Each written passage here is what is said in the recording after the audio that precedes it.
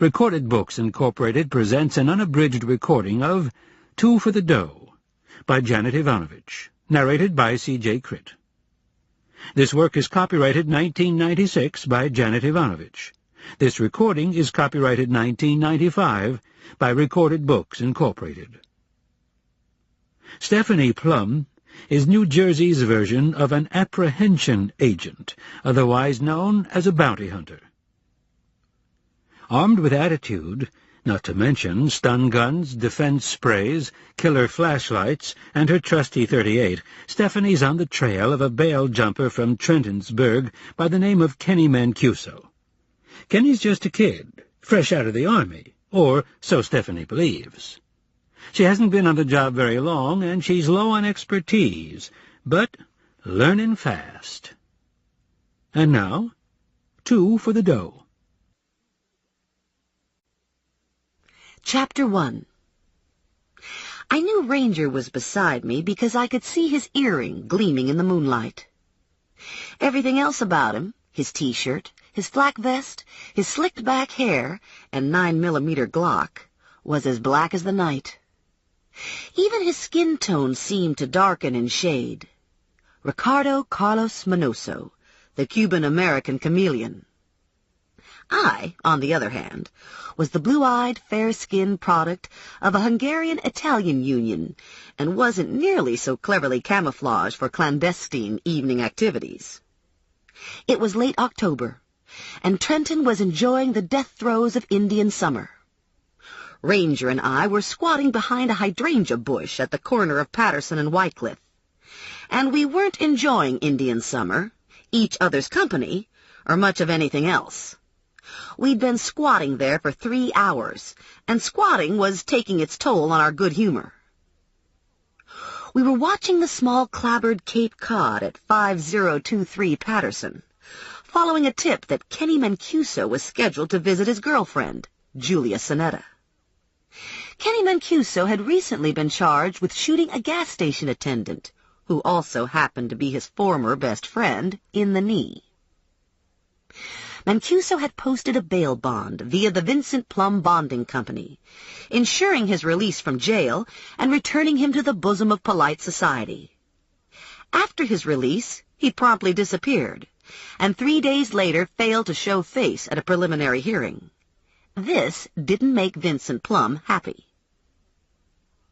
Since Vincent Plum's losses were my windfalls, I saw Mancuso's disappearance from a more opportunistic perspective.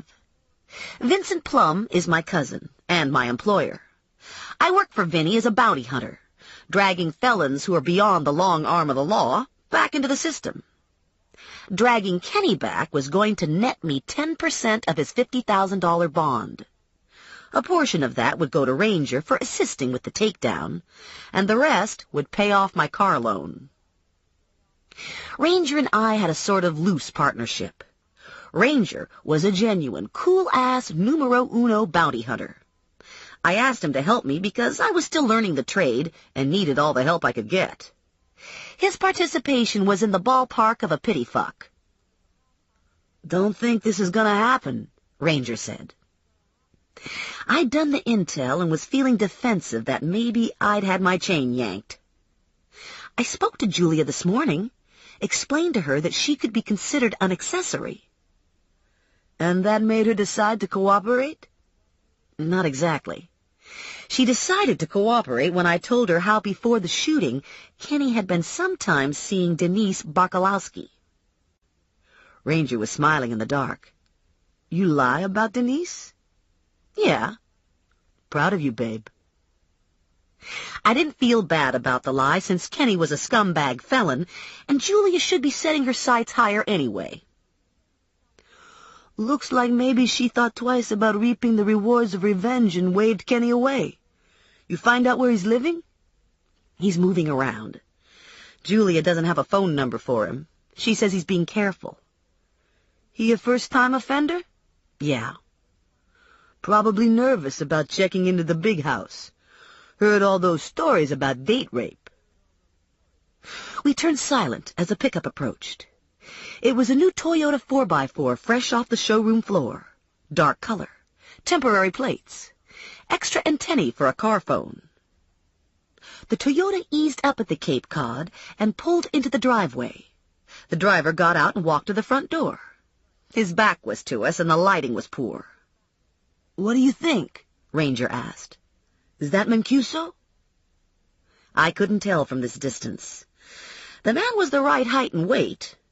Mancuso was 21 years old, 6 feet tall, 175 pounds, dark brown hair. He'd been discharged from the Army 4 months ago, and he was in good shape. I had several pictures that were obtained when the bond had been posted, but they didn't do me any good from this angle. "Could be him, but I can't swear to it without seeing his face," I said. The front door of the house opened, and the man disappeared inside. The door closed shut. "We could go knock on the door nice and polite and ask if he's the man," Ranger said. I nodded in agreement. That might work. We stood and adjusted our gun belts. I was dressed in dark jeans, long-sleeved black turtleneck, navy Kevlar vest, and red Keds. I had my curly, shoulder-length brown hair tied in a ponytail, tucked under a navy ball cap. I wore my 5-shot .38 Smith & Wesson Chief Special in a black nylon webbed hip holster with cuffs and a defense spray wedged into the back of the belt. We walked across the lawn, and Ranger rapped on the front door to the house with a flashlight that was 18 inches long and 8 inches round at the reflector. It gave good light, and Ranger said it was excellent for making serious head dents. Fortunately, I've never had to witness any bludgeoning. I'd fainted flat out watching Reservoir Dogs and had no illusions about my blood and guts comfort level. If Ranger ever had to use the flashlight to crack skulls while I was around, I intended to close my eyes, and then maybe I'd take up another profession. When no one answered, I stepped to the side and unholstered my revolver. Standard procedure for the backup partner. In my case, it was more or less an empty gesture. I religiously went to the range to practice, but truth is, I'm hopelessly unmechanical. I harbor an irrational fear of guns, and most of the time keep my little S&W empty of bullets so I won't accidentally blast the toes off my foot. On the one occasion I'd had to shoot somebody, I'd been so flustered I'd forgotten to take my gun out of my pocketbook before pulling the trigger. I wasn't eager to repeat the performance. Ranger rapped again, with more force. "Fugitive apprehension agent," he called out. "Open the door." This drew a response, and the door was opened, not by Julia Sinetta or Kenny Mancuso, but by Joe Morelli, a Trenton Police Department plainclothesman.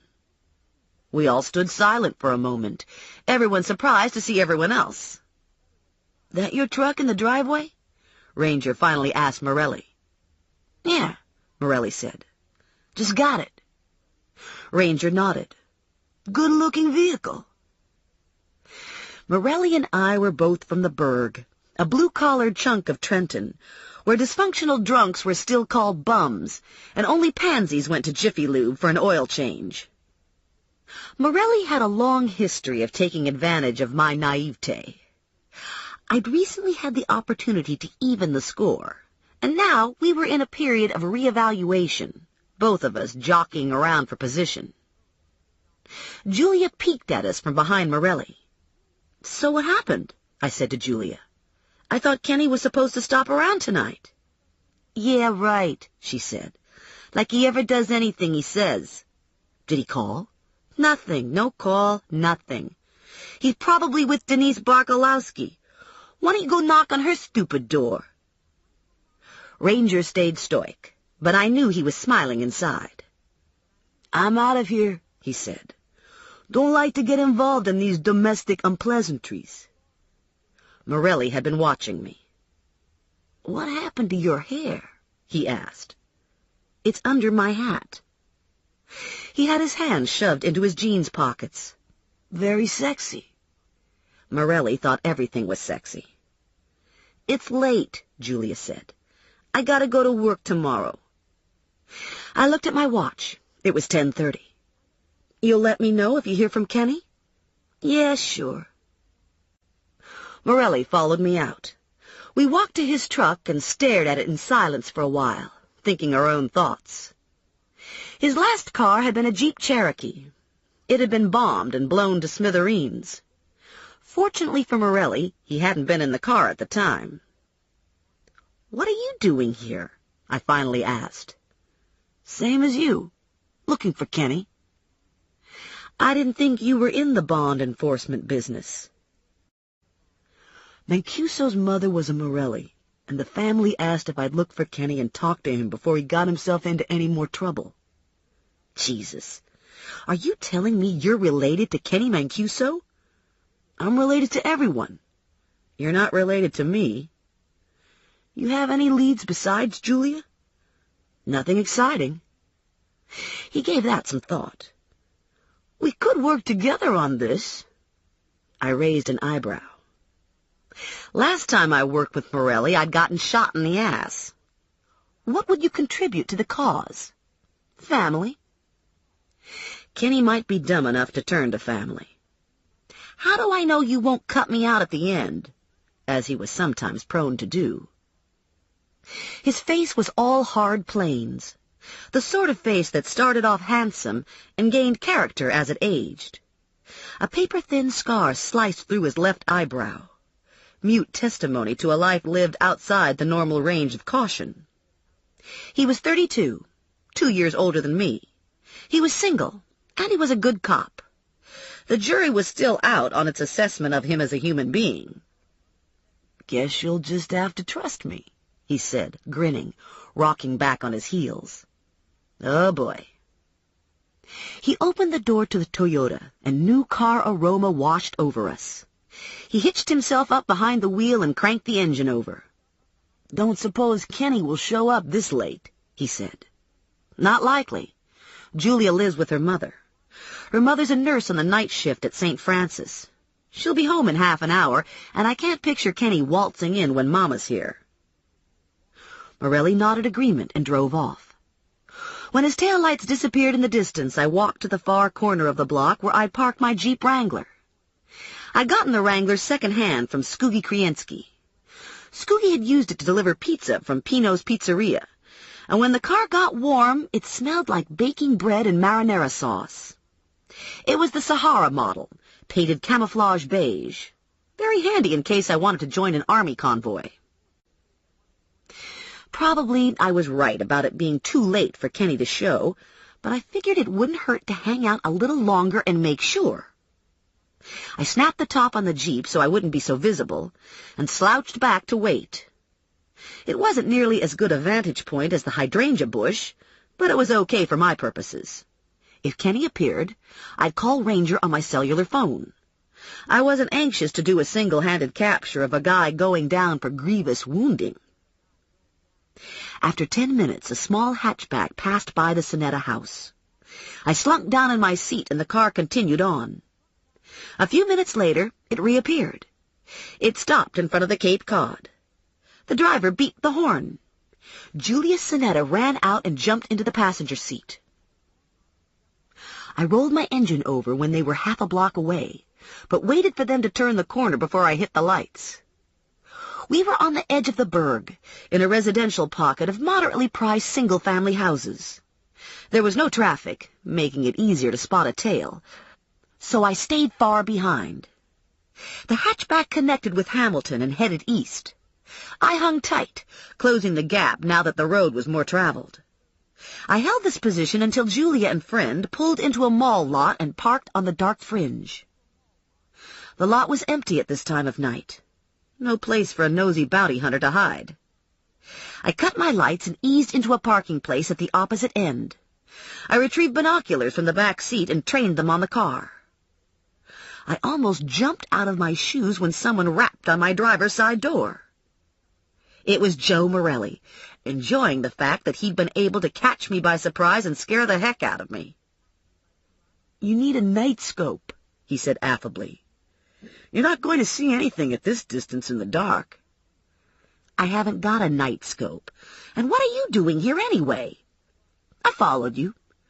Figured you'd watch for Kenny a while longer. You're not very good at this law enforcement stuff, But you're freaking lucky, and you've got the temperament of a pit bull with a soup bone when you're on a case. Not a flattering assessment, but dead accurate. You on good terms with Kenny? Morelli shrugged. Don't know him all that well. So you wouldn't want to drive over there and say hello? Hate to ruin Julia's good time if it isn't Kenny. We were both staring at the truck, and even without a night scope, we could see it had begun to rock. Rhythmic grunting sounds and whimpers carried across the empty lot. I resisted the urge to squirm in my seat. Damn, Morelli said. If they don't pace themselves, they're going to kill the shocks on that little car. The car stopped rocking, the motor caught, and the lights flashed on. Geez, I said. That didn't take long. Morelli hustled around to the passenger seat. Must have gotten a head start on the way over. Wait until he hits the road before you use your lights. That's a great idea, but I can't see without my lights. You're in a parking lot. What's to see besides 3 acres of unobstructed macadam? I crept forward a little. You're losing him, Morelli said. Step on it. I pushed it up to 20, squinting into the darkness, swearing at Morelli that I couldn't see jack shit. He made chicken sounds, and I mashed the gas pedal to the floor. There was a loud whoomp, and the Wrangler bucked out of control. I slammed my foot to the brake, and the car came to a sudden stop with the left side tilted at a 30-degree angle. Morelli got out to take a look. You're hung up on a safety island, he said. Back up, and you should be okay. I eased off the island and rolled several feet. The car pulled hard to the left. Morelli did the take-a-look thing again while I thrashed around in the driver's seat, sputtering and fuming and berating myself for listening to Morelli. Tough break, Morelli said, leaning into the open window. You bent your rim when you hit the curb. You got road service? You did this on purpose. You didn't want me to catch your rotten cousin. Hey, Cupcake, don't blame me just because you made some bad driving decisions. You're scum, Morelli. Scum. He grinned. Better be nice. I could give you a ticket for reckless driving. I yanked the phone out of my pocketbook and called Al's Auto Body. Al and Ranger were good friends. During the day, Al ran a legitimate business. I suspected that at night he ran a chop shop, hacking up stolen cars. It didn't matter to me. I just wanted to get my tire fixed. An hour later, I was on my way. No sense trying to track down Kenny Mancuso. He'd be long gone. I stopped at a convenience store, bought a pint of artery-clogging coffee ice cream, and headed for home. I live in a blocky 3-story brick apartment building located a couple miles from my parents' house. The front door to the building opens to a busy street filled with little businesses, and a tidy neighborhood of single-family bungalows sprawls to the rear. My apartment is in the back of the building, on the 2nd floor, overlooking the parking lot. I have 1 bedroom, 1 bath, a small kitchen, and a living room that combines with the dining area. My bathroom looks like it came off the set from the Partridge Family, and due to temporarily strained finances, my furniture could be described as eclectic, which is a snooty way of saying nothing matches. Mrs. Bessler from the 3rd floor was in my hall when I got off the elevator. Mrs. Bessler was 83 and didn't sleep well at night, so she walked the halls to get exercise. "Hey, Mrs. Bessler," I said. "How's it going?" "Don't do no good to complain. Looks like you've been out working tonight. You catch any criminals?" "Nope, not tonight." "That's a pity." "There's always tomorrow," I said, unlocking my door, slipping inside. My hamster, Rex, was running on his wheel, his feet a blur of pink. I tapped on the glass cage by way of greeting, causing him to momentarily pause, his whiskers twitching, his shiny black eyes large and alert. "Howdy, Rex," I said. Rex didn't say anything. He's the small, silent type. I dumped my black shoulder bag on the kitchen counter and got a spoon from the cutlery drawer. I popped the top on the ice cream container and listened to my phone messages while I ate. All of the messages were from my mother. She was making a nice roast chicken tomorrow, and I should come for dinner. I should be sure not to be late because Betty Sajak's brother-in-law died, and Grandma Mazur wanted to make the 7 o'clock viewing. Grandma Mazur reads the obituary columns like they're part of the paper's entertainment section. Other communities have country clubs and fraternal orders. The burg has funeral parlors. If people stopped dying, the social life of the burg would come to a grinding halt. I finished off the ice cream and put the spoon in the dishwasher. I gave Rex a few hamster nuggets and a grape and went to bed.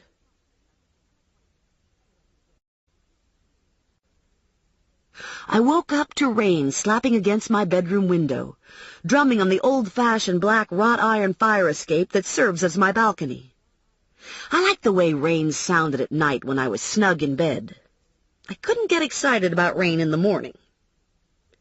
I needed to harass Julia Sonetta some more, and I needed to run a check on the car that had picked her up. The phone rang, and I automatically reached for the portable at bedside, thinking it was early to be getting a phone call. The digital readout on my clock said 7:15. It was my cop friend, Eddie Gazzara. "Morning," he said. "Time to go to work." Is this a social call? Gazzara and I had grown up together, and now he's married to my cousin Shirley. "This is an information call, and I didn't make it. Are you still looking for Kenny Mancuso?" "Yes." "The gas station attendant he nailed in the knee got dead this morning." This put me on my feet. What happened? "A second shooting. I heard it from Schmitty. He was working the desk when the call came in. A customer found the attendant, Moogie Buse, in the gas station office with the big hole in his head." Jesus. "I thought you might be interested. Maybe there's a tie-in, maybe not. Could be Mancuso decided shooting his pal in the knee wasn't enough, and he came back to blow the guy's brains out. I owe you. We could use a babysitter next Friday." "I don't owe you that much." Eddie grunted and disconnected. I took a fast shower, blasted my hair with the hairdryer, and squashed it under a New York Rangers hat, turning the brim to the back. I was wearing button-fly Levi's, a red plaid flannel shirt over a black T-shirt, and Doc Martens in honor of the rain. Rex was asleep in his soup can after a hard night on the wheel, so I tiptoed past him. I switched the answering machine on, grabbed my pocketbook and my black and purple Gore-Tex jacket, and locked up behind myself. The gas station, Delio's Exxon, was on Hamilton, not far from my apartment. I stopped at a convenience store on the way and got a large coffee to go and a box of chocolate-covered donuts. I figured if you had to breathe New Jersey air, there wasn't much point in getting carried away with always eating healthy food. There were a lot of cops and cop cars at the gas station, and an emergency rescue truck had backed itself up close to the office door. The rain had tapered off to a fine drizzle. I parked half a block away and made my way through the crowd, taking my coffee and donuts with me, looking to spot a familiar face. The only familiar face I saw belonged to Joe Morelli. I sidled up to him and opened the donut box. Morelli took a donut and shoved half in his mouth. "No breakfast?" I asked. "Got yanked out of bed for this." "I thought you were working Vice." "I am. Walt Becker is the primary here. He knew I was looking for Kenny and thought I'd want to be included." We both chewed some donut. "So what happened?" I asked. There was a crime photographer working in the office. 2 paramedics stood by, waiting to zip the body into a bag and take off. Morelli watched the action through the plate glass window. "The M.E. estimates time of death at 6:30. That's right about when the victim would have been opening up. Apparently someone just walked in and blew him away. 3 shots to the face, close range. No indication of theft. The cash drawer was intact. No witnesses so far." "A hit?" "Looks like it." "This garage selling numbers? Dealing dope?" "Nothing I know about." "Maybe it's personal. Maybe he was screwing someone's wife. Maybe he owed money. Maybe. Maybe Kenny came back to shut him up." Morelli didn't move a muscle. "Maybe." You think Kenny'd do that? He shrugged. Hard to say what Kenny'd do. You run the plate on that car last night? Yeah. It belongs to my cousin Leo. I raised an eyebrow. It's a big family, he said. I'm not that close anymore. You going to talk to Leo? Soon as I'm out of here. I sipped some of the steaming coffee and watched his eyes lock onto the styrofoam cup. Bet you'd like to have some nice hot coffee, I said. I'd kill for coffee. I'll let you have some if you'll let me tag along when you talk to Leo. Deal. I took one last sip and passed him the cup. You check on Julia? Did a drive-by. The lights were out. Didn't see the car. We can talk to her after we talk to Leo. The photographer was finished, and the paramedics went to work, trundling the body into a bag, hefting it onto a stretcher. The stretcher clattered as it rolled over the doorstep, the bag jiggling with its dead weight. The donut sat heavy in my stomach. I didn't know the victim, but I felt his loss all the same. Vicarious grief. There were 2 homicide detectives on the scene, looking professional in trench coats. Under the trench coats they wore suits and ties. Morelli was wearing a navy T-shirt, Levi's, a tweed sport coat, and running shoes. A fine mist had settled on his hair. You don't look like the other guys, I said. Where's your suit? You ever seen me in a suit? I look like a casino pit boss. I have special dispensation never to wear a suit. He took his keys from his pocket and gestured to one of the detectives that he was leaving. The detective nodded acknowledgment. Morelli was driving a city car. It was an old tan Fairlane sedan with an antenna wired from the trunk and a hula doll stuck in the back window. It looked like it couldn't do 30 going uphill. It was dented and rusted and grime-coated. You ever wash this thing? I asked. Never. I'm afraid to see what's under the dirt. Trenton likes to make law enforcement a challenge. Yeah, he said. Wouldn't want it to be too easy. Take all the fun out of it. Leo Morelli lived with his parents in the burg. He was the same age as Kenny, and he worked for the Turnpike Authority, like his father. A blue and white was parked in their driveway, and the whole family was outside talking to a uniform when we pulled up. Someone stole Leo's car, Mrs. Morelli said. Can you imagine? What's this world coming to? These things never used to happen in the burg. Now look. These things never happened in the burg because it was like a retirement village for the mob. Years ago, when Trenton rioted, no one even considered sending a squad car in to protect the burg. Every old soldier and capo was up in his attic getting out his Tommy gun. When did you notice it gone? Morelli asked. This morning, Leo said. When I came out to go to work. It wasn't here. When did you see it last? Last night, when I came home from work at 6 o'clock. When was the last time you saw Kenny? Everybody blinked. Kenny? Leo's mother said. What's Kenny got to do with this? Morelli was back on his heels with his hands in his pockets. Maybe Kenny needed a car. No one said anything. Morelli repeated it. So when was the last time anybody talked to Kenny? Christ, Leo's father said to Leo. Tell me you didn't let that asshole idiot have your car. He promised me he'd bring it right back, Leo said. How was I to know? Shit for brains, Leo's father said. That's what you got, shit for brains. We explained to Leo how he'd been aiding and abetting a felon, and how a judge might look askance at such an activity.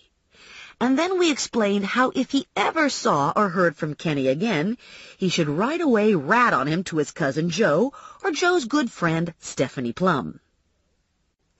Do you think he'll call us if he hears from Kenny? I asked when we were alone in the car. Morelli stopped for a light. No, I think Leo will beat the crap out of Kenny with the tire iron. It's the Morelli way. Something like that. A man thing. Yeah, A man thing. How about after he beats the crap out of him? Do you think he'll call us then? Morelli shook his head. You don't know much, do you? I know a lot. This brought a smile to Morelli's lips. Now what? I asked. Julia Sinetta. Julia Sinetta worked in the bookstore at Trenton State College. We checked her house first. When no one answered, we headed off for the college. Traffic was steady, with everyone around us rigidly obeying the speed limit. Nothing like an unmarked cop car to slow things down to a crawl. Morelli entered through the main gate and looped around toward the single-level brick-and-cement bookstore complex. We passed by a duck pond and a few trees and expanses of lawn that hadn't yet succumbed to winter blight. The rain had picked up again and was coming down with the boring relentlessness of an all-day soaker. Students walked, head down, with the hoods pulled up on raincoats and sweatshirts. Morelli took a look at the bookstore lot, filled to capacity with the exception of a few slots on the outermost rim, and without hesitation parked in a no-parking zone at the curb. Police emergency? I asked. You bet your sweet ass, Morelli said. Julia was working the register, but no one was buying, so she was standing hip against the cash drawer, picking at her fingernail polish. Little frown lines appeared between her eyebrows when she saw us. Looks like a slow day, Morelli said to her. Julia nodded. It's the rain. Hear anything from Kenny? Color crept into Julia's cheeks. Actually, I sort of saw him last night. He called right after you left, and then he came over. I told him you wanted to talk to him. I told him he should call you. I gave him your card with your beeper numbers and everything. Do you think he'll come back tonight? No. She shook her head for emphasis. He said he wasn't coming back. He said he had to keep a real low profile because there were people after him. The police? I think he meant someone else, but I don't know who. Morelli gave her another card with instructions to call him any time, day or night, if she heard from Kenny. She looked non-committal, and I didn't think we should count on much help from Julia. We went back out into the rain and hustled to the car. Aside from Morelli, the only piece of cop equipment in the Fairlane was a recycled two-way radio. It was tuned to the police tactical channel, and the dispatcher relayed calls between bursts of static. I had a similar radio in my Jeep, and I was struggling to learn the police codes. Like all other cops I knew, Morelli listened unconsciously, miraculously processing the garbled information. He turned out of the campus, and I asked the inevitable question, now what? You're the one with the instincts, you tell me. My instincts aren't doing a lot for me this morning. Okay, then let's run down what we have. What do we know about Kenny? After last night, we knew he was a premature ejaculator, but that probably wasn't what Morelli wanted to hear. Local boy, high school graduate, enlisted in the Army, got out 4 months ago. Still unemployed, but obviously not hurting for money. For unknown reasons, he decided to shoot his friend Moogie Buse in the knee. He got caught in the process by an off-duty cop. He had no priors and was released on bond. He violated his bond contract and stole a car. Wrong. He borrowed a car. He just hasn't gotten around to returning it yet. You think that's significant? Morelli stopped for a light. Maybe something happened to change his plans. Like acing old Moogie. Julia said Kenny was afraid someone was after him. Leo's father? You're not taking this seriously, Morelli said. I'm taking it very seriously. I'm just not coming up with much, and I don't notice you sharing a lot of your thoughts with me. For instance, who do you think is after Kenny? When Kenny and Moogie were questioned about the shooting, they both said it was over a personal issue and wouldn't discuss it. Maybe they had some bad business going on. And that's it. That's what I think. I stared at him for a moment, trying to decide if he was holding out on me. Probably he was, but there was no way to tell for sure. "Okay," I finally said on a sigh. "I have a list of Kenny's friends. I'm going to run through it." "Where'd you get this list?" "Privilege information." Morelli looked pained. "You broke into his apartment and stole his little black book." "I didn't steal it. I copied it." "I don't want to hear any of this." He glanced down at my pocketbook. "You're not carrying concealed, are you?" "Who, me?" "Shit," Morelli said. "I must be crazy to team up with you." "It was your idea." "Want me to help with the list?" "No. I figured that might be like giving a lottery ticket to your neighbor and having him win the jackpot on it." Morelli parked behind my Jeep. "There's something I need to tell you before you leave." "Yes?" "I hate those shoes you're wearing." "Anything else?" "I'm sorry about your tire last night." "Yeah, right." By 5 o'clock I was cold and wet, but had gotten through the list. I'd done a combination of phone calls and face-to-faces, and had netted very little. Most of the people were from the burg, and had known Kenny all of his life. No one admitted to having contact with him after his arrest, and I had no reason to suspect they were lying. No one knew of any business deals or personal problems between Kenny and Moogie. Several people testified to Kenny's volatile personality and wheeler-dealer mentality. These comments were interesting, but too general to be really helpful. A few conversations had long, pregnant pauses that made me uncomfortable, wondering what was left unsaid. As my last effort of the day, I decided to check Kenny's apartment again. The super had let me in 2 days before when he'd been temporarily confused as to my law enforcement affiliation. I'd surreptitiously lifted a spare key while admiring the kitchen, and now I could tippy-toe around whenever I wanted.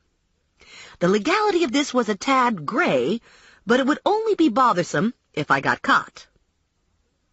Kenny lived just off Route 1 in a large apartment complex named Oak Hill. Since there were no hills or oaks in sight, I can only guess they were leveled to make way for the 3-story brick bunkers advertised as affordable luxury housing.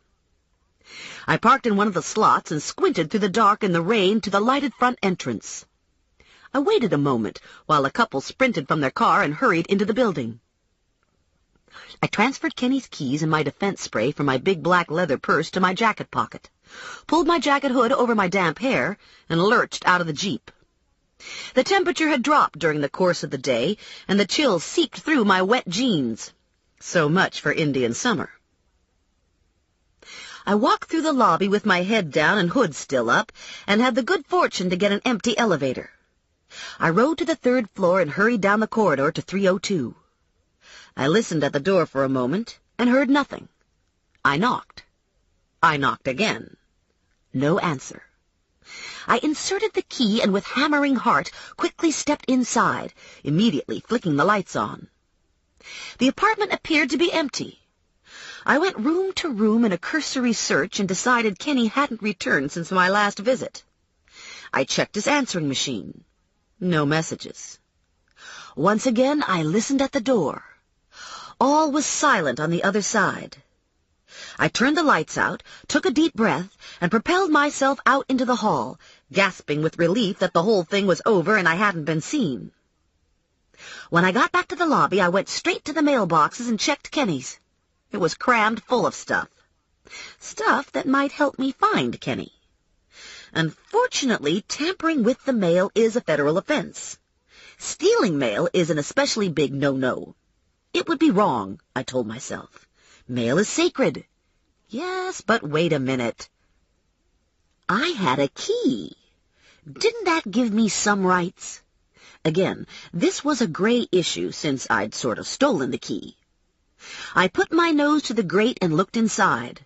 A phone bill. This might give me clues. My fingers itched with the need to get at the phone bill. I was dizzy with temptation. Temporary insanity, I thought. I was in the grip of temporary insanity. All right. I took a deep breath, rammed the key into the tiny keyhole, opened the mailbox, and shoveled the mail into my big black bag. I clicked the little mailbox door closed and left in a sweat, trying to get to the safety of my car before sanity returned and my defense was screwed.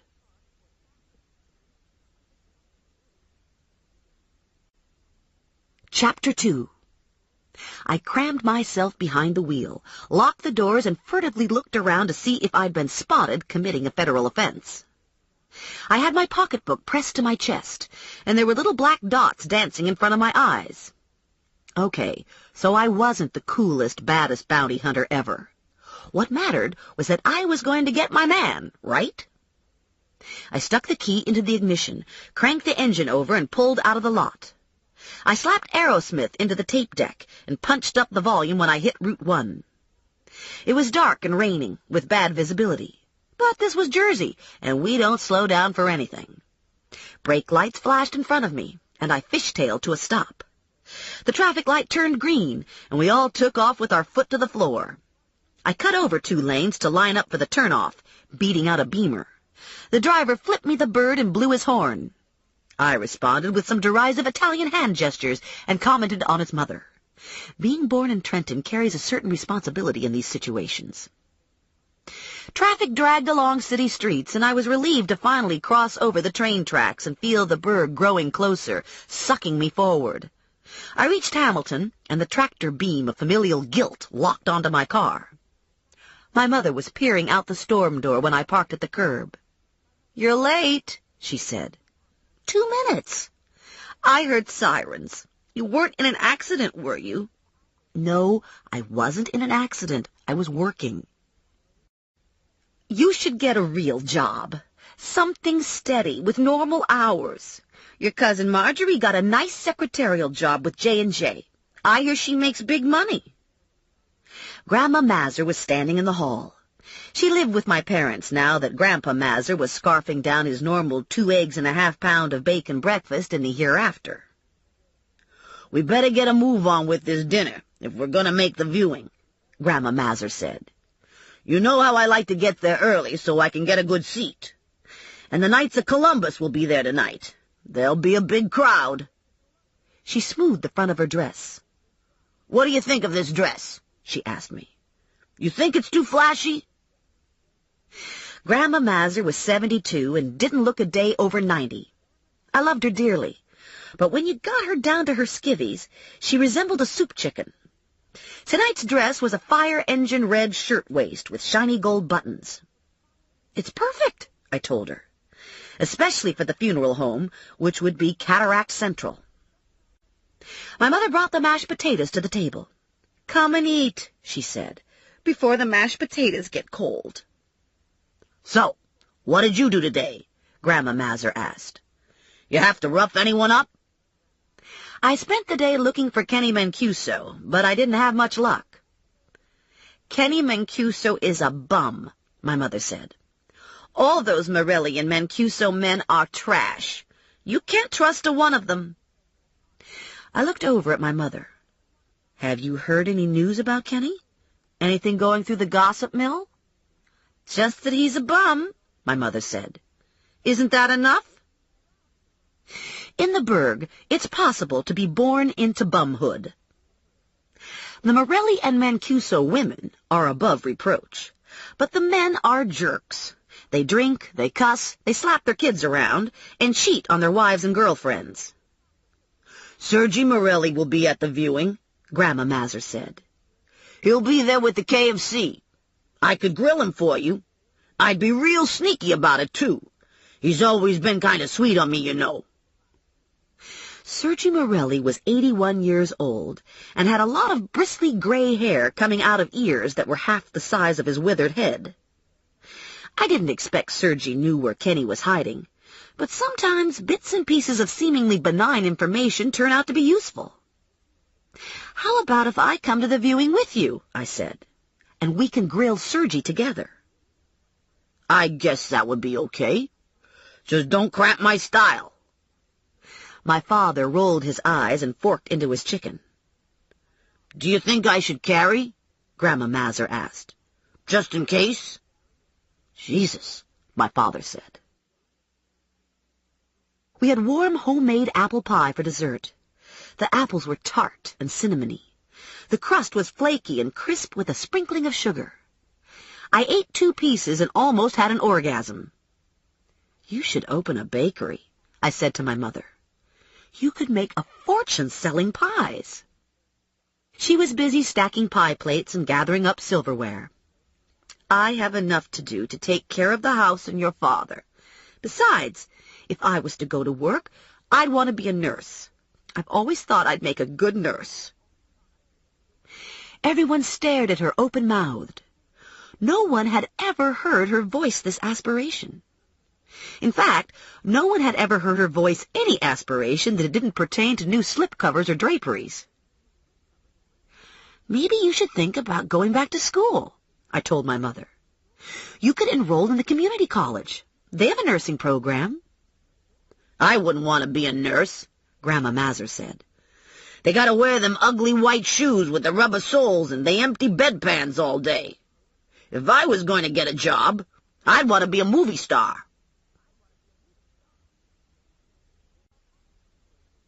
There are 5 funeral homes in the burg.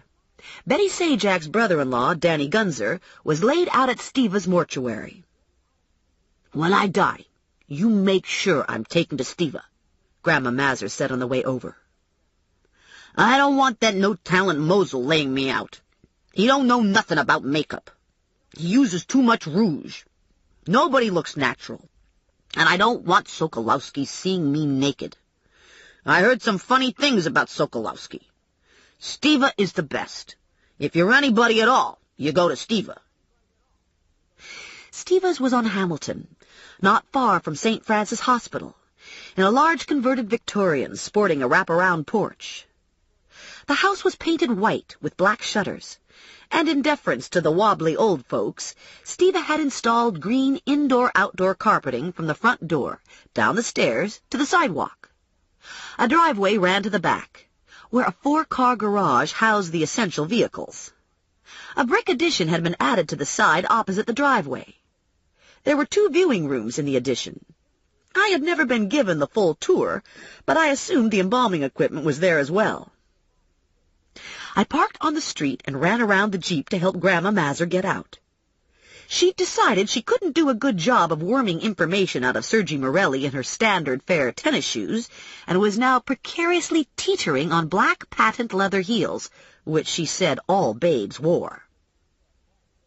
I took a firm grip on her elbow and ushered her up the stairs to the lobby, where the KFC were massing in their fancy hats and sashes.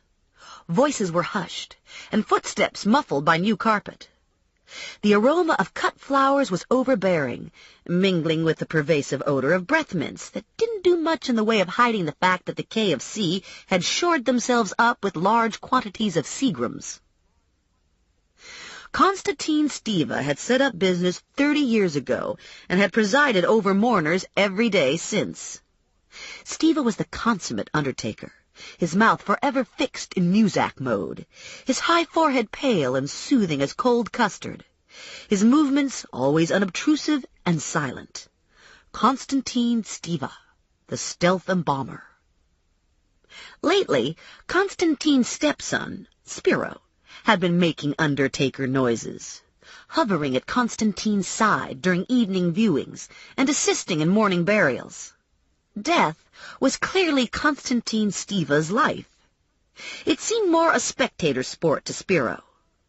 His smiles of condolence were all lips and teeth and no eyes.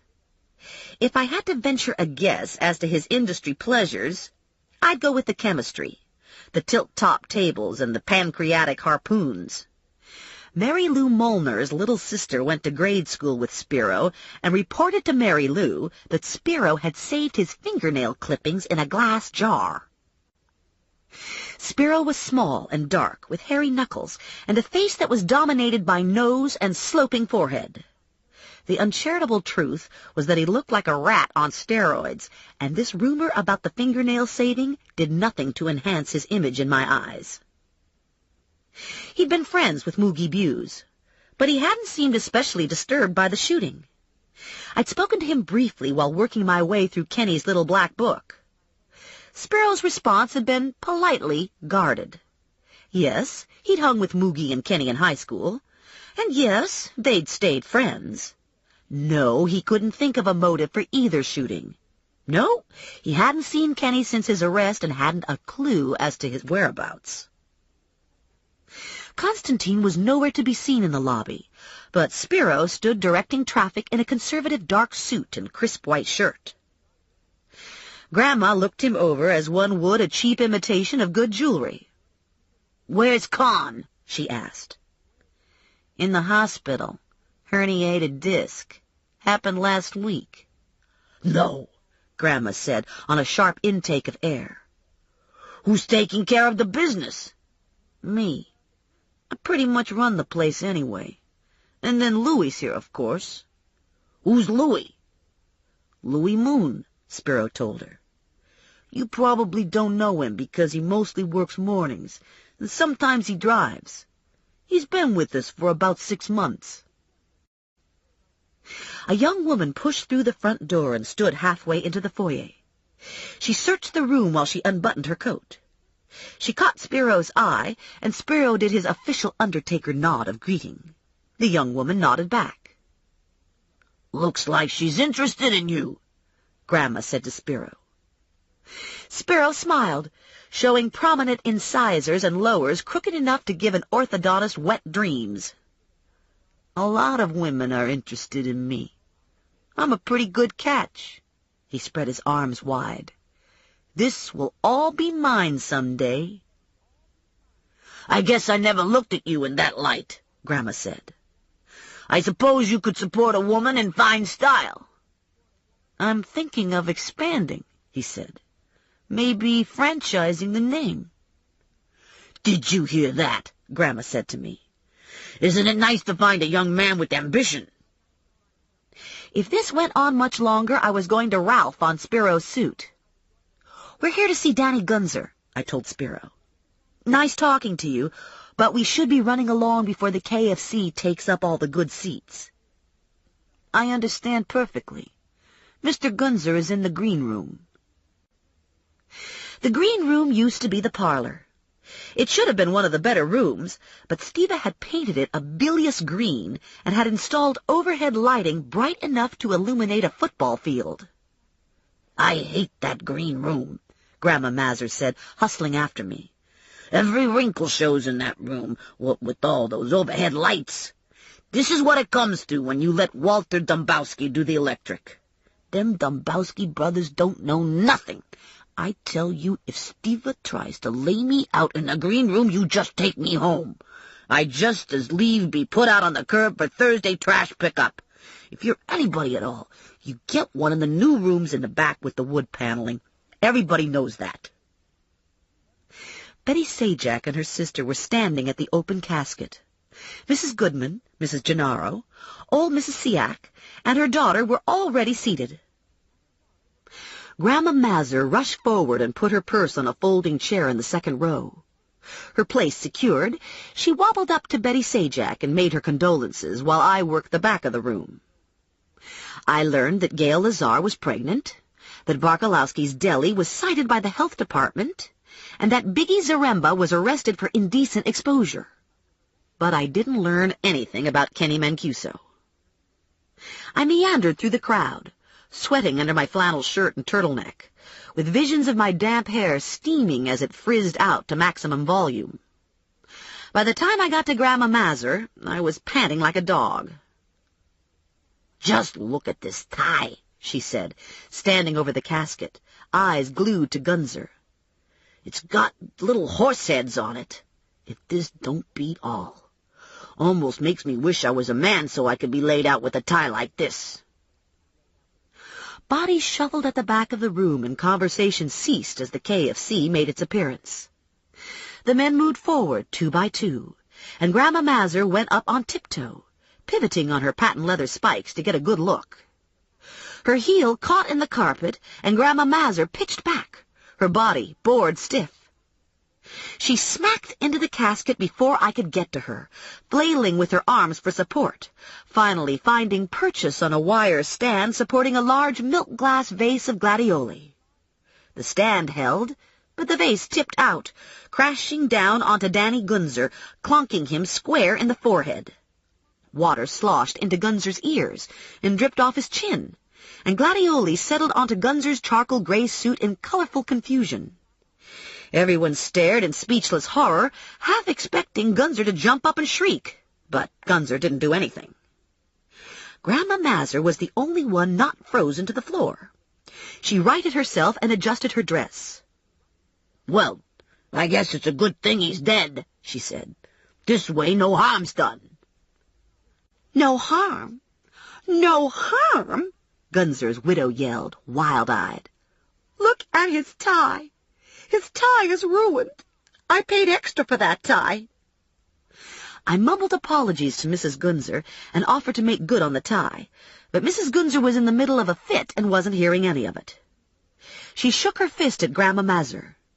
"You ought to be locked up, you and your crazy granddaughter. A bounty hunter. Who ever heard of such a thing?" "Excuse me?" I said, slitty-eyed with fists on hips. Mrs. Gunzer took a step back, probably afraid I was going to shoot her, and I used the space to retreat. I snagged Grandma Mazur by the elbow, gathered her belongings together, and steered her toward the door, almost knocking Spiro over in my haste. "It was an accident," Grandma said to Spiro. "I caught my heel on the carpet. Could have happened to anybody." "Of course," Spiro said. "I'm sure Mrs. Gunzer realizes this." "I don't realize nothing," Mrs. Gunzer bellowed. "She's a threat to normal people." Spiro guided us into the foyer. "Hope this incident won't keep you from returning to Steva's," he said. "We always like to see pretty women come to visit." He leaned closer, his lips hovering at my ear in a conspiratorial whisper. "I'd like to speak to you in private about some business I need conducted." "What sort of business?" "I need something found, and I hear you're very good at finding. I asked around after you inquired about Kenny. Actually, I'm pretty busy right now, and I'm not a private investigator. I'm not licensed." $1,000, Spiro said. "Flat finder's fee." Time stood still for several heartbeats while I went on a mental spending binge. Of course, if we kept it quiet, I don't see any harm in helping a friend. I lowered my voice. "What are we looking for?" "Caskets," Spiro whispered. 24 caskets.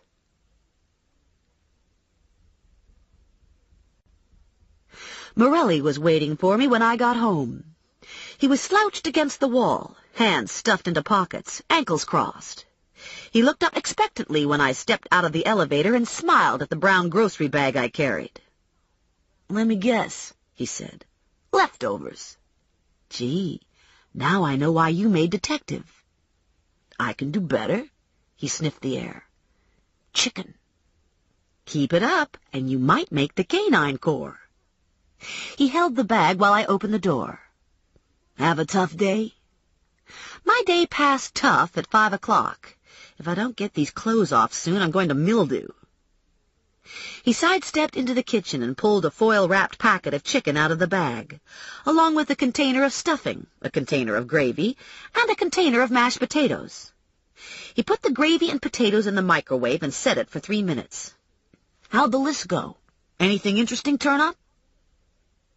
I gave him a plate and silverware and took a beer from the refrigerator. Big 0. No one's seen him.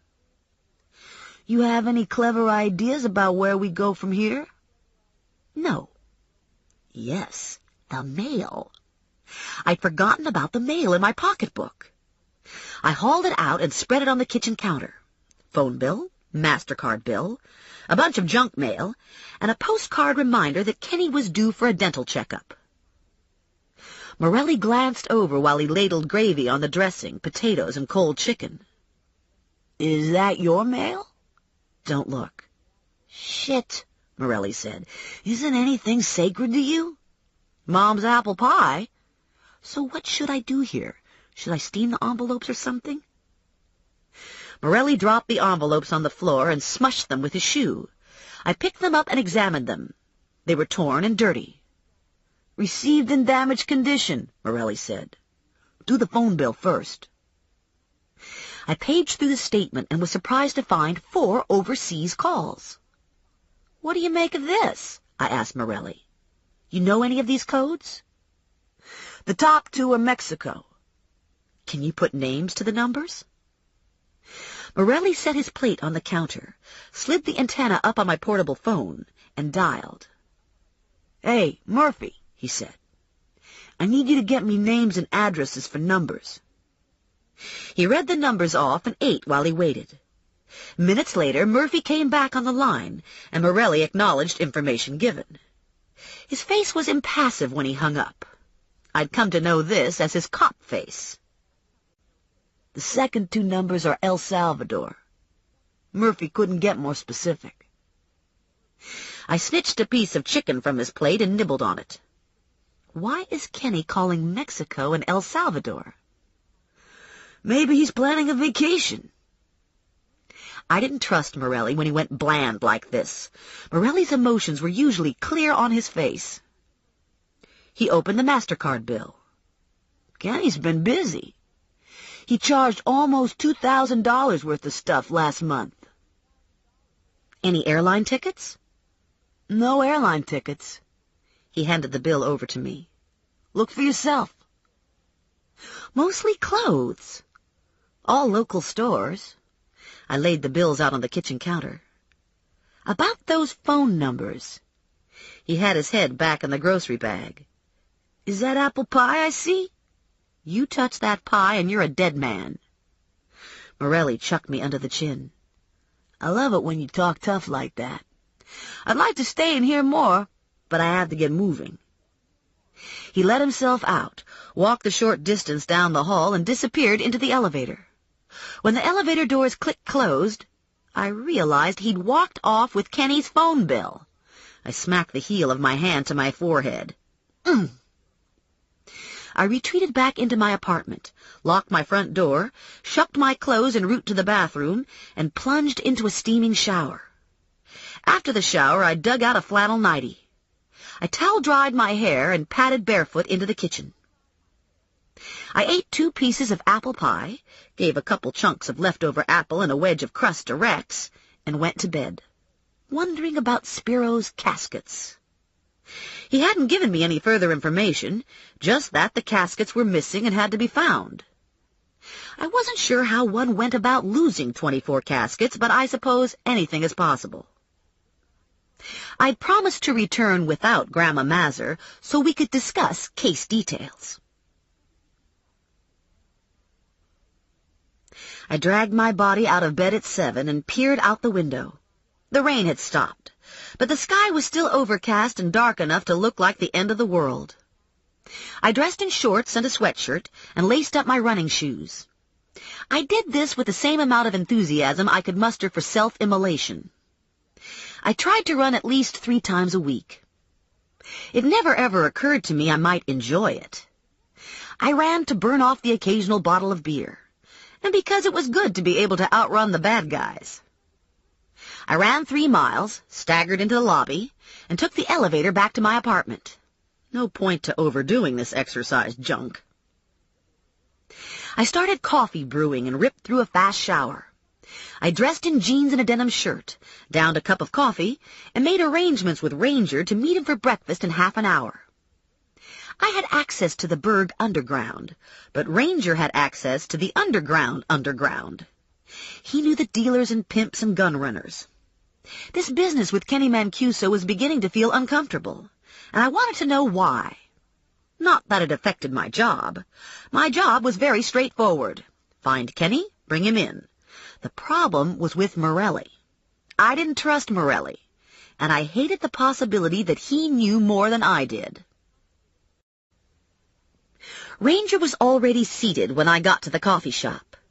He was wearing black jeans, hand-tooled, high-shine, black snakeskin cowboy boots, and a black T-shirt that spanned tight across his chest and biceps. A black leather jacket was draped across the back of his chair, one side hanging lower than the other, weighted by an ominous pocket bulge. I ordered hot chocolate and blueberry pancakes with extra syrup. Ranger ordered coffee and half a grapefruit. "What's up?" he asked. "You hear about the shooting at Delio's Exxon on Hamilton?" He nodded. "Somebody buzzed Moogie Buse." "You know who hit him?" "Don't have a name." The hot chocolate and coffee arrived. I waited until the waitress left before asking my next question. "What do you have?" "A real bad feeling." I sipped my hot chocolate. "I got one of those, too. Morelli says he's looking for Kenny Mancuso as a favor to Kenny's mother. I think there's more to it." "Uh-oh," Ranger said. "You been reading those Nancy Drew books again?" "So what do you think? You hear anything weird about Kenny Mancuso? You think he did Moogie Buse?" "I think it don't matter to you. All you've got to do is find Kenny and bring him in." Unfortunately, I'm all out of breadcrumbs to follow. The waitress brought my pancakes and Ranger's grapefruit. "Boy, that looks yummy," I said about Ranger's grapefruit as I poured syrup. "Maybe next time I'll get one of those." "Better be careful," Ranger said. "Nothing uglier than a fat old white woman." "You're not being much help here." "What do you know about Moogie Buse?" "I know he's dead." He ate a section of grapefruit. "You might check Moogie out. And while I'm checking out Moogie, you could put your ear to the ground. Kenny Mancuso and Moogie don't necessarily move in my neighborhood." "Wouldn't hurt, though." "True," Ranger said. "Wouldn't hurt." I finished my hot chocolate and pancakes and wished I'd worn a sweater so I could open the top snap to my jeans. I burped discreetly and paid the bill. I went back to the scene of the crime and identified myself to Cubby Delio, the station owner. "Can't understand it," Delio said. "I've owned this station for 22 years and never had any trouble." "How long had Moogie worked for you?" 6 years. Started working here when he was in high school. I'm going to miss him. He was a likable person, and he was real reliable. He always opened up in the morning for me. I never had to worry about a thing." "He ever say anything about Kenny Mancuso? Do you know why they were arguing?" He shook his head, no. "How about his personal life?" "I don't know much about his personal life. He wasn't married. So far as I know, he was between girlfriends. Lived alone." He sifted through some papers on his desk, coming up with a dog-eared, black-smudged list of employees. "Here's the address," he said. "Mercerville. Over by the high school. Just moved there. Rented himself a house." I copied the information, thanked him for his time, and got back to my Jeep. I took Hamilton to Klockner, past Steinert High School, and hung a left into a subdivision of single-family homes. Yards were well-tended and fenced for small children and dogs. Houses were mostly white-sided, with conservative trim colors. There were few cars parked in driveways. This was a neighborhood of double-income families. Everyone was out working, earning enough money to maintain the lawn service, pay off Ms. Maid, and warehouse their offspring at daycare centers. I ticked off numbers until I came to Moogie's house. It was indistinguishable from the others, with no sign that a tragedy had just occurred. I parked, crossed the lawn to the front door, and knocked. No one answered. I hadn't expected anyone would. I peeked into a narrow window bordering the door, but saw very little. A foyer with a wood floor, carpeted stairs leading up, a hall extending from the foyer to the kitchen. Everything seemed to be in order. I walked down the sidewalk to the driveway and peeked into the garage. There was a car in there, and I assumed it was Moogie's. It was a red BMW. I thought it looked a little pricey for a guy who worked in a gas station, but what did I know? I took down the plate number and returned to my Jeep. I was sitting there thinking, now what, when my cellular phone rang. It was Connie, the secretary from the bond office. "I've got an easy recovery for you," she said. "Stop by the office when you get the chance, and I'll give you the paperwork." How easy is easy? This one's a bag lady. The old babe at the train station. She lifts undies and then forgets her court date. All you have to do is pick her up and get it to the judge. Who posts her bond if she's homeless? Some church group has adopted her. I'll be right over. Vinny had a storefront office on Hamilton. Vincent Plum, Bail Bonding Company. Aside from his penchant for kinky sex, Vinny was a reputable person. For the most part, he kept black sheep miscreants from hard-working blue-collar Trenton families out of the holding pens at police headquarters. Once in a while he got a genuine slime bag, but that sort of case rarely fell into my hands. Grandma Mazur had a Wild West image of bounty hunters breaking down doors with six-shooters blazing. The reality of my job was that most of my days were spent coercing dummies into my car and then chauffeuring them to the police station, where they were rescheduled and re-released. I picked up a lot of DWIs and disorderlies, and occasionally I got a shoplifter, or recreational car thief. Vinny had given me Kenny Mancuso because in the beginning it had looked very straightforward. Kenny was a first-time offender from a good burg family. And besides, Vinny knew I'd do the takedown with Ranger. I parked the Jeep in front of Fiorello's Deli. I had Fiorello make me a tuna on a Kaiser and then went next door to Vinny. Connie looked up from her desk that sat like a guardhouse blocking the way to Vinny's inner office. Her hair had been teased out a good 6 inches, framing her face in a rat's nest of black curls. She was a couple years older than me, 3 inches shorter, 30 pounds heavier, and, like me, she'd gone back to using her maiden name after a discouraging divorce. In her case, the name was Rosoli, a name given a wide berth in the burg since her Uncle Jimmy had been made. Jimmy was 92 now and couldn't find his dick if it glowed in the dark, but still, he was made all the same. "Hey," Connie said, "how's it going?" "That's a pretty complicated question right now. Do you have the paperwork ready for the bag lady?" Connie handed me several forms stapled together. "Eula Rothridge. You can find her at the train station." I leafed through the file. "No picture?" "You don't need one. She'll be sitting on the bench closest to the parking lot, soaking up rays." "Any suggestions?" "Try not to get downwind." I grimaced and left.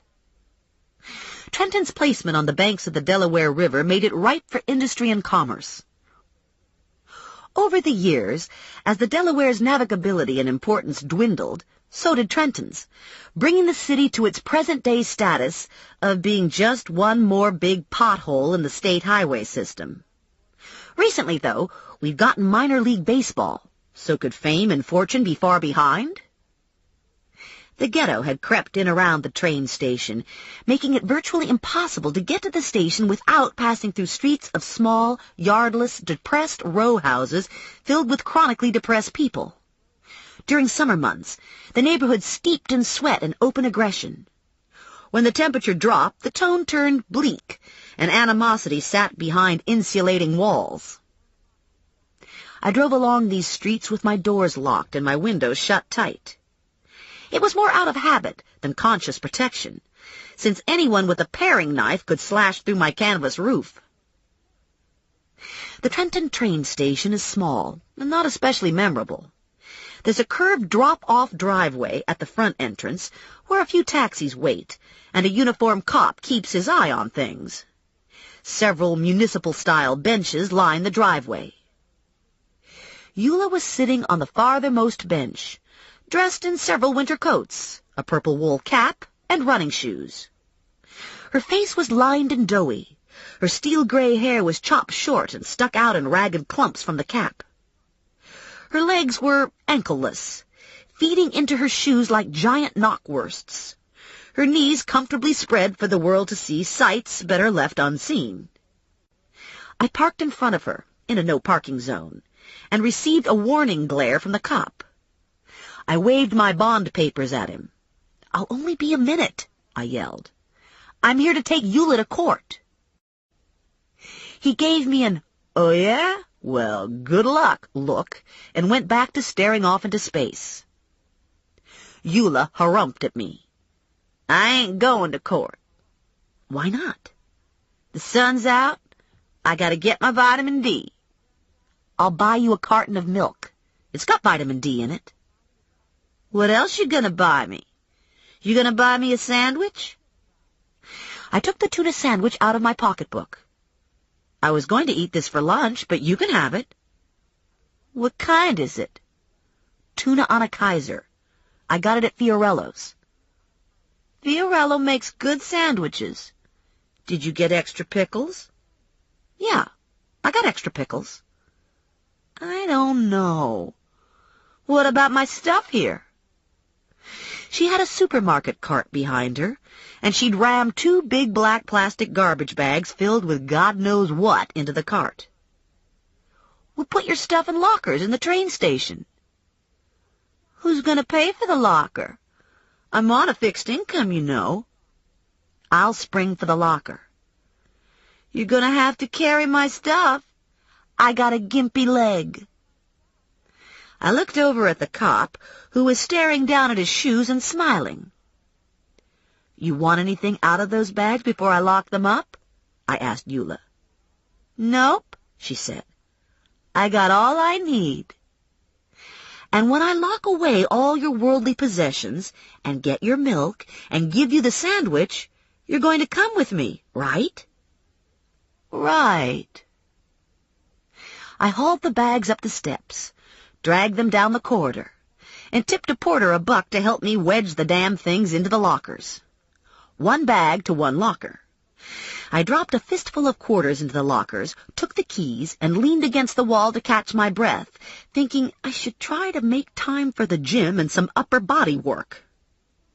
I trotted back to the front of the building, pushed my way through the doors to the McDonald's franchise, and bought Eula a container of low-fat milk. I swung back out the main entrance and looked for Eula. She was gone. The cop was gone, too. And I had a parking ticket on my windshield. I walked over to the first cab in line and rapped on his window. Where'd Eula go? I asked. I don't know, he said. She took a cab. She had money for a cab?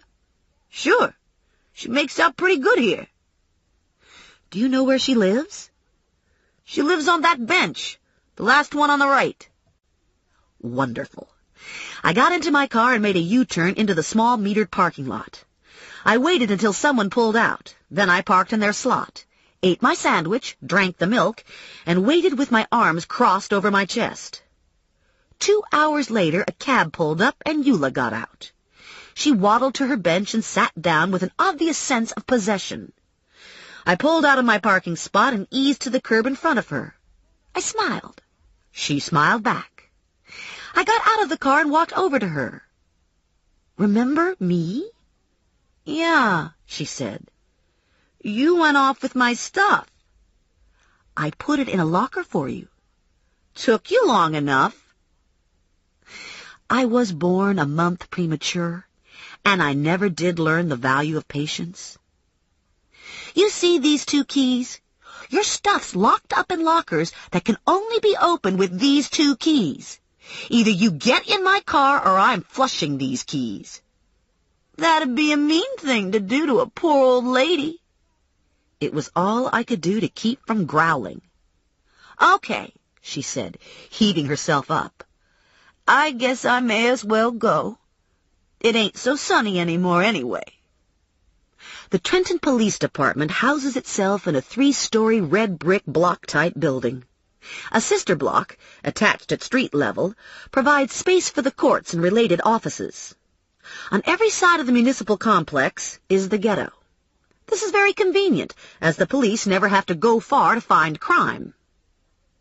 I parked in the lot attached to the station and squired Eula through the front hall to the cop at the front desk. If it had been after business hours, or if I'd had an unruly fugitive on my hands, I'd have gotten myself buzzed through the back door directly to the docket lieutenant. None of that was necessary for Eula, so I sat her down while I tried to determine if the judge who'd originally set her bond was working cases. It turned out he wasn't, and I had no recourse but to take her to the docket lieutenant anyway and have them hold her. I gave her the locker keys, picked up my body receipt, and left through the back door. Morelli was waiting for me in the parking lot, leaning against my car, hands shoved into his pockets, doing his imitation of a street tough, which probably wasn't an imitation. "What's new?" Morelli said. "Not much. What's new with you?" He shrugged. "Slow day." "Uh-huh." "Got any leads on Kenny?" he asked. "Nothing I'd share with you. You swiped the phone bill last night." "I didn't swipe it. I forgot I had it in my hand." "Uh-huh. So why don't you tell me about the Mexican numbers?" "Nothing to tell. I don't believe that for a second, and I don't believe you're putting all this effort into finding Kenny because you're a good family person." "You have a reason for your doubts?" "I have a queasy feeling in the pit of my stomach." Morelli grinned. "You can take that to the bank." "Okay, different approach." "I thought we were a team." "There's all kinds of teams. Some teams work more independent of each other." I felt my eyes roll back in my head. "Let me get this straight," I said. "What this comes down to is that I share all my information, but you don't. Then, when we find Kenny, you spirit him off for reasons as yet unknown to me and cut me out of my recovery." "It's not like that. I wouldn't cut you out of your recovery." Give me a break. It was exactly like that, and we both knew it.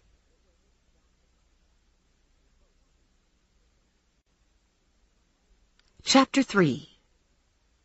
Morelli and I had done battle before, with only short-lived victories on both sides. I suspected this would be another war of sorts, and I figured I'd have to learn to live with it. If I went head-on with Morelli, he could make my life as a bounty hunter difficult to impossible. Not to say that I should be a total doormat. What was important was that I look like a doormat at appropriate moments. I decided this wasn't one of those moments, and that my demeanor now should be angry and offended. This was an easy act to pull off, since it was true. I peeled out of the police lot, pretending to know where I was going, when in fact I didn't. It was close to 4, and I had no more stones to turn in the hunt for Mancuso, so I headed home, driving on autopilot, reviewing my progress. I knew I should go see Spiro, but I couldn't muster a lot of joy over the project. I didn't share Grandma's enthusiasm for mortuaries. Actually, I thought death was just a bit creepy, and I thought Spiro was downright subterranean. Since I wasn't in all that good a mood anyway, procrastination seemed like the way to go. I parked behind my building and skipped the elevator in favor of the stairs, since the morning's blueberry pancakes were still oozing over the top of my Levi's. I let myself into my apartment and almost stepped on an envelope that had been shoved under the door. It was a plain white business-size envelope, with my name printed in silver paste-on letters. I opened the envelope, removed the single piece of white paper, and read the 2-sentence message, which had also been formed from paste-ons. Take a vacation. It will be good for your health.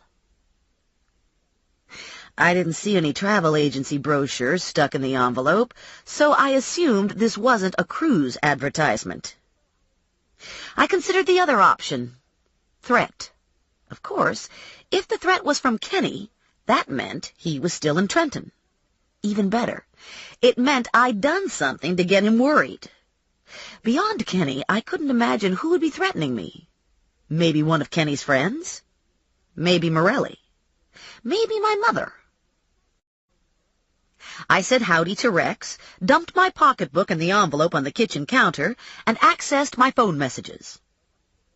My cousin Kitty, who worked at the bank, called to say she was keeping her eye on Mancuso's account just like I'd asked, but there was no new activity.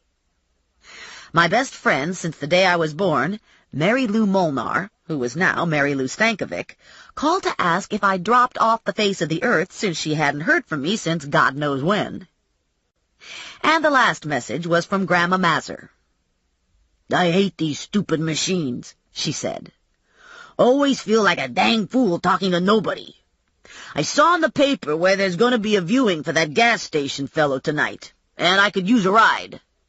Elsie Farnsworth said she'd take me, but I hate to go with her because she's got arthritis in her knees and sometimes her foot gets stuck on the gas pedal." A viewing for Moogie Buse. That seemed worthwhile. I went across the hall to borrow the paper from Mr. Waleski. Mr. Waleski kept his TV going day and night, so it was always necessary to pound real loud on his door. Then he'd open it and tell you not to knock his door down. When he had a heart attack 4 years ago, he called the ambulance but refused to get wheeled out until after Jeopardy was over.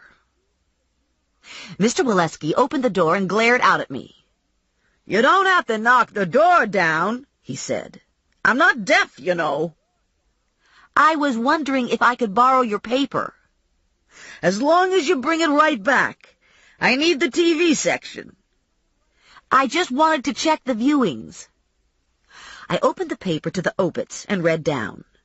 Moogie Buse was at Stiva, 7 o'clock. I thanked Mr. Waleski and returned his paper. I called Grandma and told her I'd pick her up at 7. I declined my mother's dinner invitation, promised her I wouldn't wear jeans to the viewing, disconnected, and doing pancake damage control, searched my refrigerator for fat-free food. I was plowing through a salad when the phone rang. "Yo," Ranger said. "Bet you're eating salad for supper." I stuck my tongue out and crossed my eyes at the handset. "You have anything to tell me about Mancuso?" "Mancuso don't live here. He don't visit here. He don't do business here." Just out of morbid curiosity, if you were going to look for 24 missing caskets, where would you start? "Are these caskets empty or full?" Oh, shit. I'd forgotten to ask. I squeezed my eyes closed. Please, God, let them be empty. I hung up and dialed Eddie Gazzara. "It's your nickel," Gazzara said. "I want to know what Joe Morelli's working on." "Good luck. Half the time Morelli's captain doesn't know what Morelli's working on." "I know, but you hear things." Heavy sigh. "I'll see what I can dig up." Morelli was vice, which meant he was in a different building, in a different part of Trenton than Eddie. Vice did a lot of work with DEA and Customs and kept pretty close-mouthed about their projects. Still, there was bar talk and clerical gossip and talk among spouses. I shucked my Levi's and did the pantyhose business suit bit. I slid my feet into heels, fluffed my hair up with some gel and hairspray, and swiped at my lashes with mascara. I stepped back and took a look. Not bad, but I didn't think Sharon Stone would drive off a bridge in a jealous rage. "Look at that skirt," my mother said when she opened the door to me. "It's no wonder we have so much crime today, what with these short skirts. How can you sit in a skirt like that? Everyone can see everything." "It's 2 inches above my knee. It's not that short." "I haven't got all day to stand here talking about skirts," Grandma Mazur said. "I gotta get to the funeral parlor. I gotta see how they laid this guy out. I hope they didn't smooth over those bullet holes too good." "Don't get your hopes up," I told Grandma Mazur. "I think this will be closed coffin." Not only was Moogie shot, but he was also autopsied. I figured it would take all the king's horses and all the king's men to put Moogie Buse back together again. Closed coffin. Well, that would be darn disappointing. Word gets out that Stiva is having closed coffins, and his attendance'll drop like a rock. She buttoned a cardigan sweater over her dress and tucked her pocketbook under her arm. "Didn't say anything in the paper about closed coffins." "Come back after," my mother said. "I made chocolate pudding." "You sure you don't want to go?" Grandma Mazur asked my mother. "I didn't know Moogie Buse," my mother told her. I've got better things to do than go to a viewing of some perfect stranger. I wouldn't go either, Grandma Mazur said. But I'm helping Stephanie with this here manhunt. Maybe Kenny Mancuso will show up, and Stephanie will need some extra muscle. I was watching television, and I saw how you stick your fingers in a person's eyes to slow them down. She's your responsibility, my mother said to me. She sticks her finger in anybody's eye, I'm holding you accountable. The double-wide viewing room door was propped open to better accommodate the crush of people who'd come to see Moogie Buse. Grandma Mazur immediately began elbowing her way to the front with me in tow. "Well, don't that beat all?" she said, when she reached the end of the chairs. "You were right. They got the lid down." Her eyes narrowed. "How are we supposed to know if Moogie's really in there?" "I'm sure someone has checked." "But we don't know for certain." I gave her the silent stare. "Maybe we should peek inside and see for ourselves," she said. "No." Conversation paused as heads swiveled in our direction. I smiled apologetically and put a restraining arm around Grandma. I lowered my voice and added some stern to my whisper. It's not polite to peek into a closed casket. And besides, it's none of our business, and it doesn't really matter to us if Moogie Buse is here or there. If Moogie Buse is missing, it's police business. "It could be important to the case," she said. "It could have to do with Kenny Mancuso." "You're just nosy. You want to see the bullet holes." "There's that," she said. I noticed Ranger had also come to the viewing. As far as I knew, Ranger wore only two colors, army green and badass black. Tonight he was badass black, the monotony broken only by double-stud earrings, sparkling under the lights. As always, his hair was pulled back into a ponytail. As always, he wore a jacket. This time the jacket was black leather. One could only guess what was hidden under the jacket. Probably enough firepower to wipe out a small European country. He positioned himself against a back wall, standing with arms crossed, body relaxed, eyes watchful. Joe Morelli stood opposite him in a similar pose. I watched a man slide past a knot of people congregated at the door. The man took a fast survey of the room, then acknowledged Ranger with a nod. "Only if you knew Ranger would you know," he replied. I looked at Ranger, and he mouthed, "Sandman," to me. Sandman. The name didn't mean anything. Sandman approached the casket and studied the polished wood in silence. There was no expression to his face. He looked like he'd seen it all, and didn't think much of it. His eyes were dark, deep-set, and lined. I guessed the lines were from dissipation more than sun and laughter. His hair was black, oiled back from his face. He caught me staring, and our eyes locked for a moment before he turned away. "I need to talk to Ranger," I said to Grandma Mazur. "If I leave you alone, will you promise not to get into trouble?" Grandma sniffed. "Well, that's plain insulting. I guess after all these years I know how to behave myself." "No fooling around? Trying to see in the casket?" "Hm." "Who was the guy that just paid his respects?" I asked Ranger. "Sandman?" "His name is Perry Sandman. Got the name Sandman on account of if you irritate him, he'll put you to sleep for a real long time." "How do you know him?" "He gets around, buys a little dope from the brothers." "What's he doing here?" "Works at the garage." "Moogie's garage?" "Yeah. I hear he was there when Moogie got shot in the knee." Someone screamed in the front of the room, and there was the sound of a heavy object being slammed shut, a heavy object like a coffin lid. I felt my eyes involuntarily roll skyward. Spiro appeared in the doorway not far from me. Two small frown lines had fixed themselves between his eyebrows. He strode forward, cutting a swath through the crowd. I had a clear view in his wake, and the view was of Grandma Mazur. "It was my sleeve," Grandma said to Spiro. "It got caught by accident on the lid, and the dang thing just opened up. It could have happened to anyone." Grandma looked back at me and gave a thumbs up. "Is that your granny?" Ranger wanted to know. "Yep." She was checking to make sure Moogie was here. "You've got a hell of a gene pool, babe."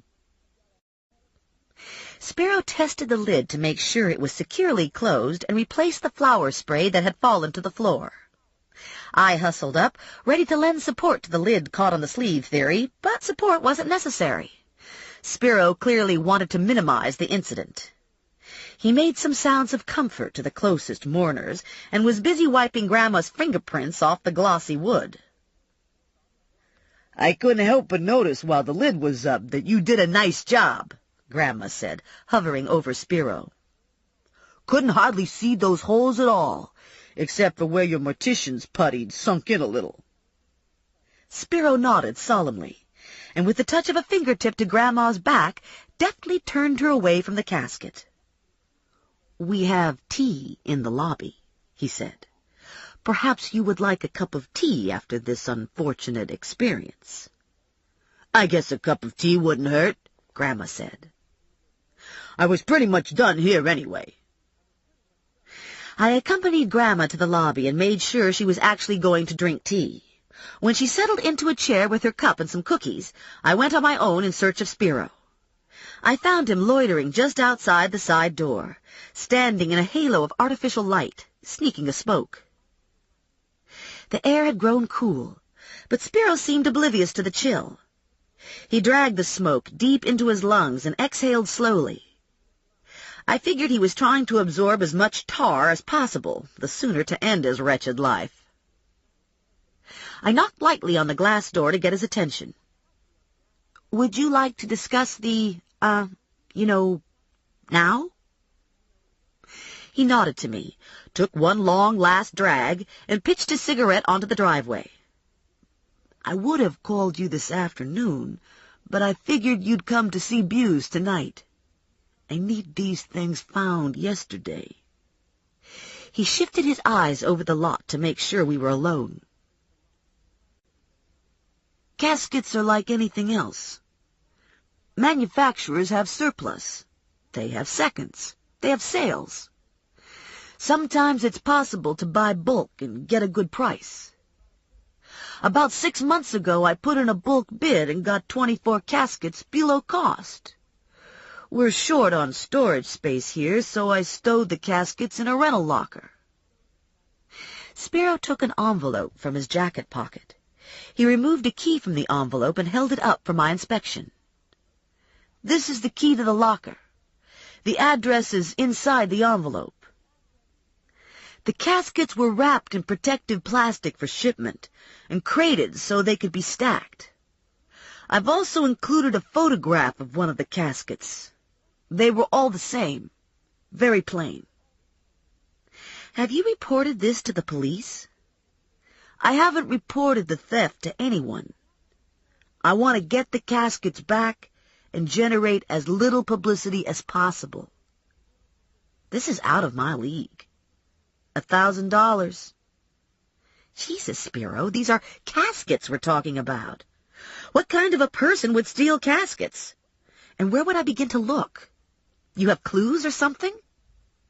"I have a key and an empty locker." "Maybe you should cut your losses and collect the insurance." "I can't file for insurance without a police report, and I don't want to bring in the police." The $1,000 was tempting, but the job was beyond bizarre. I honestly didn't know where to start looking for 24 lost caskets. Suppose I actually find the caskets. What then? How do you expect to get them back? Seems to me if a person's low enough to steal a casket, he's going to be mean enough to fight to keep it. "Let's just go one step at a time," Spiro said. "Your finder's fee doesn't involve retrieving. Retrieving will be my problem." "I suppose I could ask around." We need to keep this confidential.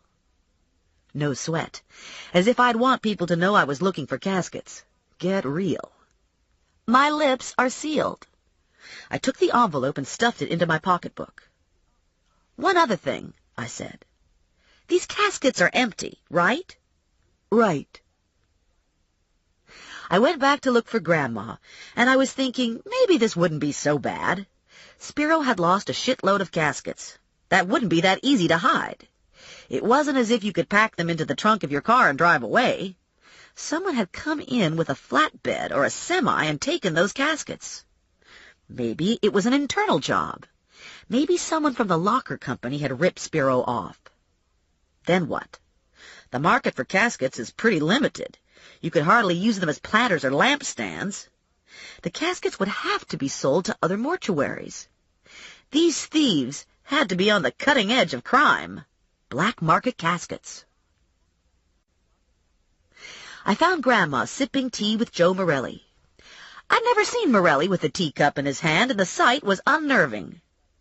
As a teenager, Morelli had been feral.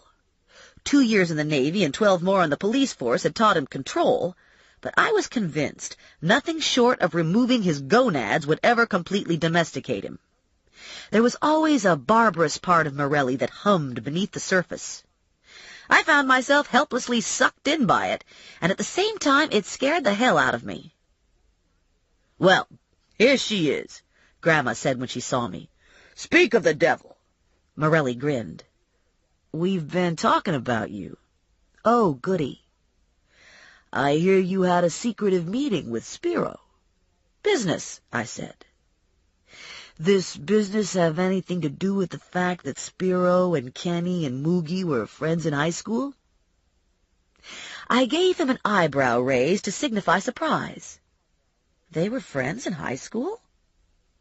He held 3 fingers up, like this. I said. His grin widened. "I guess you're still in war mode." "Are you laughing at me?" "Not exactly laughing." "Well, then what?" He rocked back on his heels, hands rammed into his pockets. "I think you're cute." "Jesus." "Too bad we're not working together," Morelli said. "If we were working together, I could tell you about my cousin's car." "What about his car?" "They found it late this afternoon. Abandoned. No bodies in the trunk, no bloodstains, no Kenny." "Where?" "The parking lot at the mall." "Maybe Kenny was shopping." "Unlikely. Mall security remembers seeing the car parked overnight." "Were the doors locked?" "All but the driver's door." I considered that for a moment. If I was abandoning my cousin's car, I'd make sure all the doors were locked. Morelli and I stared into each other's eyes and let the next thought go unsaid. Maybe Kenny was dead. There was no real basis in fact to draw such a conclusion, but the premonition skittered through my mind, and I wondered how this related to the letter I'd just received. Morelli acknowledged the possibility with a grim set to his mouth. "Yeah," he said. Stiva had formed a lobby by removing the walls between what had originally been the foyer and the dining room of the large Victorian. Wall-to-wall carpet unified the room and silenced footsteps. Tea was served on a maple library table just outside the kitchen door. Lights were subdued. Queen Anne period chairs and end tables were grouped for conversation, and small floral arrangements were scattered throughout. It would have been a pleasant room if it wasn't for the certain knowledge that Uncle Harry or Aunt Minnie or Morty the mailman was naked in another part of the house, dead as a doorknob, getting pumped full of formaldehyde. "You want some tea?" Grandma asked me. I shook my head no. Tea held no appeal. I wanted fresh air and chocolate pudding, and I wanted to get out of my pantyhose. "I'm ready to leave," I said to Grandma. "How about you?" Grandma looked around. "It's still kind of early, but I guess I haven't got anybody left to see." She set her teacup on the table and settled her pocketbook into the crook of her arm. "I could use some chocolate pudding anyway." She turned to Morelli. We had chocolate pudding for dessert tonight, and there's still some left. We always make a double batch." "Been a long time since I've had homemade chocolate pudding," Morelli said. Grandma snapped to attention. "Is that so? Well, you're welcome to join us. We've got plenty." A small strangled sound escaped from the back of my throat, and I glared "no, no, no" at Morelli. Morelli gave me one of those ultra-naive "what" looks. "Chocolate pudding sounds great," he said. "I'd love some chocolate pudding." "Then it's settled," Grandma announced. "You know where we live?" Morelli assured us he could find the house with his eyes closed, but just to make sure we'd be safe in the night, he'd follow us home. "Don't that beat all?" Grandma said when we were alone in the car. "Imagine him worrying about our safety. And have you ever met a more polite young man? He's a real looker, too. And he's a cop. I bet he has a gun under that jacket." He was going to need a gun when my mother saw him standing on her doorstep. My mother would look out the storm door, and she wouldn't see Joe Morelli, a man in search of pudding. She wouldn't see Joe Morelli, who had graduated from high school and joined the Navy. She wouldn't see Morelli the cop. My mother would see Joe Morelli, the fast-fingered, horny little 8-year-old who had taken me to his father's garage to play choo-choo when I was 6. "This here's a good opportunity for you," Grandma said as we pulled up to the curb. "You could use a man." "Not this one." "What's wrong with this one?" "He's not my type." "You've got no taste when it comes to men," Grandma said. "Your ex-husband is a cow's tail. We all knew he was a cow's tail when you married him, but you wouldn't listen." Morelli pulled up behind me and got out of his truck. My mother opened the storm door, and even from a distance I could see the stern set to her mouth and a stiffening of her spine. "We all came back for pudding," Grandma said to my mother when we reached the porch.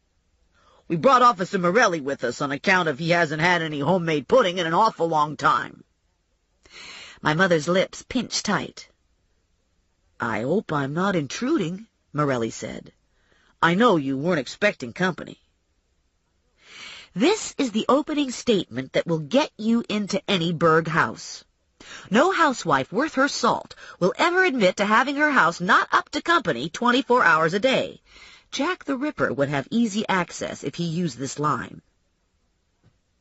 My mother gave a curt nod and grudgingly stepped aside while the three of us slid past.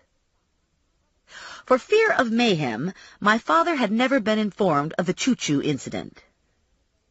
This meant he regarded Morelli with no more and no less contempt and apprehension than any of the other potential suitors my mother and grandmother dragged in off the street. He gave Joe a cursory inspection, engaged in the minimum necessary small talk, and returned his attention to the TV, studiously ignoring my grandmother as she passed out pudding. "They had a closed casket all right for Moogie Buse," my grandmother said to my mother. "I got to see him anyway on account of the accident." My mother's eyes opened wide in alarm. "Accident?" I shrugged out of my jacket. Grandma caught her sleeve on the lid, and the lid accidentally flew open. My mother raised her arms in appalled supplication. "All day I've had people calling and telling me about the gladioli. Now tomorrow I'll have to hear about the lid." "He didn't look so hot," Grandma Mazur said. "I told Spiro that he did a good job, but it was pretty much a fib." Morelli was wearing a blazer over a black knit shirt. He took a seat, and his jacket swung wide, exposing the gun at his hip. "Nice piece," Grandma said. "What is it? Is that a .45? "It's a 9mm. "Don't suppose you'd let me see it," Grandma said. "I'd sure like to get the feel of a gun like that." "No!" everyone shouted in unison. "I shot a chicken once," Grandma explained to Morelli. "It was an accident." I could see Morelli searching for a reply. "Where did you shoot it?" he finally asked. "In the gumpy," Grandma said. "Shot it clear off." 2 puddings and 3 beers later, Morelli peeled himself away from the TV. We left together and lingered to talk privately at the curb. The sky was starless and moonless, and most of the houses were dark. The street was empty of traffic.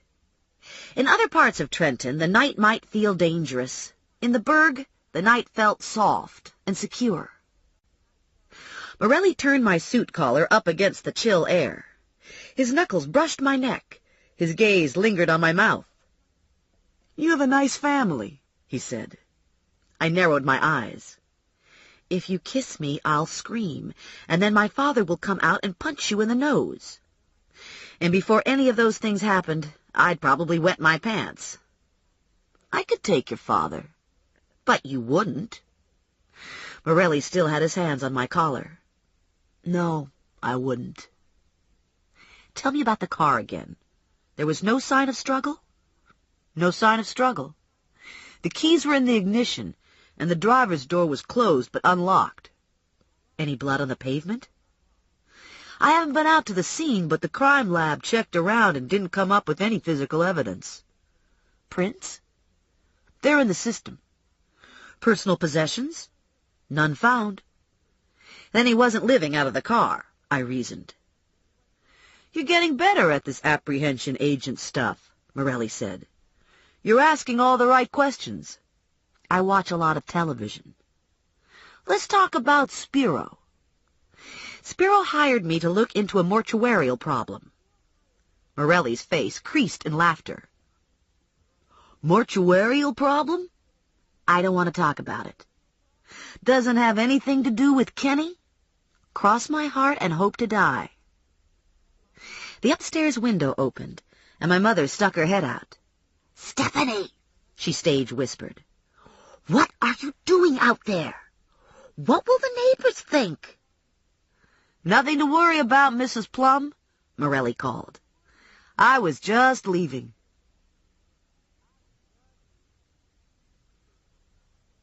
Rex was running in his wheel when I got home. I switched the light on, and he stopped dead in his tracks. Black eyes wide, whiskers twitching in indignation that night had suddenly disappeared. I kicked my shoes off en route to the kitchen, dropped my pocketbook onto the counter, and punched play on my answering machine. There was only one message. Gazzara had called at the end of his shift to tell me no one knew much about Morelli. Only that he was working on something big, and that it tied in to the Mancuso-Buse investigation. I hit the off button and dialed Morelli. He answered slightly out of breath on the 6th ring. Probably had just gotten into his apartment. There didn't seem to be much need for small talk. "Creep," I said, cutting to the heart of the matter. "Gosh, I wonder who this could be." "You lied to me. I knew it, too. I knew it right from the beginning, you jerk." Silence stretched taut between us, and I realized my accusation covered a lot of territory, so I narrowed the field. "I want to know about this big secret case you're working on, and I want to know how it ties into Kenny Mancuso and Moogie Buse." "Oh," Morelli said. "That lie." "Well?" "I can't tell you anything about that lie."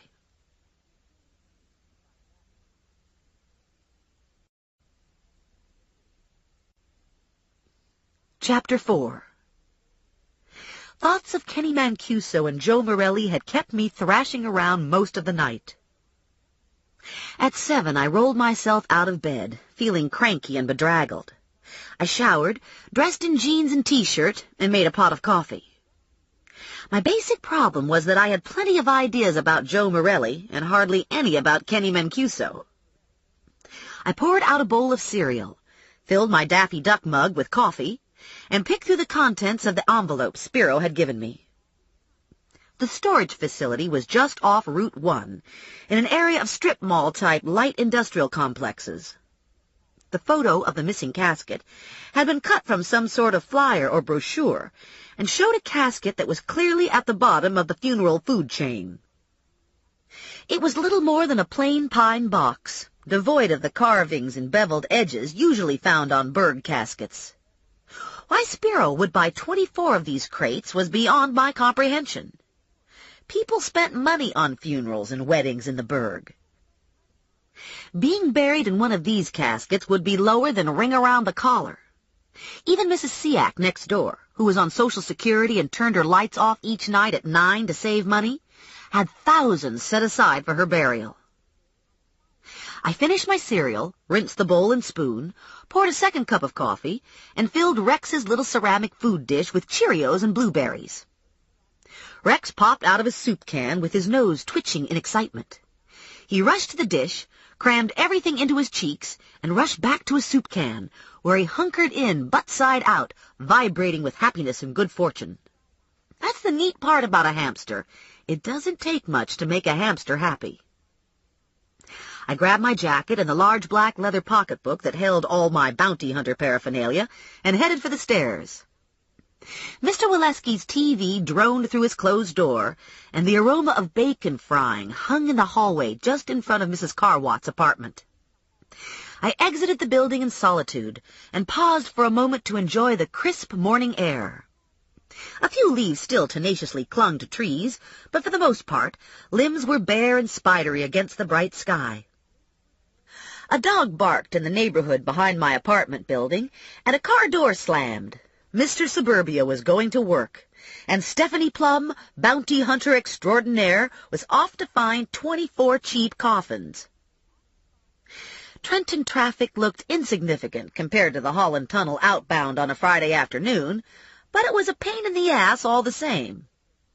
I decided to preserve what little sanity had surfaced this morning and forego safe, scenic, car-clogged Hamilton. I turned onto Linnert after 2 blocks of stop-and-go tedium and threaded my way through the blighted neighborhoods that surround Center City.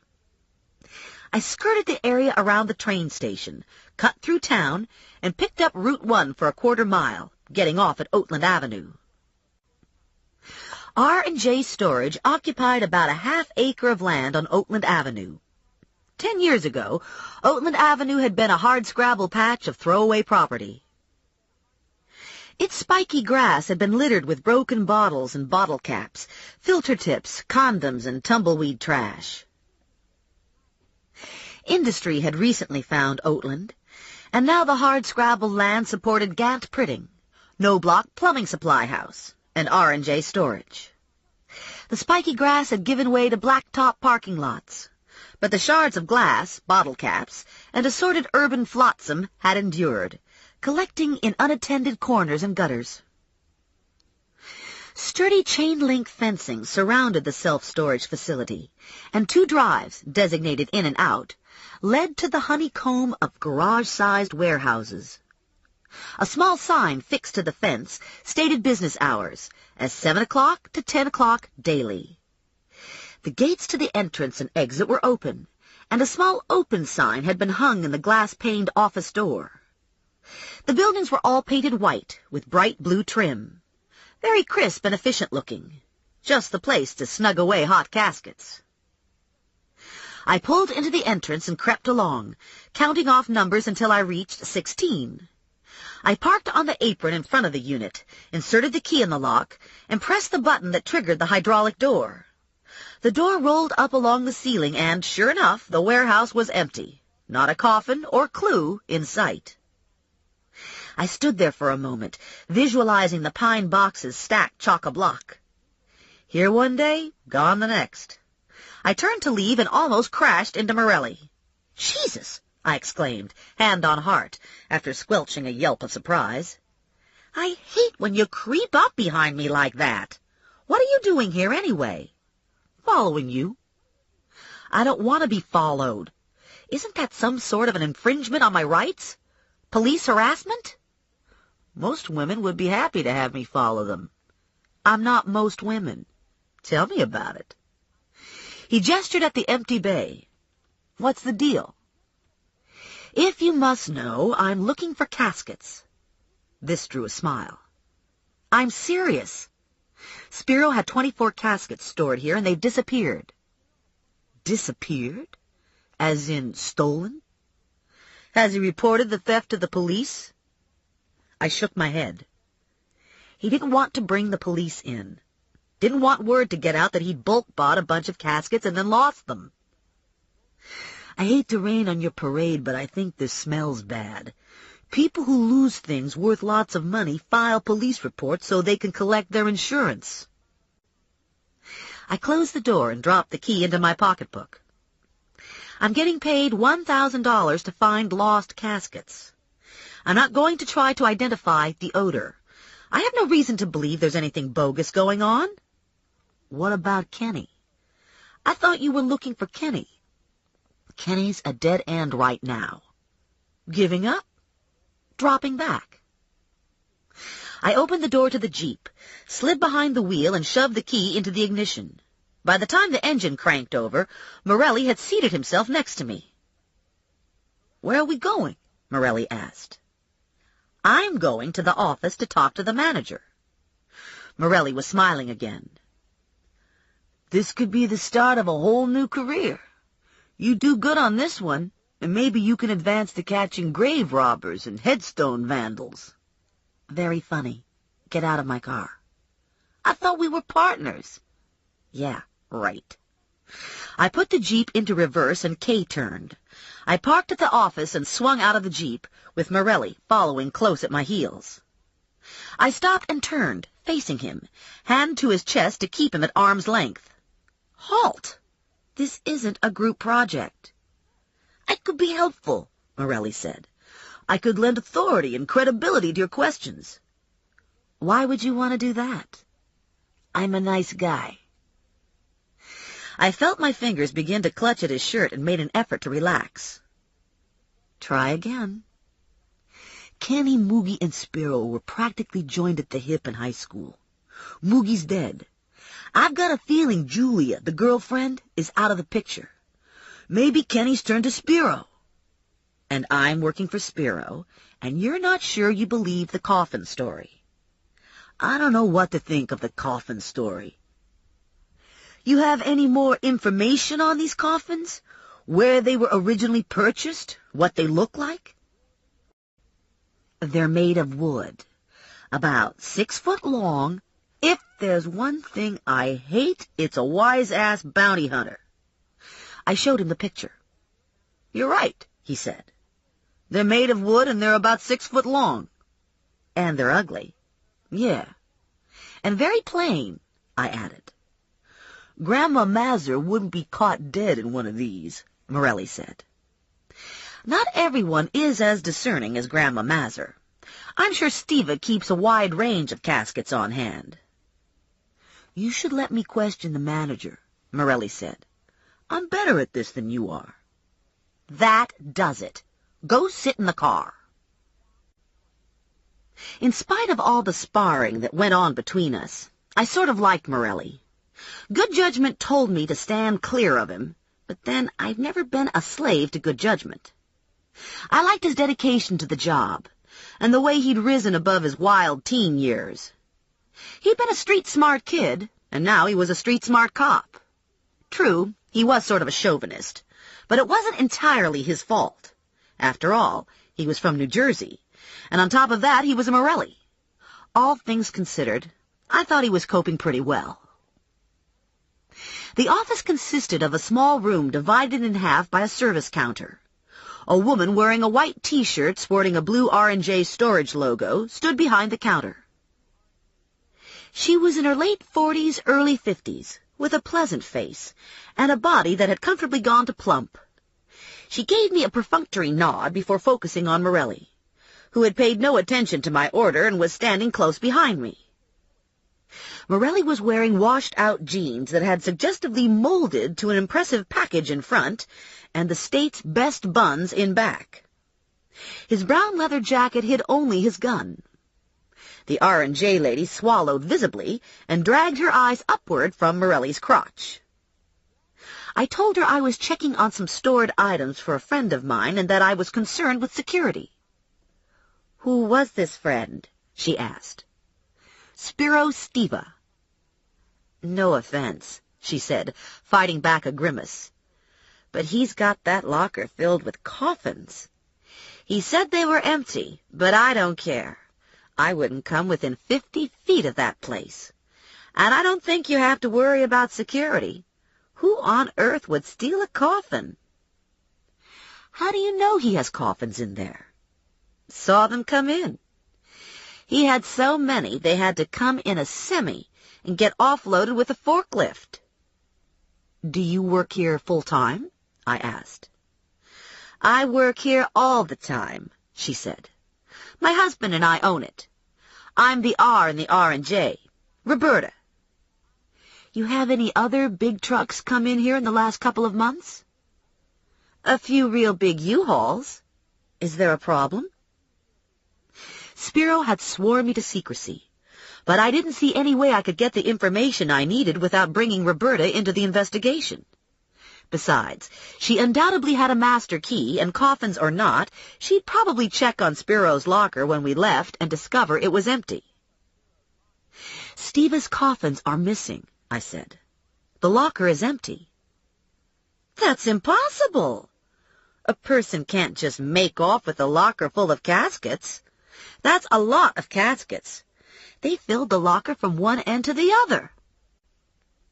We have trucks coming and going all the time, but I would have known if they were loading caskets. Locker 16 is in the back, I said. You can't see it from here. And maybe they didn't take them all at once. How did they get in? She wanted to know. Was the lock broken? I didn't know how they got in. The lock wasn't broken, and Spiro had been emphatic that the key had never left his possession. Of course, that could be a lie.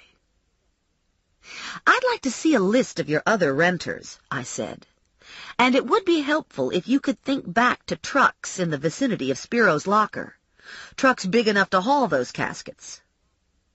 He's insured, she said. We make everybody take insurance.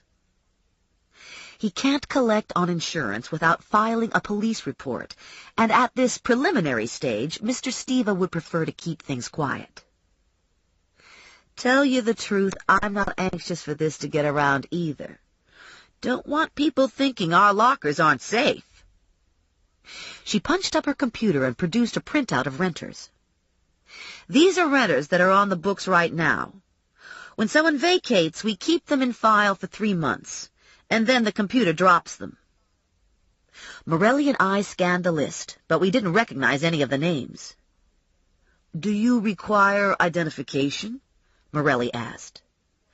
Driver's license, she said. The insurance company makes us get a photo ID. I folded the printout, tucked it into my pocketbook, and gave Roberta one of my cards with instructions to call should something turn up. As an afterthought, I asked her to use her set of master keys and check each locker on the odd possibility that the caskets weren't taken off the premises. When we got back to the Jeep, Morelli and I looked the list over one more time and drew a big 0. Roberta hustled out of her office with keys in hand and the portable phone stuffed into her pocket. The great coffin search, Morelli said, watching her disappear around the end of the first row of lockers. He slouched into seat. Doesn't compute to me. Why would someone choose to steal caskets? They're big and heavy, and the resale market is limited to non-existent. People probably have all kinds of things stored here that would be easier to fence. Why steal caskets? Maybe that's what they needed. Maybe some down-on-his-luck undertaker took them. Like Mosul. Ever since Steva opened up his new addition, Mosul has been on a downslide. Maybe Mosul knew Spiro had caskets stashed here, and he tippy-toed in one dark night and swiped them. Morelli looked at me like I was from Mars. Hey, it's possible, I said. Stranger things have happened. I think we should go around to a bunch of viewings and see if anyone's laid out in one of Spiro's caskets. Oh, boy. I shifted my bag higher onto my shoulder. There was a guy at the viewing last night named Sandeman. Do you know him? I busted him for possession about 2 years ago. He got caught in a sweep. Ranger tells me Sandeman worked with Moogie at the garage. Said he heard Sandeman was there the day Moogie got shot in the knee. I was wondering if you talked to him. No, not yet. Scully was the investigating officer that day. Sandeman gave him a statement, but it didn't say much. The shooting took place in the office, and Sandeman was in the garage working on a car at the time. Had an air wrench going, and didn't hear the shot. Thought maybe I'd see if he had any ideas on Kenny. Don't get too close. Sandeman's a real jerk. Bad temper, bad attitude. Morelli pulled car keys out of his pocket. Terrific mechanic. I'll be careful. Morelli gave me a look of total no confidence. You sure you don't want me to go with? He asked. I'm good at thumbscrews. I'm not really into thumbscrews, but thanks for the offer. His Fairlane was parked next to my Jeep. I like the hula girl in the back window, I said. Nice touch. It was Costanza's idea. It covers an antenna. I looked at the top of her head, and sure enough, there was the tip of an antenna poking through. I squinted at Morelli. You're not going to follow me, are you? Only if you say please. Not in this lifetime. Morelli looked like he knew better. I cut across town and turned left onto Hamilton. 7 blocks later, I nosed into a parking slot to the side of the garage. Early morning and evening, the pumps were in constant use. At this hour, they didn't see much action. The office door was open, but the office was empty.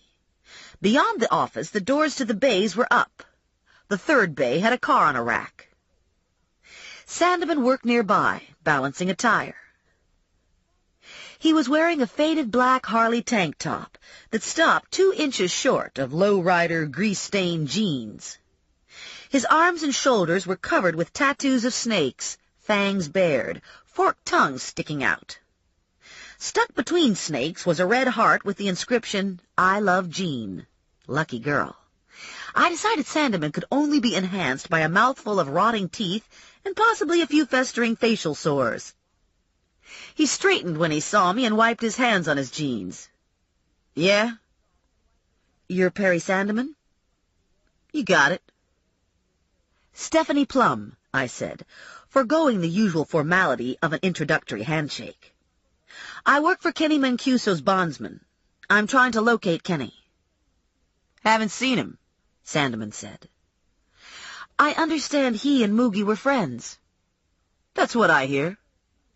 Did Kenny come around the garage a lot? No. Did Moogie ever talk about Kenny? No. Was I wasting my time? Yes. You were here the day Moogie was shot in the knee, I said. Do you think the shooting was accidental?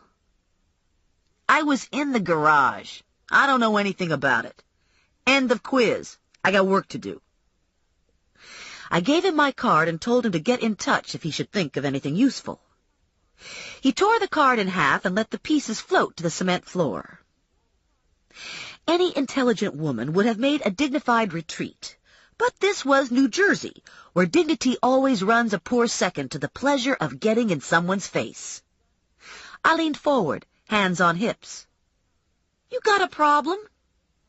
I don't like cops. That includes pussy cops. I'm not a cop. I'm a bond enforcement agent. You're a fucking pussy bounty hunter. I don't talk to fucking pussy bounty hunters. You call me pussy one more time, and I'm going to get mad. Is that supposed to worry me? I had a canister of pepper spray in my pocketbook, and I was itching to give him a blast. I also had a stun gun. The lady who owned the local gun shop had talked me into buying it, and so far it was untested. I wondered if 45,000 volts square in his Harley logo would worry him.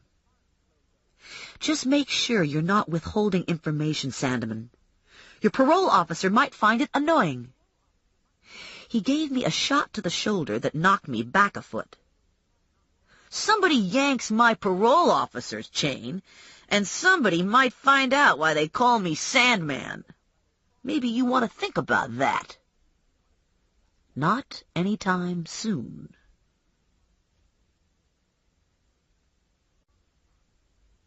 Chapter 5.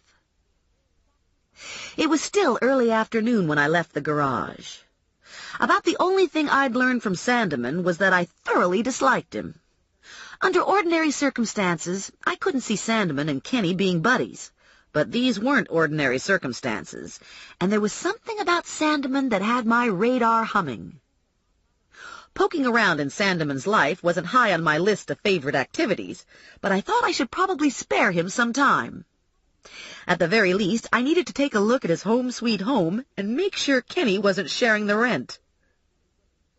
I drove down Hamilton and found a parking place 2 doors from Vinny's office. Connie was stomping around the office, slamming file drawers and cussing when I walked in. "Your cousin is dog shit," Connie yelled at me. "Stronzo." What did he do now? "You know that new file clerk we just hired? Sally something?" "Yeah, Sally who knew the alphabet." I looked around the office. She seems to be missing. "You bet she's missing.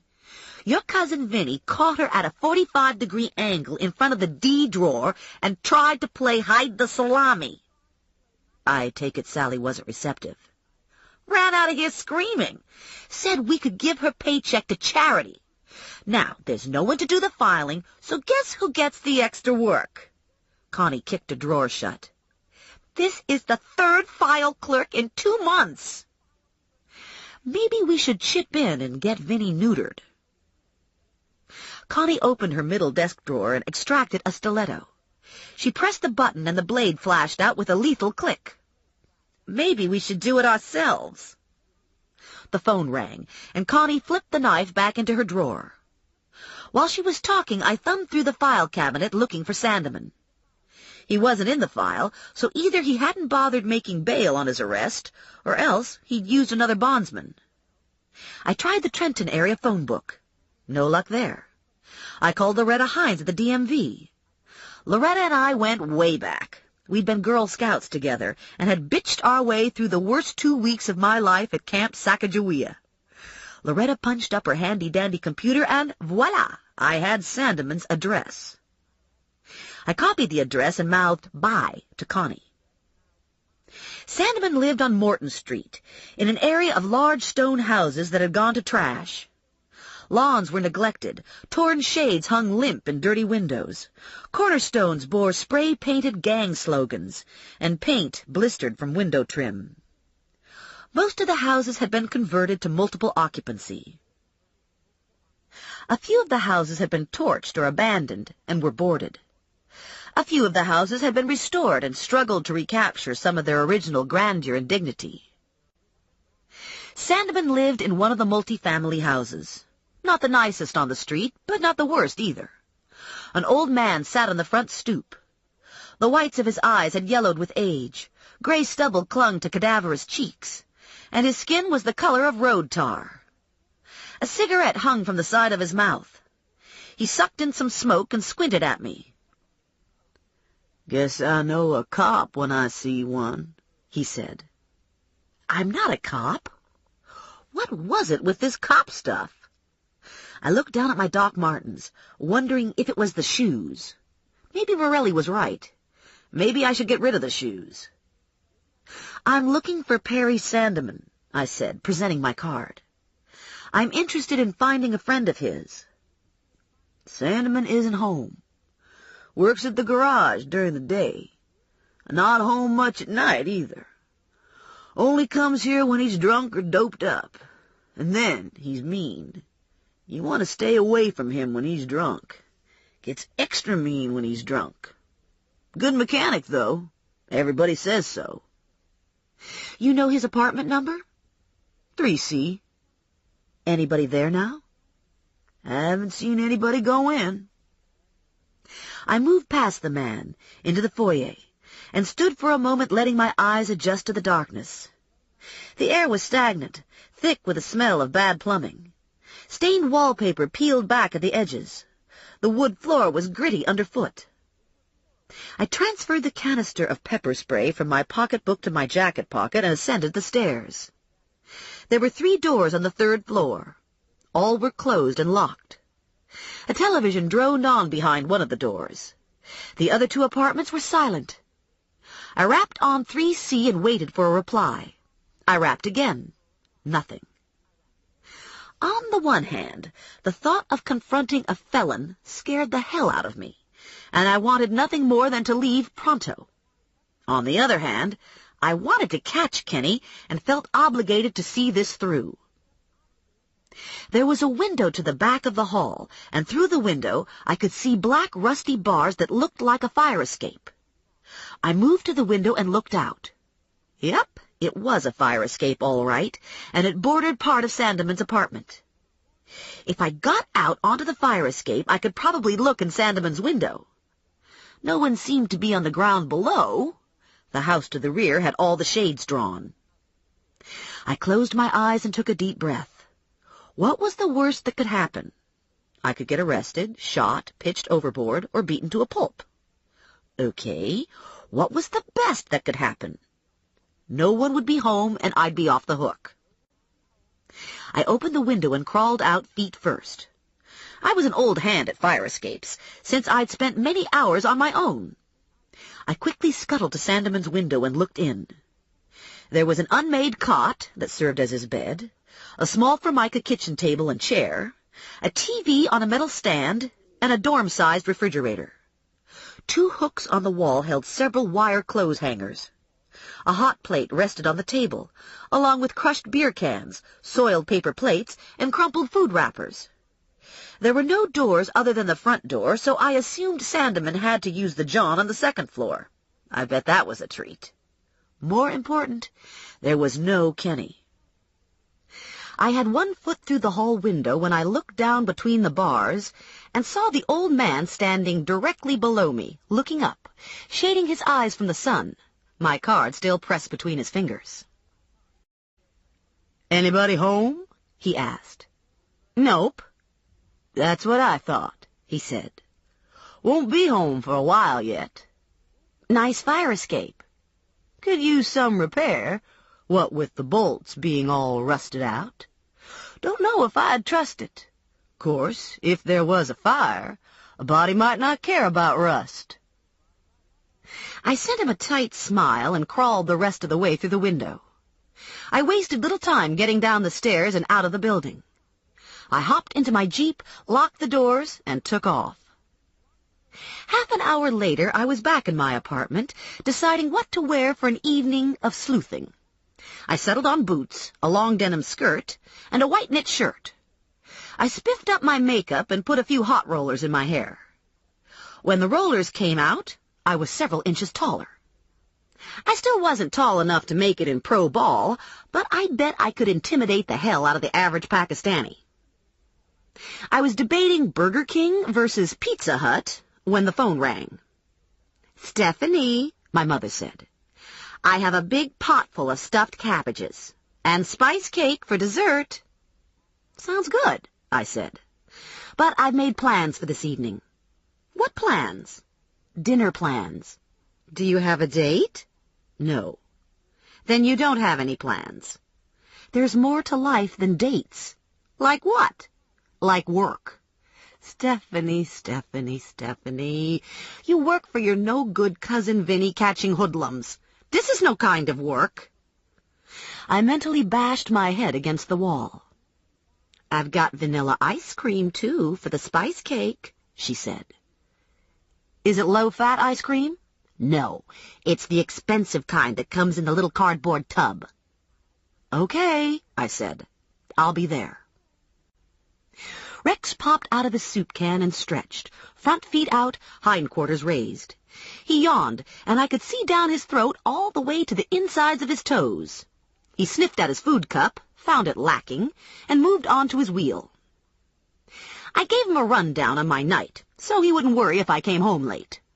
I left the light burning in the kitchen, turned my answering machine on, grabbed my pocketbook and brown leather bomber jacket, and locked up after myself.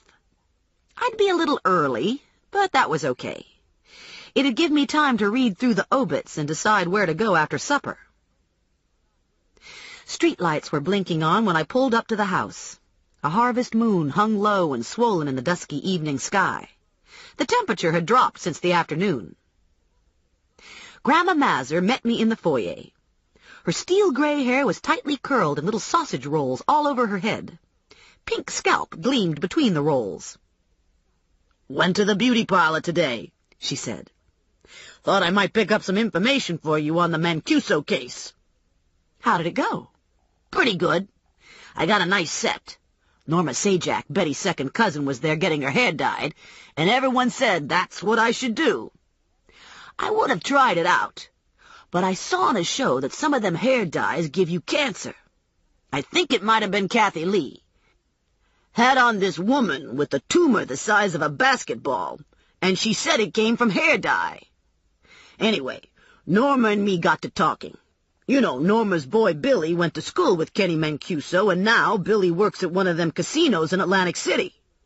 Norma said when Kenny got out of the Army, he started going down to Atlantic City.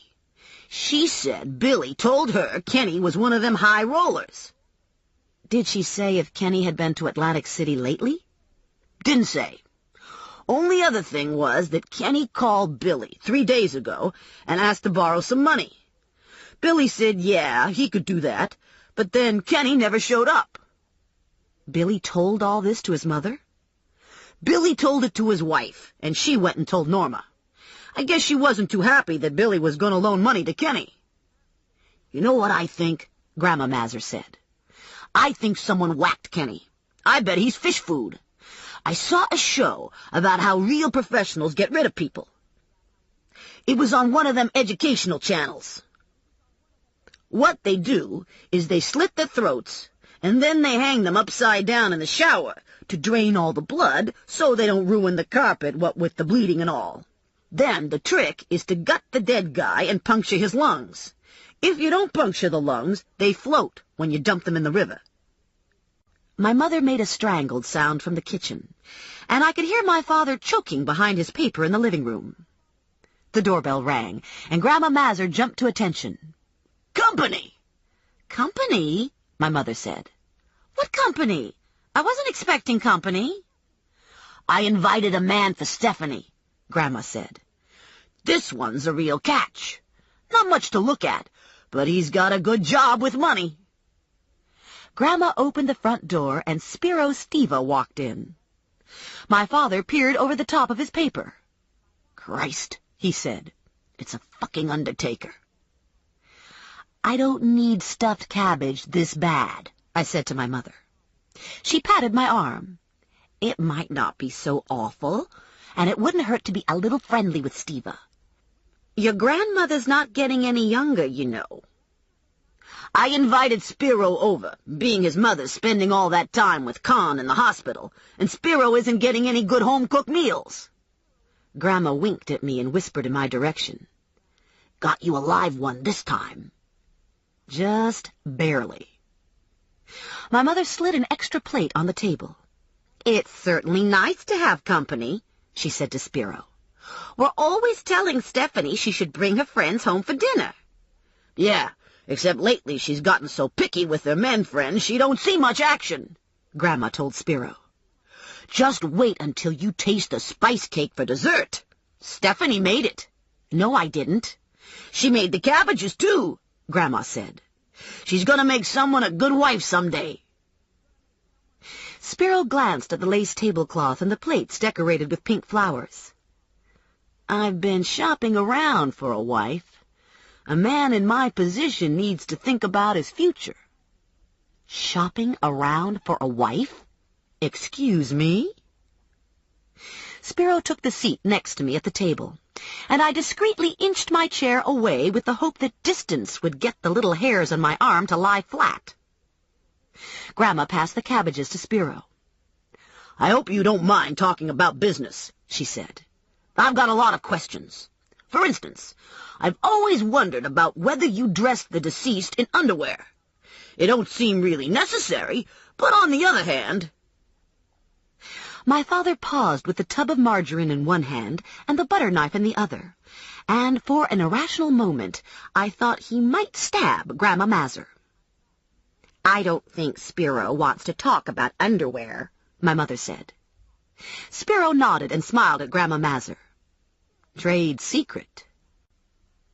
At 10 minutes to 7, Spiro finished off his second piece of cake and announced he would have to leave for the evening viewing. Grandma Mazur waved to him as he pulled away. "That went pretty good," she said. "I think he likes you." "Do you want more ice cream?" my mother asked. "Another cup of coffee?" "No, thanks. I'm stuffed. And besides, I have things to do tonight." "What things?" "There are some funeral homes I need to visit." "What funeral homes?" Grandma yelled from the foyer. "I'm starting with Sokolowski's." "Who's at Sokolowski's?" "Helen Martin." "Don't know her, but maybe I should pay my respects all the same, if you're such good friends," Grandma said. "After Sokolowski's, I'm going to Mosel's, and then to the House of Eternal Slumber." "The House of Eternal Slumber? Never been to that one," Grandma said. "Is it new? Is it in the burg?" "It's over on Stark Street." My mother crossed herself. "Give me strength," she said. "Stark Street isn't that bad," I told her. "It's full of drug dealers and murderers. You don't belong on Stark Street. Frank, are you going to let her go to Stark Street at night?" My father looked up from his plate at the mention of his name. "What?" "Stephanie's going to Stark Street." My father had been engrossed in his cake and was clearly lost. "Does she need a ride?" My mother rolled her eyes. "You see what I live with?" Grandma was on her feet. "Won't take me a minute. Just let me get my pocketbook and I'll be ready to go." Grandma applied fresh lipstick in front of the hall mirror, buttoned herself into her good wool coat, and hooked her black patent leather purse over her arm. Her good wool coat was a brilliant royal blue with a mink collar. Over the years, the coat had seemed to grow in volume in direct proportion to the rate at which Grandma was shrinking, so that the coat was now almost ankle length. I took her elbow and steered her to my jeep, half expecting her knees to buckle under the weight of the wool. I had visions of her lying helpless on the sidewalk in a pool of royal blue, looking like the Wicked Witch of the West, with nothing showing but shoes. We went to Sokolowski's first, as planned. Helen Martin looked fetching in a pale blue lace dress, her hair tinted to match. Grandma studied Helen's makeup with the critical eye of a professional. "Should have used the green-toned concealer under the eyes," she said. "You've got to use a lot of concealer when you got lighting like this. Now, Steva's got recessed lighting in his new rooms, and that makes all the difference." I left Grandma to her own devices and went in search of Melvin Sokolowski, locating him in his office just off the front entrance. The door to the office was open, and Sokolowski was seated behind a handsome mahogany desk, tapping who knows what into a laptop. I rapped lightly to get his attention. He was a nice-looking man in his mid-40s, dressed in the standard conservative dark suit, white dress shirt, and sober striped tie. He raised eyebrows at the sight of me standing in his doorway. "Yes?" "I want to speak to you about funeral arrangements," I said. "My grandmother is getting on in years, and I thought it wouldn't hurt to get some ballpark figures on caskets." He hauled a large leather-bound catalog up from the bowels of the desk and flipped it open. "We have several plans and a good selection of caskets." He turned to the casket called the Montgomery. "This is nice," I said, "but it looks a little pricey."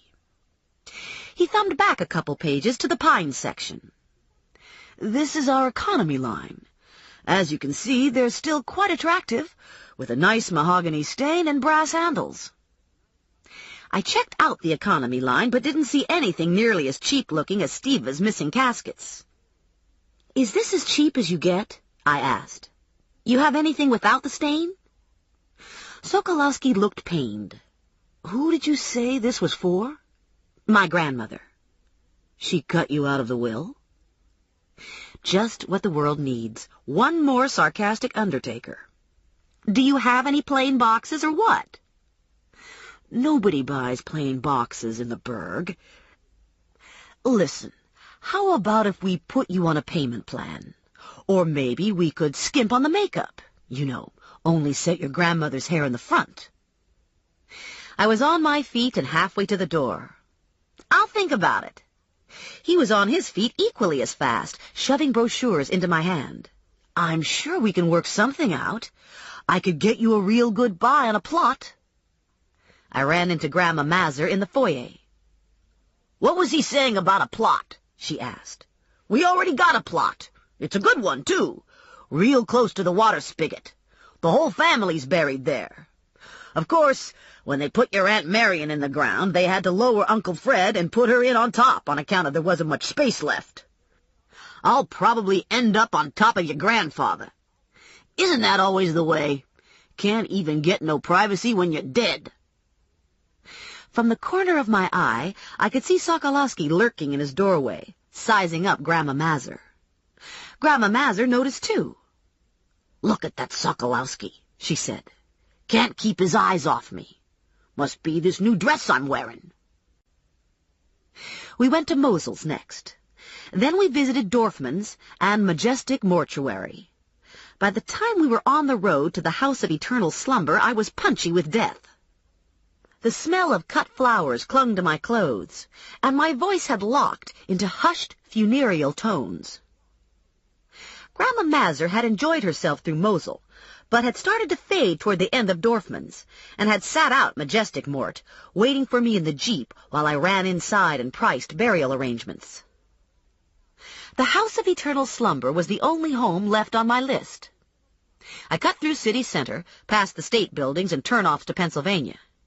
It was after 9, and the downtown streets were left to the night people, hookers, dealers, buyers, and the kiddie crews. I turned right onto Stark, instantly plunging us into a despairing neighborhood of dingy, brick-fronted row houses and small businesses. Doors to Stark Street bars stood open, spilling rectangles of smoking light onto dark cement sidewalks. Men loitered in front of the bars, passing time, transacting business, looking cool. The colder weather had driven most of the residents inside, leaving the stoops to the even less fortunate. Grandma Mazur was on the edge of her seat, nose pressed to the window. "So this is Stark Street," she said. "I hear this part of town is filled with hookers and drug dealers. I sure would like to see some of them. I saw a couple hookers on TV once, and they turned out to be men.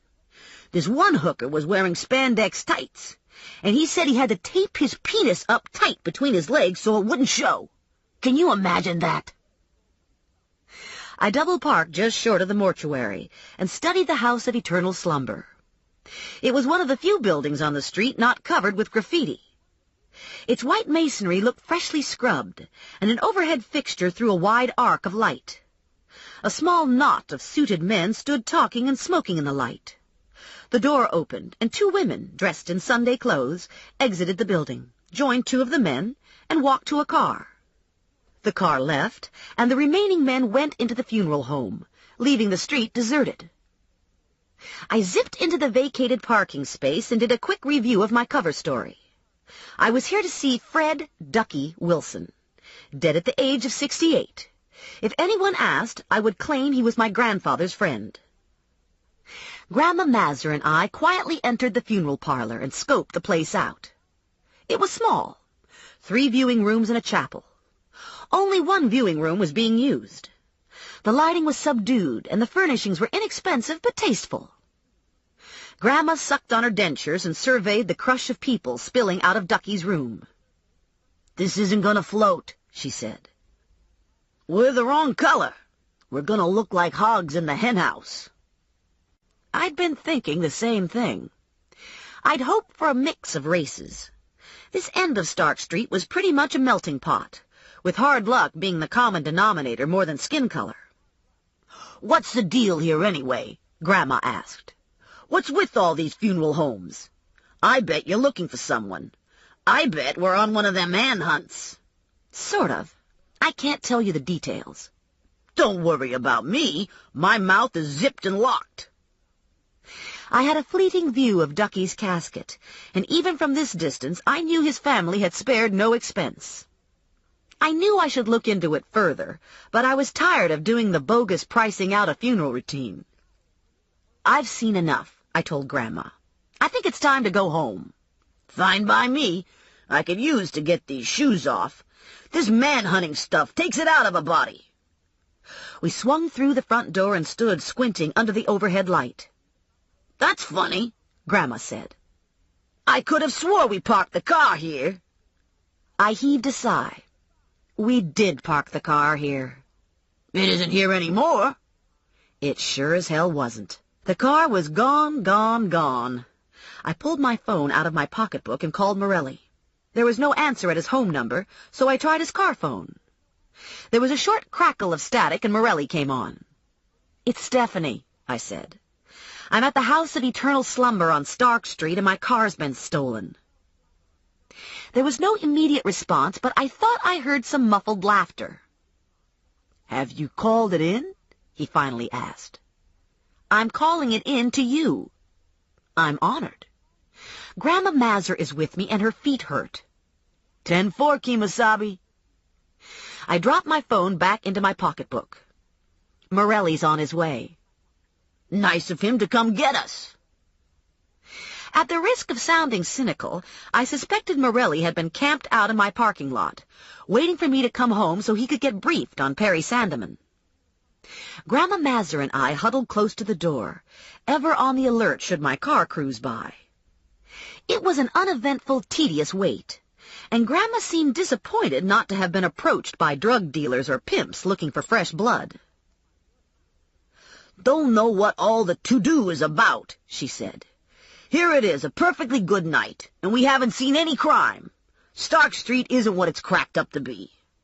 Some slimeball stole my car. That's true. I guess this evening wasn't a complete bust. Still, I didn't see it happen. It just isn't the same if you don't see it happen. Morelli's truck turned at the corner and made its way up Stark Street. He double-parked, set his flasher, and sauntered around to us. What happened? The Jeep was parked and locked in this empty space here. We were in the funeral home for less than 10 minutes. When we came out, the Jeep was gone. Any witnesses? None that I know of. I didn't canvass the neighborhood. If there was one thing I'd learned in my short career as a bounty hunter, it was that no one saw anything on Stark Street. Asking questions was an exercise in futility. I had the dispatcher notify all cars as soon as I got your call, Morelli said. You should come down to the station tomorrow and fill out a report. Any chance I'll get my car back? There's always a chance. I saw a TV show about stolen cars, Grandma Mazur said. It was on these chop shops that take cars apart. Probably by now there's nothing left of that Jeep but a grease spot on some garage floor. Morelli opened the passenger side door to his pickup and hoisted Grandma onto the seat. I scooched up beside her and told myself to think positive. Not all stolen cars ended up as spare parts, right? My car was so cute that probably someone couldn't resist taking it for a short joyride. Think positive, Stephanie. Think positive. Morelli made a U-turn and retraced back to the burg.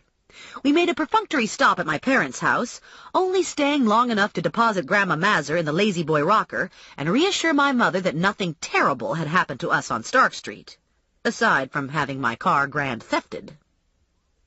On the way out, my mother handed me the traditional bag of food. "A little something for a snack," she said. "Some spice cake." I love spice cake, Morelli told me when we were back in his truck, heading for my apartment. "Forget it. You're not getting any." Of course I am, Morelli said. "I went out of my way to help you tonight. The least you can do is give me some spice cake." "You don't really want spice cake anyway. You just want to come up to my apartment so you can find out about Perry Sandeman." "That's not the only reason." Sandeman wasn't in a talky mood. Morelli stopped for a light. "Learn anything at all?" "He hates cops. He hates me. I hate him. He lives in a walk-up on Morton Street, and he's a mean drunk." "How do you know about him being a mean drunk?" "Went to his home address and talked to one of his neighbors." Morelli slid a glance at me. "That was pretty ballsy." "It was nothing," I said, making the most of the lie. "All in a day's work." "I hope you had the sense not to give out your name. Sandeman won't be happy to find you snooping around his crib." "I think I might have left my card." No need to tell him about getting caught on the fire escape. Wouldn't want to weigh him down with unnecessary details. Morelli gave me a "boy, are you stupid or what?" look. "I understand they have positions available for makeover ladies at Macy's." "Don't start with that makeover stuff again." "So I made a mistake." "Cookie, you're making a career out of making mistakes." "It's my style. And don't call me Cookie." Some people learn from books. Some listen to the advice of others. Some learn from mistakes. I fit into the last category. So sue me. At least I rarely made the same mistake twice. With the possible exception of Morelli. Morelli had this habit of periodically screwing up my life, and I had a habit of letting him do it.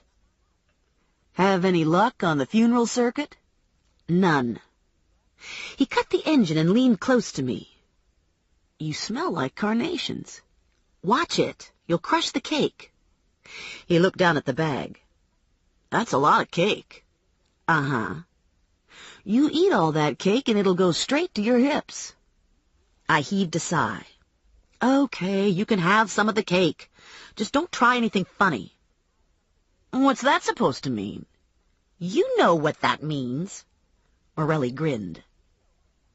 I thought about looking haughty, but decided it was too late, and I probably couldn't pull it off anyway, so I settled for a grunt of exasperation and levered myself out of the pickup.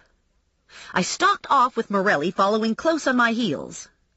We rode the elevator in silence, exited at the second floor, and stopped short at the sight of my door slightly ajar. There were gouge marks where a tool had been inserted between jamb and door and used to pry the door open. I heard Morelli unholster his gun, and I slid a glance in his direction. He motioned for me to step aside, his eyes locked on the door. I pulled the .38 out of my pocketbook and muscled my way in front of him. "My apartment, my problem," I said, not actually anxious to be a hero, but not wanting to relinquish control. Morelli grabbed me by the back of my jacket and yanked. "Don't be an idiot." Mr. Waleski opened his door with a bag of garbage in his arms and caught us scuffling.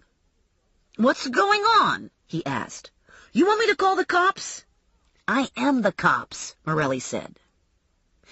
Mr. Waleski gave him a long, considering look and then turned to me. "He give you any trouble, you let me know. I'm just going down the hall with my garbage." Morelli stared after him. "I don't think he trusts me." Smart man. We both peeked cautiously inside my apartment, entering the foyer glued at the hip like Siamese twins. The kitchen and the living room area were empty of intruders. We immediately went to the bedroom and bath, checking out closets, looking under the bed, peering out at the fire escape beyond the window. "It's clear," Morelli said. "You assess the damage and see if anything's been stolen. I'll try to secure the front door." At first glance, damage seemed to consist exclusively of spray-painted slogans having to do with female organs and anatomically impossible suggestions.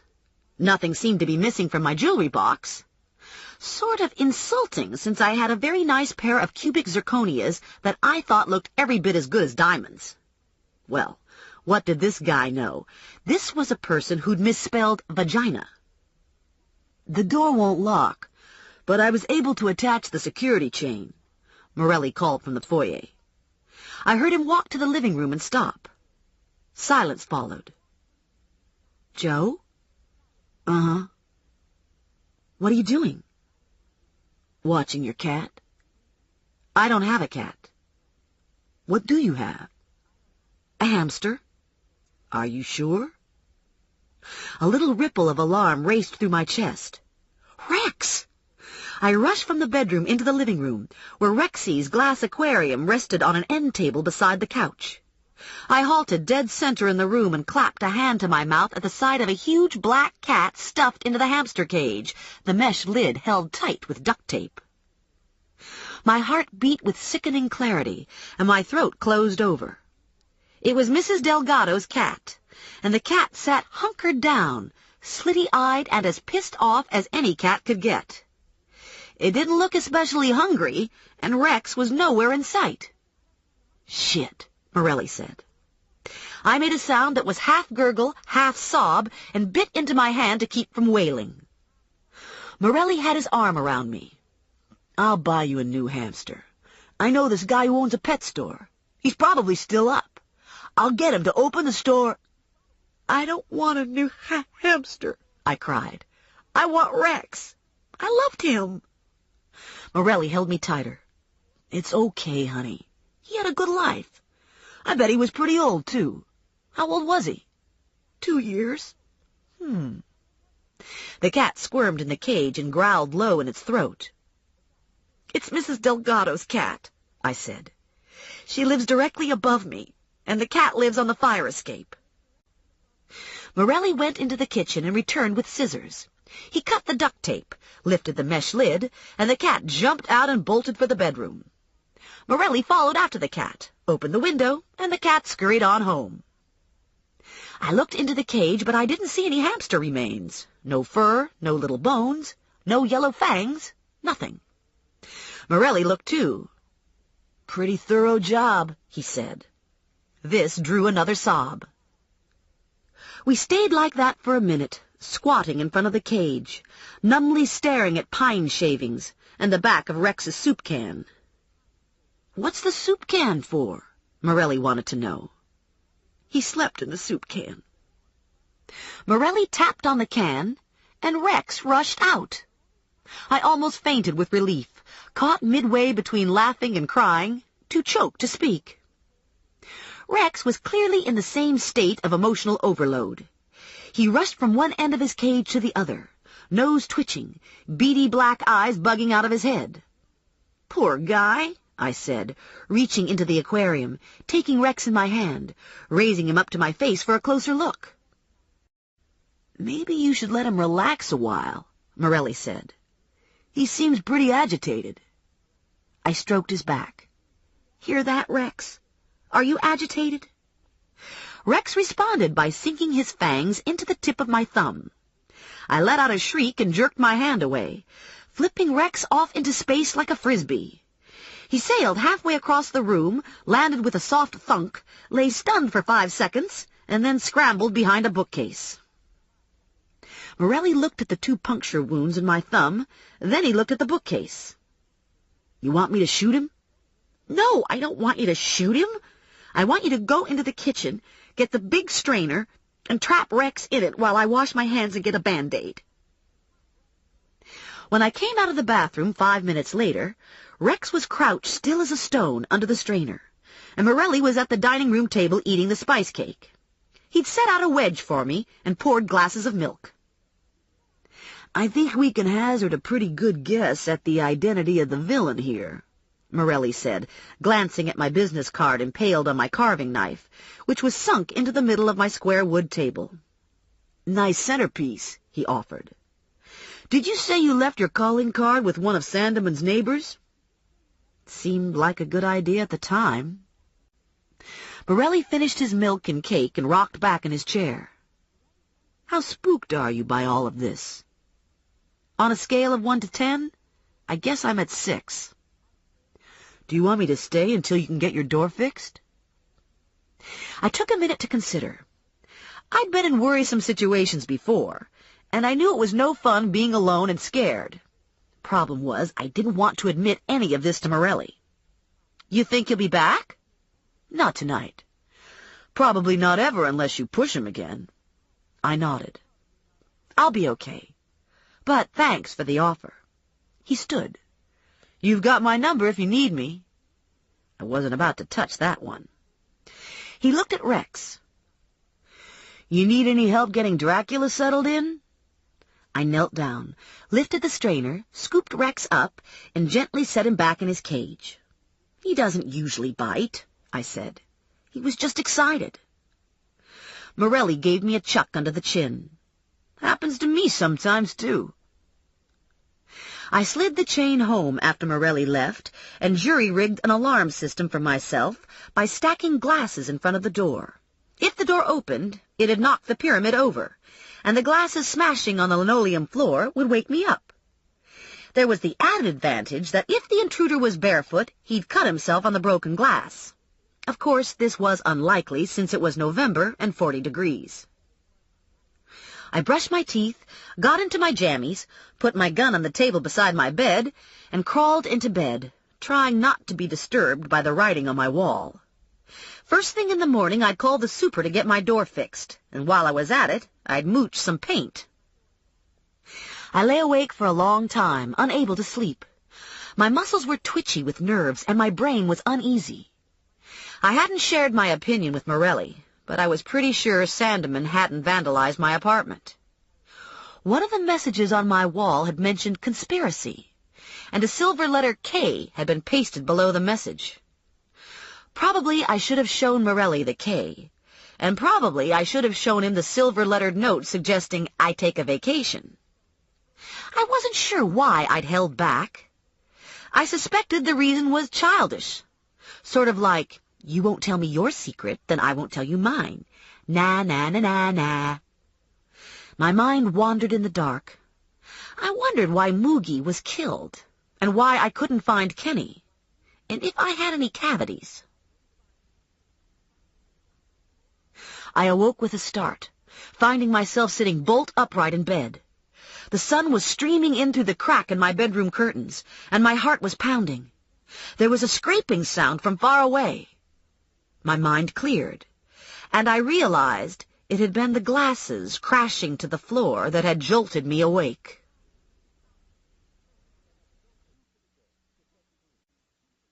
Chapter 6.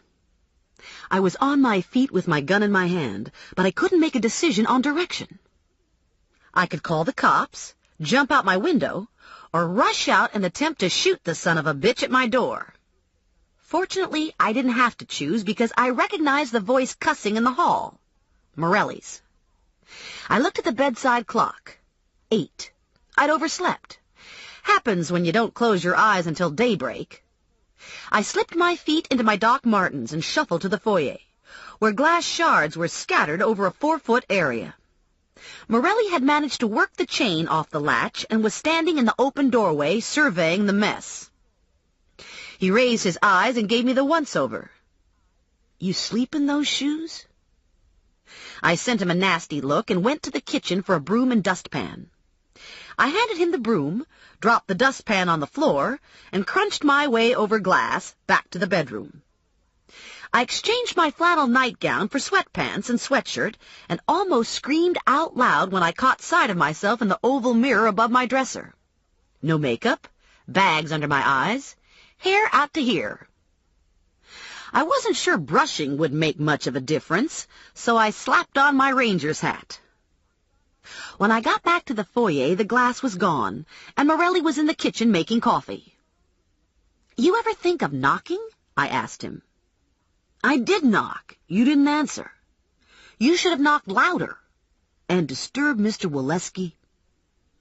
I stuck my head in the refrigerator and pulled out the remains of the leftover cake, then divided it up. Half for me, half for Morelli. We stood at the kitchen counter and ate our cake while we waited on the coffee. You're not doing too good here, babe, Morelli said.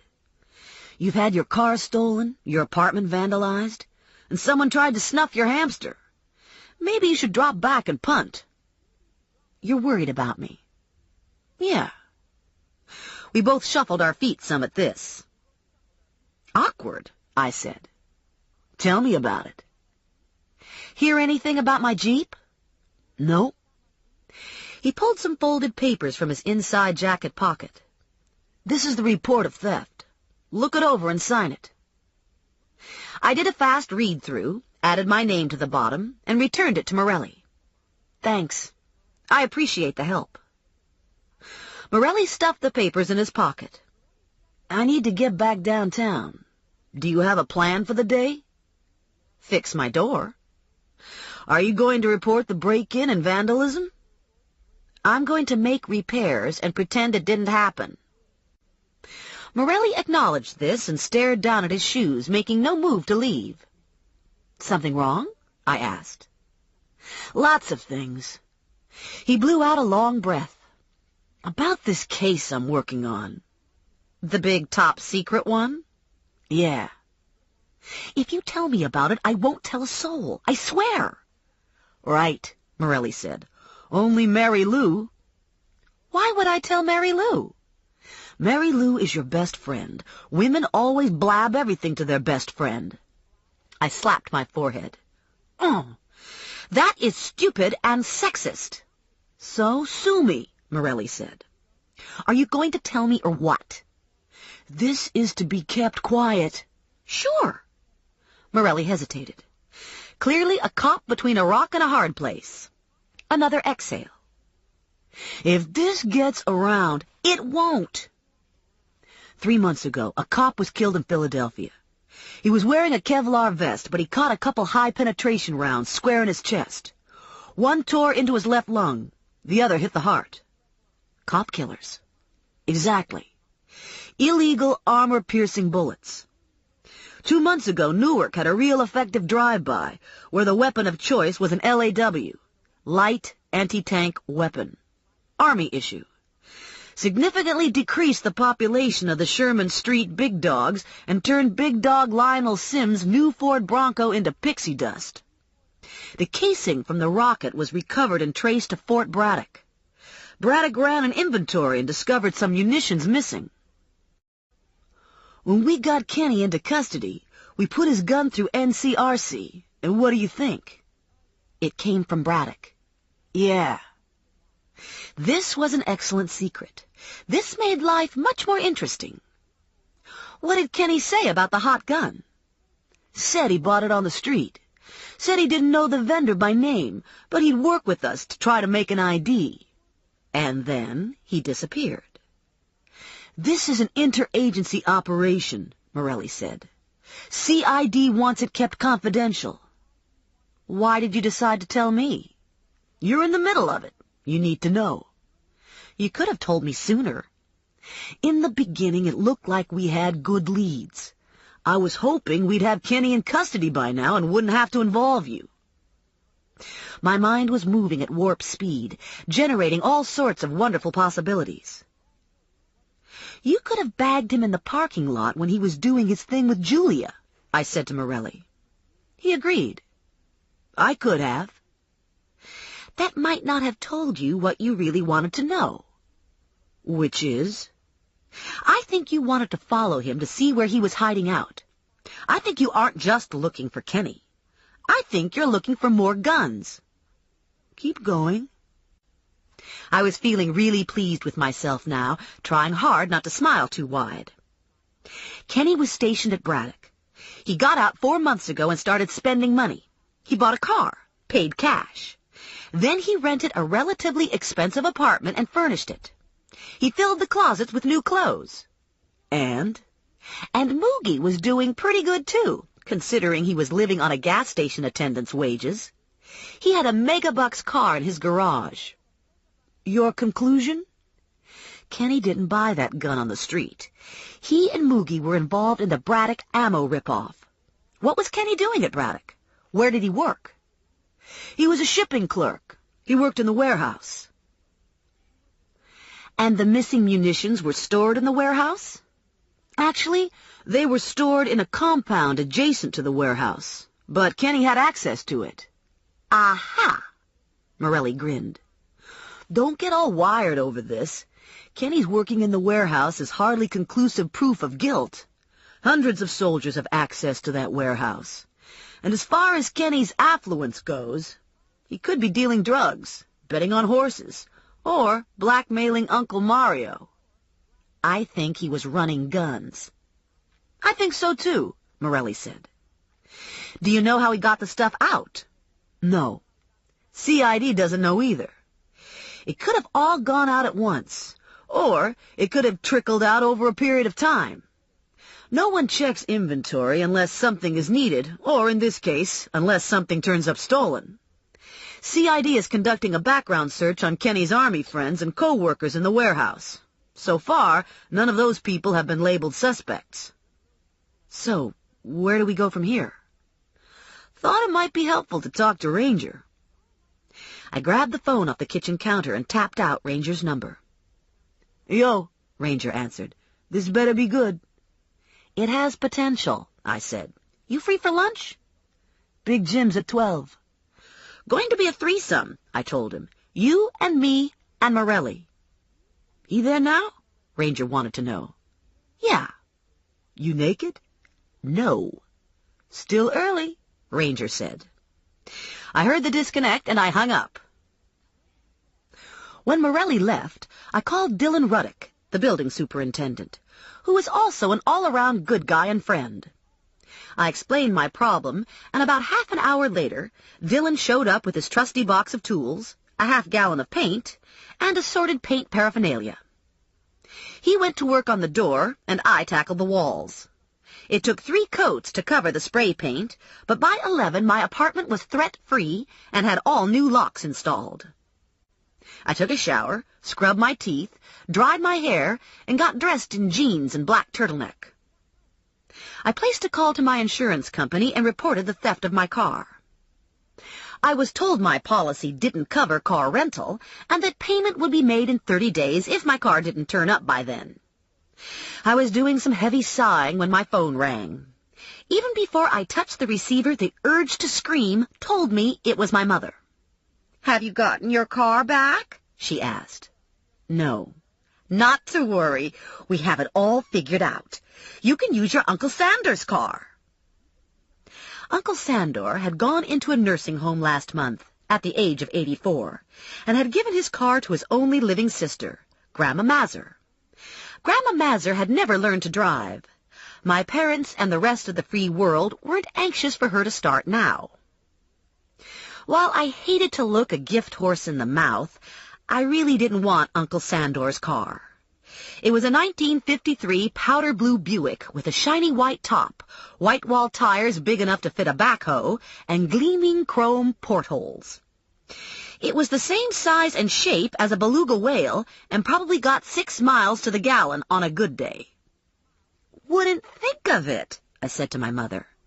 "Nice of you to offer, but that's Grandma Mazur's car." "Grandma Mazur wants you to have it. Your father's on his way over. Drive it in health." Damn. I declined her offer of dinner and disconnected. I peeked in at Rex to make sure he wasn't suffering any delayed reactions to last night's ordeal.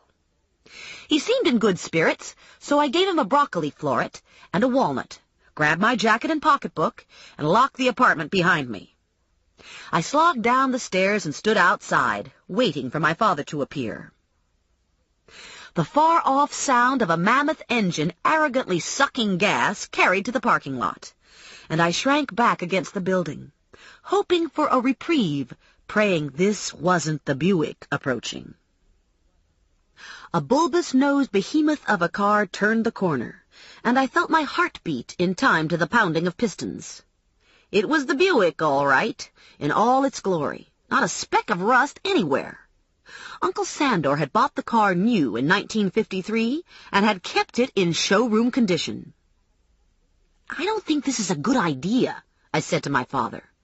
"What if I scratch it?" "It won't get scratched," my father said, putting the car in park, sliding over on the big bench seat. "It's a Buick." "But I like little cars," I explained.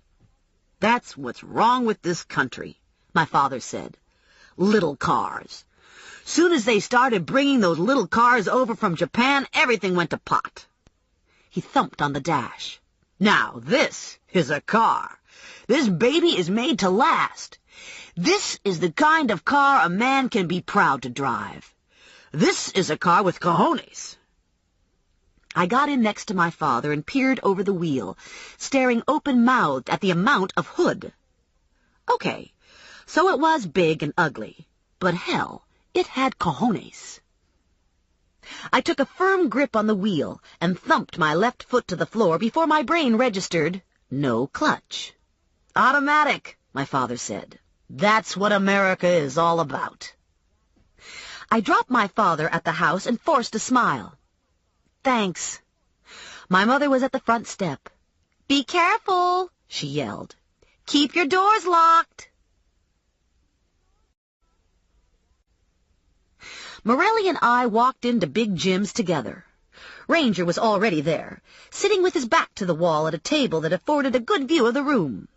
Always the bounty hunter, and most likely feeling naked since he'd probably left most of his personal arsenal in the car in honor of Morelli. There was no need to look at a menu. If you knew anything at all, you ate ribs and greens at Jim's. We ordered and sat in silence until drinks were served. Ranger kicked back in his chair, arms crossed over his chest. Morelli in a less aggressive, more indolent slouch. Me on the edge of my seat, elbows on the table, ready to jump and run should they decide to have a shootout just for the hell of it. "So," Ranger finally said, "what's going on here?" Morelli leaned forward slightly. The pitch of his voice was casual and low. "The Army's lost some toys. So far, they've turned up in Newark and Philadelphia and Trenton.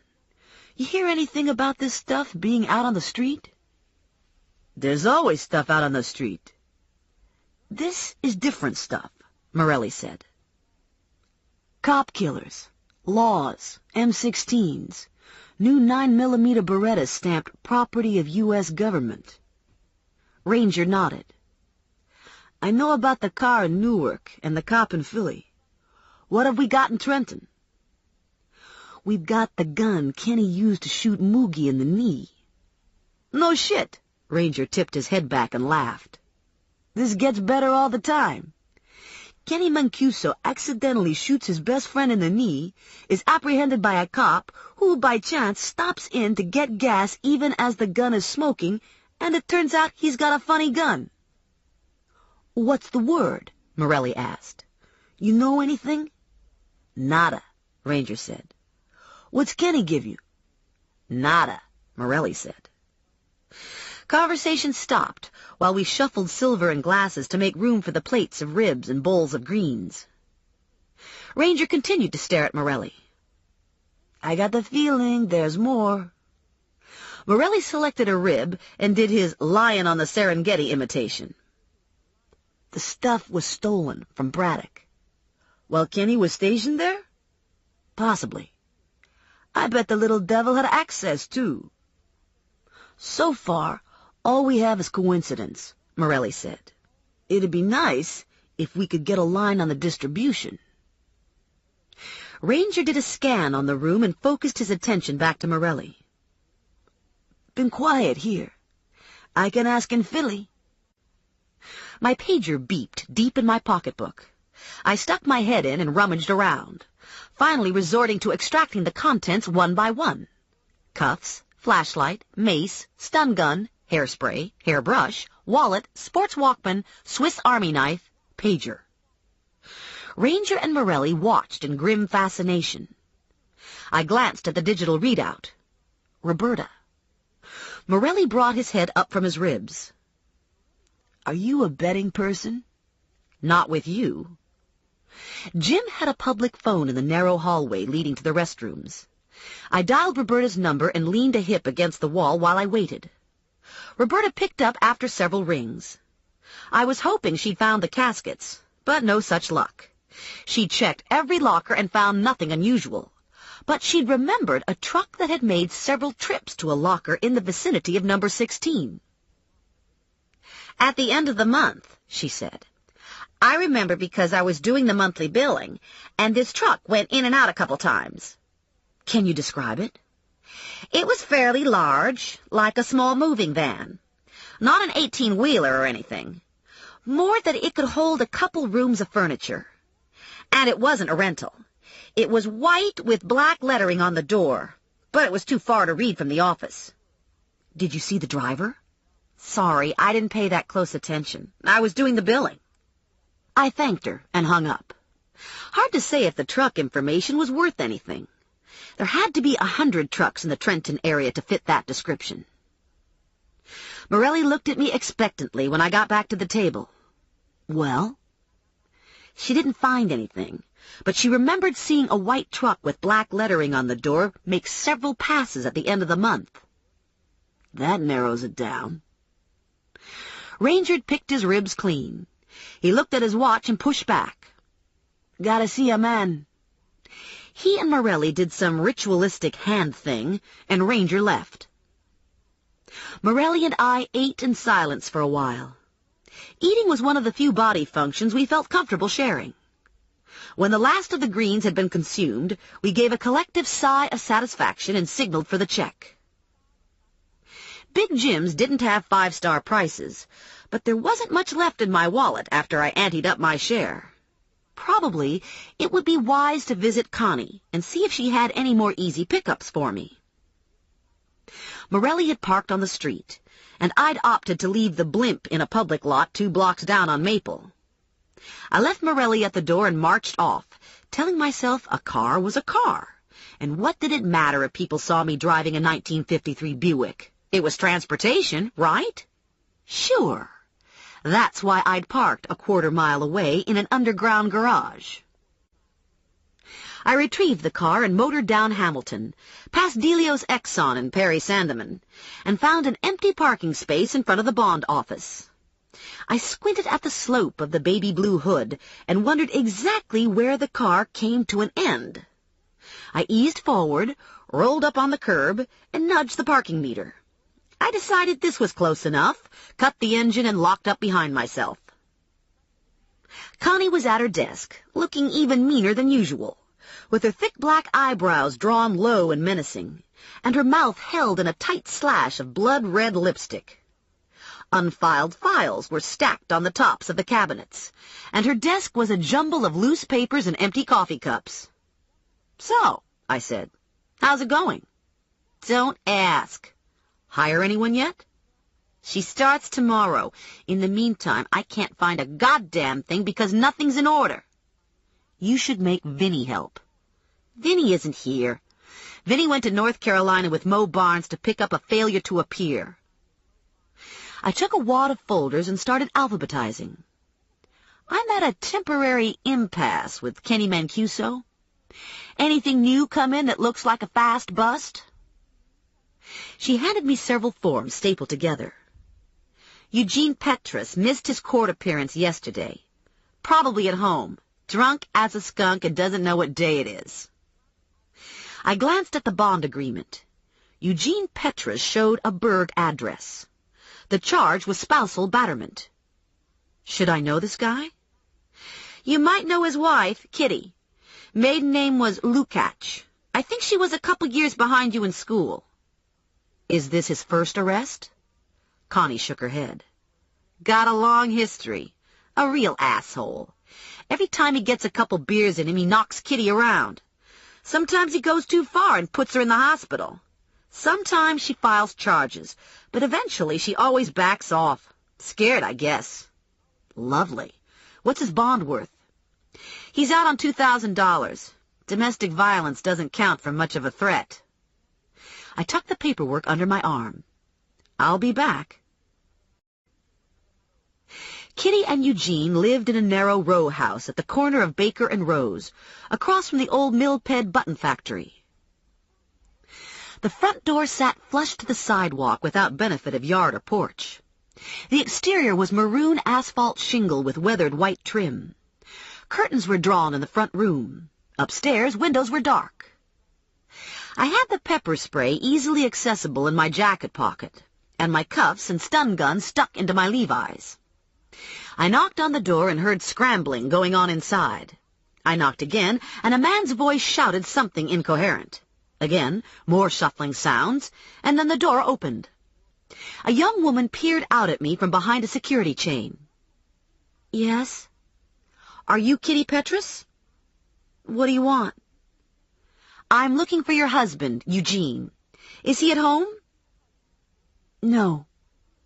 I heard a man's voice in there. I thought it sounded like Eugene. Kitty Petrus was rail thin, with a pinched face and large brown eyes. She wore no makeup. Her brown hair was pulled back in a ponytail at the nape of her neck. She wasn't pretty, but she wasn't unattractive either. Mostly, she was nothing.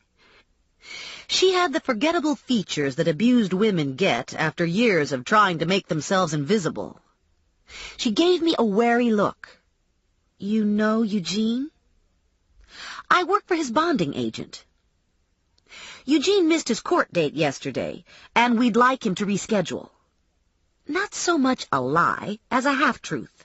First, we'd reschedule him, and then we'd lock him up in a dingy, smelly cell until his new date came around. I don't know. Eugene reeled into my line of sight through the crack in the door. What's going on? Kitty stepped away. This woman would like you to reschedule your court date. Eugene shoved his face up close, all nose and chin and squinty red eyes and 100-proof breath. What?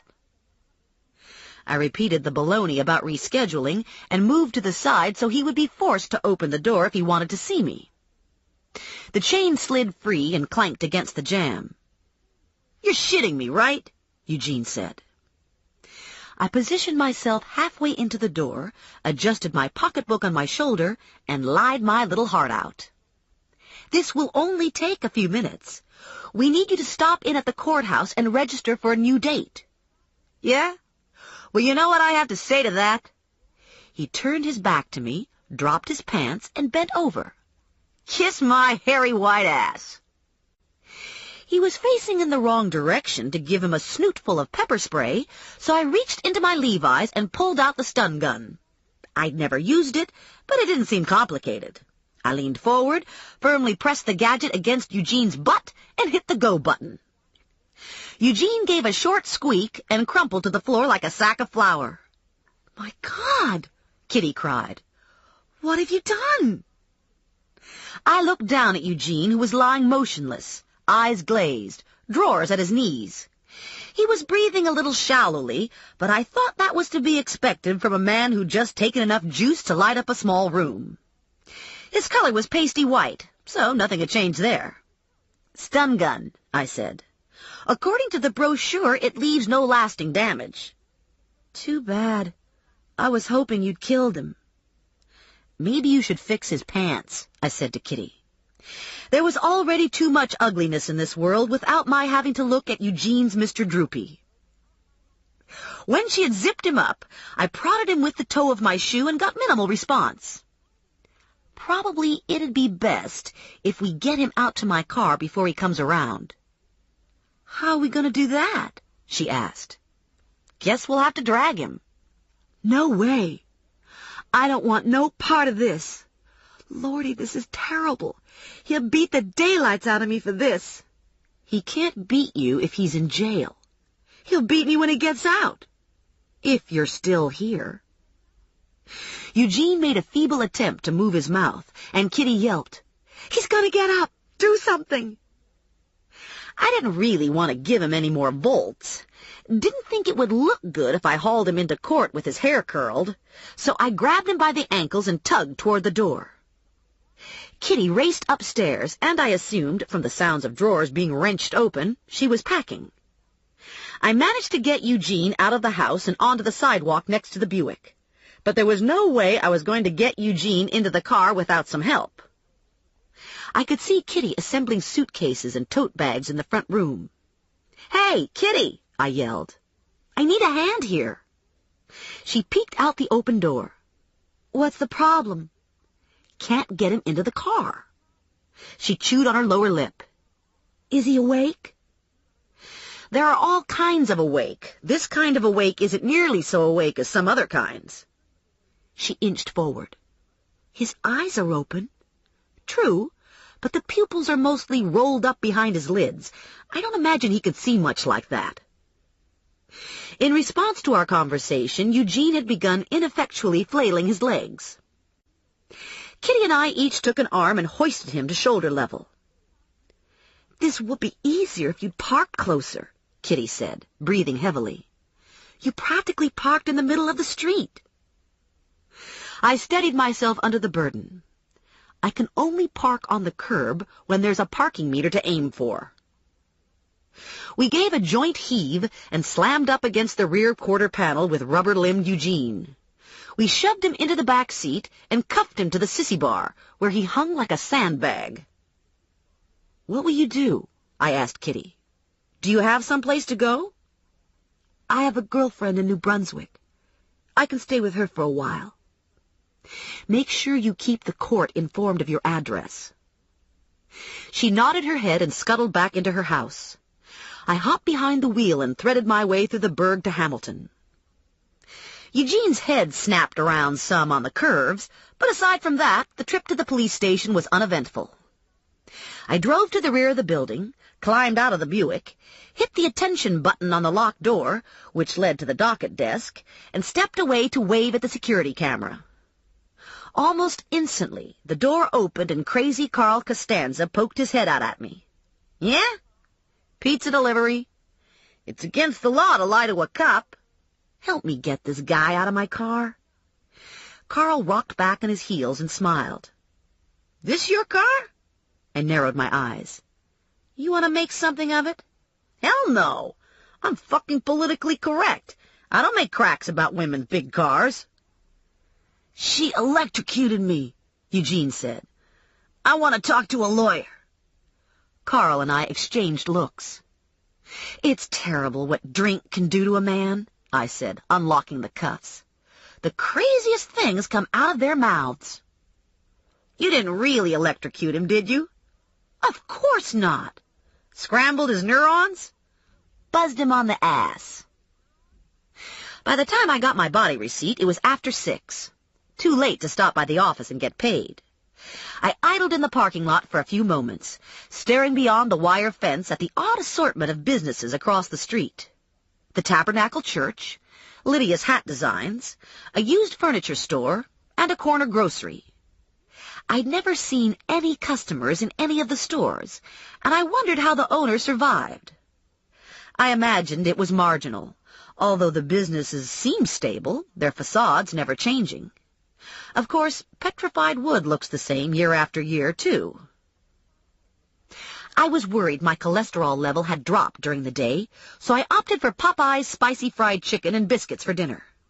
I got it to go, and I drove me and my food to Patterson Street and parked across from Julia Sonetta's house.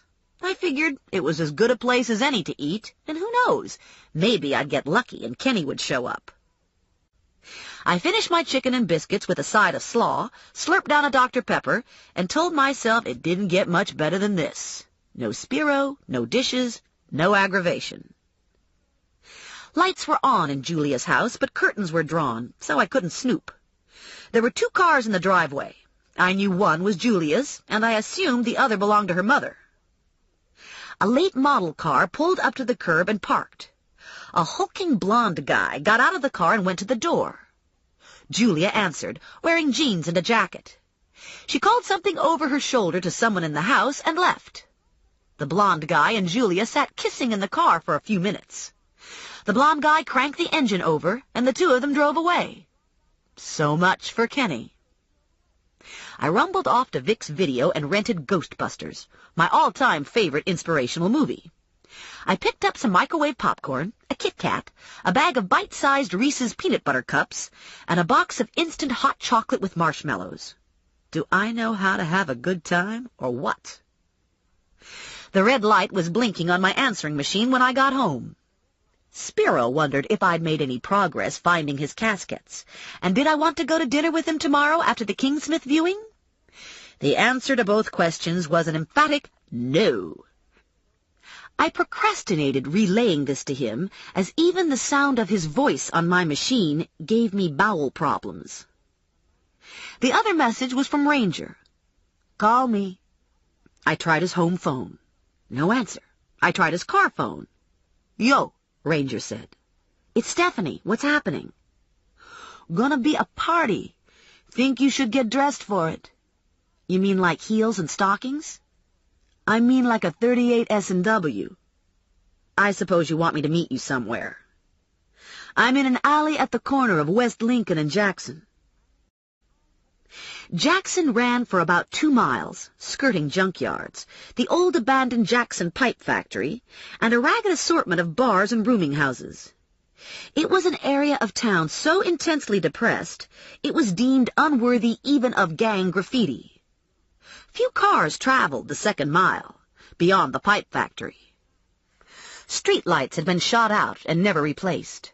Fires were a common occurrence, leaving more and more buildings blackened and boarded. and discarded drug paraphernalia clogged garbage-filled gutters. I gingerly took my gun out of the Brown Bear cookie jar and checked to make sure it was loaded. I slid it into my pocketbook, along with the Kit Kat, tucked my hair under my ranger's hat so I'd look androgynous, and crammed myself back into my jacket. At least I was giving up a date with Bill Murray for a good cause. Most likely, Ranger had a line on either Kenny or the caskets. If Ranger needed help with the takedown on someone he was personally tracking, he wouldn't call me. If you gave Ranger 15 minutes, he could assemble a team that would make the invasion of Kuwait look like a kindergarten exercise. Needless to say, I wasn't at the head of his commando-for-hire list. I wasn't even at the bottom of it. I felt fairly safe driving down Jackson in the Buick. Anyone desperate enough to carjack Big Blue would probably be too stupid to pull it off. I figured I didn't even have to worry about a drive-by shooting. It's hard for a person to aim a gun when he's laughing. Ranger drove a black Mercedes sports car when he wasn't expecting to transport felons. When it was hunting season, he came loaded for bear in a black Ford Bronco. I spotted the Bronco in the alley, and I feared the contents of my intestines would liquefy at the possibility of snagging someone on Jackson Street. I parked directly in front of Ranger and cut my lights, watching him come forward from the shadows. "Something happened to the Jeep?" he asked. "Stolen. Word is there's going to be a gun deal going down tonight. Military weapons with hard-to-get ammo. The guy with the goods is supposed to be white." "Kenny?" "Maybe. Thought we should take a look. My source tells me there's going to be a yard sale at 270 Jackson. That's the house facing us with the broken front window." I squinted at the street. A rusted Bonneville sat up on blocks 2 houses down from 270. The rest of the world was empty of life. All houses were dark. "We're not interested in busting up this business deal," Ranger said. "We're going to stay here and be nice and quiet and try to get a look at the white guy. If it's Kenny, we'll follow him." "It's pretty dark to make an identification." Ranger handed me a pair of binoculars. "Night scope." "Of course." We were heading into the second hour of waiting when a panel van cruised down Jackson. Seconds later, the van reappeared and parked. I trained the scope on the driver. "He seems to be white," I told Ranger. "But he's wearing a ski mask. I can't see him." A BMW sedan slid into place behind the van. 4 brothers got out of the BMW and walked to the van. Ranger had his window down, and the sound of the side door to the van swinging open carried across the street to the alley. Voices were muffled. Someone laughed. Minutes passed. One of the brothers shuffled between the van and the Beamer carrying a large wooden box. He popped the trunk, stored the box, returned it to the van, and repeated the procedure with a second wooden box.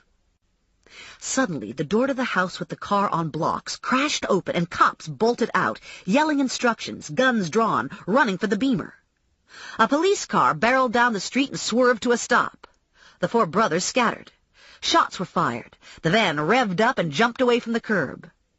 "Don't lose sight of the van!" Ranger shouted, sprinting back to the Bronco. "I'll be right behind you." I slammed the Buick into drive and pressed my foot to the floor. I shot out of the alley as the van roared past and realized too late that the van was being pursued by another car. There was a lot of screeching tires and cussing on my part, and the car in pursuit bounced off the Buick with a good solid whoomp. A little red flasher popped off the roof of the car and sailed away into the night like a shooting star. I hardly felt the impact, but the other car, which I assumed was a cop car, had been propelled a good 15 feet. I saw the van's taillights disappearing down the street and debated following. Probably not a good idea, I decided. Might not look good to leave the scene after trashing one of Trenton's finest unmarked. I was fishing in my pocketbook, looking for my driver's license, when the door was opened and I was yanked out and onto my feet by none other than Joe Morelli. We stared at each other in open-mouthed astonishment for a beat, barely able to believe our eyes. "I don't believe this," Morelli yelled. "I don't fucking believe this. What'll you do? Sit in bed at night and think about ways to fuck up my life? Don't flatter yourself. You almost killed me. You're overreacting. And it wasn't personal. I didn't even know that was your car.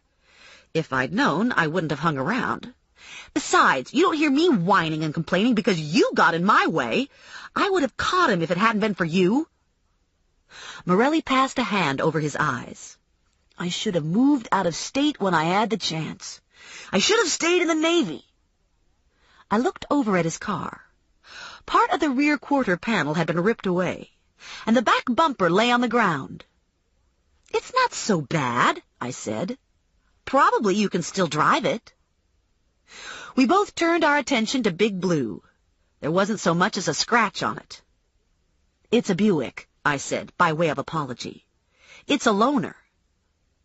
Morelli looked off into space. Shit.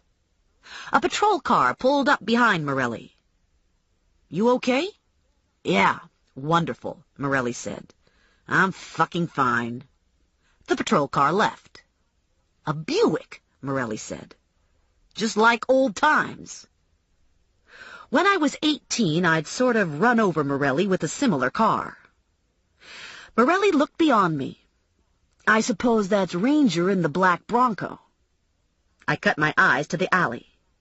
Ranger was still there, doubled over the steering wheel, shaking with laughter. You want me to file an accident report? I asked Morelli. I wouldn't dignify this with an accident report. Did you get a look at the guy in the van? Do you think it was Kenny? Same height as Kenny, but he seemed slimmer. Kenny could have lost weight. I don't know, Morelli said. It didn't feel like Kenny to me. Ranger's lights flashed on, and the Bronco eased around the back of the Buick. Guess I'll be leaving now, Ranger said. I know how three's a crowd. I helped Morelli load his bumper into his back seat and kicked the rest of the debris to the side of the road. Around the corner, I could hear the police packing up. I have to go back to the station, Morelli said. I want to be there when they talk to these guys. And you're going to run the plates on the van. The van was probably stolen. I returned to the Buick and backed down the alley to avoid the broken glass in the road. I took the first driveway to Jackson and headed for home. After several blocks, I swung around and drove to the police station. I parked deep in shadow, a car length back from the corner, across from the bar with the RC Cola sign. I'd been there for less than 5 minutes when 2 blue and whites rolled into the station parking lot, followed by Morelli in his bumperless Fairlane, followed by one of the big blue and white Suburbans. The Fairlane fit right in with the blue and whites. Trenton doesn't waste money on cosmetic surgery. If a cop car gets a dent, it's there for life. There wasn't a car in the lot that didn't look like it had been used for demolition derby. At this time of night, the side lot was relatively empty. Morelli parked the Fairlane next to his truck and walked into the building. The blue and whites lined up at the cage to unload prisoners. I put the Buick into drive, slid into the lot, and parked next to Morelli's truck. After an hour, the chill had begun to creep into the Buick, so I ran the heater until everything was toasty. I ate half the Kit Kat and stretched out on the bench seat. A second hour passed, and I repeated the procedure. I just finished the last morsel of chocolate when the side door to the station opened and the silhouette of a man appeared backlit through the door frame. Even in silhouette, I knew it was Morelli. The door closed behind him, and Morelli headed for his truck. Halfway across the lot, he spotted me in the Buick. I saw his lips move, and it didn't take a genius to figure out the single word. I got out of the car so it'd be more difficult to ignore me. Well, I said, all a little mischeerful. How did it go? The stuff was from Braddock. That's about it. He took a step closer and sniffed. I smelled chocolate. I had half a Kit Kat. I don't suppose you still have the other half. I ate it earlier. Too bad. I might have been able to remember some crucial piece of information if I had a Kit Kat. Are you telling me I'm going to have to feed you? You have anything else in your pocketbook? No. Any more apple pie at home? I have popcorn and candy. I was going to watch a movie tonight. Is it buttered popcorn? Yeah. Okay, Morelli said. I guess I could settle for buttered popcorn. You're going to have to give me something pretty damn good if you expect to get half of my popcorn. Morelli did the slow smile. I was talking about information. Sure, Morelli said. Chapter 7. Morelli followed me from the station, hanging back in his new 4x4, no doubt worried about turbulence caused by the Buick as it plowed through the night. We pulled into the lot behind my apartment building and parked side by side. Mickey Boyd was lighting up under the back door overhang. Mickey's wife, Francine, got a nicotine patch the week before, and now Mickey wasn't allowed to consume tar in their apartment. Whoa, Mickey said, cigarette magically stuck to his lower lip, eyes squinting against the smoke. Check out the Buick. Sweet car. I tell you, they don't make cars like that anymore. I looked sideways at Morelli. I guess this big car with porthole stuff is another one of those man things. It's the size, Morelli said. A man has to be able to haul. We took the stairs, and halfway up I felt my heart contract. Eventually the fright of having my apartment violated would dissipate, and the old casual security would return. Eventually. Not today. Today I struggled to hide my anxiety. Didn't want Morelli to think I was a wimp. Fortunately, my door was locked and intact, and when we entered the apartment, I could hear the hamster wheel spinning in the dark. I flipped the light switch and dropped my jacket and pocketbook onto the little hall table. Morelli followed me into the kitchen and watched while I slid the popcorn into the microwave. I bet you rented a movie to go with this popcorn. I opened the bag of peanut butter cups and held the bag out to Morelli. Ghostbusters. Morelli took a peanut butter cup, unwrapped it, and lobbed it into his mouth. You don't know much about movies, either. It's my favorite. It's a sissy movie. Hasn't even got De Niro in it. Tell me about the bust. We got all 4 of the guys in the BMW, Morelli said, but no one knows anything. The deal was set up by phone. What about the van? Stolen, just like I said. Local. The timer pinged, and I removed the popcorn. Hard to believe anyone would bop out to Jackson Street in the middle of the night to buy hot GI guns from someone they'd only dealt with on the phone. The seller knew names. Guess that was enough for these guys. They're not big players. Nothing to implicate Kenny? Nothing. I dumped the popcorn into a bowl and handed the bowl to Morelli. So what names did the seller use? Anyone I know? Morelli stuck his head into the refrigerator and came out with beer. You want one? I took a can and snapped it open. About those names? Forget about the names. They aren't going to help you find Kenny. What about a description? What did the seller's voice sound like? What color were his eyes? He was an average white guy with an average voice and no outstanding characteristics. No one noticed eye color. The interrogation went in the general direction that the brothers were looking for guns, not a fucking date. We wouldn't have lost him if we'd been working together. You should have called me, I said. As an apprehension agent, I have the right to be in on combined operations. Wrong. Being invited to participate in combined operations is a professional courtesy we can extend to you. Fine. Why wasn't it extended? Morelli took a handful of popcorn. There was no real indicator that Kenny would be driving the van. But there was a possibility. Yeah, there was a possibility. And you chose not to include me. I knew it right from the beginning. I knew you'd cut me out. Morelli moved to the living room. So what are you trying to tell me? That we're back to war? I'm trying to tell you that you're slime. And what's more, I want my popcorn back. And I want you out of my apartment. No. What do you mean, no? We made a deal. Information for popcorn. You got your information? And now I'm entitled to my popcorn. My first thought was of my pocketbook, lying on the hall table. I could give Morelli the Eugene Petrus treatment. "Don't even think about it," Morelli said. "You get anywhere near the hall table, and I'll write you up for carrying concealed."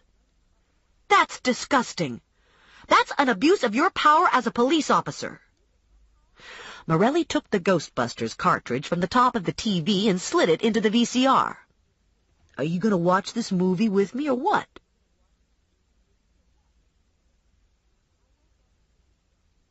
I woke up feeling grumpy and not sure why. I suspected it had something to do with Morelli and the fact that I hadn't gotten to gas him or zap him or shoot him.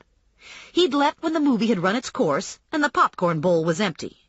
His parting words were that I should have faith in him. "Sure," I'd said, "when pigs fly." I got the coffee going, dialed Eddie Gazzara, and left a message for a call back. I painted my toenails while I waited, drank some coffee, and made a pan of Rice Krispies marshmallow treats. I sliced the pan into bars, ate two, and the phone rang. "Now what?" Gazzara asked. "I need the names of the 4 brothers that got busted on Jackson Street last night. And I want the names the van driver gave as reference."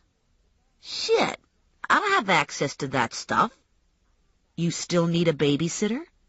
"I always need a babysitter. I'll see what I can do."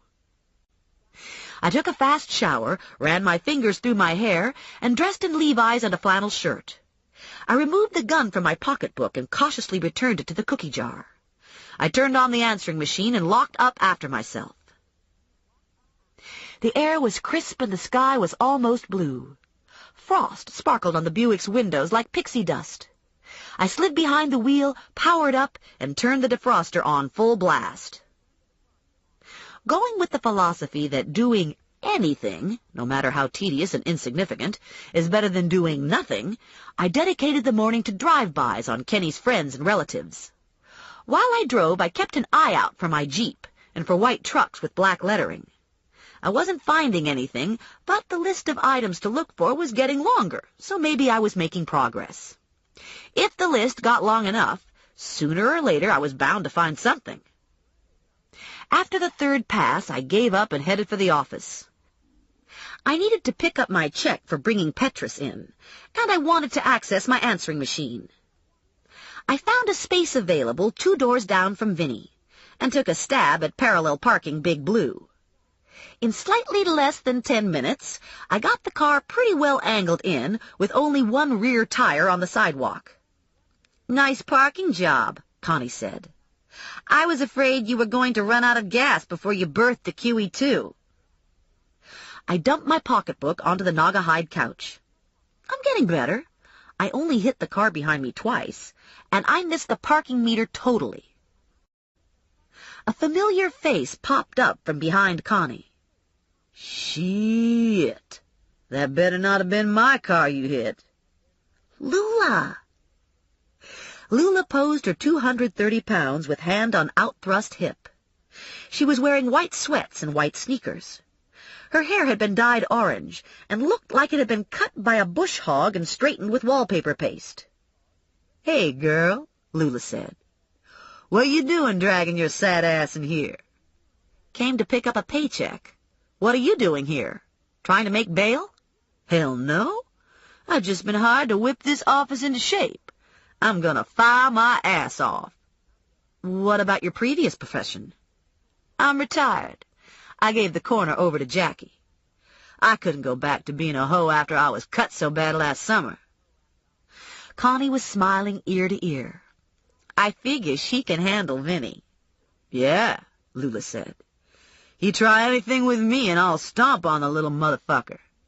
He mess with a big woman like me, and he'd be nothing more than a smelly spot on the carpet." I liked Lula a lot. We'd met a few months ago when I was just starting out on my bounty hunter career, and I'd found myself looking for answers on her corner on Stark Street. "So, do you still get around? You still hear things on the street?" I asked Lula. "What kind of things?" 4 brothers tried to buy some guns last night and got busted." "Huh, everybody knows about that. That's the 2 Long boys, and Booger Brown, and his dumber and cat shit cousin, Freddie Johnson. You know who they were buying the guns from? Some white dude. Don't know more'n that. I'm trying to get a line on the white dude. Sure does feel funny being on this side of the law, Lula said. Think this is going to take some getting used to. I dialed my number and accessed my messages. There was another invitation from Spiro and a list of names from Eddie Gazzara. The first 4 were the same names Lula had given me. The last 3 were the gangster references given by the gun seller. I wrote them down and turned to Lula. Tell me about Lionel Boone, Stinky Sanders, and Jamal Alou. Boone and Sanders deal. They go in and out of lockup like it was a vacation condo. Life expectancy don't look good, if you know what I mean. Don't know Alou. What about you? I asked Connie. You know any of these losers? Not offhand, but you can check the files. Whoa, Lula said. That's my job. You just stand back and watch me do this. While she was checking the files, I called Ranger. Talked to Morelli last night, I said to Ranger. They didn't get a lot out of the brothers in the BMW. Mostly all they got was that the driver of the van used Lionel Boone, Stinky Sanders, and Jamal Alou as references. Bunch of bad people, Ranger said. Alou is a craftsman, can customize anything that goes bang. Maybe we should talk to them. Don't think you'd want to hear what they'd have to say to you, babe. Be better if I look the boys up by myself. Okay by me. I have other things to do anyway. Ain't got none of those assholes on file, Lula called. Guess we too high class. I got my check from Connie and moseyed out to Big Blue. Sal Fiorello had come out of the deli and was peering into Blue's side window. Will you look at the condition of this, honey? He said to no one in particular. I rolled my eyes and stuck the key in the door lock. Morning, Mr. Fiorello. That's some car you got here, he said. Yep, I replied. Not everyone can drive a car like this. My Uncle Manny had a '53 Buick. They found him dead in it. Found him at the landfill. Gee, I'm really sorry. Ruined the upholstery, Sal said. Was a damn shame. I drove to Steva's and parked across the street from the mortuary. A florist truck pulled into the service driveway and disappeared around the side of the building. There was no other activity. The building seemed eerily still. I wondered about Constantine Steva in traction in St. Francis. I'd never known Constantine to take a vacation, and now here he was flat on his back with his business turned over to his ratty stepson. It had to be killing him. I wondered if he knew about the caskets. My guess was no. My guess was that Spiro had screwed up and was trying to keep it from Con. I needed to give Spiro a no-progress report and decline his dinner invitation, but I was having a hard time motivating myself to cross the street. I could manage a mortuary at 7 at night when it was filled with the KFC. I wasn't crazy about tippy-toeing around at 11 in the morning, just me and Spiro and the dead people. I sat there a while longer, and I got to thinking how Spiro, Kenny, and Moogie had been best friends all through school. Kenny, the wise guy. Spiro, the not-too-bright kid with bad teeth and an undertaker for a stepfather. And Moogie, who, as far as I could tell, was a good guy. It's funny how people form alliances around the common denominator of simply needing a friend. Now Moogie was dead. Kenny was missing in action, and Spiro was out 24 cheap caskets. Life can get pretty strange. 1 minute you're in high school, shooting baskets and stealing little kids' lunch money, and then next thing you know, you're using mortician's putty to fill in the holes in your best friend's head. A weird thought steamed from my brain like the phoenix rising. What if this was all tied together? What if Kenny stole the guns and hid them in Spiro's caskets? Then what? I didn't know then what. Feathery clouds had stolen into the sky, and the wind had picked up since I left my apartment this morning. Leaves rattled across the street and whipped against the windshield. I thought if I sat there long enough, I'd probably see Piglet soar by. By 12, it was clear that my feet weren't going to bypass my chicken heart. No problem. I'd go with plan number 2. I'd go home to my parents, mooch lunch, and drag Grandma Mazur back with me. It was almost 2 o'clock when I pulled into Steva's small side lot with Grandma perched beside me on the big bench seat, straining to see over the dashboard. "Ordinarily, I don't go to afternoon viewings," Grandma said, gathering her purse and gloves together. "Sometimes in the summer, when I feel like taking a walk, I might stop in. But usually I like the crowd that comes in the evening. Of course, things are all different when you're bounty hunters, like us." I helped Grandma out of the car. "I'm not here as a bounty hunter. I'm here to talk to Spiro. I'm helping him with a small problem." "I bet. What's he lost?" "I bet he lost a body." "He didn't lose a body." "Too bad. I wouldn't mind looking for a body." We made our way up the stairs and through the door. We stopped for a moment to study the viewing schedule. "Who are we supposed to be here to see?" Grandma wanted to know. "We gonna see Feinstein or Mackey?" "Do you have a preference?" "I guess I could go see Mackey. Haven't seen him in years. Not since he quit working at the A&P. I left Grandma to herself and went looking for Spiro. I found him in Kahn's office, sitting behind the big walnut desk, phone in hand. He broke the connection and motioned me into a chair. "That was Kahn," he said. "He calls all the time. I can't get off the phone with him. He's getting to be a real pain in the ass." I thought it would be nice if Spiro made a move on me, so I could give him some volts. Maybe I could give the little jerk some anyway. If I could get him to turn around, I could give it to him in the back of the neck and claim it was someone else. I could say some crazed mourner ran into the office and stuck it to Spiro and then ran off. "So, what's the word?" Spiro asked. "You're right about the caskets. They're gone." I put the locker key on his desk. "Let's think about the key again. You only got one, right?" "Right." "Did you ever make a duplicate?" "No." "Did you ever pass it on to someone else?" "No." "How about valet parking?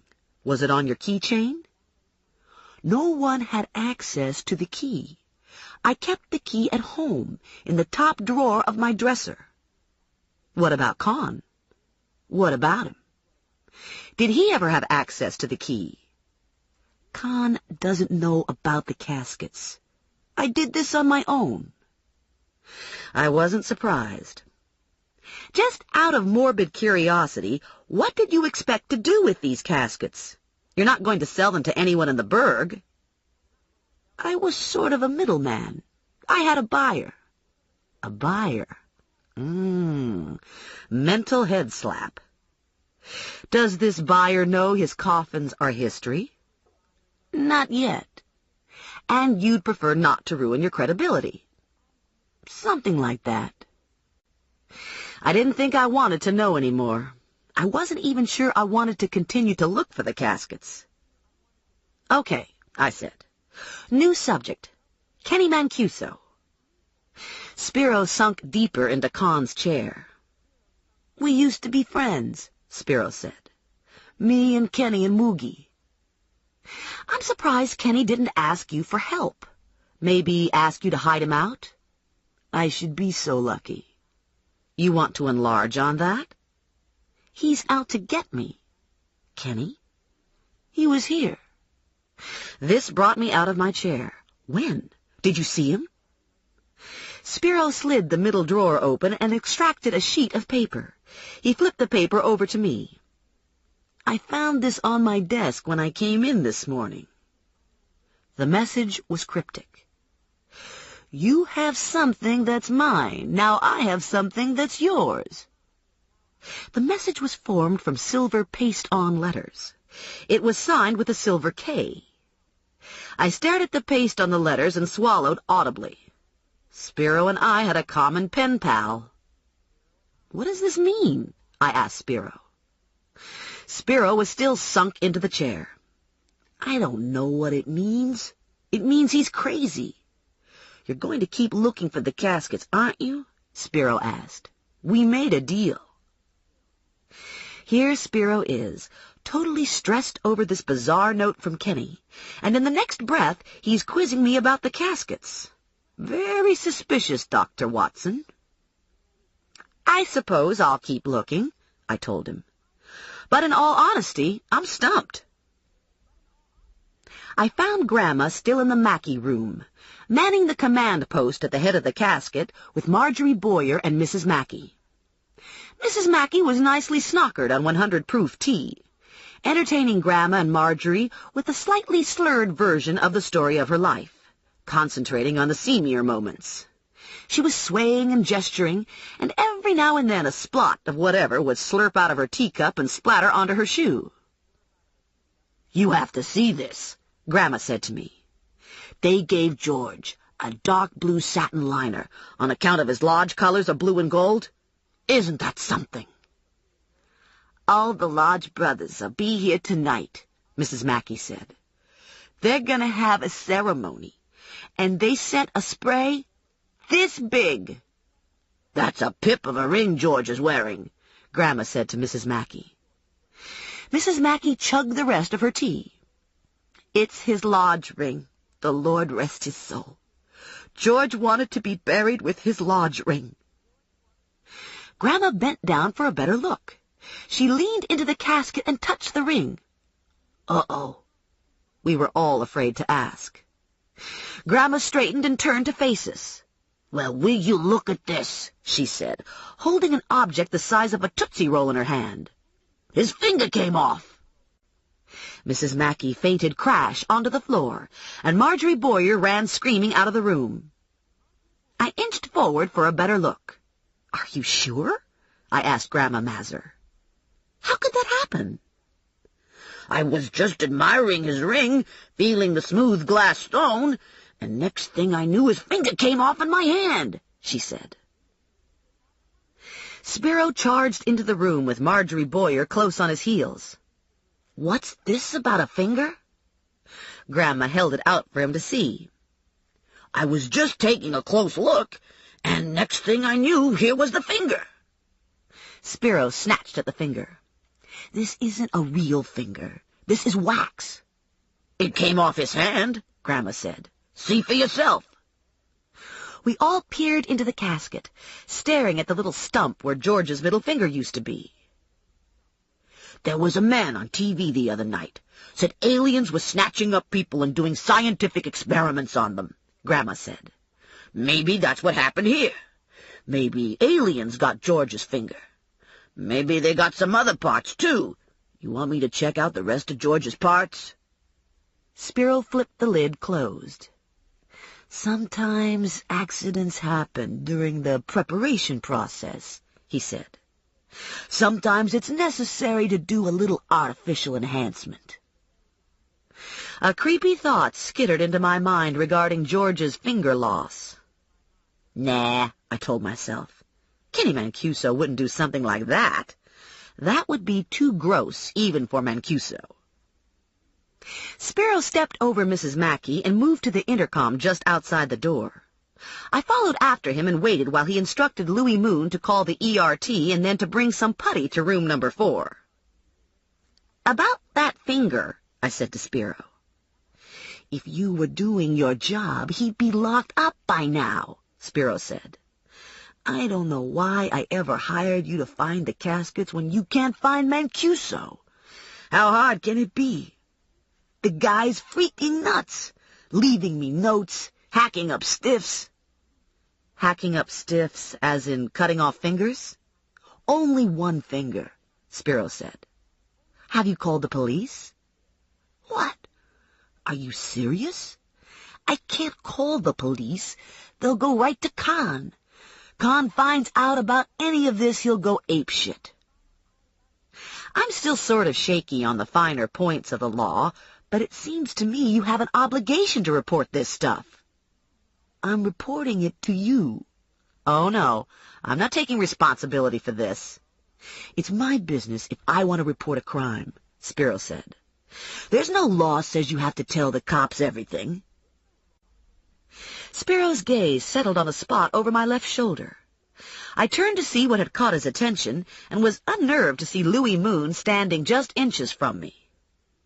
He was easy to identify because his name was written in red thread just over the breast pocket of his white cotton jumpsuit. He was average height and average weight, and probably in his 30s.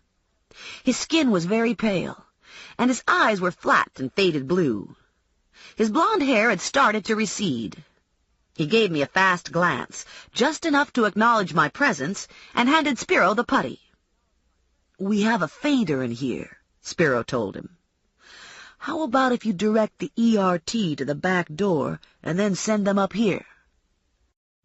Moon left without saying a word. Very mellow. Maybe working with dead people does that for you. I suppose it could be peaceful once you get over the body fluid stuff. Not much conversation going on, but probably good for the blood pressure. "How about Moon?" I said to Spiro. "Did he ever have access to the locker key? Does he know about the caskets?" "Moon doesn't know about anything.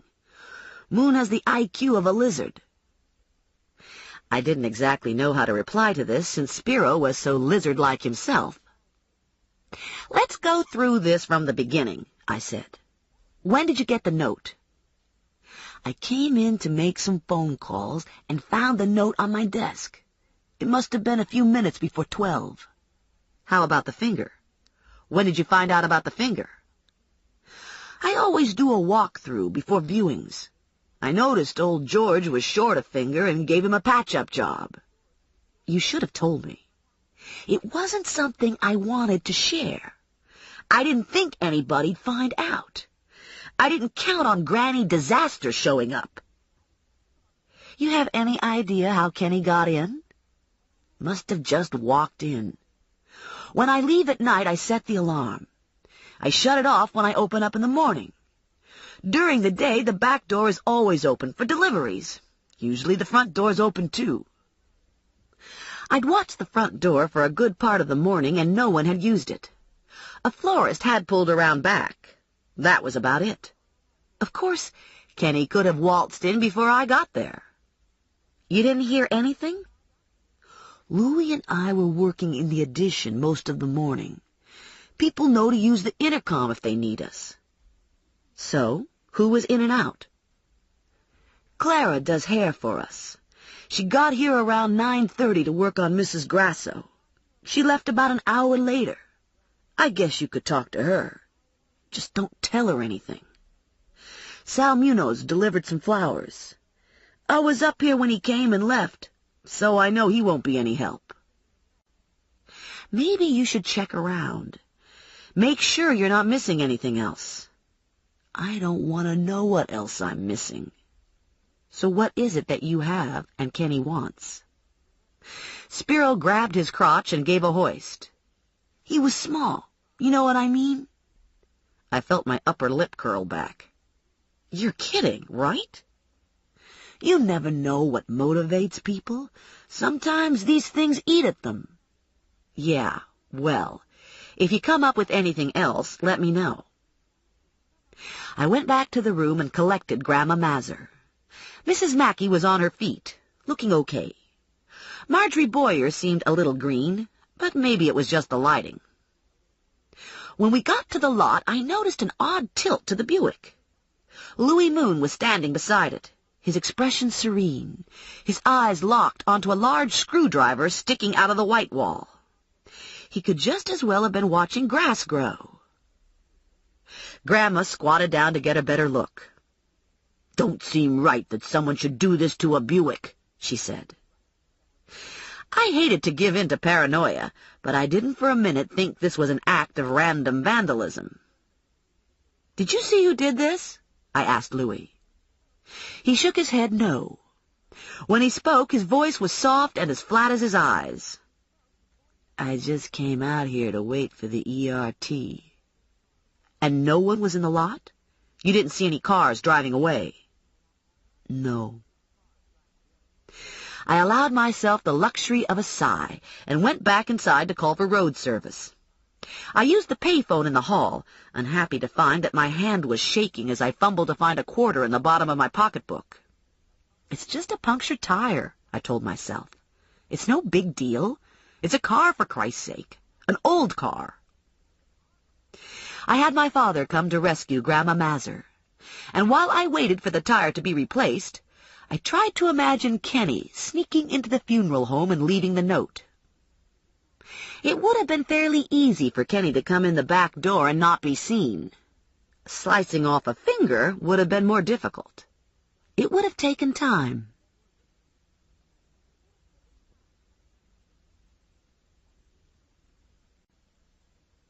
Chapter 8.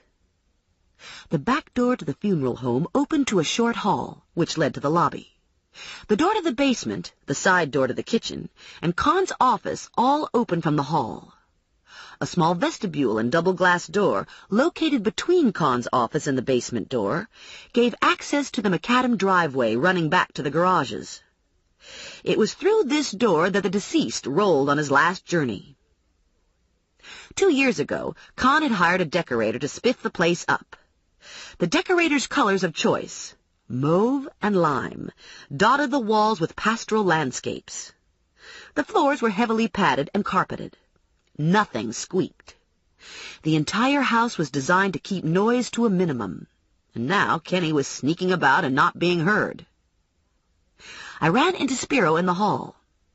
"I want to know more about Kenny," I said to him. "Where would Kenny go to hide out? Someone must be helping him. Who would he turn to?" "Morellis and Mancusos always go back to the family. Someone dies, it's like they all died. They come in here in their ugly black dresses and coats and cry buckets for each other. My guess is he's living in a Mancuso attic." I wasn't so sure. Seemed to me Joe would know by now if Kenny was hiding in a Mancuso attic. The Mancusos and Morellis weren't known for their ability to keep secrets from each other. If he wasn't in a Mancuso attic? Spiro shrugged. He went to Atlantic City a lot. He seeing any girls besides Julia Sonetta? You want to go through the phone book? That many, huh?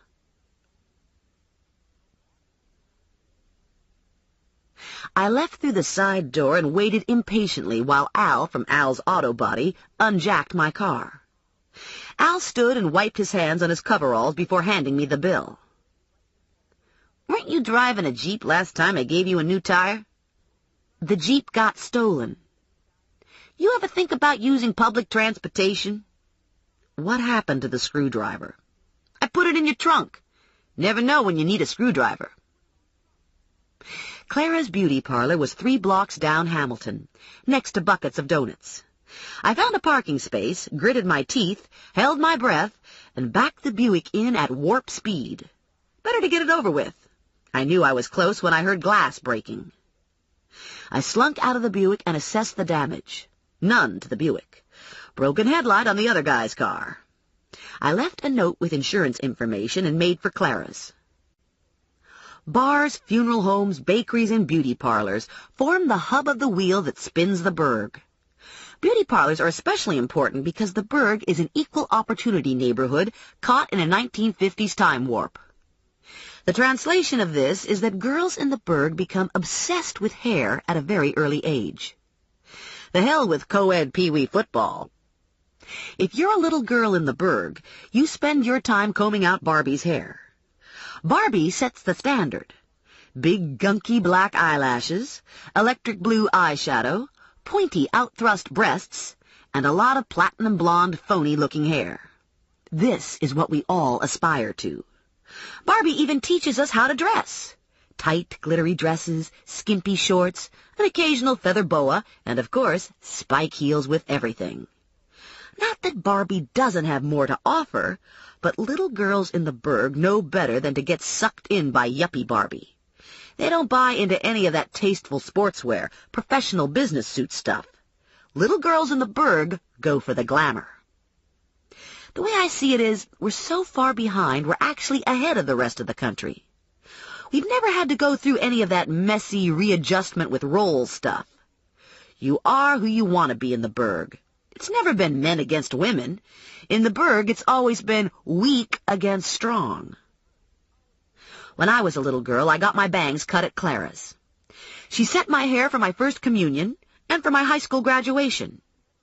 Now I go to the mall to get my hair trimmed by Mr. Alexander, but I still go to Clara's sometimes to get my nails done. The beauty parlor is in a converted house that was gutted to form one large room with a bathroom at the rear. There are a few chrome and upholstered chairs in the front where you can wait your turn and read dog-eared magazines or flip through hairdressing books showing styles no one can duplicate. Beyond the waiting area, the washing bowls face off with the comb-out chairs.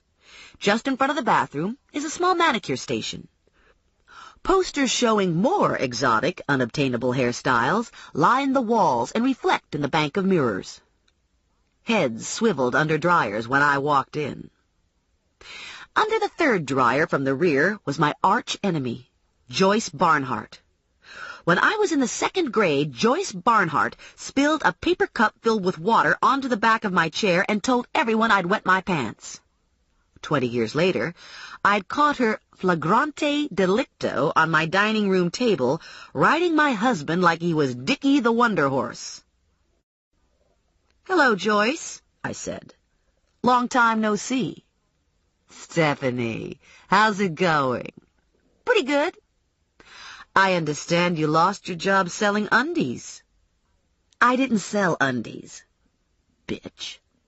"I was the lingerie buyer for E.E. Martin, and I lost my job when they consolidated with Baldecott." "You always did have a problem with undies. Remember when you wet your pants in the second grade?"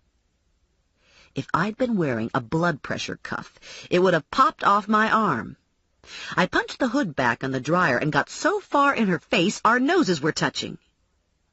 "You know what I do for a living now, Joyce? I'm a bounty hunter, and I carry a gun, so don't piss me off." "Everybody in New Jersey carries a gun," Joyce said. She reached into her pocketbook and pulled out a 9mm Beretta. This was embarrassing, because not only didn't I have my gun with me, but my gun was smaller. Bertie Greenstein was under the dryer next to Joyce. "I like a .45, Bertie Greenstein said, hauling a Colt government model out of her tote bag.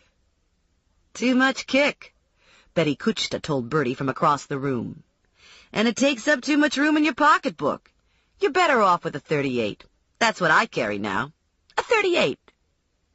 "I carry a .38, Clara said. "I used to carry a .45, but I got bursitis from the weight, so my doctor said to switch to a lighter gun. I carry pepper spray, too."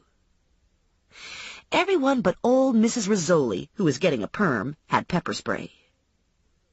Betty Kuchta waved a stun gun in the air. "I've got one of these, too." "Kitty toy," Joyce said, brandishing a taser. Nobody could one-up the taser. "So what'll it be?" Clara asked me. "Manicure? I just got in some new polish. Luscious Mango." I looked at the bottle of Luscious Mango. I hadn't actually intended to get my nails done, but the Luscious Mango was pretty awesome.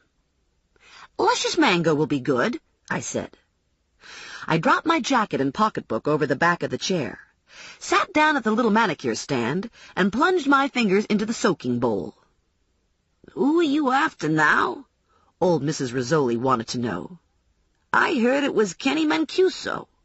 "Have you seen him?" "Not me," Mrs. Rizzoli said. "But I heard Catherine Freeman saw him coming out of that Zaremba girl's house at 2 a.m. "That wasn't Kenny Mancuso," Clara said. "That was Mooch Morelli. I heard it right from Catherine herself. She lives across the street, and she was up letting her dog out. He had diarrhea from eating chicken bones. I told her not to give that dog chicken bones, but she never listens. Mooch Morelli, Mrs. Rizzoli said. Can you imagine? Does his wife know? Joyce pulled the dryer back over her head. I hear she's filing for divorce. They all went back under the dryers and buried their faces in magazines, since this was getting kind of close to home for Joyce and me. It was common knowledge who'd been caught with whom on my dining room table, and no one wanted to risk being present at a shootout with her hair in curlers. How about you? I asked Clara, while she filed a nail into a perfect oval. Have you seen Kenny? She shook her head. Not in a long time. I heard someone saw him sneaking into Steva's this morning. Clara stopped filing, and her head came up. Holy Mother! I was at Steva's this morning. You see or hear anything? No. It must have been after I left. I guess it doesn't surprise me. Kenny and Spiro were real good friends. Betty Kuchta leaned forward from the dryer hood. He was never all there, you know, she said, pointing a finger to her head. He was in my Gales class in the 2nd grade. The teachers all knew never to turn their back. Mrs. Rizzoli nodded in agreement. A bad seed. Too much violence in the blood. Like his Uncle Guido. Pazzo. You want to be careful of that one, Mrs. Kuchta said to me. You ever notice his pinky finger? When Kenny was 10, he chopped off the end of his pinky finger with his father's axe. Wanted to see if it would hurt. Adele Baggioni told me all about it, Mrs. Rizzoli said. Told me about the finger and lots of other things, too. Adele said she was watching out her back window, wondering what Kenny was going to do with the axe. Said she saw him put his hand on the wood stump next to the garage and chop his finger off. Said he never cried. Said he just stood there looking at it, smiling. Adele said he would have bled to death if she hadn't called the rescue squad. It was close to 5 when I left Clara's. The more I heard about Kenny and Spiro, the creepier I felt. I'd started the search, thinking Kenny was a wise ass, and now I was worried he was crazy, and Spiro didn't sound any better. I drove straight home with my mood darkening by the minute. I was so spooked by the time I reached my apartment, I had my pepper spray in my hand when I unlocked my front door. I flashed the lights on and relaxed a little when everything seemed in order. The red light was blinking on my answering machine. It was Mary Lou. So what's the deal here? You shacked up with Kevin Costner or something and you don't have time to call? I shrugged out of my jacket and dialed her number. I'd been busy, I told her. Not with Kevin Costner. Then with who? She asked. With Joe Morelli, for one. Even better. Not that way. I've been looking for Kenny Mancuso and not having any luck. You sound depressed. You should get a manicure. I got a manicure and it didn't help. Then there's only one thing left. Shopping. Fucking A, Mary Lou said. I'll meet you at Quaker Bridge at 7. Macy's Shoes. Mary Lou was already deep into shoes when I showed up. What do you think of these shoes? She asked, pirouetting in black ankle-high boots with stiletto heels. Mary Lou is 5'3" and built like a brick shithouse. She had a lot of hair, which happened to be red this week, and she favored huge hoop earrings and the wet look in lipstick. She'd been happily married for 6 years and had 2 kids. I liked her kids, but for right now I was content with a hamster. A person doesn't need a diaper pail with a hamster. They look familiar, I said about the shoes. I think Witch Hazel was wearing shoes like that when she found little Lulu picking beetleberries in her front yard. You don't like them? Are these special occasion shoes? New Year's Eve. What? No sequins? You should get shoes, she said. Something sexy. I don't need shoes. I need a night scope. You think they sell night scopes someplace here? Oh, my God, Mary Lou said, holding up a pair of purple suede platform pumps. Look at these shoes. These shoes were made for you. I don't have the money. I'm between paychecks. We could steal them. I don't do that anymore. Since when? Since a long time. Anyway, I never stole anything big. There was just that once we took some gum from Sal's because we hated Sal. What about the jacket from Salvation Army? It was my jacket. When I was 14, my mother gave my favorite denim jacket to Salvation Army, and Mary Lou and I retrieved it. I told my mother I'd bought it back, but really, we'd shoplifted it. You should at least try them on, Mary Lou said. She snagged a salesman. We want these shoes in a size 7.5. I don't want new shoes, I said. I need too many other things. I need a new gun.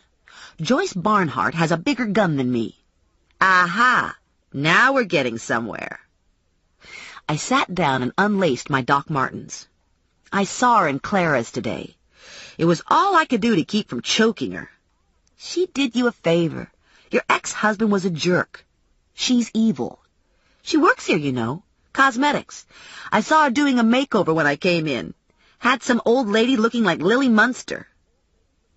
I took the shoes from the salesman and slid them on.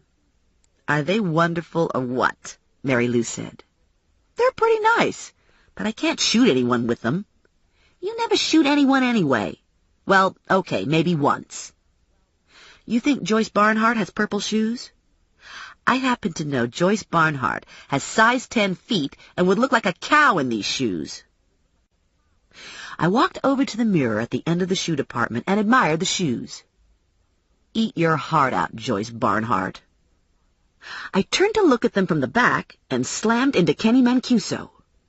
He had my arms in an iron grip, and he yanked me flat to his chest. Surprised to see me? I was speechless. You're a real pain in the ass, he said. You think I didn't see you sneaking around in the bushes at Julia's house? You think I don't know about you telling her I fucked Denise Barkalowski? He gave me a shake that made my teeth clack together.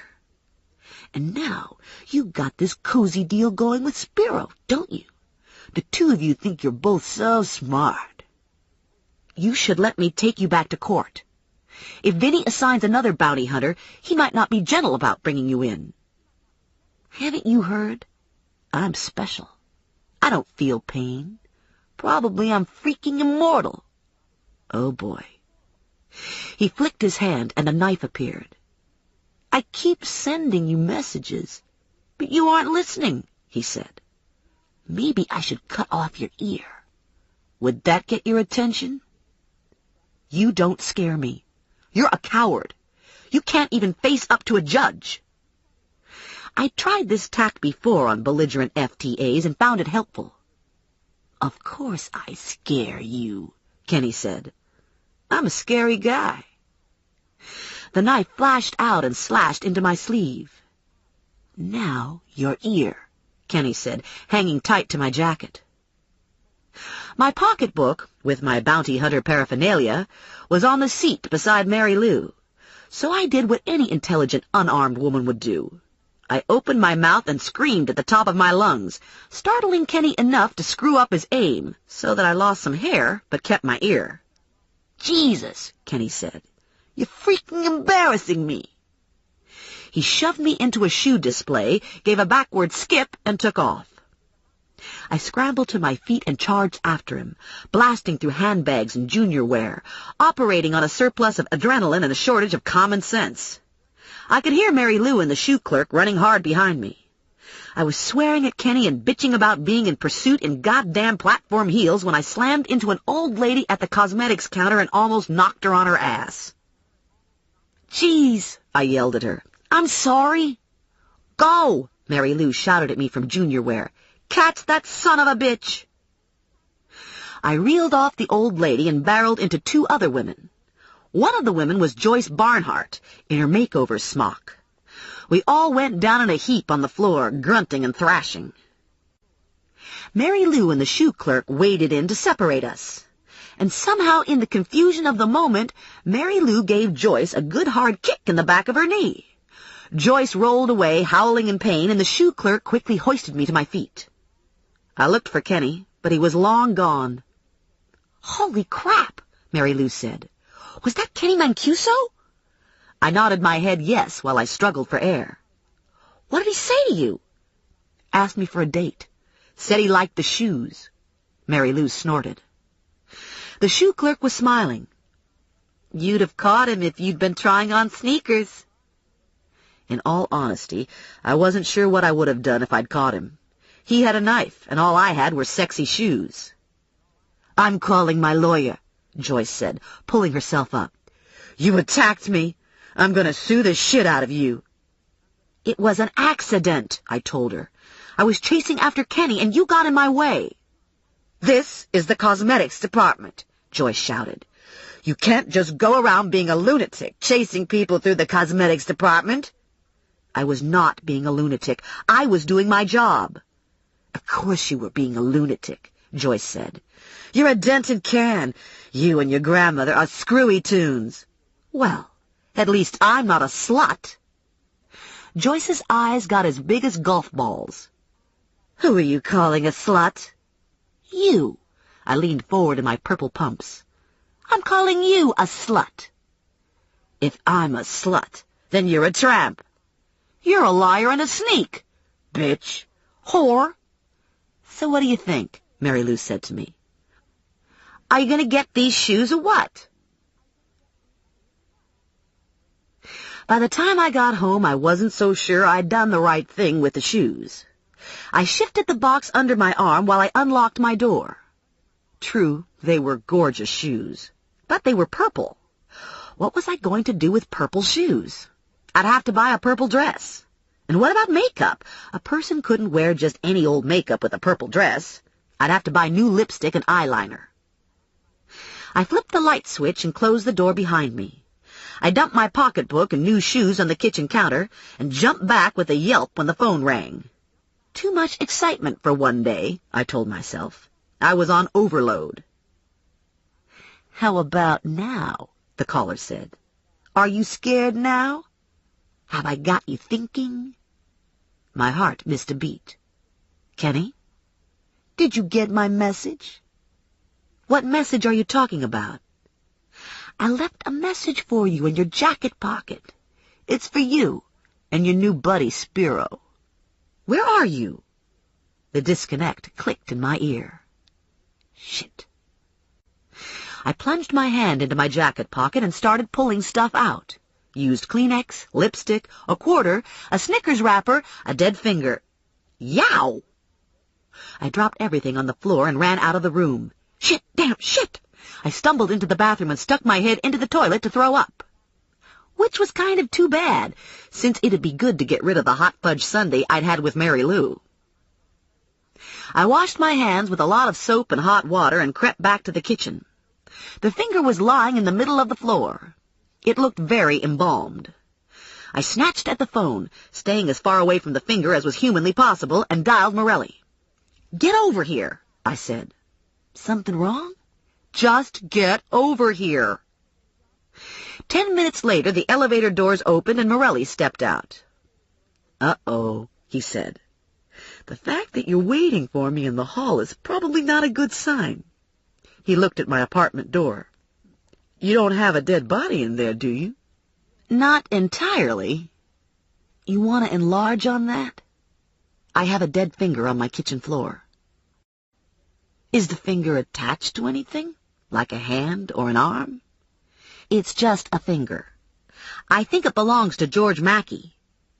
You recognized it? No, it's just that I know George is missing one. You see, Mrs. Mackey was going on about George's lodge and how he wanted to be buried with his ring, and so Grandma had to check the ring out, and in the process broke off one of George's fingers. Turns out the finger was wax. Somehow, Kenny got into the mortuary this morning, left Spiro a note, and chopped off George's finger. And then, while I was at the mall tonight with Mary Lou, Kenny threatened me in the shoe department. That must have been when he put the finger in my pocket.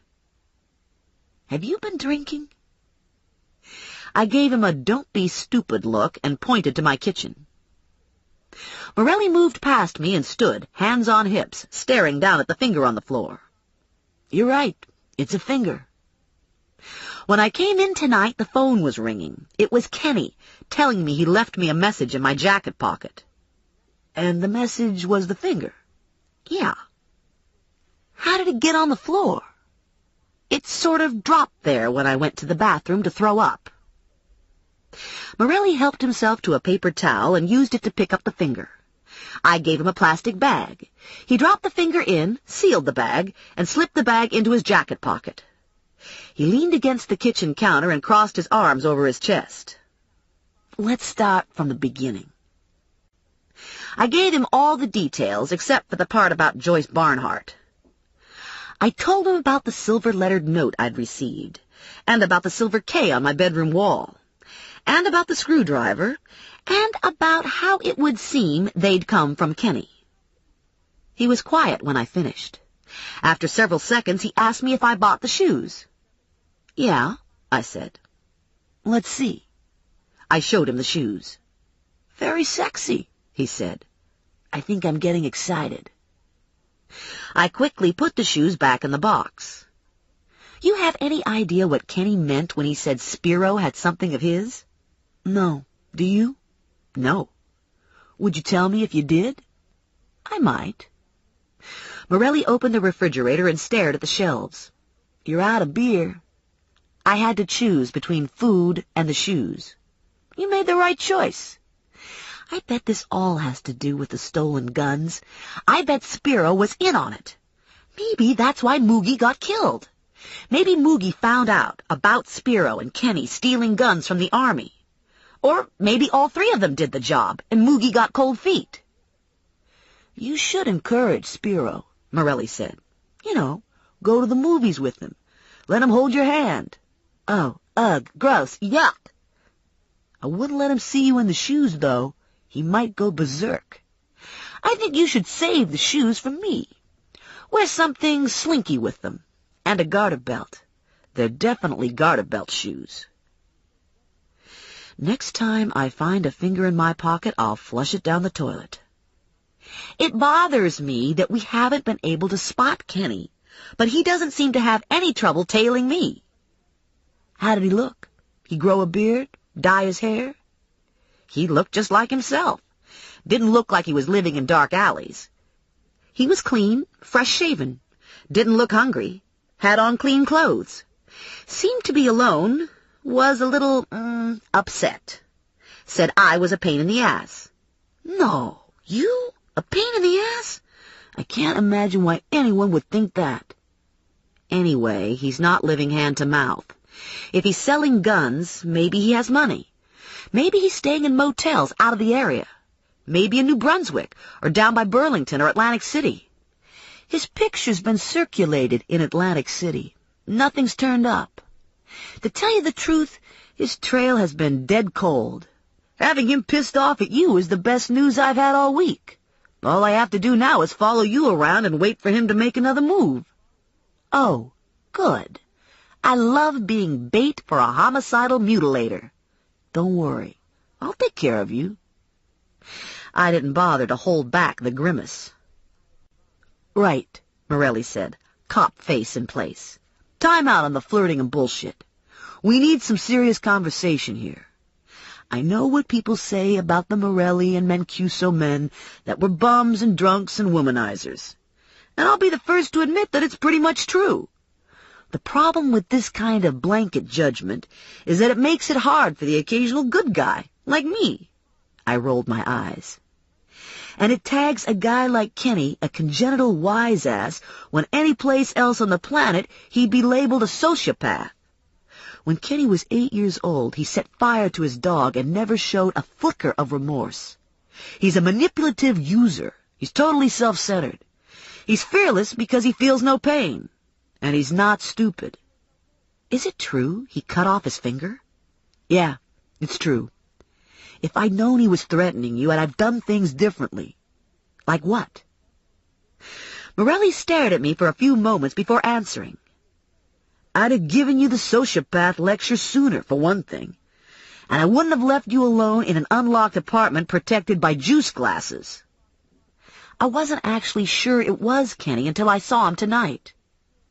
From now on, Carry your pepper gas on your belt, not in your pocketbook. At least we know Kenny's still in the area. My guess is that whatever Spiro has is keeping Kenny here. Kenny isn't going to take off without it. Did Spiro seem rattled about the finger? Spiro seemed annoyed, inconvenienced. He was worried Con would find out things weren't running smoothly. Spiro has plans. He expects to take over the franchise. Morelli's face creased into a broad smile. Plans to franchise the funeral parlor? Yeah, like McDonald's. Maybe we should just let Kenny and Spiro go at each other and scrape the remains off the floor when they're done. Speaking of remains, what are you going to do with the finger? See if it matches up to what's left of George Meyer's stump. And while I'm doing that, I thought I'd subtly ask Spiro what the hell is going on. I don't think that's a good idea. He doesn't want the police involved. Wouldn't report the mutilation or the note. If you go barging in there, he's going to kick me out of the loop. What do you suggest? Give me the finger. I'll take it back to Spiro tomorrow. See if I can learn anything interesting. I can't let you do that. The hell you can't. It's my finger, damn it. It was in my coat. Give me a break. I'm a cop. I have a job to do. I'm a bounty hunter. I have a job to do, too. Okay, I'll give you the finger, but you have to promise to keep me informed. The first hint I get that you're holding out on me, I'll pull the plug. Good. Now give me the finger and go home before you change your mind. He took the plastic bag out of his jacket pocket and plunked it into my freezer. Just in case, he said. When Morelli left, I locked the door and checked on the windows. I looked under the bed and in all the closets. When I was confident my apartment was secure, I went to bed and slept like a rock with all the lights blazing. The phone rang at 7. I squinted at the clock and then at the phone. There is no such thing as a good call at 7 a.m. It's been my experience that all calls between the hours of 11 p.m. and 9 a.m. are disaster calls. Hello, I said into the phone. What's wrong? Morelli's voice came back at me. Nothing's wrong. Not yet, anyway. It's 7 o'clock. Why are you calling me at 7 o'clock? Your curtains are closed. I wanted to make sure you were okay. My curtains are closed because I'm still in bed. How do you know my curtains are closed? I'm in your parking lot.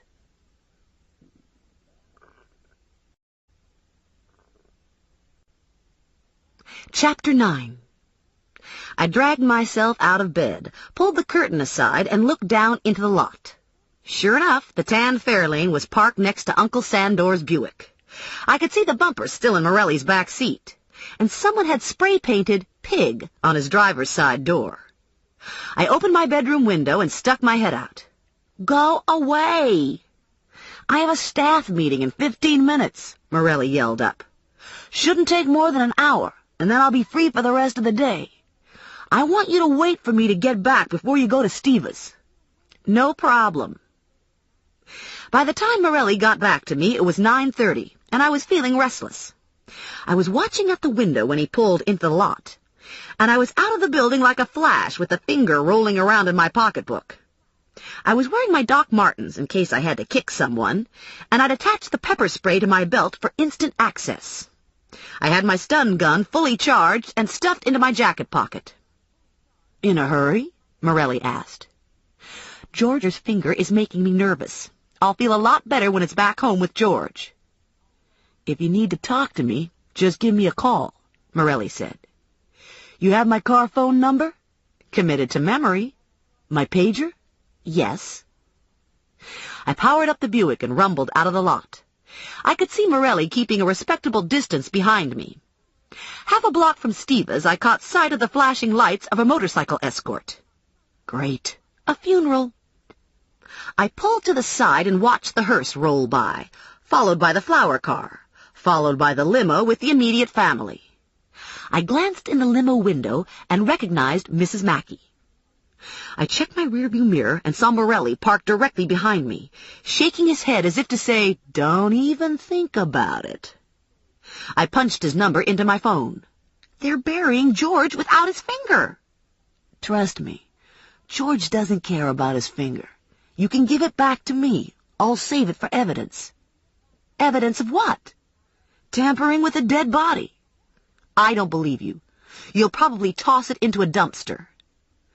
Actually, I was thinking of putting it in Goldstein's locker. The cemetery was 1.5 miles from Steva's. There were maybe 7 or 8 cars in front of me, crawling along in the somber procession. Outside, the air was mid-30s, and the sky was a wintry blue, and it felt more like I was in traffic to go to a football game than a funeral. We pulled through the cemetery gates and wound our way to the middle of the cemetery, where the grave had been prepared and chairs set up. By the time I parked, Spiro had the widow Mackey already seated. I sidled up to Spiro and leaned close.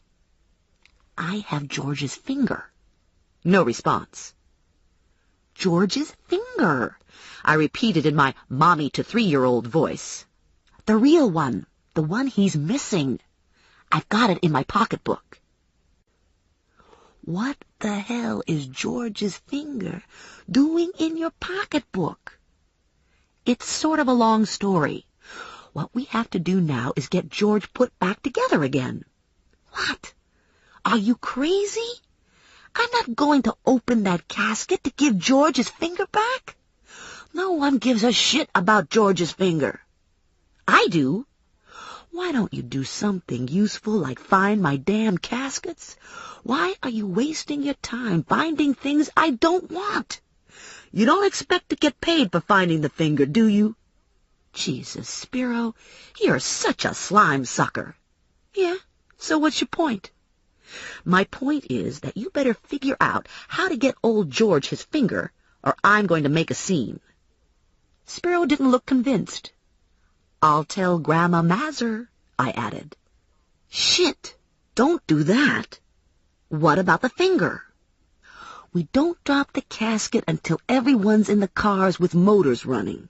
We can pitch the finger in then. Will that work for you? Pitch the finger? I'm not opening the casket. You're gonna have to settle for having it buried in the same hole. I feel a scream coming on. Christ! He pressed his lips together, but his lips weren't ever able to entirely close over his overbite. All right, I'll open the casket. Anyone ever tell you you're a pain in the ass? I moved away from Spiro to the edge of the gathering, where Morelli stood watching. Everyone tells me I'm a pain in the ass. Then it must be true, Morelli said, throwing an arm around my shoulders. Have any luck getting rid of the finger? Spiro's going to give it back to George after the ceremony, after the cars have cleared out. Are you going to stay? Yes, it'll give me a chance to talk to Spiro. I'm going to leave with the rest of the warm bodies. I'll be in the area if you need me. I tilted my face to the sun and let my mind float through the short prayer. When the temperature dropped below 50, Steva didn't waste time at graveside. No widow in the burg ever wore sensible shoes to a funeral, and it was the funeral director's responsibility to keep old feet warm. The entire service took less than 10 minutes, not even enough time to turn Mrs. Mackey's nose red. I watched the old folks beating their retreat over the blighted grass and hard ground. In a half hour, they'd all be at the Mackey house, eating pencil points and drinking highballs. And by 1 o'clock, Mrs. Mackey would be alone, wondering what she was going to do rattling around in the family house all by herself for the rest of her life. Car doors slammed closed and engines revved. The cars drove away. Spiro stood hands on hips, a study of the long-suffering undertaker. Well, he said to me. I pulled the bag out of my pocketbook and handed it over. 2 cemetery employees stood on either side of the casket. Spiro gave the baggie to one of them with instructions to open the casket and lay the bag inside. Neither man blinked an eye. I guess when you make a living dropping lead-lined boxes into the ground, you aren't necessarily the inquisitive type. So, Spiro said, turning to me, how'd you get the finger? I gave him the rundown on Kenny in the shoe department and how I found the finger when I got home. You see, Spiro said, this is the difference between Kenny and me. Kenny always has to grandstand, likes to set things up and then see how they play. Everything's a game to Kenny.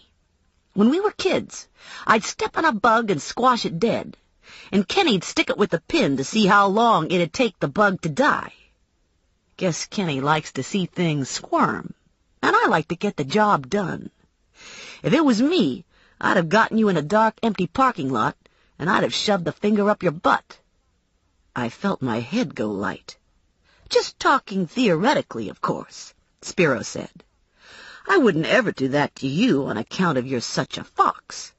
Not unless you wanted me to. I have to go now. Maybe we could see each other later, like for dinner or something.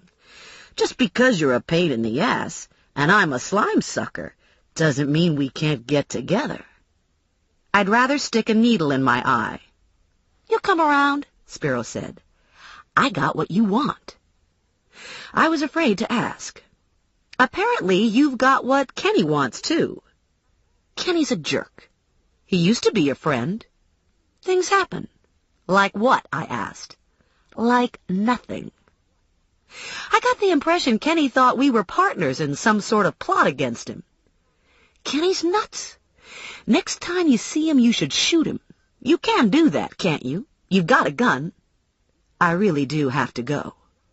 Later, Spiro said, making a gun with his hand and pulling the trigger. I practically ran to the Buick. I slid behind the wheel, locked the door, and called Morelli. Maybe you're right about my going into cosmetology. You'd love it, Morelli said. You get to draw eyebrows on a bunch of old babes. Spiro wouldn't tell me anything, at least not anything I wanted to hear.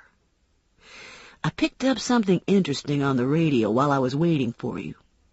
There was a fire on Low Street last night. It was in one of the buildings belonging to the old pipe factory. Clearly arson. The pipe factory's been boarded up for years, but it seems someone was using the building to store caskets. Are you telling me someone torched my caskets? Did Spiro put any contingencies on casket condition, or do you get paid dead or alive? I'll meet you over there. The pipe factory was on a mean piece of land caught between Low Street and the train tracks. It had been shut down in the 70s and left to decay. On either side were flat fields of no value. Beyond the fields were surviving industries, an auto graveyard, a plumbing supply house, Jackson Moving and Storage. The gate leading to the pipe factory lot was rusted open, the blacktop cracked and pocked, littered with glass and weathered refuse. A leaden sky reflected in pools of sooty water. A fire truck idled in the lot. An official-type car had been parked next to the truck. A blue and white and a fire marshal's car were angled closer to the loading dock, where the fire had obviously taken place. Morelli and I parked side by side and walked toward a group of men who were talking and writing on clipboards. They looked up when we approached and nodded acknowledgment to Morelli. "What's the story?" Morelli said. I recognized the man who answered. John Petrucci. When my father worked in the post office, Petrucci was his supervisor. Now Petrucci was the fire marshal. Go figure. "Arson," Petrucci said. "Pretty much confined to the one bay. Somebody soaked a bunch of caskets in gasoline and set a fuse. The fire trail is clear." "Any suspects?" Morelli asked. They looked at him like he was crazy. Morelli grinned. "Just thought I'd ask. Mind if we look around?" "Help yourself. We're done here. The insurance investigator's already gone through. There wasn't much structural damage. Everything's cement. Someone's coming over to board things up." Morelli and I scrambled up to the loading dock. I pulled my flashlight out of my pocketbook and flicked it on a heap of charred, waterlogged trash sitting in the middle of the bay. Only at the far perimeter of the sodden mess were remains that could be recognized as a casket. An outer wood box and an inner wood box. Nothing fancy, both blackened from fire. I reached out to touch a corner, and the casket and packaging collapsed in on itself, settling with a sigh. If you wanted to be real diligent about this, you could tell how many caskets were here by collecting the hardware, Morelli said. Then you could take the hardware back to Spiro and see if he could identify it. How many caskets do you think were here? A bunch. Good enough for me. I selected a clasp, wrapped it in Kleenex, and slid it into my jacket pocket. Why would someone steal caskets and then burn them? A lark? A grudge? Maybe ripping off caskets seemed like a good idea at the time, but whoever took them couldn't get rid of them. Spiro isn't going to be happy. Yeah, Morelli said. Kind of warms your heart, doesn't it? I needed that money. What were you going to do with it? Pay off my Jeep? Honey, you don't have a Jeep. The casket clasp felt heavy in my pocket.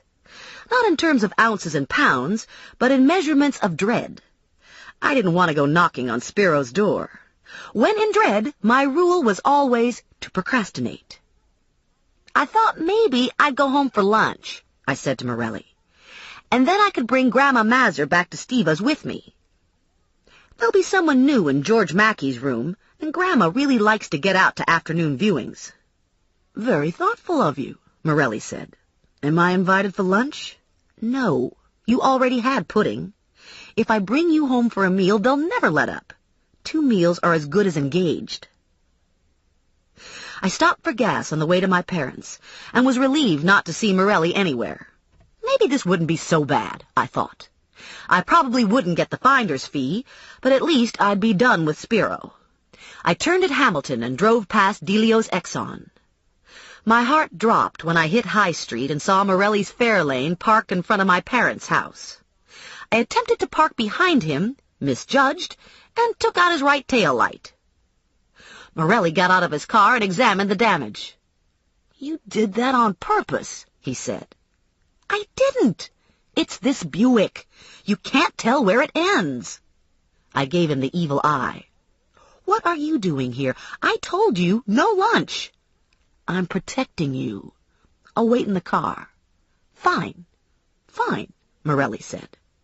Stephanie, my mother called from the door. What are you doing standing out there with your boyfriend? You see, I said to Morelli, what did I tell you? Now you're my boyfriend. Lucky you. My mother was waving us forward. Come in. What a nice surprise. Good thing I have extra soup, and we have some fresh bread your father just got from the bakery. I like soup, Morelli said. No soup, I told him. Grandma Mazur appeared at the door. What are you doing with him? She asked. I thought you said he wasn't your type. He followed me home. If I'd known, I'd have put on some lipstick. He's not coming in. Of course he's coming in, my mother said. I have plenty of soup. What would people think if he didn't come in? Yeah, Morelli said to me. What would people think? My father was in the kitchen, putting a new washer in the kitchen faucet. He looked relieved to see Morelli standing in the hallway. He'd probably prefer I bring home someone useful, like a butcher or a car mechanic, but I guess cops are a step up from undertakers. Sit at the table, my mother said. Have some bread with cheese. Have some cold cuts. I got the cold cuts at Giovicini's. He's always got the best cold cuts. While everyone was ladling out soup and scarfing up cold cuts, I pulled the paper with the casket photo out of my pocketbook. The detail in the photo wasn't especially good, but the hardware looked similar to what I'd seen at the fire site. What's that? Grandma Mazur wanted to know. Looks like a picture of a casket. She took a closer look. You aren't thinking of buying that for me, are you? I want one with some carving. I don't want one of them military caskets. Morelli's head came up. Military? Only place they got caskets this ugly is the military. I saw on TV about how they got all these caskets left over from Desert Storm. Not enough Americans died over there, and now they have acres of caskets to get rid of. So the Army's been auctioning them off. They're, surplus. Morelli and I looked at each other. Duh. Morelli put his napkin on the table and slid his chair back. I need to make a phone call, he said to my mother. Is it okay if I use your phone? It seemed pretty far-fetched to think Kenny had smuggled the guns and ammo off the base in caskets. Still, crazier things have been known to happen. And it would explain Spiro's casket anxiety. "How'd it go?" I asked when Morelli returned to the table. "Marie's checking for me." Grandma Mazur paused with a spoonful of soup halfway to her mouth. "Is this police business? Are we working on a case?" "Trying to get a dental appointment," Morelli said. "I've got a loose filling." "You need teeth like mine," Grandma told him. "I can mail them to the dentist."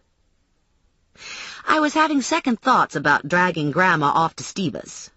I figured she could hold her own with a disgusting undertaker. I didn't want her involved with a dangerous one. I finished my soup and bread and helped myself to a handful of cookies from the cookie jar, glancing at Morelli, wondering at his lean body. He'd eaten 2 bowls of soup, half a loaf of bread slathered in butter, and 7 cookies. I'd counted. He saw me staring and raised his eyebrows in silent question. "I suppose you work out," I said, more statement than question. "I run when I can. Do some weights," he grinned. "Morelli men have good metabolism." Life was a bitch. Morelli's beeper went off, and he returned the call from the kitchen phone. When he came back to the table, he looked like the cat that swallowed the canary. "My dentist," he said. "Good news." I stacked all the soup bowls and plates and hustled them into the kitchen. "Gotta go," I said to my mother. "Got work to do." "Work," my mother said. "Ha! Some work." "It was wonderful," Morelli said to my mother. "The soup was terrific." "You should come again," she told him. "We're having pot roast tomorrow." "Stephanie, why don't you bring him back tomorrow?" "No, that's not polite," my mother said. "How is that to treat a boyfriend?" When my mother was willing to accept a Morelli as a boyfriend, this only went to show how desperate my mother was to get me married, or at least for me to have a social life. "He's not my boyfriend." My mother gave me a bag of cookies. "I'll make cream puffs tomorrow. I haven't made cream puffs in a long time." When we got outside, I stood straight and tall and looked Morelli square in the eye. "You are not coming to dinner." "Sure," Morelli said. "What about the phone call?" Braddock had a shitload of surplus caskets. The DRMO conducted a sale 6 months ago. That was 2 months before Kenny was discharged. Steva's mortuary bought 24. The caskets were stored in the same general area as the munitions, but we're talking about a lot of ground. A couple warehouses and an acre or 2 of open yard, all behind fence. Of course, the fence was no problem for Kenny because he worked in the compound. Yep. And when bids were accepted, the caskets were marked for pickup. So Kenny knew which caskets were assigned to Spiro. Morelli snitched a cookie from my bag. My Uncle Vito would have been proud. Vito stole a few caskets in his day? Mostly Vito-filled caskets. Hijacking was a sideline. So you think it's possible Kenny used the caskets to smuggle the guns off the base? Seems risky and unnecessarily melodramatic, but yeah, I think it's possible. Okay, so Spiro, Kenny, and probably Moogie maybe stole all this stuff from Braddock and stored it at R&J. Then all of a sudden the stuff is missing. Someone pulled a double cross, and we know it wasn't Spiro because Spiro hired me to find the caskets. Doesn't seem like it was Kenny either, Morelli said. When he said Spiro had something that belonged to him, my guess is he was talking about the stolen guns. So who does that leave? Moogie? Dead men don't set up late-night sales meetings with the Long brothers. I didn't want to run over the jagged remnants of Morelli's taillight, so I picked the major pieces out of the gutter, and for lack of something better to do with them, handed the chunks of plastic to Morelli. "Probably you're insured for this," I said. Morelli looked pained. "Are you still following me?" I asked. Yeah. Then watch out for my tires when I go into Steva's. Steva's little side lot was totally filled with the matinee crowd, forcing me to park on the street. I got out of the Buick and tried to be cool about looking for Morelli. I couldn't find him, but I knew he was close because my stomach felt hot and squishy. Spiro was in the lobby, doing his best impersonation of God directing traffic. "How's it going?" I said. "Busy. Joe Lucy came in last night. Aneurysm. And Stan Radusky is here. He was an elk. The elks always get a big turnout." "I have some good news and some bad news," I said. "The good news is, I think I found your caskets." "And the bad news?" I took the blackened clasp out of my pocket. "The bad news is, this is all that's left." Spiro looked at the clasp. "I don't get it." "Someone barbecued a bunch of caskets last night. Had them all stacked up in one of the loading bays at the pipe factory, soaked the caskets in gasoline, and lit a fuse. They were pretty badly burned, but there was enough of one to identify as a casket in a crate." "And you saw this? What else got burned? Was there anything else? Like a few laws?" "From what I could see, there were just caskets. You might want to check for yourself." "Christ," Spiro said. "I can't go now. Who's gonna babysit all these fucking elks? Louie? Jesus, not Louie. It's going to have to be you." "Oh, no, not me. All you have to do is make sure there's hot tea and say a lot of crapola like, 'The Lord moves in mysterious ways.' I'll only be gone a half hour." He dug his keys out of his pocket. "Who was there when you got to the pipe factory?" "The fire marshal, a uniform, some guy I didn't know, Joe Morelli, a bunch of firemen packing up." "They say anything worth remembering?" "Nope." "You tell them the caskets belong to me?" "No, and I'm not staying. I want my finder's fee, and then I'm out of here." "I'm not handing over any money until I see this for myself. For all I know, they could be someone else's caskets. Or maybe you're making all this up." "Half hour," I yelled to his back. "That's all you get." I checked the tea table. Nothing to do there. Lots of hot water and cookies set out. I sat down in a side chair and contemplated some nearby cut flowers. The elks were all in the new edition with Radusky, and the lobby was uncomfortably quiet. No magazines to read, no television. Music to die by softly filtered over the sound system. After what seemed like 4 days, Eddie Ragucci ambled in. Eddie was a CPA and a big magoo in the elks. "Where's the weasel?" Eddie asked. "Had to go out. He said he wouldn't be long." "It's too hot in Stan's room. The thermostat must be broken. We can't get it to cut off. Stan's makeup is starting to run. Things like this never happened when Con was here. It's a damn shame Stan had to go when Con was in the hospital.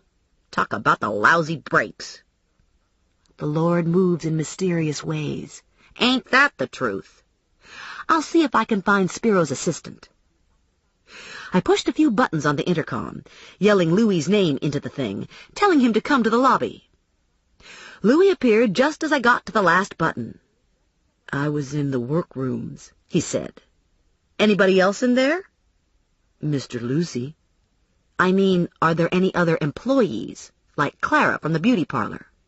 "No, just me."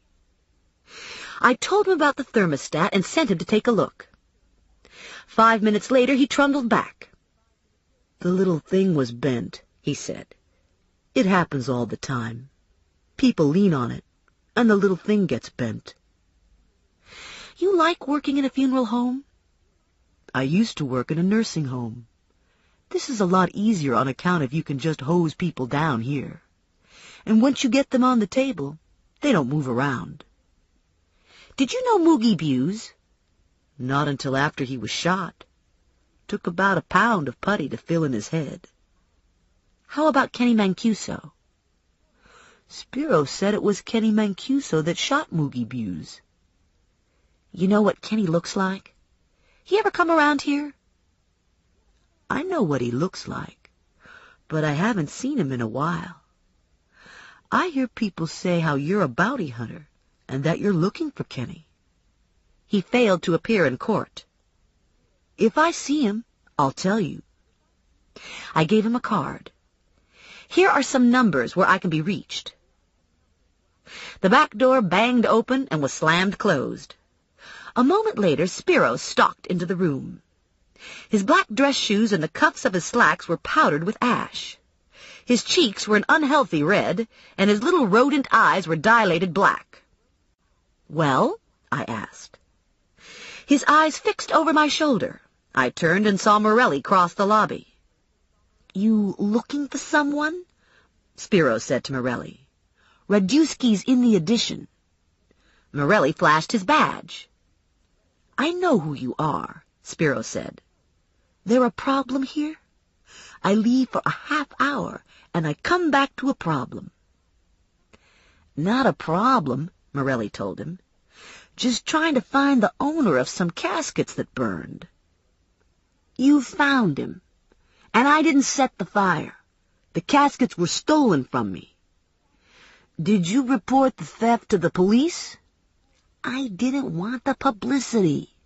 I hired Ms. Marvel here to find the damn things." "The one casket that was left looked a little plain for a Berg casket," Morelli said.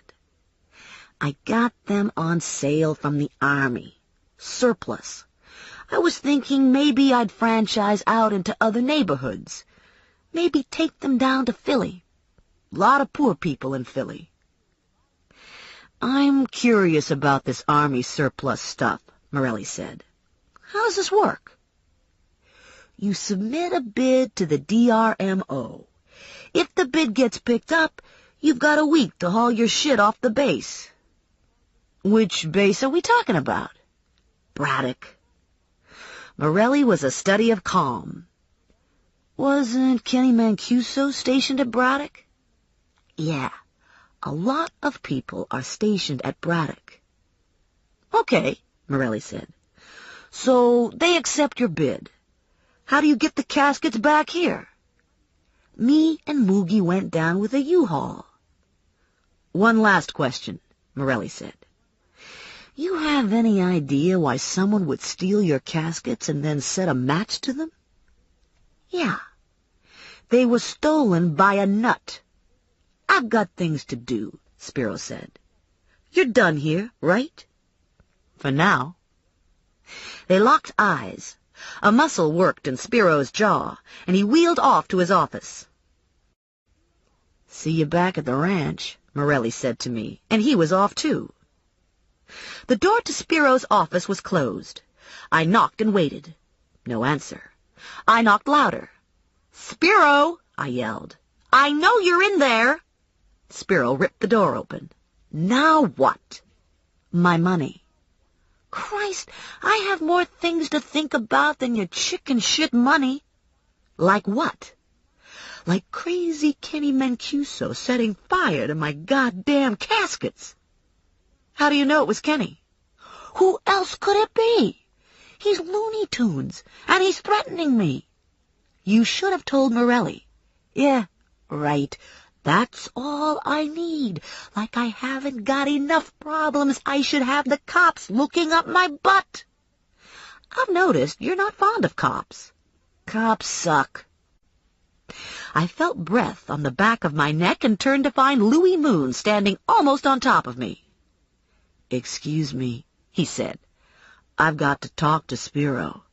"Talk," Spiro said. "It's about Mr. Lucy. There's been an accident." Spiro didn't say a word, but his eyes bore like drill bits into Louis's forehead. "I had Mr. Lucy on the table," Louis said, "and I was gonna get him dressed, and then I had to go fix the thermostat, and when I got back to Mr. Lucy, I noticed he was missing his, private part. I don't know how this could happen, 1 minute it was there, and the next minute it was gone. Spiro knocked Louis aside with a sweep of his hand and charged out, yelling, "Jesus H. Christ and motherfucker!" Minutes later, Spiro was back in his office, his face mottled, his hands clenched. "I don't fucking believe this," he roared through clenched teeth. "I leave for half an hour, and someone comes in and hacks off Lucy's dick. You know who that someone was? Kenny, that's who. I leave you in charge, and you let Kenny come in and hack off a dick." The phone rang, and Spiro snatched at it. "Steva." His lips narrowed, and I knew it was Kenny. "You're nuts," Spiro said. "Too much nose candy. Too many of those little tattoos." Kenny did some talking, and Spiro cut in. "Shut up," Spiro said. "You don't know what the fuck you're talking about. And you don't know what the fuck you're doing when you mess with me. I see you around here, and I'll kill you. And if I don't kill you, I'll have Cookie here kill you." Cookie? Was he talking about me? "Excuse me?" I said to Spiro. "What was that last part?" Spiro slammed the phone down. "Fucking jerk!" I put palms flat on his desk and leaned forward. "I am not a cookie. And I am not a hired gun.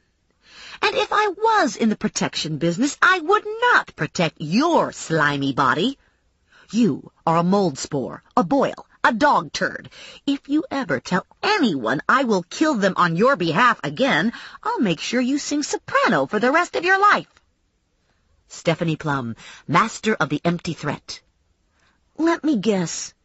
You're on the rag, right?" Good thing I didn't have my gun with me, because I might have shot him.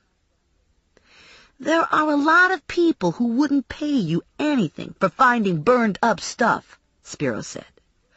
"But because I'm such a good guy, I'm going to write you a check.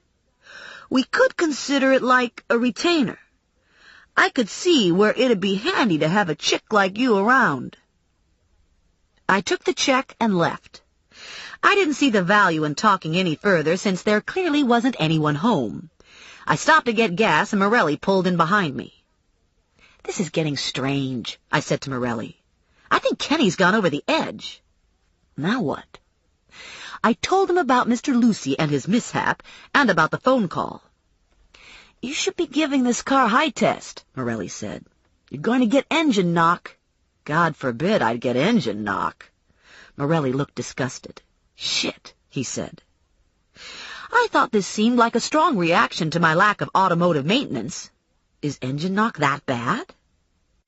He leaned against the fender. "A cop was killed in New Brunswick last night. Took 2 hits through his vest." "Army ammo?" "Yeah." He raised his eyes to me. "I have to find this stuff. It's right under my nose." "You think Kenny could be right about Spiro? You think Spiro could have emptied the caskets and hired me to cover his ass?" "I don't know. Doesn't feel right. My gut instinct is that this started off with Kenny, Moogie, and Spiro, and somehow a 4th player came in and screwed everything up. I think someone snatched the stuff out from under Kenny, Moogie, and Spiro, and started them fighting among themselves. It's probably not someone from Braddock, because it's being sold piecemeal in Jersey and Philly. It would have to be someone close to one of those 3. A confidant, like a girlfriend." "It could be someone who found out by accident," Morelli said. "Someone who overheard a conversation." "Like Louis Moon." "Yeah, like Louis Moon," Morelli said.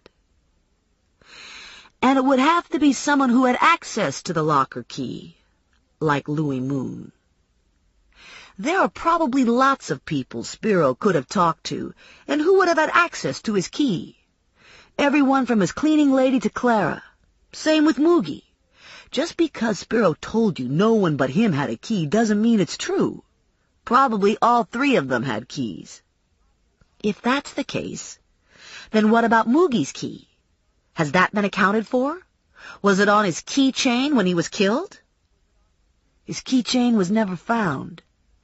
It was assumed that he left his keys somewhere in the garage, and sooner or later they'd turn up. It didn't seem like an important issue at the time. His parents came with an extra key and drove his car home. Now that the caskets have surfaced, I have some cause to harass Spiro. I think I'll go back and lean on him. And I want to talk to Louis Moon. Can you keep out of trouble for a while? Don't worry about me. I'm fine. I thought maybe I'd go shopping, see if I could find a dress to go with the purple shoes. The line of Morelli's mouth tightened. You're lying. You're going to do something stupid, aren't you? Boy, that really hurts. I thought you'd be excited about a purple dress with the purple shoes. I was going to look for spandex, too. A short spandex dress with bugle beads and sequins. I know you, and I know you're not going shopping. Cross my heart and hope to die. I'm going shopping. I swear to you. One corner of Morelli's mouth hitched up a fraction of an inch.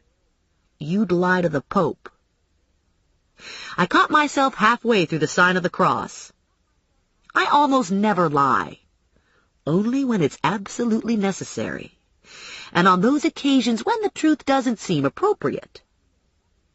I watched Morelli drive away, and then I headed over to Vinny's office to get some addresses.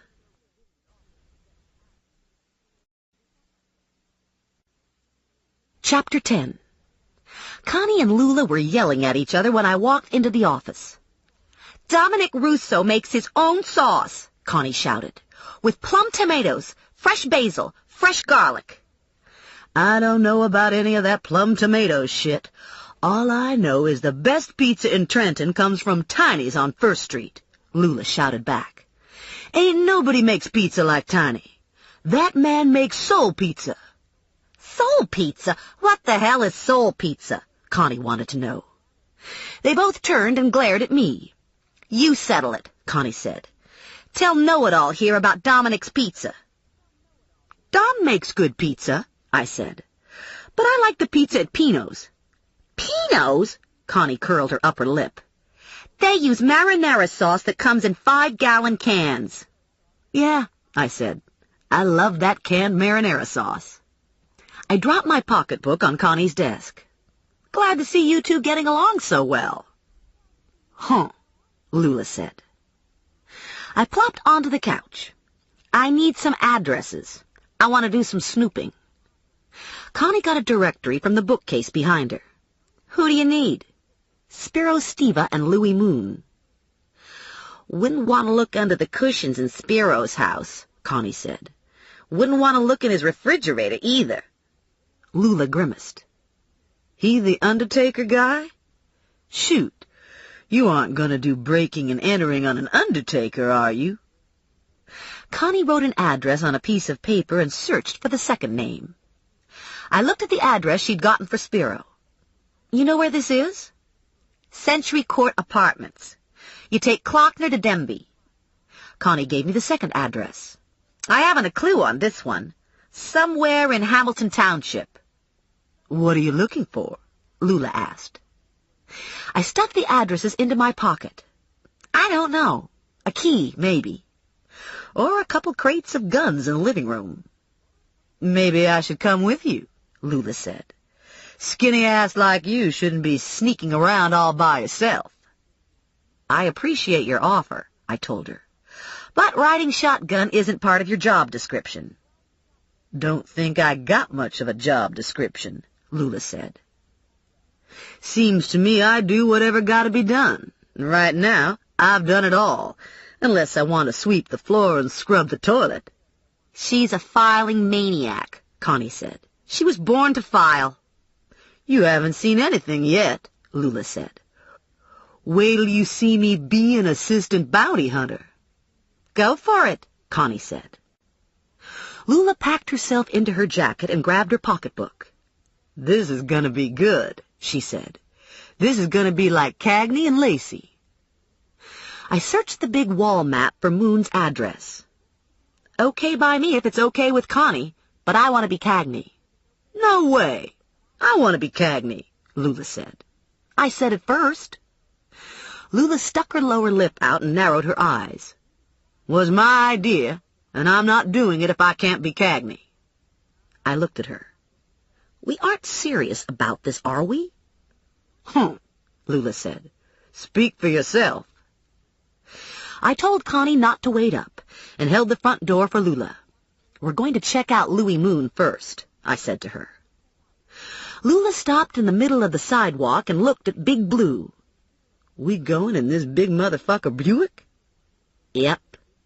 "I knew a pimp once had a car like this." "It belonged to my Uncle Sandor." "He a businessman?" "Not that I know of." Louis Moon lived on the far perimeter of Hamilton Township. It was almost 4 when we turned onto Orchid Street. I counted off homes, searching for 216, amused that such an exotically named street had been blessed with a lineup of unimaginative cracker-box houses. It was a neighborhood built in the 60s when land was available, so the plots were large, making the 2-bedroom ranches seem even smaller. Over the years, homeowners had personalized their carbon copy houses, adding a garage here, a porch there. The houses had been modernized with vinyl siding of various muted shades. Bay windows had been inserted. Azalea bushes had been planted, and still the sameness prevailed. Louis Moon's house was set apart by a bright turquoise paint job, a full array of Christmas lights, and a 5-foot-tall plastic Santa strapped to a rusted TV antenna. "Guess he gets into the spirit early," Lula said. From the droop of the lights haphazardly stapled to his house and the faded look to Santa, I'd guess he was in the spirit all year long. The house didn't have a garage, and there were no cars in the driveway or parked at the curb. The house looked dark and undisturbed. I let Lula in the car and went to the front door. I knocked twice. No answer. The house was 1 floor built on a slab. The curtains were all open. Louis had nothing to hide. I circled the house, peeking into windows. The inside was neat and furnished with what I guessed to be an accumulation of discards. There was no sign of recent wealth. No boxes of ammo stacked on the kitchen table. Not a single assault rifle in sight. It looked to me like he lived alone. 1 cup and 1 bowl in the dish drain. One side of the double bed had been slept in. I could easily see Louis Moon living here, content with his life because he had a little blue house. I toyed with the idea of illegal entry, but I couldn't produce enough motivation to warrant the intrusion. The air was damp and cold, and the ground felt hard underfoot. I pulled my jacket collar up and returned to the car. "That didn't take long," Lula said. "Not much to see." "We going to the undertaker next?" "Yeah." "Good thing he don't live where he do his thing. I don't want to see what they collect in those buckets at the end of those tables." It was heavy twilight by the time we got to Century Courts. The 2-story buildings were red brick with white window trim. Doors were set in 4-door clusters. There were 5 clusters to a building, which meant there were 20 apartments, 10 up and 10 down. All of the buildings were set on pipe stems coming off Demby. 4 buildings per pipe stem. Spiro had an end unit on the ground floor. His windows were dark, and his car wasn't in the lot. With Con in the hospital, Spiro was forced to keep long hours. The Buick was easily recognizable, and I didn't want to get caught if Spiro should decide to bop in for a fast change of socks, so I drove 1 pipe stem over and parked. "I bet we find some serious shit here," Lula said, getting out of the car. "I got a feeling about this one." "We're just going to scope things out," I said. "We're not going to do anything illegal, like breaking and entering." "Sure," Lula said. "I know that." We cut across the grassy area to the side of the building, walking casually, as if we were out for a stroll. Curtains were drawn on the windows in the front of Spiro's apartment, so we went to the back. Again, curtains were drawn. Lula tested the sliding patio door and the 2 windows and found them both to be locked. "Ain't this a bitch?" she said. "How we supposed to find anything out this way? And just when I had a feeling, too." "Yeah," I said. "I'd love to get into this apartment." Lula swung her pocketbook in a wide arc and crashed it into Spiro's window, shattering the glass. "Where there's a will, there's a way," she said. My mouth dropped open, and when words finally came out, they were in a whispered screech. "I don't believe you did that. You just broke his window." "The Lord provides," Lula said. "I told you we weren't doing anything illegal. People can't just go around breaking windows." "Cagney would have done it." "Cagney would never have done that." "Would have." "Would not." She slid the window open and poked her head inside. "Don't look like nobody home. Guess we should go in and make sure this broken glass didn't do any damage." She had the entire upper half of her body shoved into the window. "Could have made this window bigger," she said. "Can't hardly fit a full-bodied woman like me in this sucker." I gnawed on my lower lip and held my breath, not sure whether I should push her through or pull her out. She looked like Pooh when he was stuck in the rabbit hole. She gave a grunt, and suddenly the back half of her disappeared behind Spiro's curtain. A moment later, the patio door clicked open and Lula poked her head out.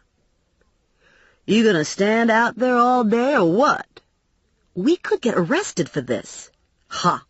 Like you never did any illegal entry shit?" "I never broke anything."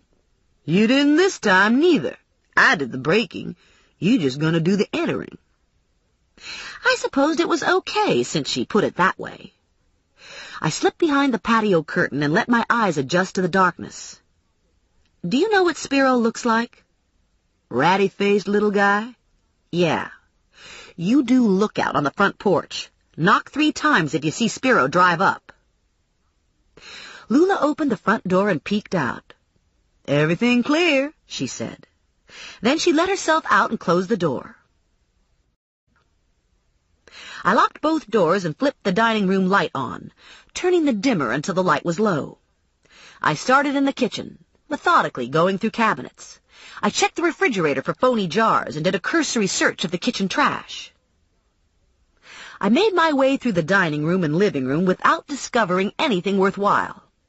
Breakfast dishes were still in the sink. The morning paper was strewn across the table. A pair of black dress shoes had been kicked off and left in front of the TV. Other than that, the apartment was clean.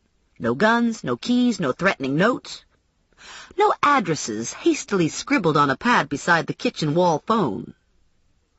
I flicked on the light in the bathroom. Dirty clothes lay in a heap on the bathroom floor. There wasn't enough money in the world to get me to touch Spiro's dirty clothes. If there was a clue in his pocket, it was safe from me. I went through the medicine chest and glanced at the wastebasket. Nothing. His bedroom door was closed. I held my breath, opened the door, and almost fainted with the relief of finding the room empty. The furniture was Danish modern. The bedspread was black satin. The ceiling over the bed had been covered with paste-on mirror tiles. Porn magazines were stacked on a chair beside the bed. A used condom was stuck to one of the covers. Soon as I got home, I was going to take a shower in boiling water. A desk hugged the wall in front of his window. I thought this looked promising. I sat in the black leather chair and carefully rifled through the junk mail, bills, and personal correspondence that lay scattered across the polished desktop. The bills all seemed within reason, and most of the correspondence related to the funeral home. Thank you notes from the recently bereaved. Dear Spiro, thank you for overcharging me in my time of sorrow. Phone messages had been recorded on whatever was handy, backs of envelopes and letter margins. None of the messages were labeled death threats from Kenny. I made a list of unexplained phone numbers and stuffed it into my pocketbook for future investigation. I opened the drawers and poked through paper clips, rubber bands, and other assorted stationery flotsam. There were no messages on his answering machine. Nothing under his bed. I found it hard to believe there were no guns in the apartment. Spiro seemed like the kind of person to take trophies. I pawed through his clothes in the dresser and turned to his closet. The closet was filled with undertaker suits and shirts and shoes. 6 pairs of black shoes lined up on the floor, and 6 shoe boxes. I opened a shoe box. Bingo. A gun. A Colt 45. I opened the other 5 boxes and ended up with a tally of 3 handguns and 3 shoe boxes filled with ammo. I copied the serial numbers off the guns and took down the information on the boxes of ammo. I pulled the bedroom window aside and peeked out at Lula. She was sitting on the stoop, filing her nails. I rapped on the window pane, and the file flew from her fingers. Guess she wasn't as calm as she looked. I motioned to her that I was leaving and would meet her out back. I made sure everything was as I'd found it, shut off all lights, and exited through the patio door. It would be obvious to Spiro that someone had broken into his apartment, but chances were good he'd blame it on Kenny. "Give me the shit," Lula said. "You found something, didn't you?" "I found a couple guns." "That don't float my boat. Everybody got guns." "Do you have a gun?" "Yo mama. Damn right I got a gun." She pulled a big black gun out of her pocketbook. "Blue steel," she said. "Got it off Harry the Horse back when I was a hoe." "You want to know why we call him Harry the Horse?" "Don't tell me." "That mother was fearful. He just wouldn't fit in anywhere. Hell, I had to use 2 hands to give him the poor man's special." I dropped Lula back at the office and went on home. By the time I pulled into my lot, the sky had blackened under the cloud cover, and a light rain had begun to fall. I slung my pocketbook over my shoulder and hurried into the building, happy to be home. Mrs. Bessler was doing hall laps with her walker. Step, step, clomp. Step, step, clomp. "Another day, another $1, she said. "True enough," I replied. I could hear the rise and fall of audience participation as Mr. Waleski's TV droned on behind his closed door. I plugged my key into my lock and did a quick, suspicious look around my apartment. All was secure. There were no messages on the machine, and there'd been no mail downstairs. I made hot chocolate and a peanut butter and honey sandwich.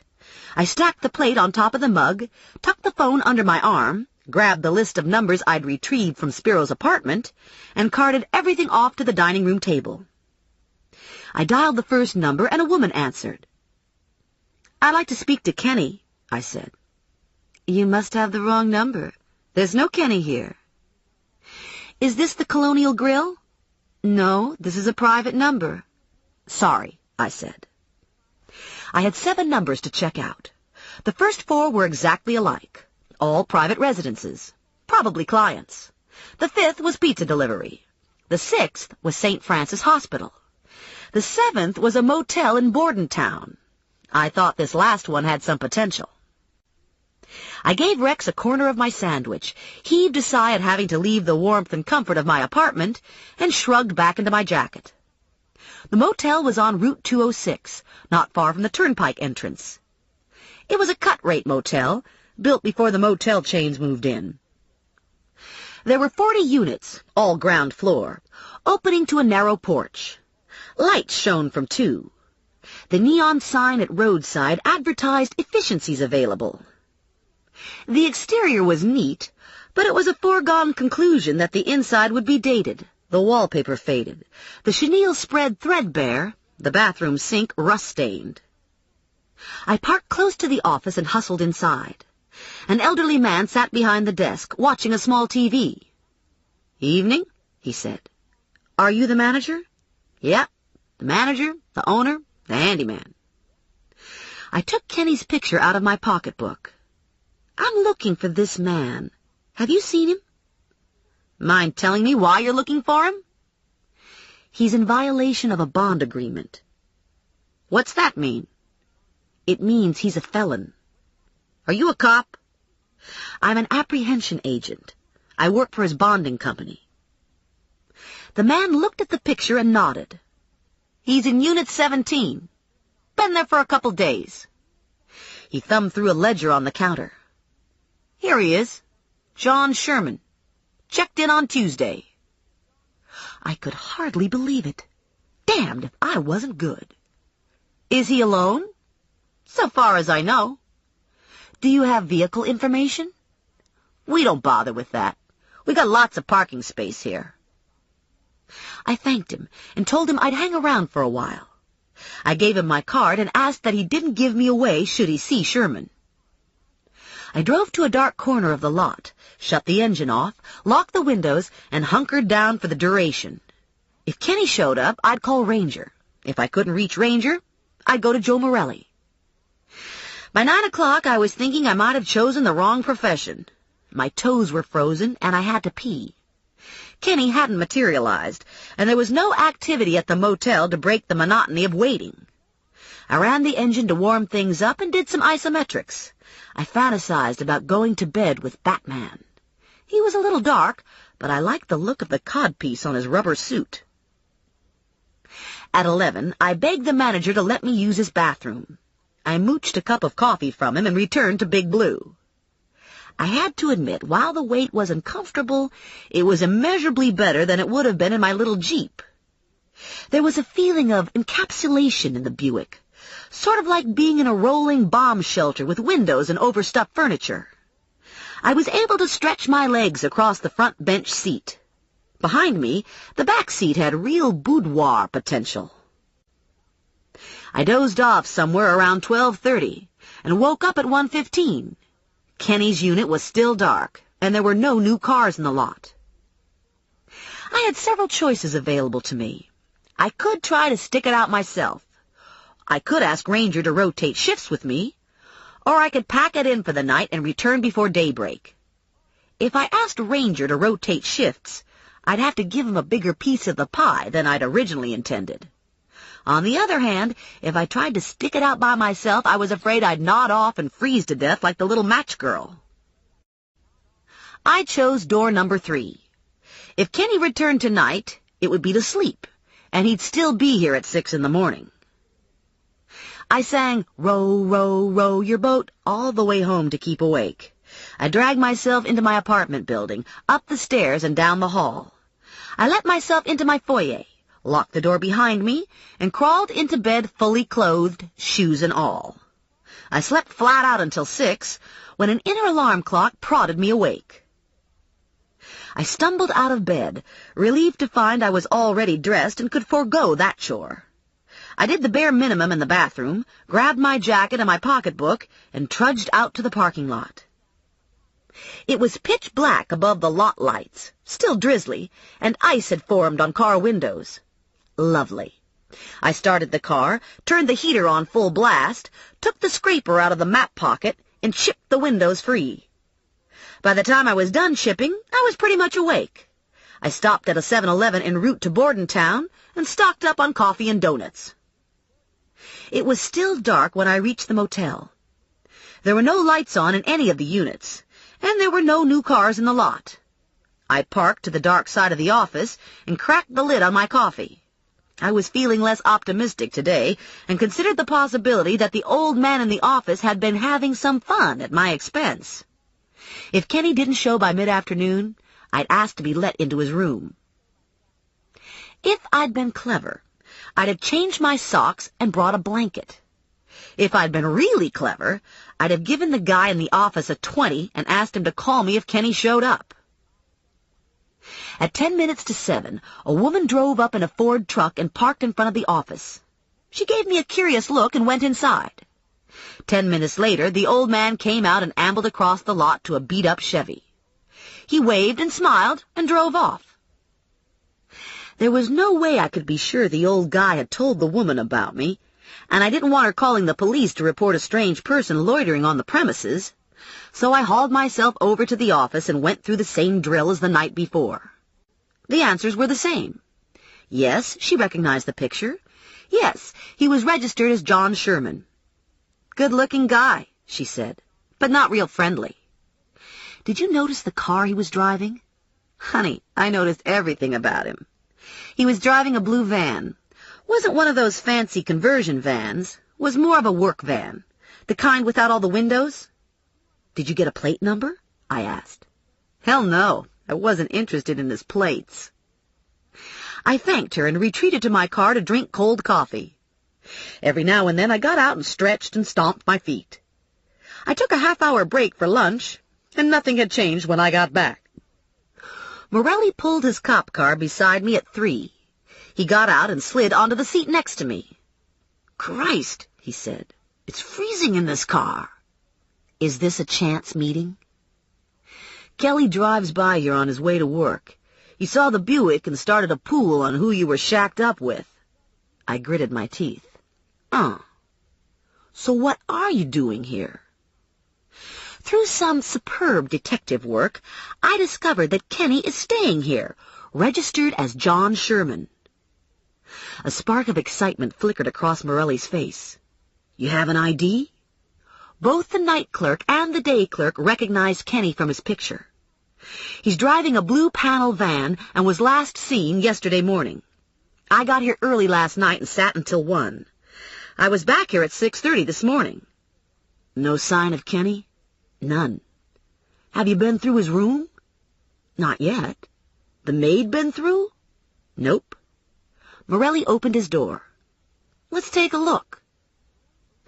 Morelli identified himself to the day clerk and got a key to number 17. He rapped on the unit's door twice.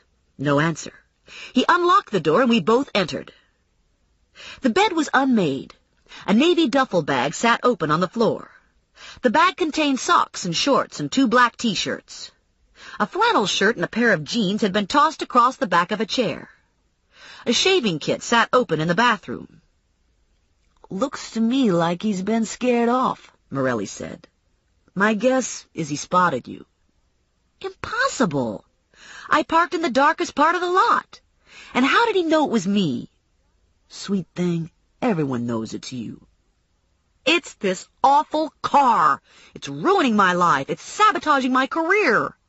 Morelli grinned. That's a lot to ask of a car. I tried to look contemptuous, but it was hard with my teeth chattering from the cold. Now what? I asked. Now I talk to the clerk and ask her to call me if Kenny returns. He gave me a fast head-to-foot appraisal. You look like you slept in those clothes. How did it go with Spiro and Louis Moon yesterday? I don't think Louis Moon is involved. He doesn't have what it takes. Intelligence? Contacts, Morelli said. Whoever has the guns is selling them off. I did some checking. Moon doesn't move in the right circles. Moon wouldn't even know how to go about finding the right circles. What about Spiro? Wasn't ready to give me a confession. He flipped the light off. You should go home and take a shower and get dressed for dinner. Dinner? Pot roast at 6. You aren't serious. The grin was back. I'll pick you up at 5:45. No, I'll drive myself. Morelli was wearing a brown leather bomber jacket and a red wool scarf. He took the scarf off and wrapped it around my neck. You look frozen, he said. Go home and warm up. Then he sauntered off to the motel office. It was still drizzling. The sky was gunmetal gray, and my mood was equally grim. I'd had a good line on Kenny Mancuso, and I'd blown it. I smacked the heel of my hand against my forehead. Stupid, stupid, stupid. I'd sat out there in this big dumb Buick. What was I thinking? The motel was 12 miles from my apartment building, and I berated myself all the way home. I made a quick stop at the supermarket, fed Big Blue more gas, and by the time I pulled into my lot, I was thoroughly disgusted and demoralized. I'd had 3 chances to nail Kenny. At Julia's house, at the mall, and now at the motel, and I'd screwed up every time. Probably at this stage in my career, I should stick to the low-level criminals, like shoplifters and drunk drivers. Unfortunately, the payout on those criminals wasn't sufficient to keep me afloat. I did more self-flagellation while I rode the elevator and made my way down the hall. A sticky note from Dylan was taped to my door. Got a package for you, the note said. I went back to the elevator and hit the button for basement. The elevator opened to a small vestibule with 4 closed, locked doors, freshly painted battleship gray. One door led to storage cases for the use of the residents.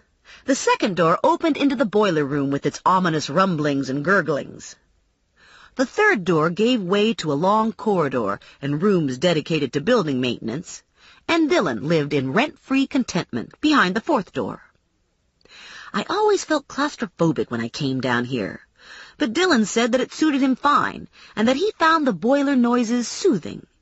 He'd stuck a note to his door saying that he'd be home at 5. I returned to my apartment, gave Rex some raisins and a corn chip, and took a long hot shower. I staggered out red as a boiled lobster and foggy-brained from the chlorine gas. I flopped on the bed and contemplated my future. It was a short contemplation. When I woke up, it was 5:45 and someone was pounding on my door. I wrapped myself in a robe and padded into the foyer. I put my eye to the peephole. It was Joe Morelli. I cracked the door and looked at him over the security chain. I just got out of the shower. "I'd appreciate it if you'd let me in before Mr. Waleski comes out and gives me the 3rd degree." I slipped the chain and opened the door. Morelli stepped into the foyer. His mouth curved at the edges. Scary hair. I sort of slept on it. "No wonder you have no sex life. It'd take a lot out of a man to wake up to hair like that." "Go sit in a chair in the living room, and don't get up until I tell you. Don't eat my food, and don't scare my hamster, and don't make any long-distance calls." He was watching television when I came out of my bedroom 10 minutes later. I was wearing a granny dress over a white T-shirt, with ankle-high brown lace-up boots, and an oversized loose-weave cardigan sweater. It was my Annie Hall look, and it made me feel feminine, but it always had the opposite effect on the opposite sex. Annie Hall was guaranteed to wilt the most determined dick. It was better than mace on a blind date. I wrapped Morelli's red scarf around my neck and buttoned myself into my jacket. I grabbed my pocketbook and shut the lights off. There's going to be hell to pay if we're late. Morelli followed me out the door. "I wouldn't worry about it. Once your mother sees you in that getup, she'll forget about the time." "It's my Annie Hall look." "Looks to me like you've put a jelly donut in a bag labeled bran muffin." I rushed down the hall and took the stairs. I got to the ground floor and remembered the package Dillon was holding. "Wait a minute," I yelled to Morelli. "I'll be right back." I scrambled down the stairs to the cellar and pounded on Dillon's door. Dillon peered out. "I'm late, and I need my package," I said. He handed me a bulky overnight mail envelope, and I ran back up the stairs. 3 minutes one way or the other can make or break a pot roast, I told Morelli, grabbing him by the hand, dragging him across the lot to his truck. I hadn't intended to go with him, but I figured if we hit traffic, he could use his rooftop flasher. "You have a flasher on this truck?" I asked, climbing on board. Morelli buckled himself in. "Yeah, I have a flasher. You don't expect me to use it for pot roast, do you?" I swiveled in my seat and stared out the back window. Morelli cut his eyes to the rearview mirror. "Are you looking for Kenny?" "I can feel him out there." "I don't see anyone." "That doesn't mean he isn't there. He's good at this sneaking around stuff. He walks into Steva's and chops off body parts, and nobody sees him. He came out of nowhere at the mall. He spotted me at Julius Sinetta's house and in the motel parking lot, and I never had a clue. Now I have this creepy feeling he's watching me, following me around. Why would he be doing that? For starters, Spiro told Kenny I'd kill him if he continued to harass him. Oh, boy. Probably I'm just being paranoid. Sometimes paranoia is justified. Morelli stopped for a light. The digital readout on his dashboard clock blinked to 5:58. I cracked my knuckles, and Morelli glanced over at me, eyebrows raised. "Okay," I said. "So my mother makes me nervous." "It's part of her job," Morelli said. "You shouldn't take it personally." We turned off Hamilton into the Burg, and traffic disappeared.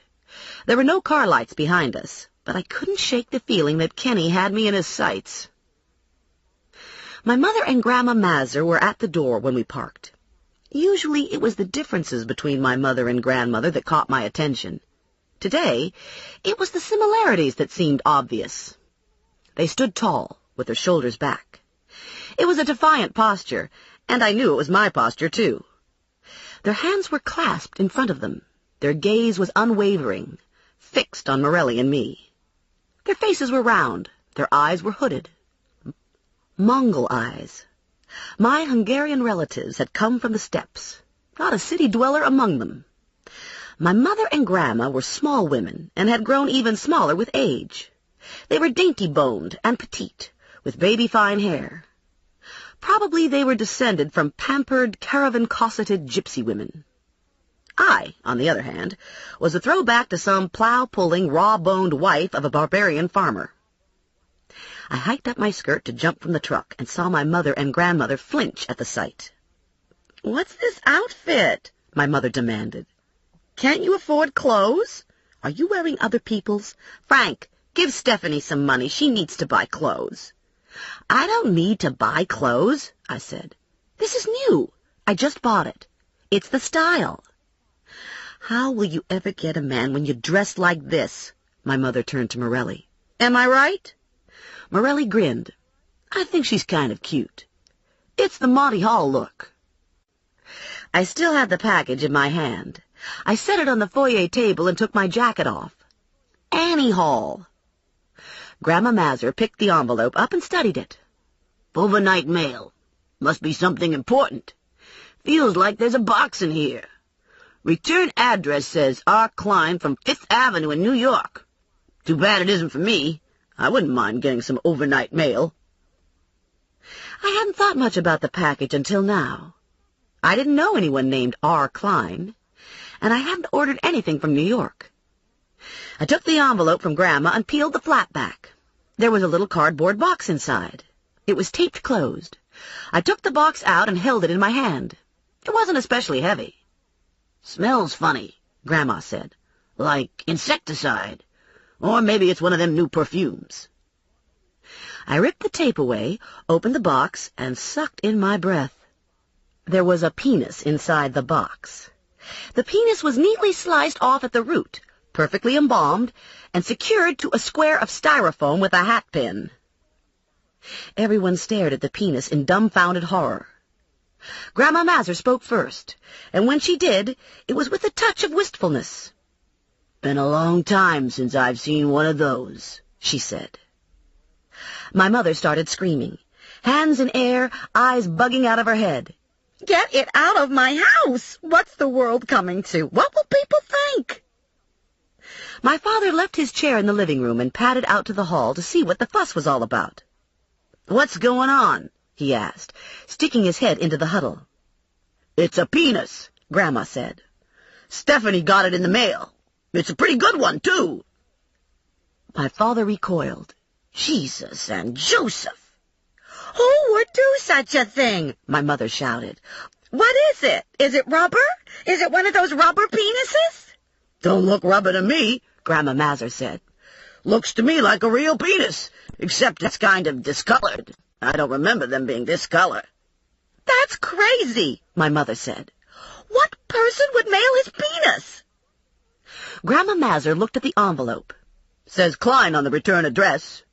I always thought that was a Jewish name, but this don't look to me like a Jewish penis." Everyone turned their attention to Grandma Mazur. "Not that I'd know much about it," Grandma said. "It's just that I might have seen one of them Jewish ones in National Geographic." Morelli took the box from me and replaced the lid. We both knew the name to attach to the penis. Joseph Lucy. "I'm going to take a rain check on dinner," Morelli said. "I'm afraid this is a police matter." He snagged my pocketbook off the hall table and draped it over my shoulder. "Stephanie needs to come too, so she can make a statement." "It's that bounty hunter job," my mother said to me. "You meet all the wrong kinds of people. Why can't you get a good job like your cousin Christine? No one ever sends Christine these things in the mail." "Christine works in a vitamin factory. She spends her whole day watching the cotton stuffer to make sure it doesn't malfunction. She makes good money." I zipped my jacket. "I make good money. Sometimes."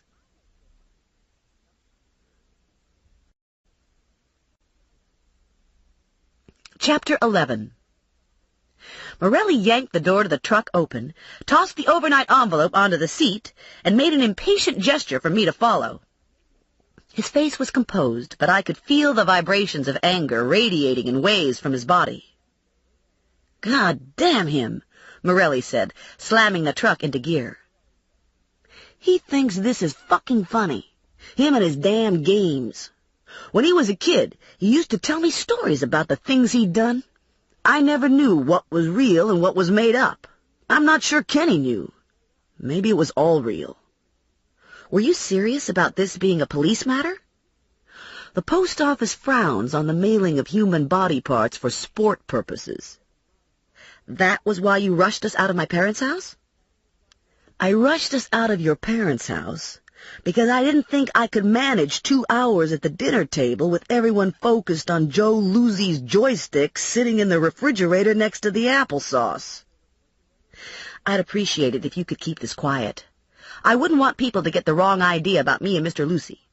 Your secret is safe. Do you think we should tell Spiro? I think you should tell Spiro. Let him think the two of you are in this together. Maybe you can learn something. Morelli eased the truck into the Burger King drive-thru and got a couple of bags of food. He rolled the window up, pulled out into traffic, and the truck immediately filled with the smell of America. It's not pot roast, Morelli said. That was true, but with the exception of dessert, food is food. I stuck the straw into my milkshake and dug around in the bag for the French fries. These stories Kenny used to tell you, what were they about? Nothing you want to hear. Nothing I even want to remember. Very sick shit. He took a handful of fries. You never told me how you happened to locate Kenny in the motel. Probably I shouldn't divulge my professional secrets. Probably you should. Okay, public relations time. Time to appease Morelli by giving him some worthless information, with the added advantage of implicating him in an illegal activity. I broke into Spiro's apartment and went through his trash. I found some phone numbers, ran them down, and came up with the motel. Morelli stopped for a light and turned his face to me. His expression was unreadable in the dark. You broke into Spiro's apartment? Was this by way of an accidentally unlocked door? It was by way of a window that managed to get broken by a pocketbook. Shit, Stephanie, that's breaking and entering. People get arrested for that kind of stuff. They go to jail. I was careful. That makes me feel a lot better. I figured Spiro will think it was Kenny and not report it. So, Spiro knew where Kenny was staying. I'm surprised Kenny wasn't more cautious. Spiro has a caller ID device on his phone at the funeral parlor. Maybe Kenny didn't realize he could be picked up like that. The light changed. Morelli moved forward, and we rode in silence for the rest of the trip. He swung into the lot, parked, and cut his lights. Do you want to come in, or would you prefer to be left out of the loop? He wanted to know. I'd rather be left out of the loop. I'll wait here. He took the envelope with the penis, and he took a bag of food. I'll do this as fast as I can. I gave him the paper with the guns and ammo information from Spiro's apartment. I found some hardware in Spiro's bedroom. You might want to check to see if it came from Braddock. I wasn't enamored with the idea of helping Morelli when he was still holding back on me, but I had no way of tracing the guns down on my own, and besides, if the stuff was stolen, Morelli'd owe me. I watched him jog to the side door. The door opened, showing a fleeting rectangle of light in the otherwise dark brick facade. The door closed, and I unwrapped my cheeseburger, wondering if Morelli would have to bring someone in to identify the evidence. Louis Moon or Mrs. Lucy. I hoped he had the sense to remove the hat pin before lifting the lid for Mrs. Lucy. I scarfed down my cheeseburger and fries and worked at the milkshake. There was no activity in the lot or on the street, and the silence in the truck was deafening. I listened to myself breathe for a while. I snooped in the glove compartment and map pockets. I found nothing interesting. According to Morelli's dashboard clock, he'd been gone for 10 minutes. I finished the milkshake and crammed all the wrappers back in the bag. Now what? It was almost 7. Visiting hours for Spiro. The perfect time to tell him about Lucy's dick. Unfortunately, I was stuck twiddling my thumbs in Morelli's truck. The glint of keys dangling from the ignition caught my eye. Maybe I should borrow the truck and slip over to the funeral parlor. Take care of business. After all, who knows how long it would take Morelli to do the paperwork? I could be stuck here for hours. Morelli would probably be grateful to me for getting the job done. On the other hand, if he came out and found his truck missing, it could get ugly. I dug around in my pocketbook and came up with a black magic marker. I couldn't find paper, so I wrote a note on the side of the food bag. I backed the truck up a few feet, deposited the bag in the empty space, jumped back in the truck, and took off. Lights were blazing from Steva's, and a crowd of people milled about on the front porch. Steva always got a big draw on Saturdays. The lot was full, and there were no parking places for 2 blocks down the street, so I zoomed into the driveway reserved for funeral cars only. I would only be a few minutes, and besides, nobody was going to tow away a truck with a PBA shield in the back window. Spiro did a double-take when he saw me. The first reaction was relief. The second was reserved for my dress. "Nice outfit," he said. "You look like you just got off the bus from Appalachia." "I've got news for you." "Yeah? Well, I've got news for you, too." He jerked his head in the direction of the office. "In here." He hot-footed it across the lobby, wrenched the door to the office open, and closed it behind us with a slam. "You're not going to believe this," he said. "That asshole Kenny is such a prick. You know what he did now? He broke into my apartment." My eyes rounded in surprise. "No." "Yeah. Can you believe it? Broke a goddamn window." "Why would he break into your apartment?" "Because he's fucking crazy." "Are you sure it was Kenny? Was anything missing?" "Of course it was Kenny. Who the hell else could it be? Nothing was stolen. The VCR is still there. My camera, my money, my jewelry weren't touched. It was Kenny, all right. Dumb, crazy fucker." "Did you report this to the police?" "What's between me and Kenny is private. No police." "You might have to change that game plan." Spiro's eyes contracted and dulled and focused on mine. "Oh? You remember the little incident yesterday concerning Mr. Lucy's penis?" "Yeah." "Kenny mailed it to me." "No shit." "It came express mail." "Where is it now?" "The police have it. Morelli was there when I opened the package." "Fuck!" He kicked his wastebasket across the room. "Fuck, fuck, fuck, fuck, fuck!" "I don't know why you're so upset about all this," I cooed. "Seems to me this is Crazy Kenny's problem. I mean, after all, you didn't do anything wrong." Humor the jerk, I thought. See where he runs with it. Spiro stopped raving and looked at me, and I imagined I heard the sound of little bitty gears meshing in his head. "That's true," he said. "I didn't do anything wrong. I'm the victim here. Does Morelli know the package came from Kenny? Was there a note, a return address?" "No note, no return address." "Hard to say what Morelli knows." "You didn't tell him it came from Kenny?" "I have no real proof that it came from Kenny, but the thing clearly had been embalmed, so the police will be checking funeral parlors. I imagine they'll want to know why you didn't report the, theft." "Maybe I should just come clean. Tell the cops about how crazy Kenny is. Tell them about the finger and about my apartment." "What about Con? You coming clean to him, too? Is he still in the hospital?" "Came home today. Got a week of rehab, and then he'll be back at work part-time." "He's not going to be happy when he finds out his clients have been getting parts whacked off." "Tell me about it.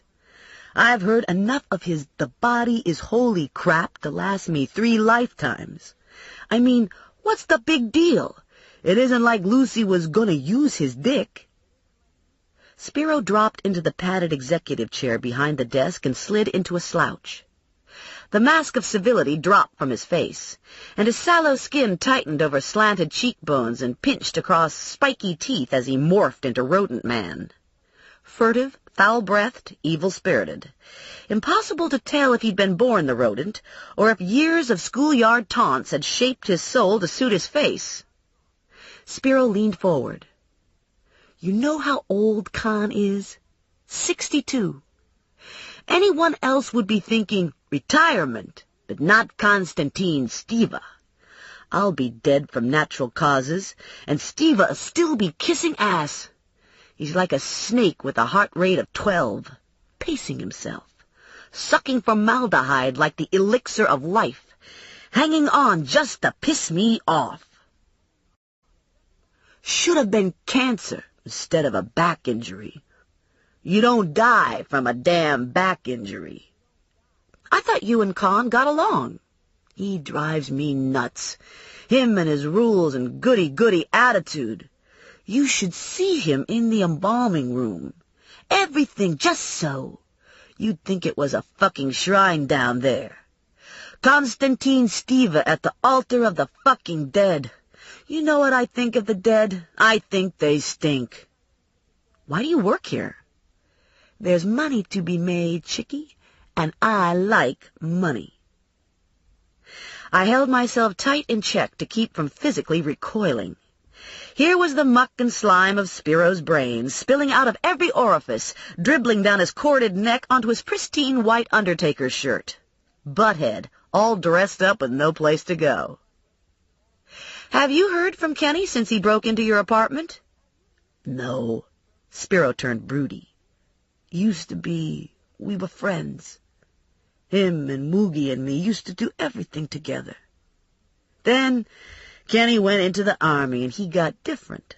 Thought he was smarter than the rest of us. Had all these big ideas. Like what?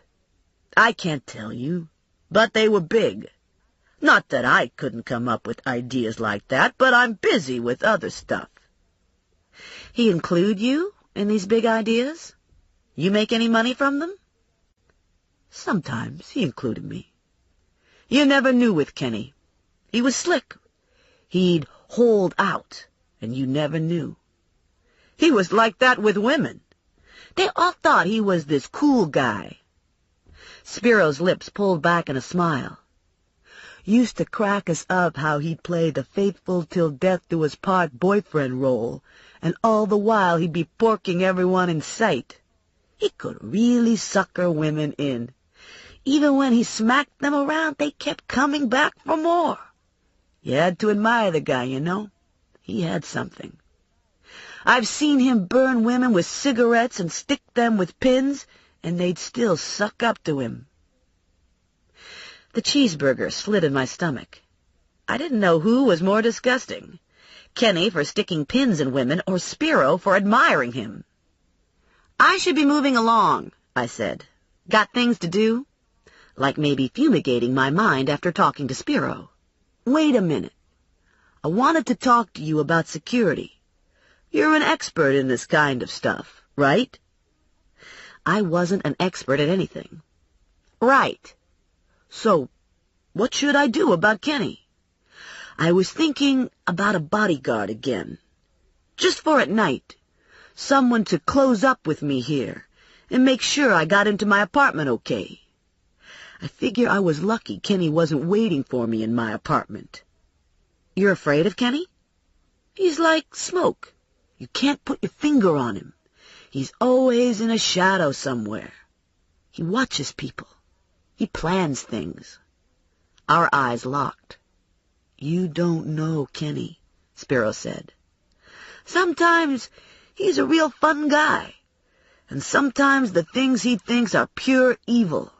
Believe me, I've seen him in action, and you don't want to be on the receiving side of the evil. I told you before, I'm not interested in guarding your body. He took a pack of 20s from his top desk drawer and counted them out. $100 a night. All you have to do is get me into my apartment safe and sound. I'll take it from there. Suddenly, I saw the value of guarding Spiro. I'd be right there on the spot if Kenny actually did show up. I'd be in a position to wheedle information. And I could legally search through Spiro's house every night. Okay, so along with all that, I was selling out for the money, but hell, it could be worse. I could have sold out for 50. When do I start? Tonight. I close up at 10. Get here 5 or 10 minutes ahead. Why me? Why don't you get some big tough guy? Spiro put the money back in the drawer. I'd look like a fag. This way people think you're after my ass. Better for my image. Unless you keep wearing dresses like that. Then I might reconsider. Wonderful. I left his office and caught sight of Morelli slouched against the wall next to the front door, hands shoved in pants pockets, clearly pissed off. He spotted me, and his expression didn't change, but the rise and fall of his chest picked up. I plastered a phony smile on my face and breezed across the lobby to him, whisking out the door before Spiro had a chance to see us together. "I see you got my message," I said, when we reached the truck, turning up the wattage on the smile. Not only did you steal my truck, but you parked it illegally. You park it illegally all the time. Only when it's official police business, and I have no other choice. Or when it's raining. I don't know why you're upset. You wanted me to talk to Spiro, so that's what I did. I came here and I talked to Spiro. For starters, I had to flag down a blue and white to get a ride over here. And more important, I don't like you running around on your own. I want you in eyesight until we nail Mancuso. I'm touched. You're worried about my safety. Safety hasn't got much to do with it, Skippy. You have an uncanny knack for running into people you're looking for, and you're completely inept at taking them down. I don't want you screwing up another encounter with Kenny. I want to make sure I'm around next time you stumble across him. I settled onto the seat with a sigh. When you're right, you're right. And Morelli was right. I wasn't totally up to speed as a bounty hunter. We were silent for the ride back to my apartment. I knew these streets like I knew my own hand. Half the time I drove them unconsciously, suddenly realizing I was in my parking lot, wondering how the devil I'd gotten there. Tonight, I paid closer attention. If Kenny was out there, I didn't want to miss him. Spiro had said Kenny was like smoke, that he lived in the shadows. I told myself this was a romanticized vision. Kenny was your everyday sociopath who went sneaking around thinking he was God's second cousin. The wind had picked up, and the clouds scudded overhead, periodically obliterating the sliver of moon. Morelli parked next to the Buick and cut the engine. He reached over and toyed with the collar on my jacket. "Do you have any plans for tonight?" I told him about the bodyguard deal. Morelli just stared at me. "How do you do it?" he asked. "How do you walk into this stuff? If you knew what you were doing, you'd be a real threat." Guess I lead a charmed life. I looked at my watch. It was 7:30, and Morelli was still working. "You put in long hours," I said. "I thought cops clocked on in 8-hour shifts." "Vice is flexible. I work when I need to." "You have no life." He shrugged. "I like my job. When I need a break, I take off for a weekend at the shore, or a week in the islands." This was pretty interesting. I'd never thought of Morelli as being an islands person. "What do you do when you go to the islands? What's the appeal?" "I like to dive." "And what about the shore? What do you do at the Jersey Shore?" Morelli grinned. "I hide under the boardwalk and abuse myself. Old habits die hard." I had a tough time visualizing Morelli diving off the coast of Martinique. But the thought of him abusing himself under the boardwalk was crystal clear. I could see him as a horny little 11-year-old, hanging outside the seaside bars, listening to the bands, eyeballing the women in their elastic tank tops and skimpy shorts, and later, crawling under the boardwalk with his cousin Mooch, and the two of them whacking off together before they had to meet up with Uncle Manny and Aunt Florence for a ride back to the bungalow in Seaside Heights. 2 years later, he would have substituted his cousin Sue Ann Beale for his cousin Mooch, but the basic routine would be the same. I pushed the truck door open and lurched out into the parking lot. The wind whistled around Morelli's antennae and whipped at my skirt, My hair flew about my face in a frenzied explosion of tangled frizz. I made an attempt to tame it in the elevator while Morelli looked on, calmly curious about my efforts to shove the mess into an elastic band I'd found in my jacket pocket. He stepped into the hall when the doors opened, waited while I fumbled for the key. "How scared is Spiro?" Morelli wanted to know. "Scared enough to hire me to protect him."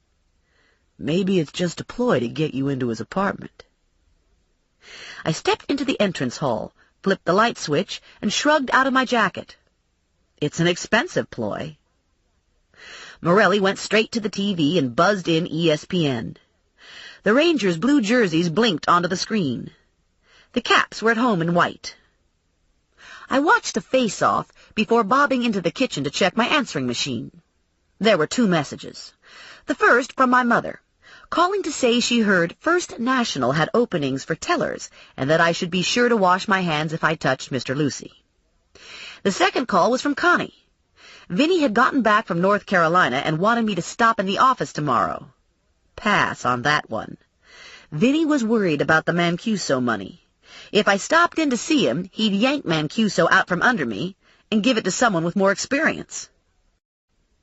I pushed the off button, grabbed a bag of blue corn chips from the cupboard, and snagged a couple beers from the refrigerator. I slouched next to Morelli on the couch, setting the corn chips between us. Ma and Pa on a Saturday night. Halfway through the first period, the phone rang. "How's it going?" the caller asked. "You and Joe doing it doggy style? I hear he likes that. You really are something. Doing both Spiro and Joe Boy." "Mancuso?" "Just thought I'd call to see if you enjoyed your surprise package." "It was a real kick. What's the point?" "No point. Just having fun. I was watching you when you opened it in the hall. Nice touch, bringing the old lady into it. I like old ladies. You might say they're my specialty. You'll have to ask Joe about the things I do to old ladies. No, wait. Better yet, why don't I show you firsthand?" "You're sick, Mancuso. You need help." "It's your granny who's gonna need help. Maybe you, too. Wouldn't want you to feel left out. In the beginning, I was pissed off. You kept bungling around in my business. Now, I'm seeing this from a new angle. Now I think I could have a good time with you and Granny Halfwit. It's always best when you have someone watching, waiting their turn. Maybe I could even get you to tell me about Spiro and how he steals from his friends." "How do you know it wasn't Moogie who stole from his friends?" "Moogie didn't know enough to steal from his friends." The disconnect clicked in my ear. Morelli was standing beside me in the kitchen, beer bottle dangling from one hand, looking casual, but his eyes were still and hard. "That was your cousin," I said. "He was calling to see if I enjoyed my surprise package, and then he suggested he might have some fun with me and Grandma Mazur." I thought I was doing a pretty good imitation of the tough-as-nails bounty hunter, but the truth is I was shaking inside. I wasn't going to ask Morelli what Kenny Mancuso did to old women. I didn't want to know. And whatever it was, I didn't want it done to Grandma Mazur. I called my parents' house to make sure Grandma Mazur was safe at home. Yes, she was watching television, my mother said. I assured her I'd washed my hands and begged off on coming back for dessert. I changed out of the dress into jeans and sneakers and a flannel shirt. I retrieved my .38 from the cookie jar, made sure it was loaded, and slipped it into my pocketbook. When I came back to the living room, Morelli was hand-feeding a corn chip to Rex. "Looks to me like you're dressed for action," Morelli said. "I heard you lifting the lid on the cookie jar." Mancuso made threatening sounds about my grandmother. Morelli pulled the power on the Rangers. "He's getting restless and frustrated, and he's getting stupid. It was stupid to come after you in the mall. It was stupid of him to sneak into Steva's. And it was stupid to call you. Every time he does something like that, he risks exposure. Kenny can be cunning when he's on top of himself. When he loses it, He's all ego and impulse. He's feeling desperate because his gun deal got screwed up. He's looking for a scapegoat, looking for someone to punish. Either he had a buyer who paid him some front money, or else he sold off a batch of shit before the bulk of it was stolen. My money's on the buyer theory. I think he's in a sweat because he can't meet his contract and the front money's been spent.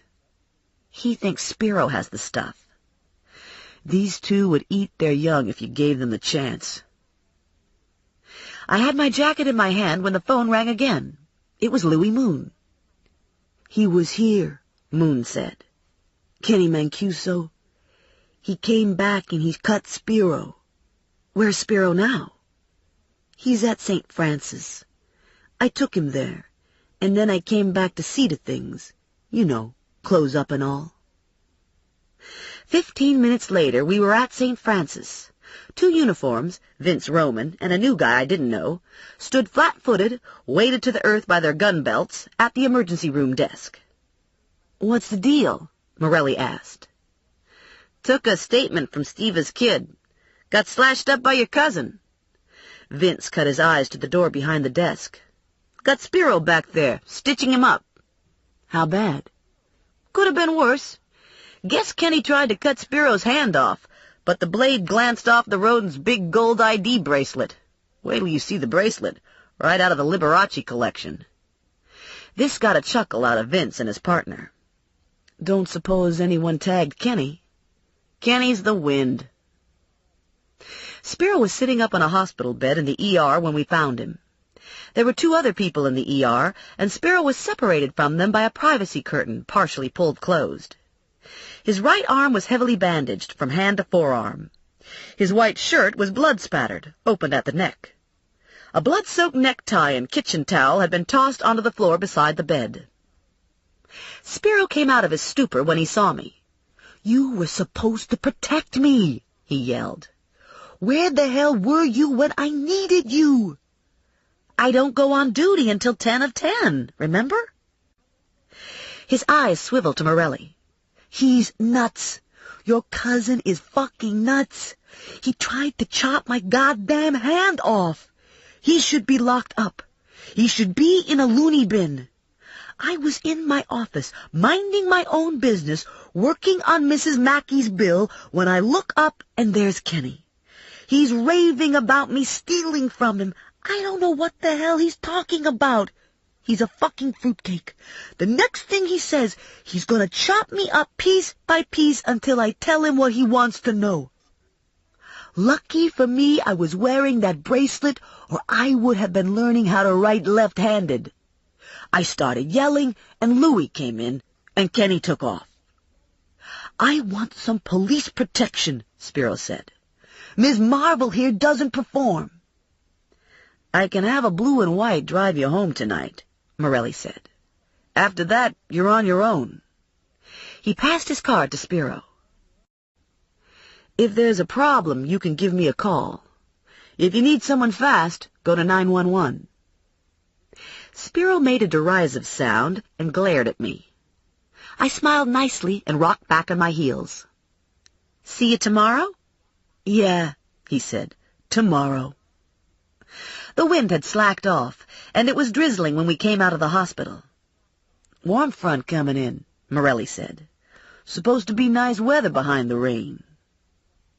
We climbed into Morelli's truck and sat, watching the hospital. Roman's squad car was parking in the driveway reserved for emergency vehicles.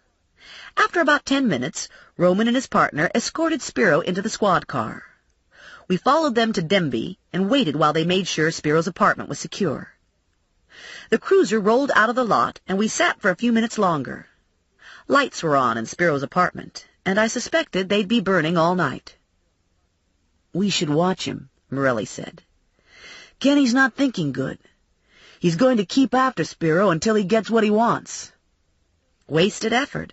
Spiro doesn't have what Kenny wants." Morelli was motionless, staring irresolutely through the rain-streaked windshield. "I need a different car. Kenny knows my truck." It went unsaid that he knew my Buick. The whole world knew my Buick. "What about the tan cop car?" He's probably spotted that, too. Besides, I need something that'll give me more cover. A van or a Bronco with tinted windows. He cranked the engine over and put the truck into gear. You have any idea when Spiro opens in the morning? He usually gets to work by 9. Morelli knocked on my door at 6:30, and I was way ahead of him. I'd already showered and dressed in what I'd come to think of as my work uniform. Jeans, warm shirt, shoes of the day. I cleaned Rex's cage and had Mr. Coffee cooking. "This is the plan," Morelli said. "You follow Spiro, and I follow you." I didn't think that sounded like much of a plan, but I didn't have anything better, so I didn't complain. I filled my thermos with coffee, packed 2 sandwiches and an apple into my little cooler, and turned my answering machine on. It was still dark when I walked to my car. Sunday morning. No traffic. Neither of us was in a talkative mood. I didn't see Morelli's truck in the lot. "What are you driving?" I asked. "A black Explorer parked on the street to the side of the building." I unlocked the Buick and threw everything into the back seat, including a blanket, which it looked like I wouldn't need. It had stopped raining, and the air felt much warmer. In the 50s, I guessed. I wasn't sure if Spiro kept the same schedule on Sundays. The funeral home was open 7 days a week, but I suspected weekend hours depended on bodies received. Spiro didn't seem like the sort to go to church. I crossed myself. I couldn't remember the last time I'd attended Mass.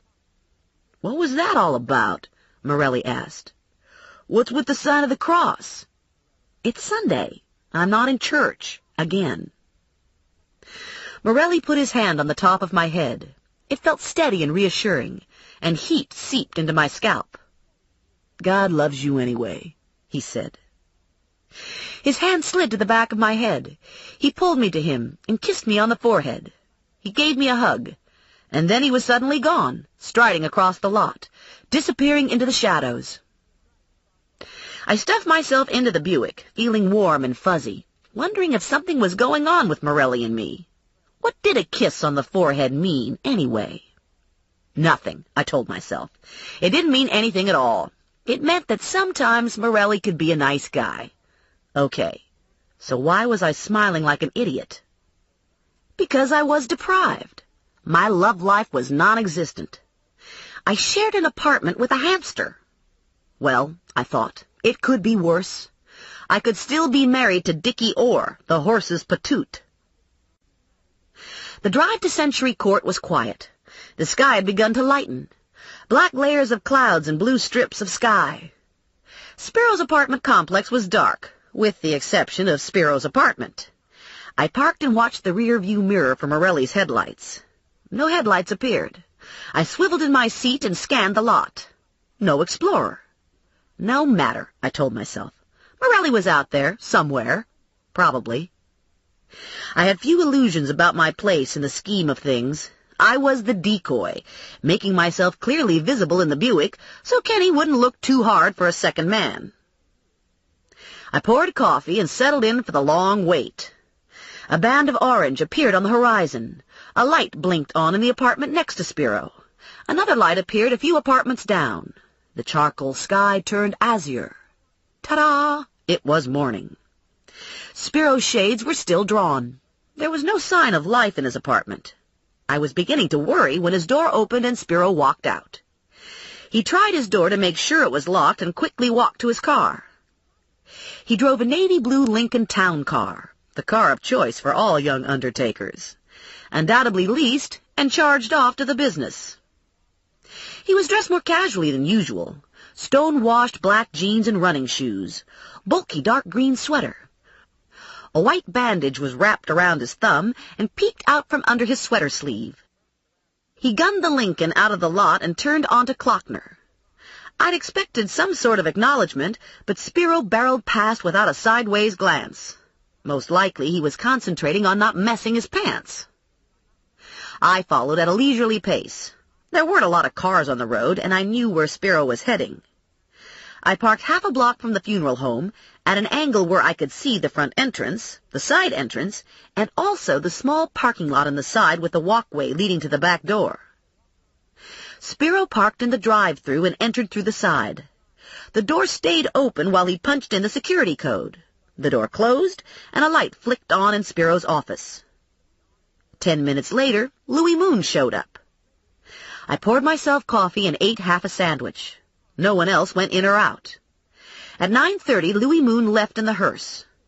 He returned an hour later, and someone was rolled into the back of the house. I guess this was why Louis and Spiro had to come in on a Sunday morning. At 11, I used my cellular phone to call my mother and make sure Grandma Mazur was okay. "She's out," my mother said. "I leave the house for 10 minutes, and what happens? Your father lets your grandmother go off with Betty Greenberg." Betty Greenberg was 89 and was hell on wheels. "Ever since that stroke in August, Betty Greenberg can't remember anything," my mother said. "Last week she drove to Asbury Park. She said she meant to go to Kmart and made a wrong turn." "How long has Grandma Mazur been gone?" "Almost 2 hours. They were supposed to be going to the bakery. Maybe I should call the police." There was the sound of a door slamming and a lot of shouting in the background. "It's your grandmother," my mother said. "And she's got her hand all wrapped up." "Let me talk to her." Grandma Mazur came on the phone. "You won't believe this," she said, her voice trembling with anger and indignation. "The most terrible thing just happened.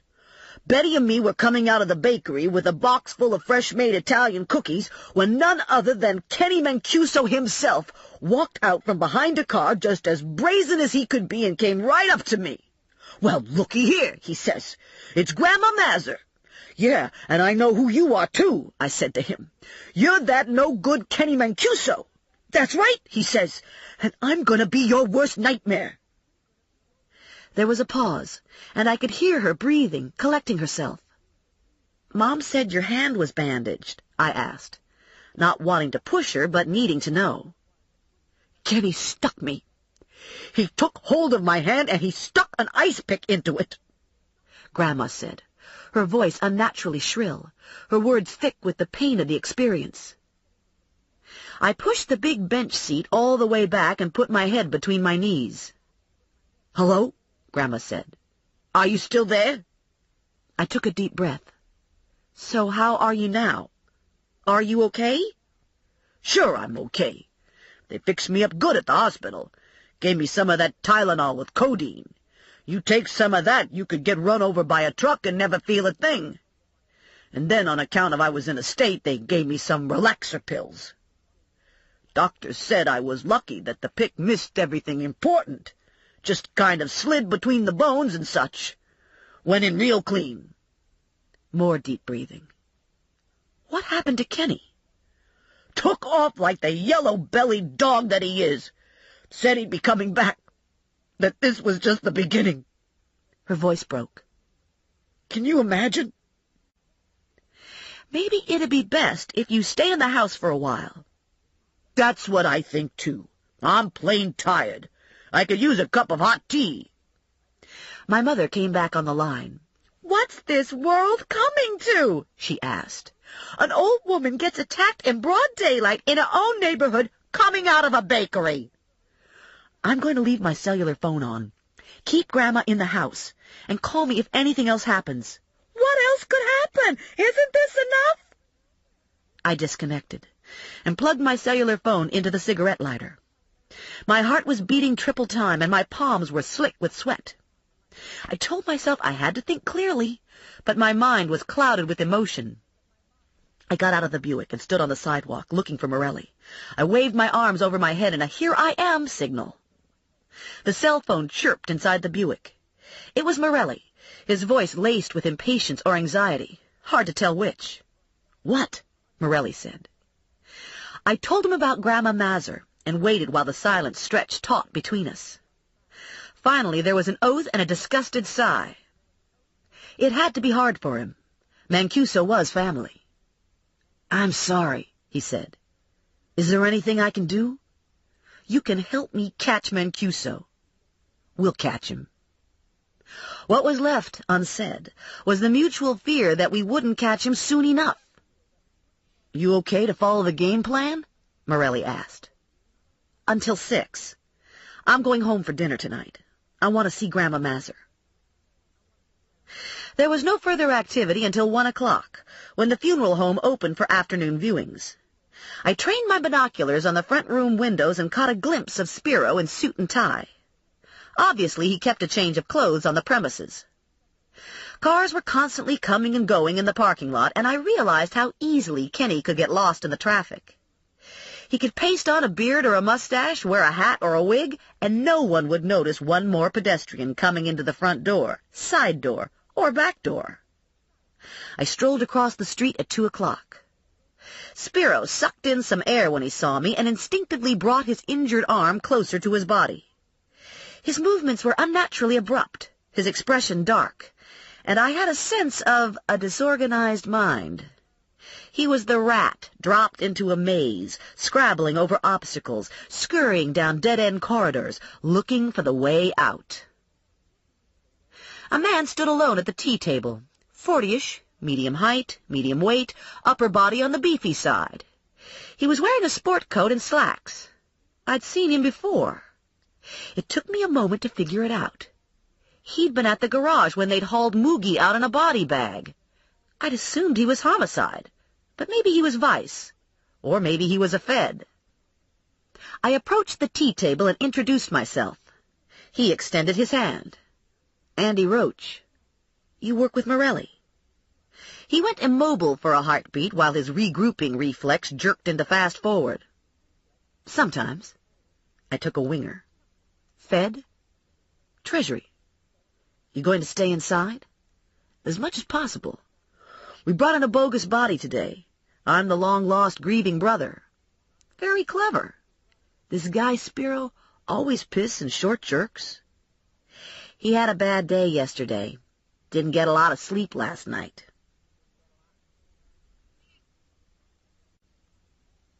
Chapter 12. All right, so Morelli didn't tell me about Andy Roach. What's new? Morelli played his cards close to his vest. That was his style. He didn't show his whole hand to anyone. Not to his boss, not to his partners, and certainly not to me. Nothing personal. After all, the goal was to catch Kenny. I no longer cared how it was accomplished. I backed off from Roach and had a few words with Spiro. Yes, Spiro wanted me to tuck him in. And no, he hadn't heard from Kenny. I used the ladies' room and returned to the Buick. At 5 o'clock I packed it in, not able to shake the visions of Grandma Mazur getting stuck with an ice pick.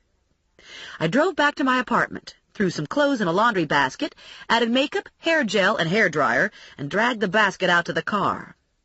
I went back and fetched Rex, set the answering machine, left the kitchen light burning, and locked the door behind me. The only way I knew to protect Grandma Mazur was to move back home. "What's this?" my mother said when she saw the glass hamster cage. "I'm moving in for a few days." "You quit that job. Thank God, I always thought you could do better." "I didn't quit my job. I just need a change." "I have the sewing machine and the ironing board in your room. You said you'd never come home." I had both arms wrapped around the hamster cage. "I was wrong. I'm home. I'll make do." "Frank," my mother yelled, "come help Stephanie. She's moving in with us again." I nudged my way past her and started up the stairs. "Only for a few days. It's temporary." Stella Lombardi's daughter said the same thing, and 3 years later she's still living with them. I felt a scream starting somewhere deep inside. "If you'd given me some notice, I'd have cleaned," my mother said. "I'd have gotten a new bedspread." I pushed the door open with my knee. "I don't need a new bedspread. This one is fine." I maneuvered around the clutter in the small room and set Rex on the bed while I cleaned off the top of the single dresser. "How's Grandma?" "She's taking a nap." "Not no more, I'm not," Grandma said from inside her room. "There's enough noise out there to wake the dead. What's going on?" "Stephanie's moving back home." "Why'd she want to do a thing like that? It's damn boring here." Grandma peeked into my room. "You aren't pregnant, are you?" Grandma Mazur got her hair curled once a week. In between sets, she must have slept with her head hanging over the side of the bed, because the tight little rolls lost some precision as the week marched on, but never seemed totally disturbed. Today, she looked like she'd spray-starched her hair and been put through a wind tunnel. Her dress was rumpled from sleep. She was wearing pink velour bedroom slippers, and her left hand was encased in bandage. "How's your hand?" I asked. "Starting to throb. Think I must need some more of them pills." Even with the ironing board and sewing machine occupying space, my room hadn't changed much in the past 10 years. It was a small room with one window. The curtains were white with a rubberized backing. The first week in May they were exchanged for shears. The walls were painted dusty rose. The trim was white. The double bed was covered with a quilted pink-flowered bedspread, softened in texture and color by age and the spin cycle. I had a small closet, which was filled with seasonal clothes, a single maple dresser, and a maple nightstand with a milk glass lamp. My high school graduation picture still hung on the wall, and a picture of me in my majorette uniform. I had never completely mastered the art of baton twirling, but I'd been perfection in boots when I'd strutted onto a football field. Once during a halftime show, I'd lost control of my baton and flipped it into the trombone section. A shudder ripped through me at the memory. I hauled the laundry basket up and stashed it in a corner, clothes and all. The house was filled with food smells and the clank of flatware being set. My father channel surfed in the living room, raising the volume to compete with the kitchen activity. "Shut it down," my mother shouted at my father. "You'll make us all deaf." My father concentrated on the screen, pretending oblivion. By the time I sat down to dinner, my fillings were vibrating, and I developed a twitch in my left eye. "Isn't this nice?" my mother said. "Everyone's sitting down to dinner together. Too bad Valerie isn't here." My sister Valerie had been married to the same man for 100 years and had 2 children. Valerie was the normal daughter. Grandma Mazur was directly across from me and was downright frightening, with her hair still uncombed and her eyes focused inward. As my father would put it, her lights were on, but there was no one home. "How much of that codeine has Grandma taken so far?"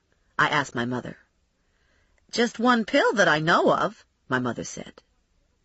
I felt my eye jump and put my finger to it. She seems to be disconnected. My father stopped buttering his bread and looked up. His mouth opened to say something, but he thought better of it and went back to buttering his bread. "Mom?" my mother called out. "How many pills have you taken?" Grandma's head rotated in my mother's direction. "Pills?" "It's a terrible thing that an old lady can't be safe on the streets," my mother said. "You'd think we'd lived in Washington, D.C. Next thing, we'll have drive-by shootings. The burg was never like this in the old days." I didn't want to burst her bubble about the old days, but in the old days the burg had a mafia staff car parked in every 3rd driveway. Men were walked out of their homes, still in pajamas, and taken at gunpoint to the Meadowlands or the Camden landfill for ceremonial dispatch. Usually families and neighbors weren't at risk, but there'd always been the possibility that a stray bullet would embed itself in the wrong body. And the burg was never safe from the Mancuso and Morelli men. Kenny was crazier and more brazen than most, but I suspected he wasn't the first of the Mancusos to leave a scar on a woman's body. To my knowledge, none of them had ever ice-picked an old woman, but the Mancusos and Morellis were notorious for their violent, alcohol-fueled tempers and for their ability to sweet-talk a woman into an abusive relationship. I knew some of this firsthand. When Morelli had charmed the pants off me 14 years ago, he hadn't been abusive, but he hadn't been kind either.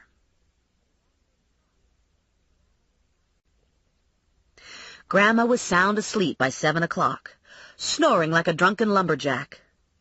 I slipped into my jacket and grabbed my pocketbook. "Where are you going?" my mother wanted to know.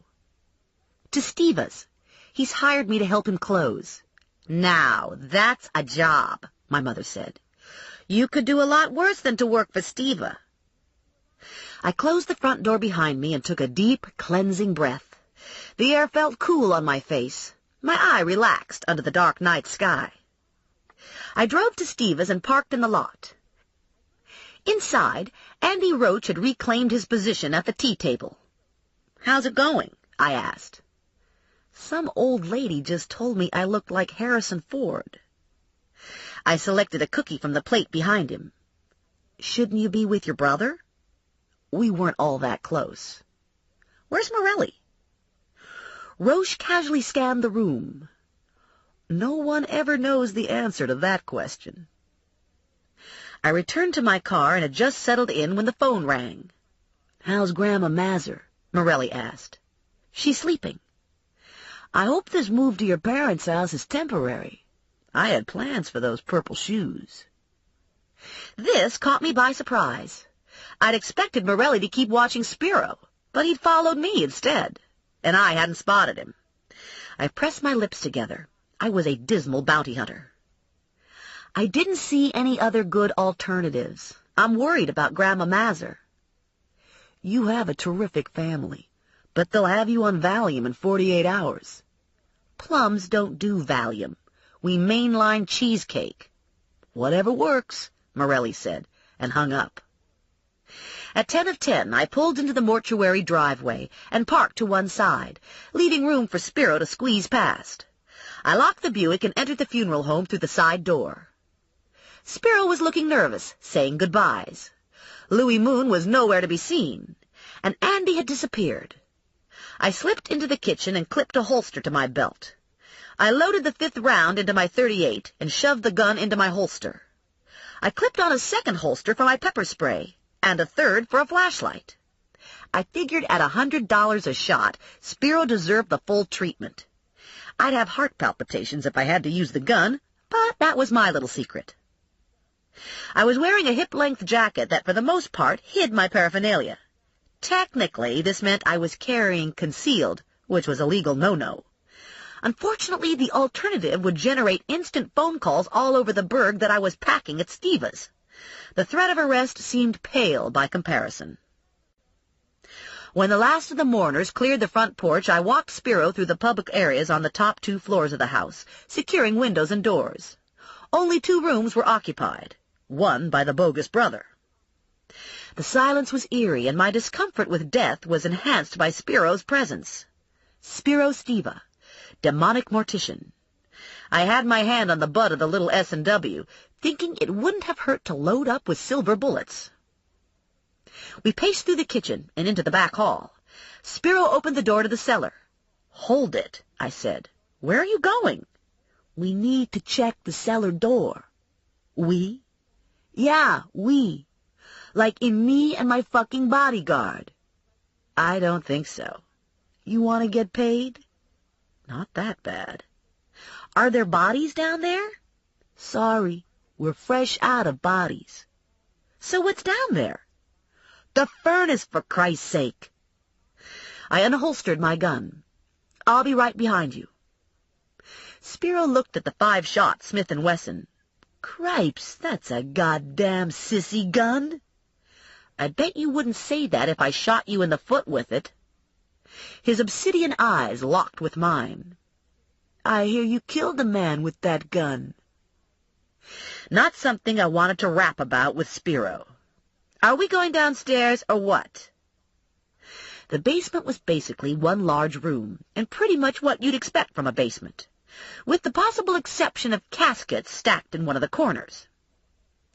The outside door was just to the right at the foot of the stairs. I checked the door to make sure the bolt was thrown. "Nobody here," I said to Spiro, holstering my gun. I'm not sure whom I'd expected to shoot. Kenny, I suppose. Maybe Spiro. Maybe ghosts.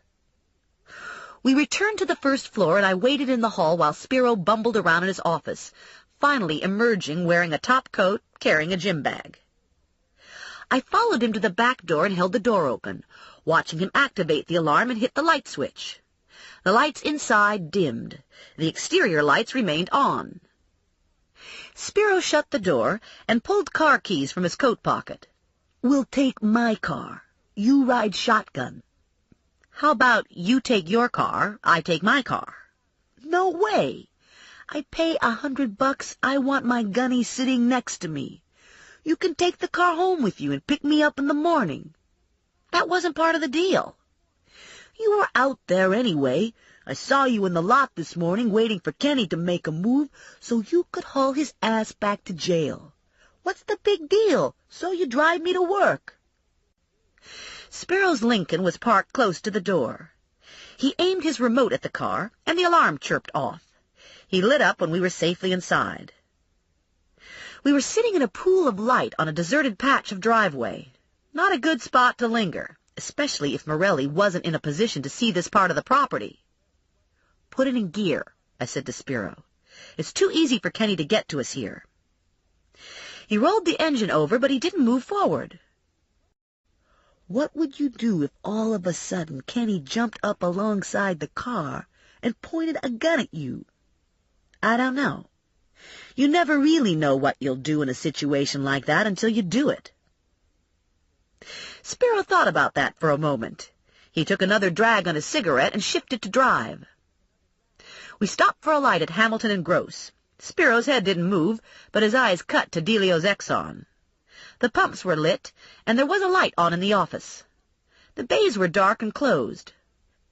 Several cars and a truck had been parked in front of the end bay.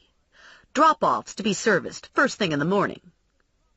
Spiro stared in silence, his face devoid of emotion, and I couldn't guess his thoughts. The light changed, and we motored through the intersection. We were halfway down the block when my brain kicked in. "Oh, my God," I said. "Go back to the gas station." Spiro braked and pulled to the side. "You didn't see Kenny, did you?" "No. I saw a truck. A big white truck with black lettering on the side." "You're gonna have to do better than that." When I talked to the woman who managed the storage lockers, she said she remembered seeing a white truck with black lettering make several passes in the area of your locker. It was too vague to mean anything at the time. Spiro waited for a break in traffic and wheeled a U-turn. He parked at the edge of the macadam apron, behind the drop-offs. Chances of Sandeman still being at the station were slim, but I strained to see in the office all the same.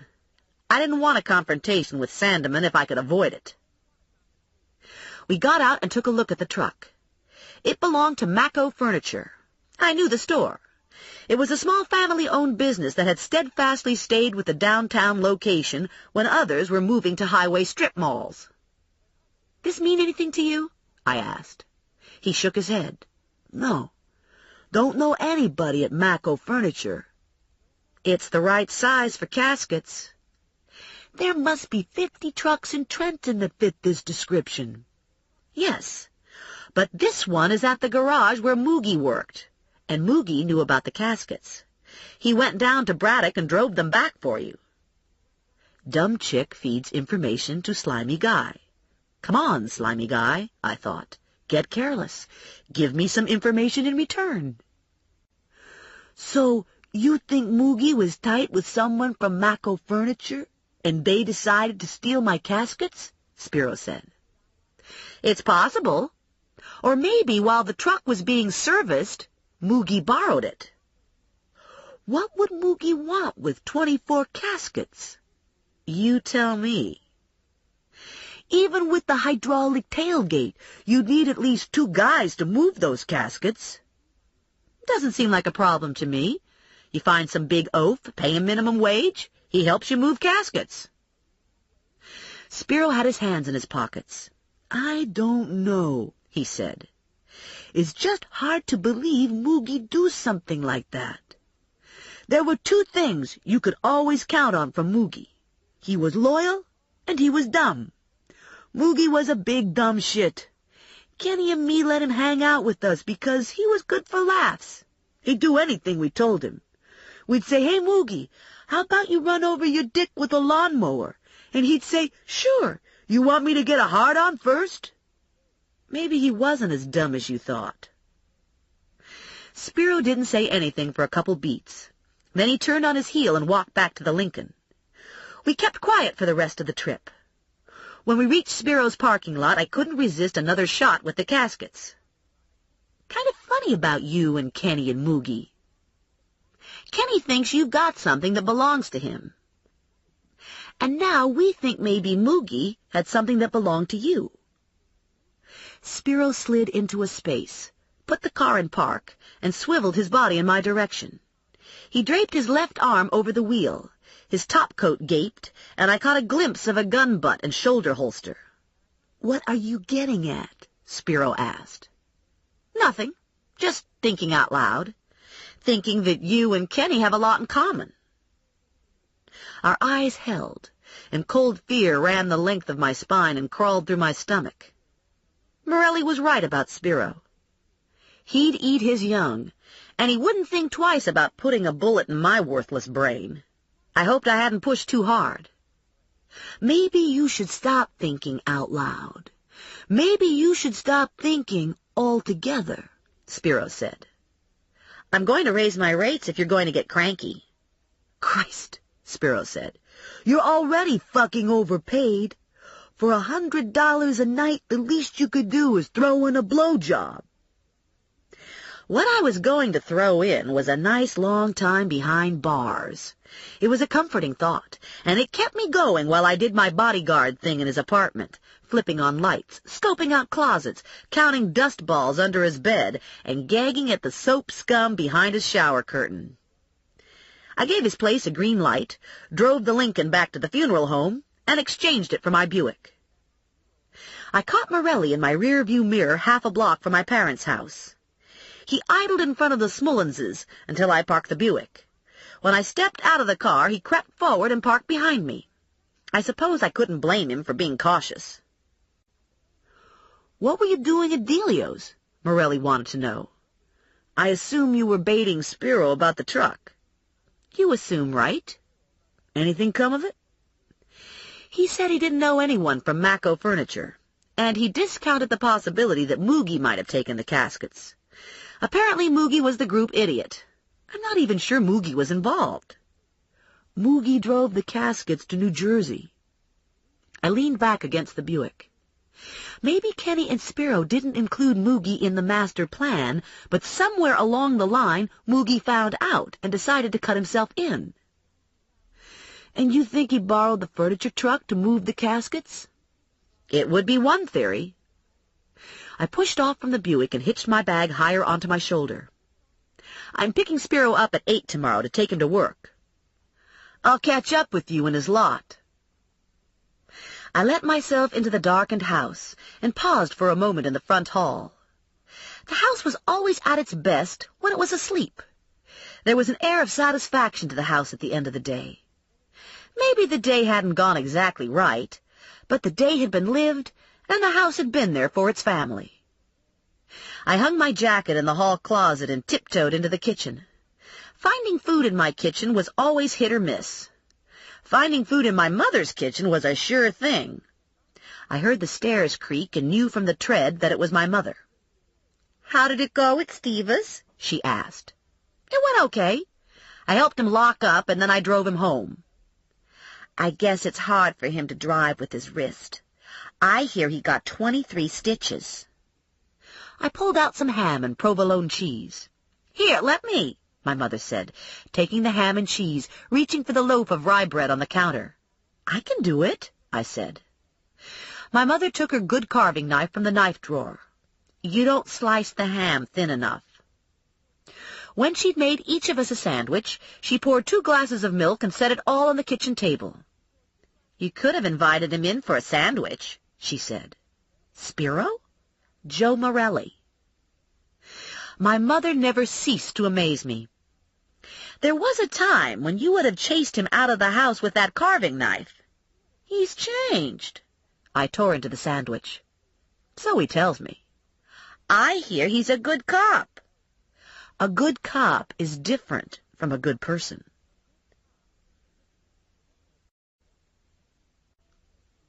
I woke up disoriented, staring at a ceiling from a previous life. Grandma Mazur's voice snapped me back to the present. "If I don't get into that bathroom, there's going to be a big mess in the hall," she yelled. "Last night's supper's going through me like goose grease." I heard the door open, heard my father mumble something indiscernible. My eye started to twitch, and I squinched it closed. I focused my other eye on the bedside clock. 7:30. Damn! I'd wanted to get to Spiro's early. I jumped out of bed and rummaged through the laundry basket for clean jeans and a shirt. I ran a brush through my hair, grabbed my pocketbook, and rushed into the hall. "Grandma!" I hollered through the door. "Are you going to be long?" "Is the Pope Catholic?" she yelled back. All right. I could postpone the bathroom for half an hour. After all, if I'd gotten up at 9, I wouldn't have used the bathroom for another hour and a half. My mother caught me with my jacket in my hand. "Where are you going?" she asked. "You haven't had breakfast." I told Spiro I'd pick him up. "Spiro can wait. The dead people won't mind if he's 15 minutes late. Come eat your breakfast." "I don't have time for breakfast. I made some nice oatmeal. It's on the table. I poured your juice." She looked down at my shoes. "What kind of shoes are they?" "They're Doc Martens." "Your father wore shoes like that when he was in the army." "These are great shoes," I said. "I love these shoes. Everyone wears shoes like this. Women interested in getting married to a nice man do not wear shoes like that. Women who like other women wear shoes like that. You don't have any funny ideas about women, do you?" I clapped my hand over my eye. "What's wrong with your eye?" my mother asked. "It's twitching." "You're too nervous. It's that job. Look at you, rushing out of the house. And what's that on your belt?" "Pepper spray." "Your sister Valerie doesn't wear such things on her belt." I looked at my watch. If I ate real fast, I could still get to Spiro by 8. My father was at the table, reading his paper, drinking coffee. "How's the Buick?" he asked. "You giving it high test?" "The Buick's fine. No problems." I chugged the juice and tried the oatmeal. It needed something. Chocolate, maybe. Or ice cream. I added 3 spoons of sugar and some milk. Grandma Mazur took her seat at the table. "My hand feels better," she said. "But I got the devil of a headache." "You should stay at home today," I said. "Take it easy." "I'm going to take it easy at Clara's. I look a fright. Don't know how my hair got like this." "No one will see you if you don't go out of the house," I argued. "Suppose someone comes over. Suppose that good-looking Morelli boy comes to visit again. You think I want him seeing me like this? Besides, I gotta go while I still got the bandage on and I'm big news. Not every day a person gets attacked at the bakery." "I have things to do first this morning, but then I'll be back, and I'll take you to Clara's," I told Grandma. "Don't go without me."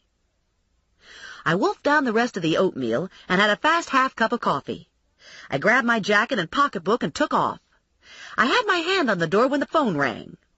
"It's for you," my mother said. "It's Vinny." "I don't want to talk to him. Tell him I've already left." The cell phone rang just as I hit Hamilton. "You should have talked to me at home," Vinny said. "It would have been cheaper." "You're breaking up. Lousy connection." "Don't give me that lousy connection crap." I made some static sounds. "And I'm not going to fall for the phony static either. Make sure you get your keister in her this morning." I didn't see Morelli lurking in Spiro's parking lot, but I assumed he was there. There were 2 vans and a truck with a cap. Both good possibilities. I collected Spiro and headed for the funeral home. When I stopped for the light at Hamilton and Gross, we both turned our attention to the Exxon station. "Maybe we should stop in and ask a few questions," Spiro said. "What kind of questions?" "Questions about the furniture truck. Just for the hell of it. I guess it would be interesting to see if Moogie was the one who took the caskets." I figured I had a couple choices. I could torture him by saying, "What's the point? Let's just get on with our lives." And then I'd drive right on by. Or I could play along to see how it goes. There was definitely some merit to torturing Spiro, but my best instincts told me to let him run with the ball and tag along.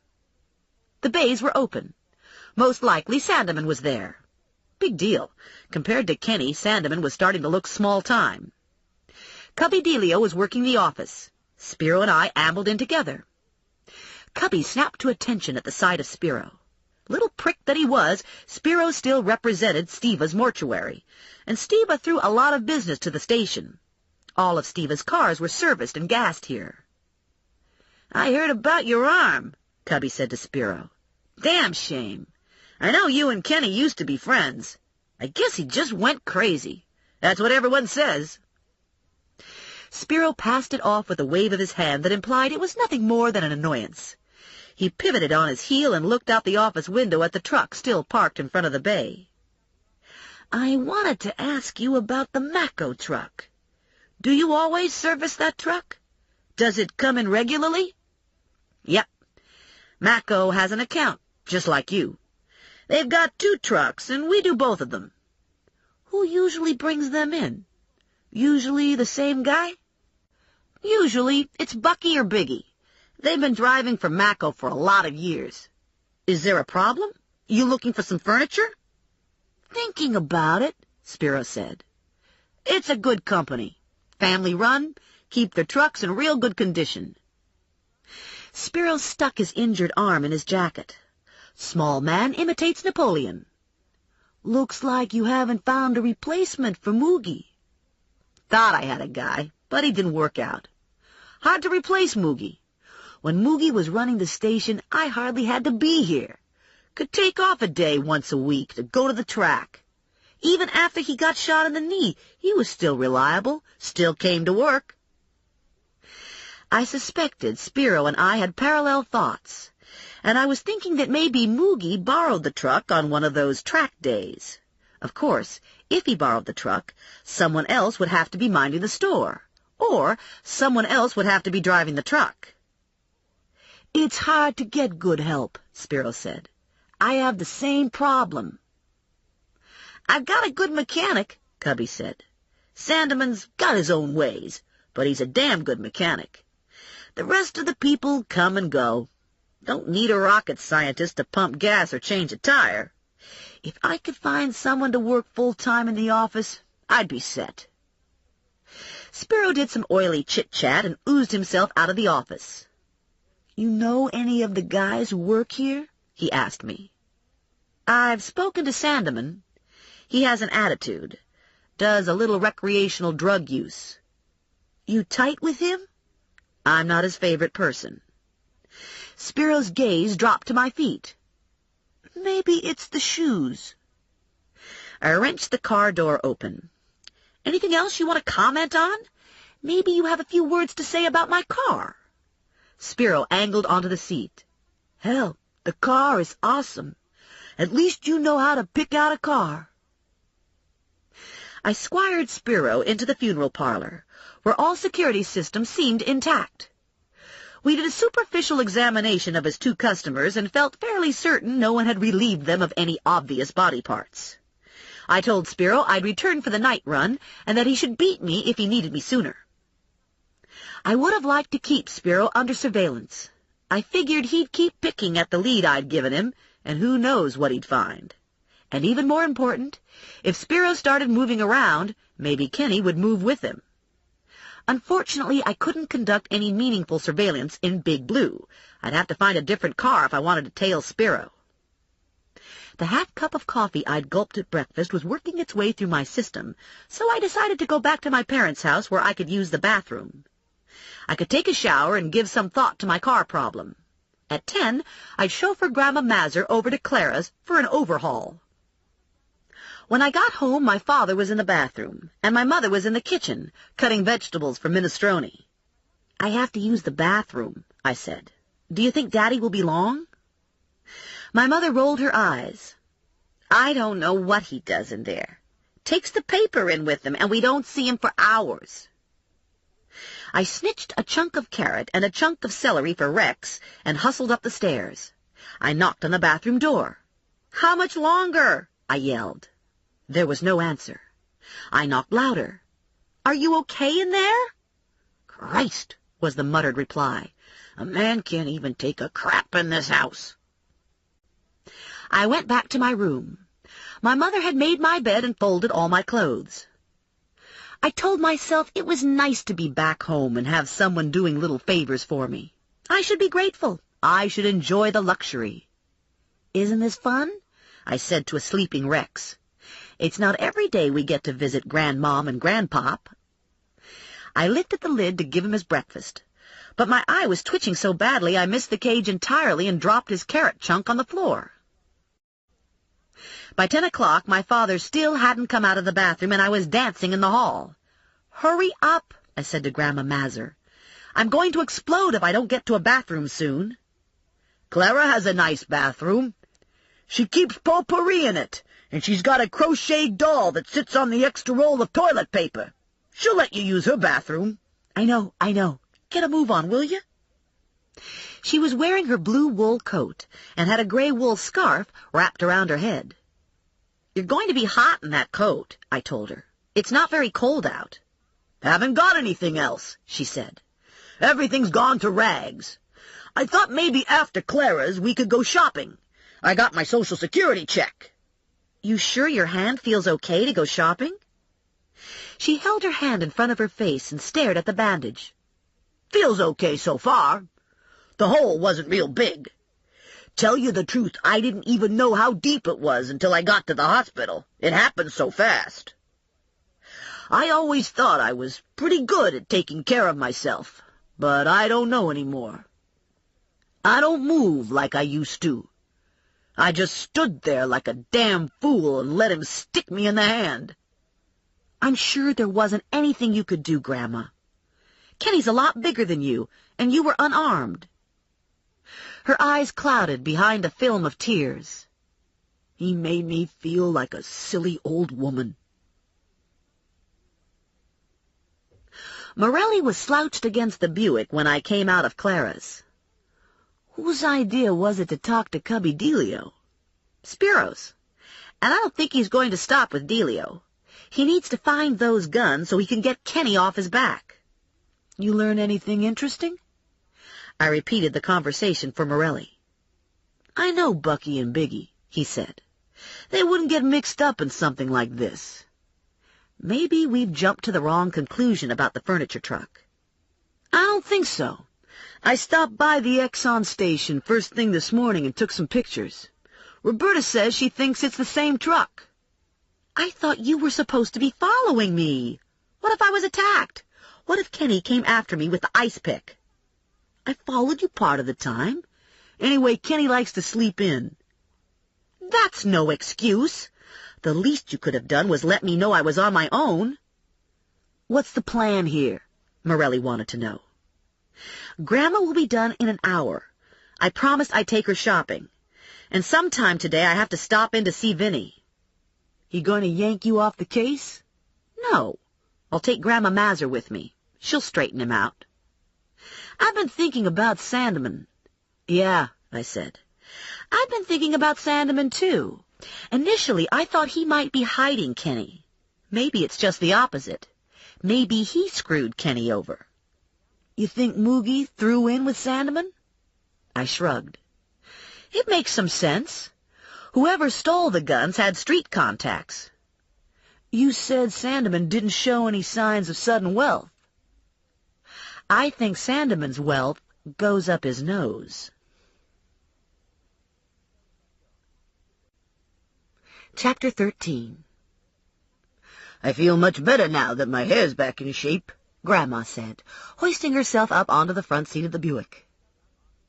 "I even had to put a rinse in it. Can you tell the difference?" She'd gone from gunmetal gray to apricot. "It's more of a strawberry blonde now," I said. "Yeah, that's it.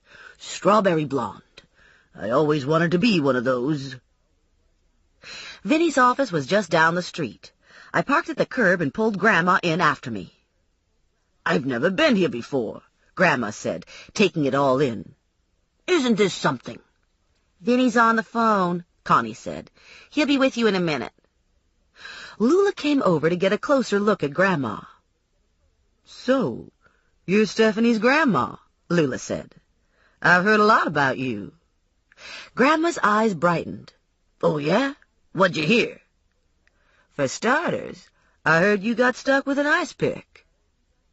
Grandma held her bandaged hand out for Lula to see. "It was this here hand, and it got stuck just about clean through." Lula and Connie looked at the hand. "And that isn't all that's happened," Grandma said. "The other night, Stephanie got a man's part in express mail. Opened it up right in front of me. I saw the whole thing. It was stuck to a piece of foam with a hat pin." "Get out," Lula said. "That's just the way it came through the mail," Grandma said. "Sliced off like a chicken neck and stuck with a hat pin. Reminded me of my husband." Lula leaned forward so she could whisper. "You talking about size? Was your man's part that big?" "Heck no," Grandma said. "His part was that dead." Vinny stuck his head out of his office door and swallowed hard when he saw Grandma. "Oh, geez," he said. "I just picked Grandma up at the beauty parlor," I told him. "And now we're going shopping. Thought I'd stop by to see what you wanted, since I was just down the street." Vinny's 5'9" frame hunched. His thinning black hair was slicked back and had the same level of shine as his pointy-toed black shoes. "I want to know what's happening with Mancuso. This was supposed to be a simple pickup, and now I'm hanging out for a lot of money." "I'm closing in," I said. "Sometimes these things take time." "Time is money," Vinny said. "My money." Connie rolled her eyes, and Lula said, "Say what?" We all knew Vinny's bond business was financed by an insurance company. Vinny balanced on his toes, hands loose at his sides. City boy, slack-jointed, tight-assed. "This case is out of your league. I'm giving it over to Mo Barnes."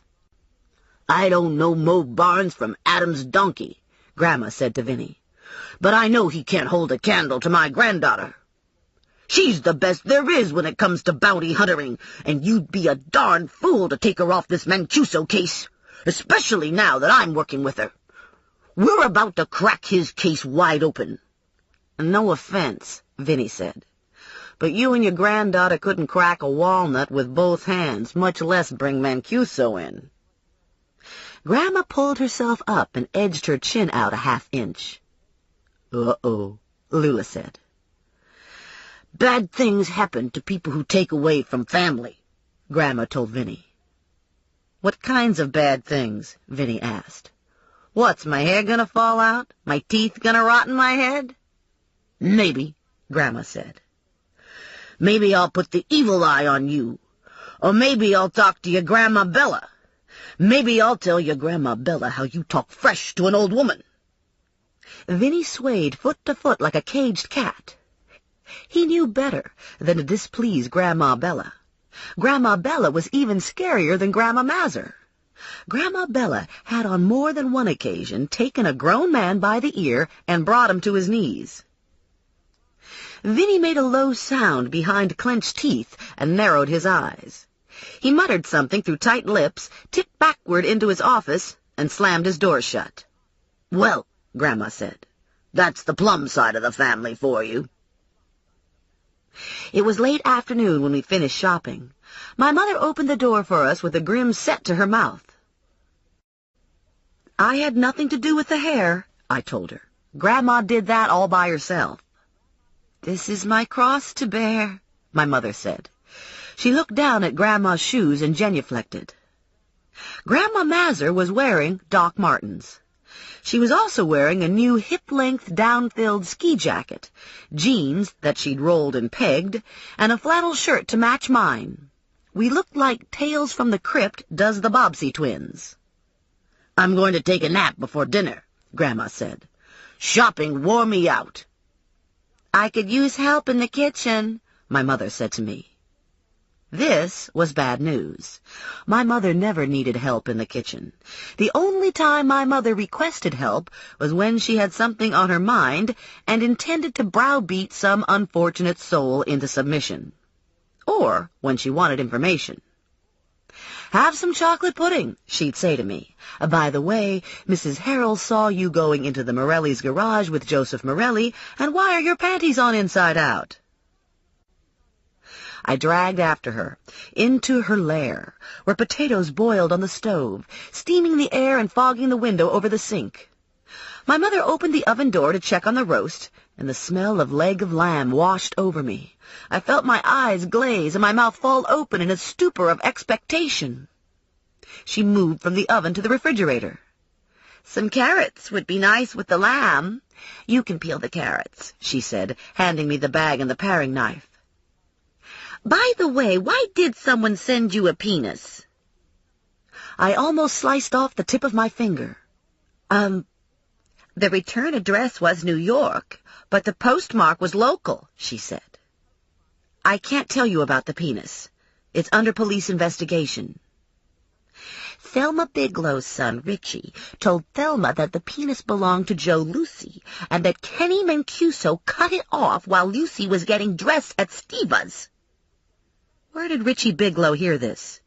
Richie tends bar at Pino's. Richie knows everything. I don't want to talk about the penis. My mother took the paring knife out of my hand. "Look at these carrots you peeled. I can't serve these carrots. Some of the skins are left on." "You shouldn't cut the skins off anyway. You should scrub them with a brush. All the vitamins are in the skin. Your father won't eat them with the skins on. You know how particular he is." My father would eat cat shit if it was salted, fried, or frosted, but it took an act of Congress to get him to eat a vegetable. "Seems to me Kenny Mancuso has it in for you," my mother said. "It's not a nice thing to send a penis to a woman. It's disrespectful." I searched the kitchen for a new task, but I couldn't come up with anything. "And I know what's going on with your grandmother, too," she said. "Kenny Mancuso is getting to you through your grandmother. That's why he attacked her at the bakery. That's why you're living here, so you can be close by if he attacks her again." "He's crazy." "Of course he's crazy. Everybody knows he's crazy. All the Mancuso men are crazy. His Uncle Rocco hung himself. He liked little girls. Mrs. Ligotti caught him with her Tina. And then the next day, Rocco hung himself. Good thing, too, if Al Ligotti had gotten hold of Rocco." My mother shook her head. "I don't even want to think about it." She shut the heat off under the potatoes and turned to me. "How good are you at this bounty hunter business?" "I'm learning." "Are you good enough to catch Kenny Mancuso?" "Yes, maybe." She lowered her voice. "I want you to catch that son of a bitch. I want you to get him off the streets. It's not right that a man like that is free to hurt old women." "I'll do the best I can." "Good." She took a can of cranberries from the pantry. "Now that we have things straight, you can set the table." Morelli showed up at 6:01. I answered his knock and stood blocking the doorway, preventing him from slipping into the front hall. "What is it?" Morelli leaned into me, forcing me to take a step back. "I was driving by, doing a security check," Morelli said, "and I smelled leg of lamb." "Who is it?" my mother called. "It's Morelli. He was driving by and he smelled the lamb. And he's leaving. Right now." "She has no manners," my mother said to Morelli. "I don't know what happened. I didn't raise her like that. Stephanie, lay out an extra plate." Morelli and I left the house at 7:30. He trailed after me in a tan-panel van and parked in Steva's lot when I pulled into the driveway. I locked the Buick and walked over to Morelli. "You have anything to tell me?" I went through invoices from the garage. The truck was in for an oil change at the end of the month. Bucky brought it in around 7 in the morning and picked it up the next day. Let me guess. Cubby Delio was gone that day. Moogie and Sandeman were working. Yeah. Sandeman signed off on the job. His name was on the invoice. Have you talked to Sandeman? No. I got to the garage right after he left for the night. I checked his room and some bars, but I couldn't find him. Thought I'd make the rounds again later. Did you find anything interesting in his room? His door was locked. You didn't look in through the window? Thought I'd save that little adventure for you. I know how much you like to do that sort of thing. In other words, Morelli didn't want to get caught on the fire escape. "You going to be here when I close up with Spiro?" Wild horses couldn't drag me away. I crossed the lot and entered the funeral home through the side door. Word of Kenny Mancuso's bizarre behavior was obviously spreading, because Joe Lucy, minus his penis, was laid out in the VIP room, and the crowd packed into the room rivaled the record-breaking viewing held for Sylvester Bergen, who died in the middle of his term as Grand Poobah of the VFW. Spiro was holding court on the far side of the lobby, cradling the arm injured in the line of duty, making the most of his role as Undertaker Celeb. People were clustered around him, listening intently as he told them God knows what. A few people looked in my direction and whispered behind their memorial programs. Spiro bowed out on his audience and signaled me to follow him into the kitchen. He grabbed the big silver cookie plate on his way, ignoring Roach, who was once again positioned at the tea table. "Do you believe this bunch of losers?" Spiro said, emptying a bag of bulk-bought supermarket cookies onto the plate. "They're eating me out of house and home. I should be charging after-hours admission to see Lucy's stump." "Anything new from Kenny?" "Nothing. I think he shot his wad. Which brings me to the business at hand. I don't need you anymore."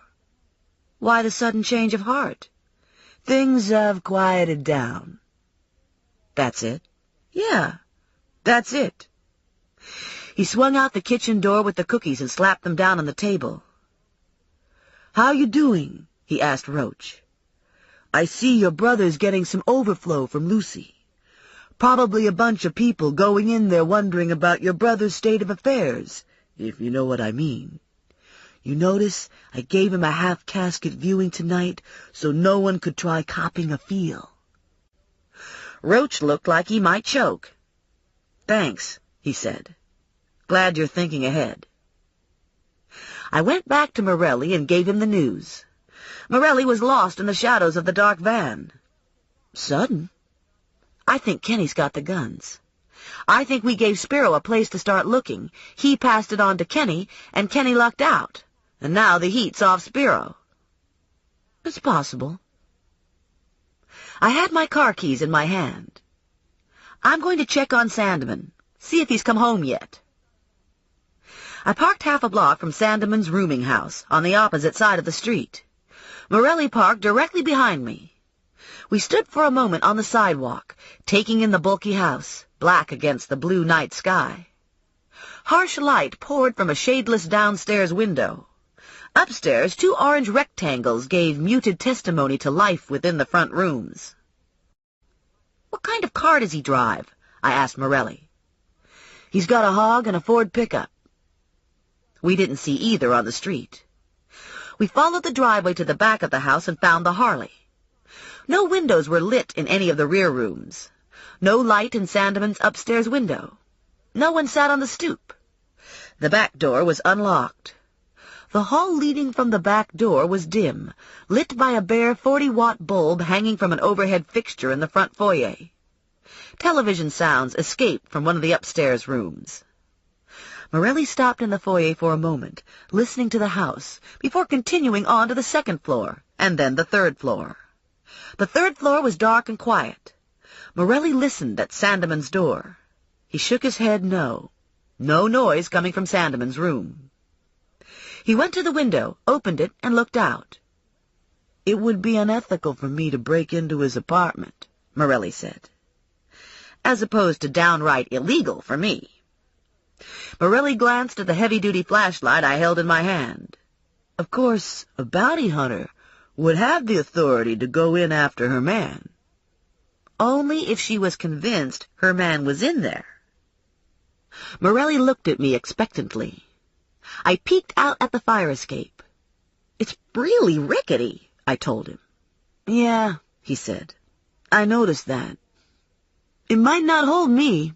He put a finger under my chin and gazed into my eyes. "I bet it would hold a dainty little thing like you." I am many things. Dainty isn't one of them. I took a deep breath and angled myself out onto the fire escape. Iron joints groaned, and rusted metal shards flaked off underfoot and fell to the ground. I whispered an oath and inched toward Sandman's window. I cupped my hands to the glass and looked inside. The interior was blacker than black. I tried the window. It was unlocked. I gave the bottom window a shove, and it rose halfway and stuck. "Can you get in?" Morelli whispered. "No, the window's stuck." I squatted down, peered through the opening, and worked the flashlight around the room. So far as I could see, nothing had changed. There was the same clutter, the same squalor, the stink of unwashed clothes and overflow ashtrays. I saw no signs of struggle, flight, or affluence. I thought I'd give one more try with the window. I braced my feet and pushed hard against the old wood frame. Masonry bolts tore loose from crumbling brick, and the slatted floor of the fire escape tipped to a 45-degree angle. Stairs slid out of place, railings ripped from their moorings, angle irons wrenched free, and I skidded feet first, ass second, off into space. My hand connected with the crossbar, and in an act of blind panic and reflexive action, I held fast for 10 seconds. At the end of those 10 seconds, the entire third-floor gridwork crashed into the second-floor fire escape. There was a momentary pause, long enough for me to whisper, "Oh, shit." Above me, Morelli leaned out the window. "Don't move." Chang! The second-floor fire escape separated from the building and crumbled to the ground, carrying me with it. I landed flat on my back with a solid whump that knocked the air out of my lungs. I lay there, stunned, until Morelli's face once again loomed over me just inches away. "Fuck," he whispered. "Jesus, Stephanie, say something." I stared straight ahead, unable to talk, not yet able to breathe. He felt for the pulse in my neck. Then his hands were on my feet, moving up my legs. "Can you move your toes?" Not when his hand was feeling up the inside of my thigh like this.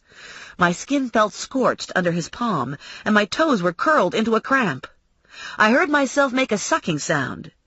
"Your fingers go any higher up my leg, and I'm filing for sexual harassment." Morelli rocked back on his heels and passed a hand over his eyes. "You just scared the hell out of me." "What's going on out there?" A loud voice from one of the windows. "I'm calling the police. I'm not putting up with this shit. We got noise ordinances in this neighborhood." I propped myself up on my elbow. "Get me out of here." Morelli gently hoisted me to my feet. "You're sure you're okay?" "Nothing seems broken." I wrinkled my nose. "What is that smell? Oh, God, I didn't mess myself, did I?" Morelli turned me around. "Whoa," he said. "Someone in this building has a big dog. A big, sick dog. And looks like you hit ground zero." I shrugged out of the jacket and held it at arm's length. "Am I okay now?" "Some of it splattered down the back of your jeans." "Any place else?" "Your hair." This sent me into instant hysteria. "Get it out! Get it out!" Morelli clapped a hand over my mouth. "Quiet! Get it out of my hair!" "I can't get it out of your hair. You're going to have to wash it out." He pulled me toward the street. "Can you walk?" I staggered forward. "That's good," Morelli said. "Keep doing that. Before you know it, you'll be to the van. And then we'll get you to a shower. After an hour or two of scrubbing, you'll be good as new." Good as new. My ears were ringing, and my voice sounded far away, like a voice in a jar. "Good as new," I repeated. When we got to the van, Morelli opened the rear door. "You don't mind riding in the back, do you?" I stared at him, blank-minded. Morelli shone my flashlight in my eyes. "You sure you're okay?" "What kind of dog do you think it was?" "A big dog." "What kind?" "Rottweiler. Male. Old and overweight. Bad teeth. Ate a lot of tuna fish." I started to cry. "Oh, geez," Morelli said. "Don't cry. I hate when you cry." "I got Rottweiler shit in my hair." He used his thumb to wipe the tears from my cheeks. "It's okay, honey. It's really not so bad. I was kidding about the tuna. He gave me a boost into the van. Hold tight back here. I'll have you home before you know it. He brought me to my apartment. I thought this was best, he said. Didn't think you'd want your mother to see you in this condition. He searched through my pocketbook for the key and opened the door. The apartment felt cool and neglected. Too quiet. No Rex spinning in his wheel. No light left burning to welcome me home. The kitchen beckoned to my left. I need a beer, I said to Morelli. I was in no rush for the shower. I'd lost my ability to smell. I'd accepted the condition of my hair. I shuffled into the kitchen and tugged at the refrigerator door.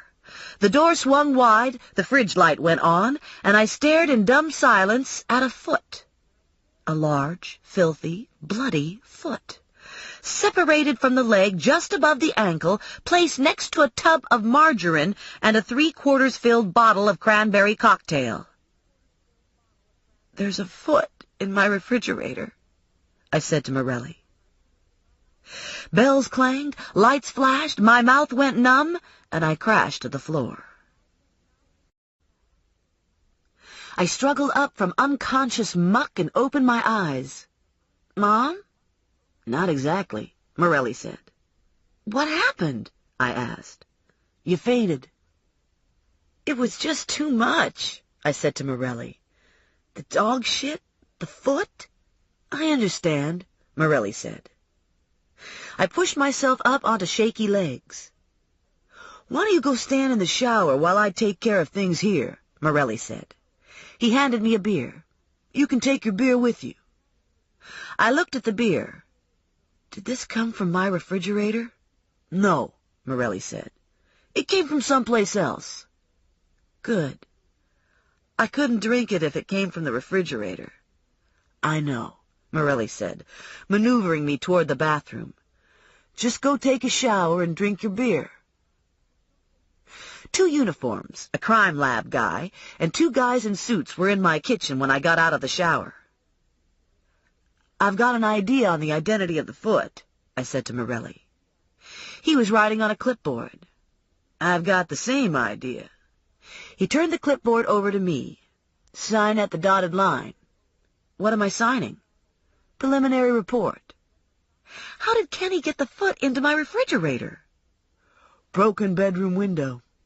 You need an alarm system. One of the uniforms left, carrying a large styrofoam cooler. I swallowed down a wave of revulsion. Is that it? I asked. Morelli nodded. I did a fast cleanup of your refrigerator. You'll probably want to do a more thorough job when you have time. Thanks. I appreciate the help. We went through the rest of the apartment, he said. Didn't find anything. The second uniform left, followed by the suits and the crime scene men. Now what? I asked Morelli. Not much point in staking out Sandeman's place. Now we watch Spiro. What about Roach? Roach will stay with the funeral home. We'll tag after Spiro. We taped a big plastic garbage bag over the broken window, shut the lights off, and locked the apartment. There was a small crowd in the hall. Well, Mr. Walesky asked, what was this about? Nobody'll tell us nothing. It was just a broken window, I said. I thought it might have been something more serious, so I called the police. Were you robbed? I shook my head no. Nothing was taken. So far as I knew, that was the truth. Mrs. Boyd didn't look like she was buying any of it. What about the ice chest? I saw a policeman carry an ice chest out to his car. Beer, Morelli said. They were friends of mine. We're going to a party later. We ducked down the stairs and trotted to the van.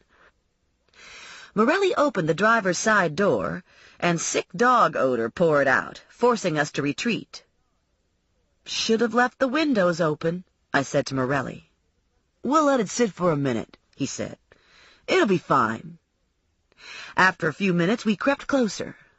It still smells bad, I said. Morelli stood, fists on hips. I don't have time to scrub it down. We'll try riding around with the windows open. Maybe we can blow it out.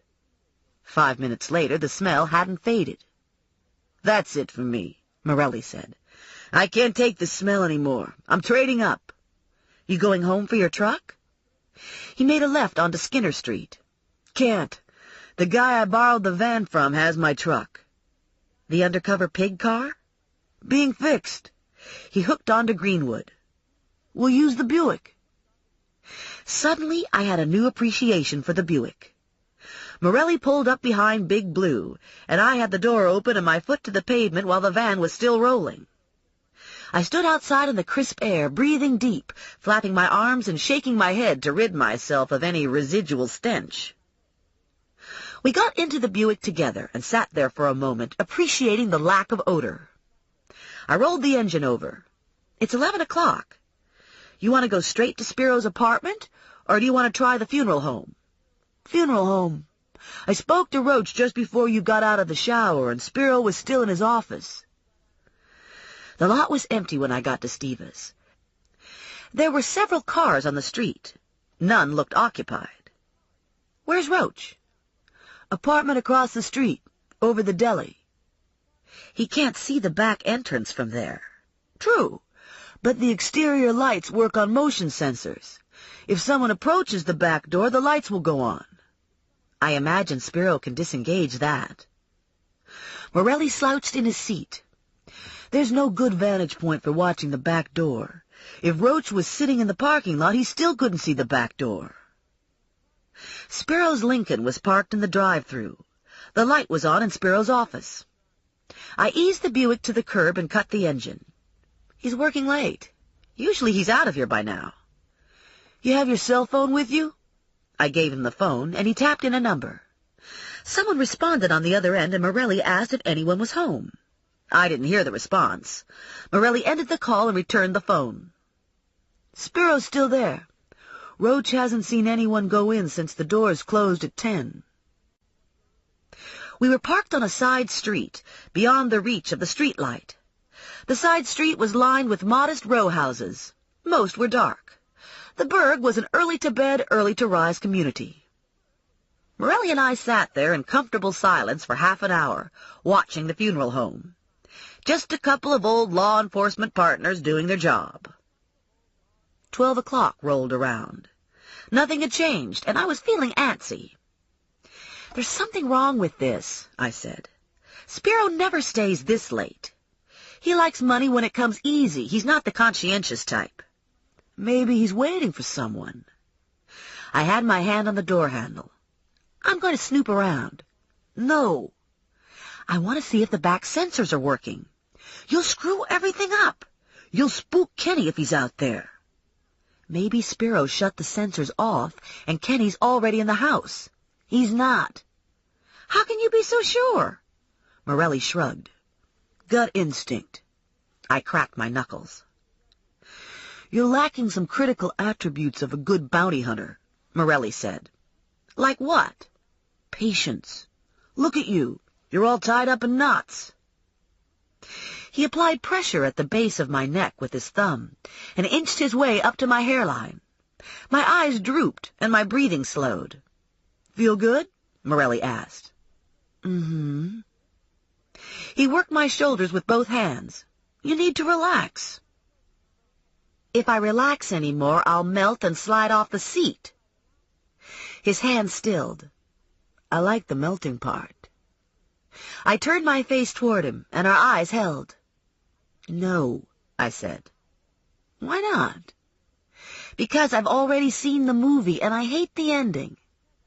"Maybe it'll have a different ending this time." "Maybe it won't." His thumb traced over the pulse in my neck, and when he spoke his voice was low and cat's tongue rough. "How about the middle of the movie? Did you like the middle?" The middle of the movie had smoked. "I've seen better middles."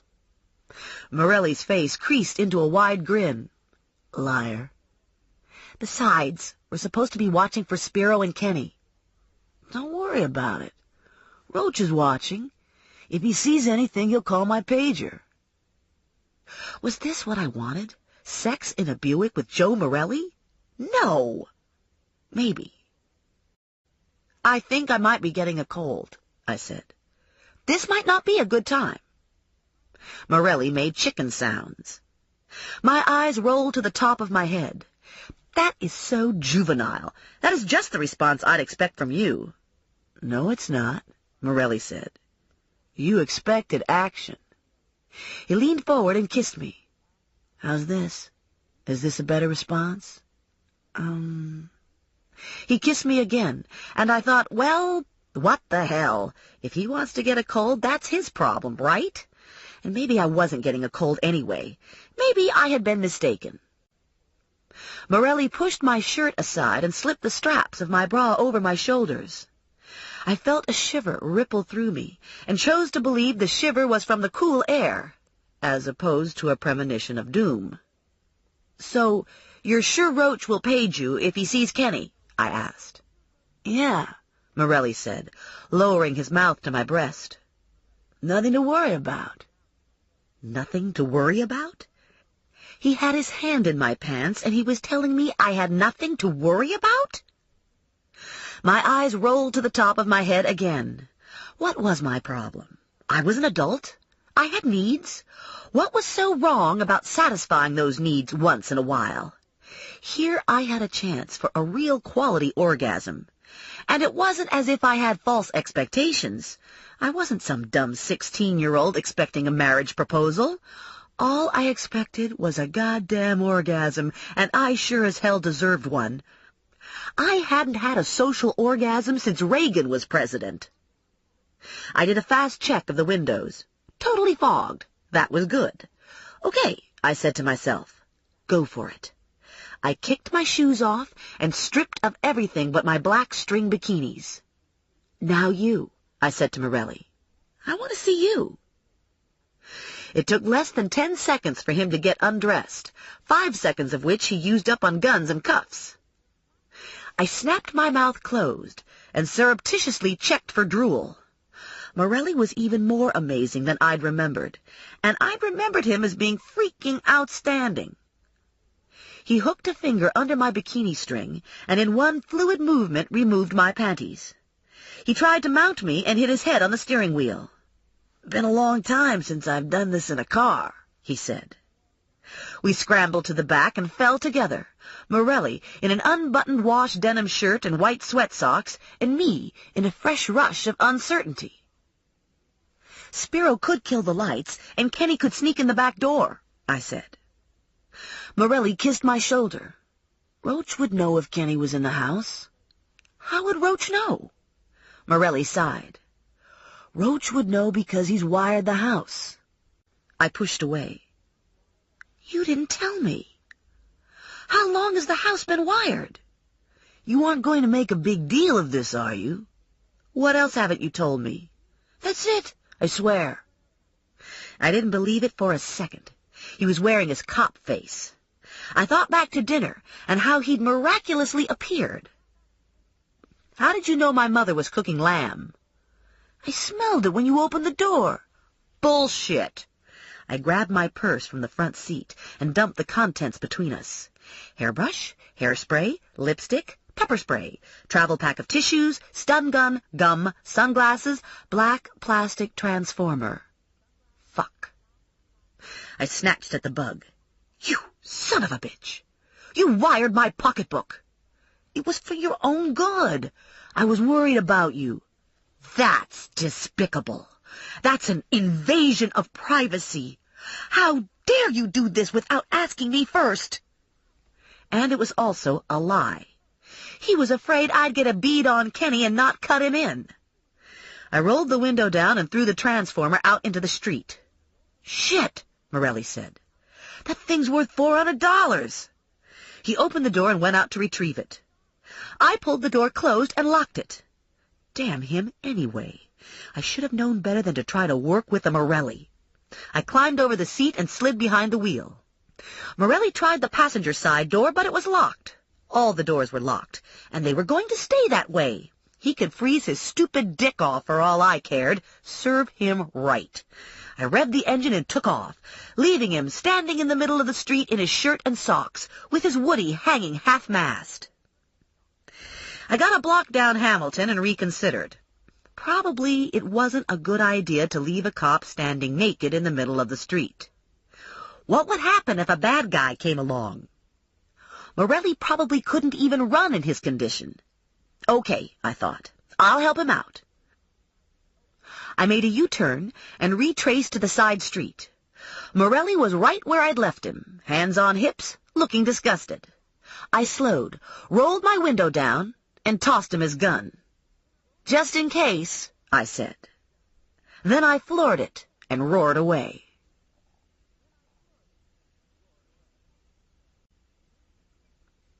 Chapter 14. I quietly crept up the stairs and breathed a long sigh of relief when I was safely locked in my bedroom. I didn't want to explain my "I've been making out in a Buick rat's nest hair" to my mother. Nor did I want her to glean through X-ray vision that my panties were stuffed into my jacket pocket. I undressed with the lights off, slunk into bed, and pulled the covers up to my chin. I awoke with 2 regrets. The first was that I'd left the stakeout and had no idea if Kenny had been caught. The second was that I'd missed my window of opportunity to use the bathroom, and once again I was last in line. I lay in bed, listening to people shuffle in and out of the bathroom. First my mother, then my father, then my grandmother. When Grandma Mazur creaked down the stairs, I wrapped myself in the pink quilted robe I'd gotten for my 16th birthday and padded to the bathroom. The window over the tub was closed against the cold, and the air inside was thick with the scent of shaving cream and Listerine. I took a fast shower, towel-dried my hair, and dressed in jeans and a Rutgers sweatshirt. I had no special plans for the day, other than to keep an eye on Grandma Mazur and to keep tabs on Spiro. Of course, that was working on the assumption that Kenny hadn't gotten himself caught last night. I followed my nose to coffee brewing in the kitchen and found Morelli eating breakfast at the kitchen table. From the look of his plate, he'd just finished bacon and eggs and toast. He slouched back at the sight of me, coffee cup in hand. His expression was speculative. "Morning," he said, voice even, eyes not giving up any secrets. I poured coffee into a mug. "Morning?" Non-committal. "What's new?" "Nothing. Your paycheck is still out there." "You come by to tell me that?" "I came by to get my wallet. I think I left it in your car last night." "Right," along with various articles of clothing. I took a slurp of coffee and set the cup on the counter. "I'll get your wallet." Morelli stood. "Thank you for breakfast," he said to my mother. "It was wonderful." My mother beamed. "Any time. Always nice to have Stephanie's friends here." He followed me out and waited while I unlocked the car and scooped his clothes together. "Were you telling the truth about Kenny?" I asked. "He didn't show up last night?" "Spiro stayed until a little after 2. Sounded like he was playing computer games. That was all Roach picked up on the bug. No phone calls, no Kenny. Spiro was waiting for something that never happened." "Looks like it." The tan wreck of a cop car was parked behind my Buick. "I see you got your car back," I said to Morelli. It had all the same dents and scrapes, and the bumper was still in the back seat. "I thought you said it was being fixed." "It was," Morelli said. "They fixed the lights." He glanced over at the house and then back at me. "Your mother is standing at the door watching us." "Yep." "If she wasn't standing there, I'd grab you and shake you until the fillings fell out of your teeth. Police brutality. It has nothing to do with being a cop. It has to do with being Italian." I handed him his shoes. "I'd really like to be in on the takedown." "I'll do the best I can to include you." We locked eyes. Did I believe him? No. Morelli fished car keys out of his pocket. "You'd better think of a good story to tell your mother. She's going to want to know why my clothes were in your car." "She won't think anything of it.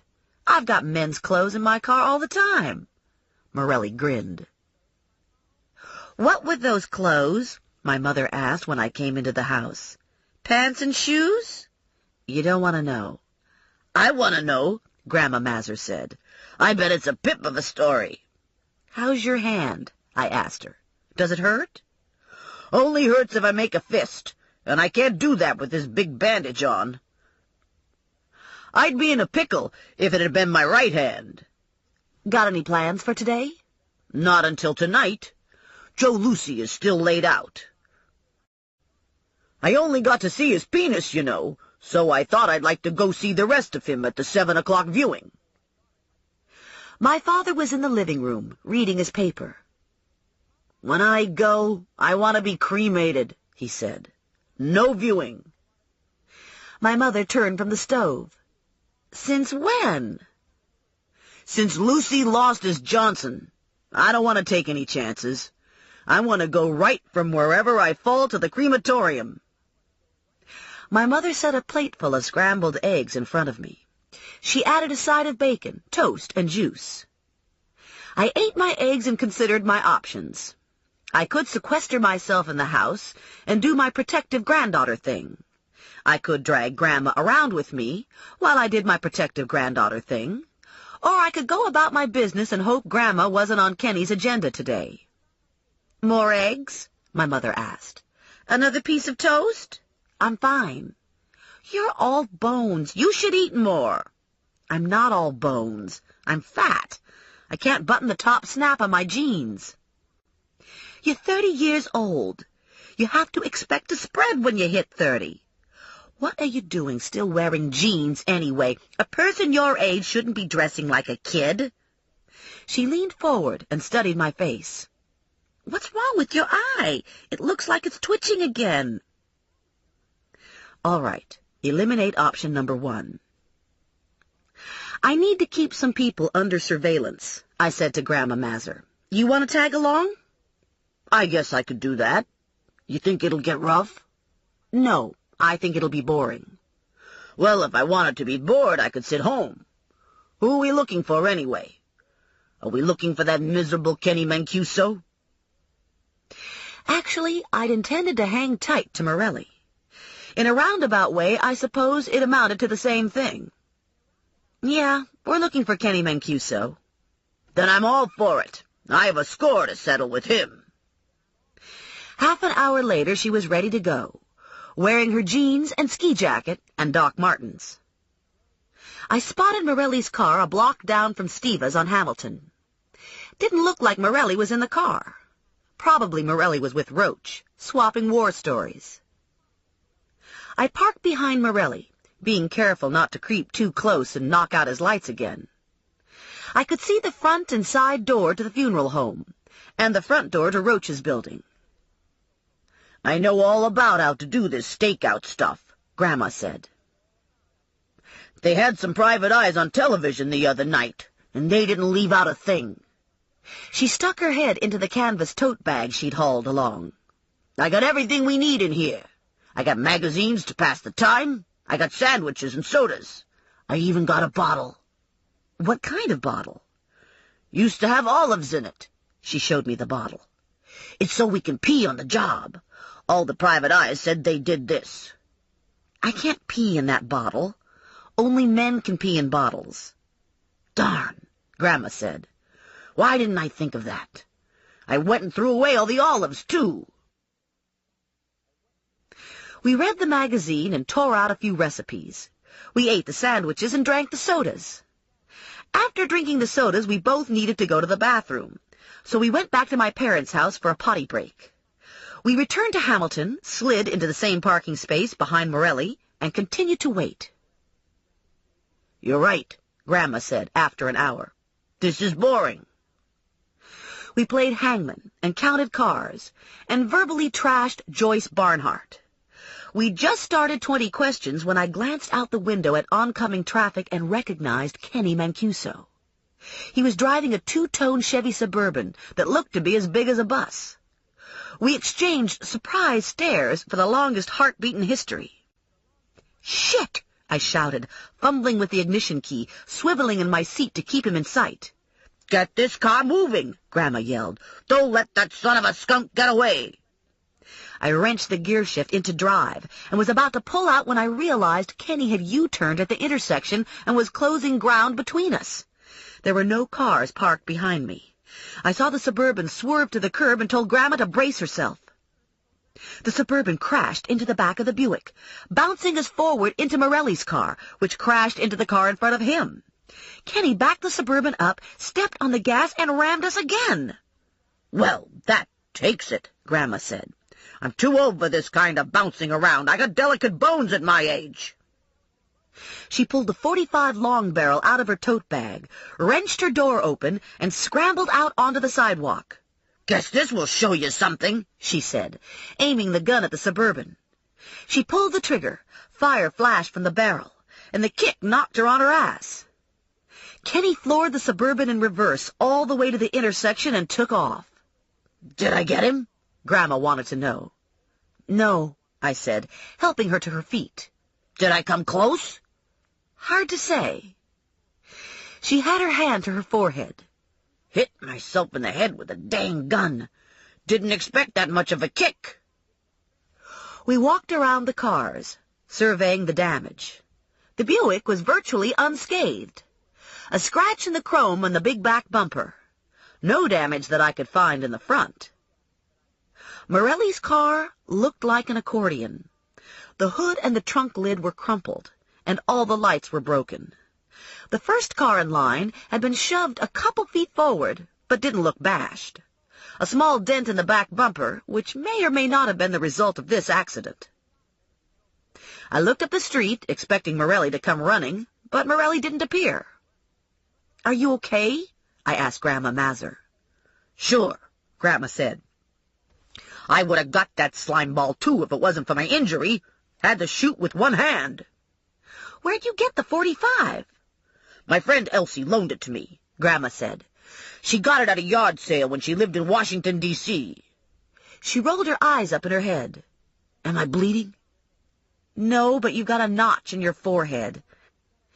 Maybe we should take you home to rest." "That might be a good idea," she said. "My knees feel sort of rubbery. Guess I'm not so tough as them television people. Shooting off guns never seems to take anything out of them." I got Grandma in the car and clicked the seatbelt across her chest. I took one last look at the damage and wondered about liability for the first car in line. The damage was minimal to none, but I left my business card under the windshield wiper in case he discovered the dent and wanted an explanation. I assumed I didn't have to do this for Morelli, since I'd be the first person who came to mind. "Probably it'd be best if we don't mention anything about the gun when we get home," I told Grandma. "You know how Mom is about guns." "That's okay by me," Grandma said. "I'd just as lief forget the whole thing. Can't believe I missed that car. Didn't even blow out a tire." My mother raised her eyebrows when she saw the two of us straggle in. "Now what?" my mother asked. She squinted at Grandma. "What happened to your head?" "Hit myself with a soda can," Grandma said. "Freak accident." Half an hour later, Morelli came knocking at the door. "I want to see you. Outside," he said, hooking his hand around my arm, jerking me forward. "It wasn't my fault," I told him. "Grandma and I were sitting in the Buick minding our own business when Kenny came up behind us and knocked us into your car." "You want to run that by me again?" He was driving a two-tone Suburban. He saw Grandma and me parked on Hamilton. He made a U-turn and rammed us from behind, twice. Then Grandma jumped out of the car and shot at him, and he drove away. "That's the lamest story I've ever heard." "It's true." Grandma stuck her head out the door. "What's going on out here?" "He thinks I made up the story about Kenny hitting us with the Suburban." Grandma snagged the tote bag from the hall table. She rummaged through it, came up with the .45 long barrel, and aimed it at Morelli. "Jesus!" Morelli said, ducking out of the way, taking the gun from Grandma. "Where the hell did you get this cannon?" "Borrowed it," Grandma said. "And I used it on your no-good cousin, but he got away." Morelli studied his shoes for a beat before speaking. "I don't suppose this gun is registered." "What do you mean?" Grandma asked. "Registered where?" "Get rid of it," Morelli said to me. "Get it out of my sight." I shoved Grandma back inside with the gun and closed the door. "I'll take care of it," I said to Morelli. "I'll make sure it's returned to its owner." "So this ridiculous story is true?" "Where were you? Why didn't you see any of this?" "I was relieving Roach. I was watching the funeral home. I wasn't watching my car." He glanced over at the Buick. "No damage? Scratched the rear bumper. Does the Army know about this car?" I thought it was time to remind Morelli of my usefulness. "Did you run a check on Spiro's guns?" "They all checked out. Registered, nice and legal." So much for usefulness. "Stephanie," my mother called from inside. "Are you out there without a coat? You're going to catch your death." "Speaking of death," Morelli said, "they found a body to go with your foot. It floated into one of the bridge supports this morning." "Sandeman?" "Yeah." "You think Kenny is self-destructing, looking to get caught?" "I think it's not that complicated. He's a squirrel. This started out as a clever way to make a lot of money. Something went wrong, the operation got fucked up, and Kenny couldn't handle it. Now he's wound so tight his eyes are crossed, and he's looking for people to blame. Moogie, Spiro, you." "He's lost it, hasn't he?" "Big time." "You think Spiro is as crazy as Kenny?" "Spiro isn't crazy. Spiro is small." It was true. Spiro was a pimple on the Berg's butt. I glanced over at Morelli's car. It didn't look drivable. "You need a ride somewhere?" "I can manage." Steva's lot was already filled at 7 o'clock, and cars lined the curb for 2 blocks down Hamilton. I double-parked just short of the service driveway and told Grandma she should go in without me. She changed into a dress and the big blue coat, and looked very colorful marching up Steva's front steps with her apricot hair.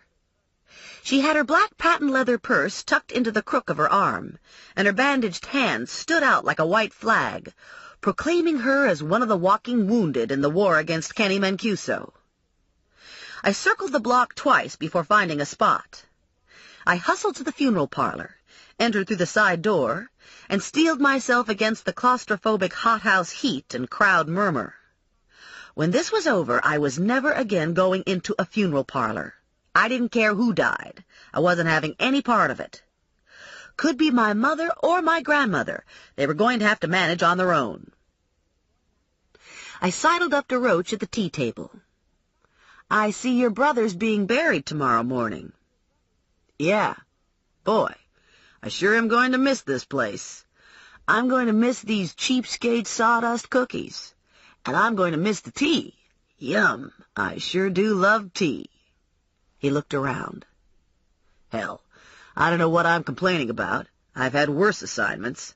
Last year I was on a stakeout, dressed up like a bag lady, and I got mugged. Got 2 broken ribs." "Have you seen my grandmother?" "Yeah, I saw her come in, but then I lost her in the crowd. I imagine she's trying to get a look at the guy that had his, thing whacked off." I put my head down and muscled my way into the room where Joe Lucy was laid out. I elbowed to the front until I reached the casket and the widow Lucy. I'd expected Grandma to have insinuated herself into the space reserved for the immediate family, her reasoning being that she'd seen Joe's penis and was now on intimate terms. "I'm sorry for your loss," I said to Mrs. Lucy. "Have you seen Grandmother Mazur?" She looked alarmed. "Edna is here?" "I dropped her off about 10 minutes ago. I expected she'd have come to pay her respects." Mrs. Lucy put a protective hand on the casket. "I haven't seen her." I pushed through the crowd and dropped in on Roach's fake brother. A handful of people were in the back of the room. From the level of animation, I'd guess they were talking about the great penis scandal. I asked if anyone had seen Grandma Mazur. The answers were negative. I returned to the lobby. I checked the kitchen, the ladies' room, the porch to the side door. I questioned everyone in my path. No one had seen a little old lady in a big blue coat. Prickles of alarm had begun to dance along my spine. This was uncharacteristic of Grandma. She liked to be in the thick of things. I'd seen her walk through Steva's front door, so I knew she was in the house, at least for a short time. I didn't think it likely she'd gone back outside. I hadn't seen her on the street while I was searching for a parking space, and I couldn't imagine her leaving without taking a peek at Lucy. I walked upstairs and prowled through the second-story rooms where caskets and files were stored. I cracked the door to the business office and flipped the light switch. The office was empty. The upstairs bathroom was empty. The walk-in linen closet that was filled with office supplies was empty. I returned to the lobby and noticed Roach was no longer at the tea table. Spiro was alone at the front door, looking sour. "I can't find Grandma Mazur," I said to him. "Congratulations." "Not funny. I'm worried about her." "You should be. She's nuts." "Have you seen her?" "No, and it's the only decent thing that's happened to me in 2 days." I thought maybe I should check the back rooms. "She's not in the back. I keep the doors locked during public hours." She can be sort of ingenious when she has her mind set on something.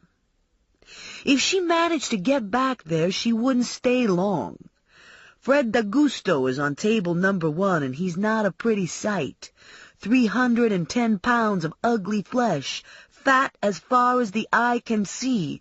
Gonna have to grease him up to shoehorn him into a casket." "I want to look at those rooms." Spiro glanced at his watch. "You're going to have to wait until hours are over. I can't leave these ghouls unsupervised. You get a big crowd like this, and people start walking off with souvenirs. You don't watch the door, and you could lose the shirt off your back. I don't need a guide. Just give me the key." "Forget it. I'm liable when there's a stiff on the table. I'm not taking any chances after Lucy." "Where's Louie?" "Has the day off." I went out onto the front porch and stared across the street. The windows in the surveillance apartment were dark. Roach was probably there, listening and looking. Maybe Morelli was there, too. I was worried about Grandma Mazur, but I wasn't ready to drag Morelli into it. Better to let him watch the exterior of the building, for now. I stepped off the porch and made my way to the side entrance. I scanned the parking lot and continued on to the garages at the rear, cupping my hands to see through the tinted hearse windows, examining the bed of the open-backed flower car, knocking on the trunk lid to Spiro's Lincoln. The door to the cellar was locked, but the service door to the kitchen was open. I let myself in and did another run-through of the house, trying the door to the workrooms and finding it sealed tight, as promised. I slipped into Spiro's office and used his phone to call home. "Is Grandma Mazur there?" I asked my mother. "Oh, my God," my mother said. "You've lost your grandmother. Where are you?" "I'm at the funeral parlor. I'm sure Grandma is here somewhere. It's just that there's a crush of people, and I'm having a hard time finding her." "She isn't here. If she shows up, call me at Steva's." I dialed Ranger next and told him my problem, and that I might need help. I went back to Spiro and told him if he didn't give me a tour of the embalming room, I'd zing some electricity into his worthless hide. He thought about it for a moment, whirled on his heel, and stalked past the viewing rooms. He threw the hall door open with a crash and snapped back at me to make it fast, as if I'd want to dawdle over Fred D'Augusto. "She isn't here," I said, returning to Spiro, who was straddling the door jamb, keeping an eagle eye out for unusual bulges in overcoats that might indicate a mourner was absconding with a stolen roll of toilet paper. "Yeah, right," he said. "Big surprise." The only place I haven't looked is the basement. She isn't in the basement. The door is locked, just like this one was locked. I want to see. Listen, Spiro said. She's probably gone off with some other old broad. She's probably at some diner, driving some poor waitress nuts. Let me into the cellar, and I swear I won't bother you any more. That's a cheery thought. An old man clapped a hand on Spiro's shoulder. How's Con doing? He out of the hospital yet? Yeah, Spiro said, brushing past. He's out of the hospital. He'll be back to work next week, Monday. Bet you'll be happy to see him come back. Yeah, I'm jumping for joy just thinking about it. Spiro crossed to the other side of the lobby, slithering between knots of people, ignoring some, toadying up to others. I followed him to the cellar door and waited impatiently while he fumbled with keys. My heart was skittering in my chest, fearful of what I might find at the foot of the stairs. I wanted Spiro to be right. I wanted Grandma to be at a diner somewhere with one of her croonies, but I didn't think it was likely. If she'd been forcibly removed from the house, Morelli or Roach would have acted. Unless she'd been taken out the back door. The back door was their blind spot. Still, they'd compensated for that by planting a bug. And if the bugs were working, Morelli and Roach would have heard me looking for Grandma and would be doing their thing, whatever that was. I flipped the stairwell light switch and called out, Grandma? The furnace roared in some far-off place, and there was the murmur of voices in the rooms behind me. A small circle of light brightened the cellar floor at the bottom of the stairs. I squinted to see beyond the light, strained to hear whatever small sound the cellar might offer up. My stomach clenched at the silence. Someone was down there. I could feel it, just as surely as I could feel Spiro's breath on my neck. The truth is, I'm not the heroic type. I'm afraid of spiders and extraterrestrials, and sometimes feel the need to check under my bed for drooly guys with claws. If I ever found one, I'd run screaming out of my apartment and never come back. The meter's running, Spiro said. You going down there or what? I rummaged through my pocketbook for my .38 and descended the stairs with gun drawn.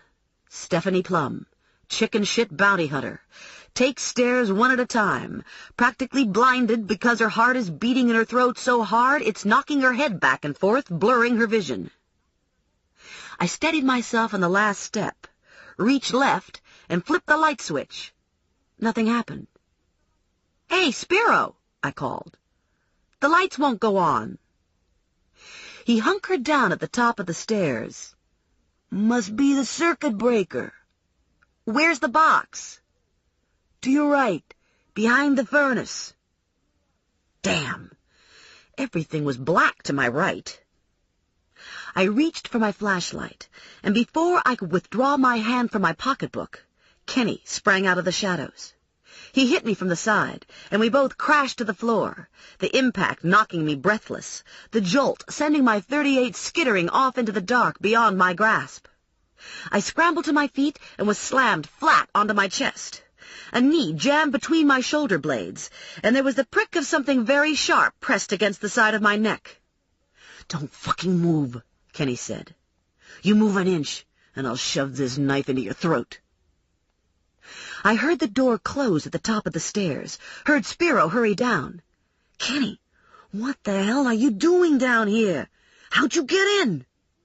I got in through the cellar door. I used the key you gave me. How the hell else would I get in? I didn't know you were coming back. I thought you got all the stuff stashed last night. Came back to check on things. Wanted to make sure everything was still here. What the hell's that supposed to mean? It means you make me nervous, Kenny said. I make you nervous? That's good. You're the one who's fucking squirrely. I make you nervous. Better watch who you're calling fucking squirrely. Let me tell you the difference between you and me, Spiro said. This is all business for me. I act like a professional. Somebody stole the caskets, so I hired an expert to find them. I didn't go around shooting my partner in the knee because I was pissed, and I wasn't so stupid that I used a fucking stolen gun to shoot him with and then got myself caught by an off-duty cop. I wasn't so fucking nuts that I thought my partners were plotting against me. I didn't think this was some fucking coup. And I didn't go wacko over Sweetie Pie here. You know what your problem is, Kenny? You get on an idea and you can't get off. You get obsessed with shit, and then you can't see anything else. And you always have to be the fucking show-off. You could have gotten rid of Sandeman nice and quiet, but no, you had to hack off his fucking foot. Kenny chuckled. And I'll tell you what your problem is, Spiro. You don't know how to have fun. Always a serious undertaker. You should try sticking that big bore needle into something alive for a change. You're sick. Yeah? You're not so healthy yourself. You've spent enough time watching me work my magic. I could hear Spiro shift behind me. You're talking too much. Doesn't matter. Sweetie Pie isn't going to tell anyone. She and her granny are going to disappear. Fine by me, just don't do it here. I don't want to be involved. Spiro crossed the room, flipped the circuit breaker, and the lights flashed on.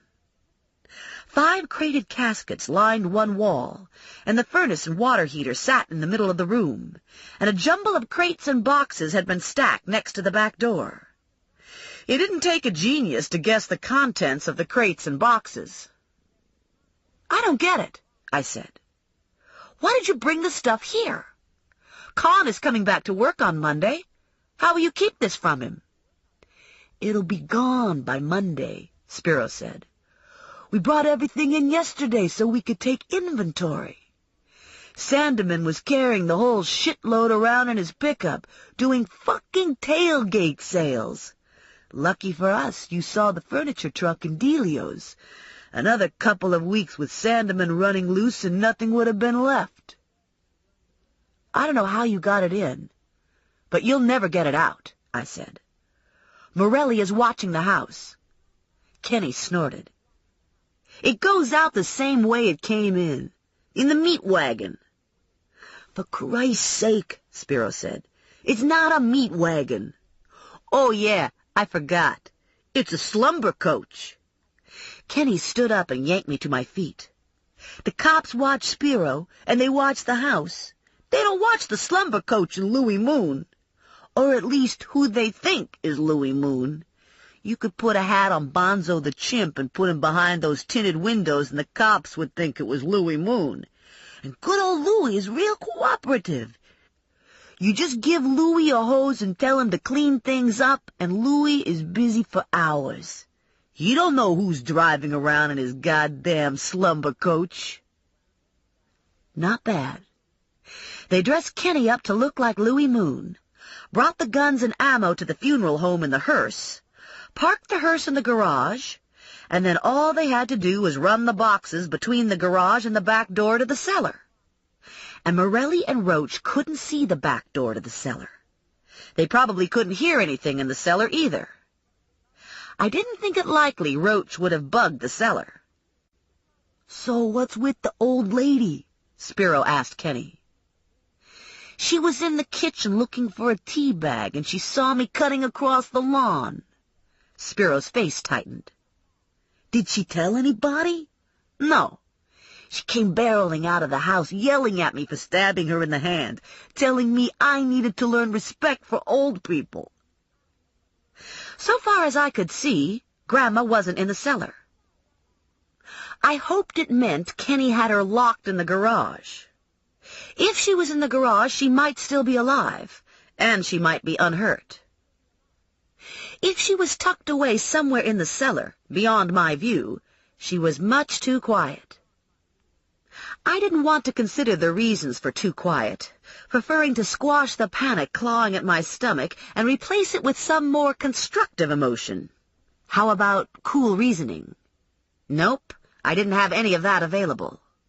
How about cunning? Sorry, low on cunning. How about anger? Did I have any anger? Fucking A. I had so much anger my skin could hardly contain it all. Anger for Grandma. Anger for all the women Mancuso abused. Anger for the cops who were killed with the stolen ammo. I pulled the anger in until it was hard and razor sharp. Now what? I said to Kenny. Where do we go from here? Now we put you on ice for a while, until the house empties out. Then I'll see what kind of mood I'm in. We have a bunch of options, being that we're in a funeral parlor. Hell, we could strap you to that table and embalm you while you're still alive. That would be fun. He pressed the tip of the knife blade to the back of my neck. Walk. Where? He jerked his head. Over to the corner. The crated caskets were stacked in the corner. To the caskets? He smiled and prodded me forward. The caskets come later. I squinted into the corner's shadows and realized the caskets weren't flush to the wall. Tucked behind the caskets was a refrigeration unit with 2 body drawers. The drawers were closed, the metal trays locked behind heavy metal doors. Gonna be nice and dark in there, Kenny said. Give you time to think. Fear slid down my spine and sickened my stomach. Grandma Mazur, turning into a popsicle even as we speak. No! Let her out. Open the drawer. I'll do whatever you want. You'll do whatever I want anyway, Kenny said. You're not going to be moving too fast after an hour in there. Tears were pouring down my cheeks and sweat prickled under my arms. She's old. She's no threat to you. Let her go. No threat? Are you kidding? That old lady is criminally insane. You know what it took to get her in that drawer? She's probably dead by now anyway, Spiro said. Kenny looked at him. You think so? How long's she been in there? Kenny checked his watch. Maybe 10 minutes. Spiro stuffed his hands into his pockets. You lower the temperature? No, Kenny said. I just shoved her in. We don't keep the drawers cold if they're unoccupied, Spiro explained. Saves on electricity. Probably it's only around room temperature. Yeah, but she could have died from fright. What do you think? Kenny asked me. You think she's dead? A sob stuck in my chest. Sweetie Pie is speechless, Kenny said. Maybe we should open the drawer and see if the old bag's breathing. Spiro released the latch and yanked the door open. He grabbed the end of the stainless steel tray and slowly rolled it toward him, so that the first thing I saw was Grandma Mazur's shoes pointing toes up, then Grandma's bony shin, her big blue coat, arms rigidly at her sides, hands hidden under the folds of her coat. I felt myself sway under a wave of grief. I forced air into my lungs and blinked to clear my vision. The tray reached its full extension and clicked into place. Grandma stared unflinching at the ceiling, eyes open, mouth set, still a stone. We all gaped at her in silence for several moments. Kenny was the first to speak. She looks dead all right, he said. Roll her back in. The whisper of a sound stuck in the corner. A hiss. We all pricked our ears and concentrated. I saw the very slightest tightening around Grandma's eye. The hiss again, louder this time. Grandma sucking air through her dentures. Kenny said. Maybe she's not dead yet. You should have cranked the unit down, Spiro offered. This baby'll go down to 0. She wouldn't have lasted 10 minutes if you'd had it at 0. Grandma made some feeble movements on the tray. What's she doing? Spiro asked. She's trying to sit up, Kenny said. But she's too old. Can't get those old bones to cooperate, huh, Granny? Old, she whispered. I'll show you old. Shove the drawer back in, Kenny said to Spiro, and fix the freezer setting. Spiro started to roll the tray in, but Grandma kicked out with her feet, stopping the slide. She had her knees bent, and she was pounding against the steel with her feet, clawing and knocking inside the drawer. Spiro grunted and rammed the tray home, but the tray was inches short of clicking into place, and the door wouldn't close. "Something's stuck," Spiro said. "This won't go in all the way." "Open it up," Kenny said, "and see what's wrong." Spiro eased the tray back. Grandma's chin appeared, her nose, her eyes. Her arms were extended over her head. "You making problems, Granny?" Kenny asked. "You jamming the drawer with something?" Grandma didn't say anything, but I could see her mouth working, her dentures grinding against each other. "Get your arms down at your sides," Kenny told her. "Stop fucking with me. I'm gonna lose my patience." Grandma struggled to get her arms out, and finally her bandaged hand popped free. The other hand followed, and in that hand was the .45 long barrel. She swung her arm straight from the shoulder and squeezed off a round. We all hit the floor, and she fired again. Silence followed the second shot. No one moved but Grandma. She elbowed herself to a sitting position and took a moment to settle. "I know what you're thinking," Grandma said into the silence. "Do I have any more bullets in this here gun?" "Well, with all the confusion, what with being locked up in a refrigerator, I plumb forgot what was in here to start with. But being that this is a .45 Magnum, the most powerful handgun in existence, and it could blow your head clean off, you just gotta ask yourself one question. Do you feel lucky today? Well, do you, punk?" "Christ," Spiro whispered. "She thinks she's fucking Clint Eastwood." Bam! Grandma fired and knocked out a light. "Dang," she said. "Must be something wrong with this sight." Kenny scrambled to the ammo cases to get a gun. Spiro ran for the stairs, and I inched toward Grandma on my belly. Bam! She got another shot off. It missed Kenny, but it tore into one of the cases. There was an instant explosion, and a fireball rose to the basement ceiling. I jumped to my feet and dragged Grandma off the tray. Another case exploded. Fire crackled across the floor and traced along the wooden casket casings. I didn't know what was exploding, but I thought we were lucky not to have been hit by flying fragments. Smoke roiled from the burning boxes, cutting into the light, stinging my eyes. I yanked Grandma to the back door and shoved her out into the yard. "Are you okay?" I yelled at her. "He was going to kill me," she said. "He was going to kill you, too." "Yes."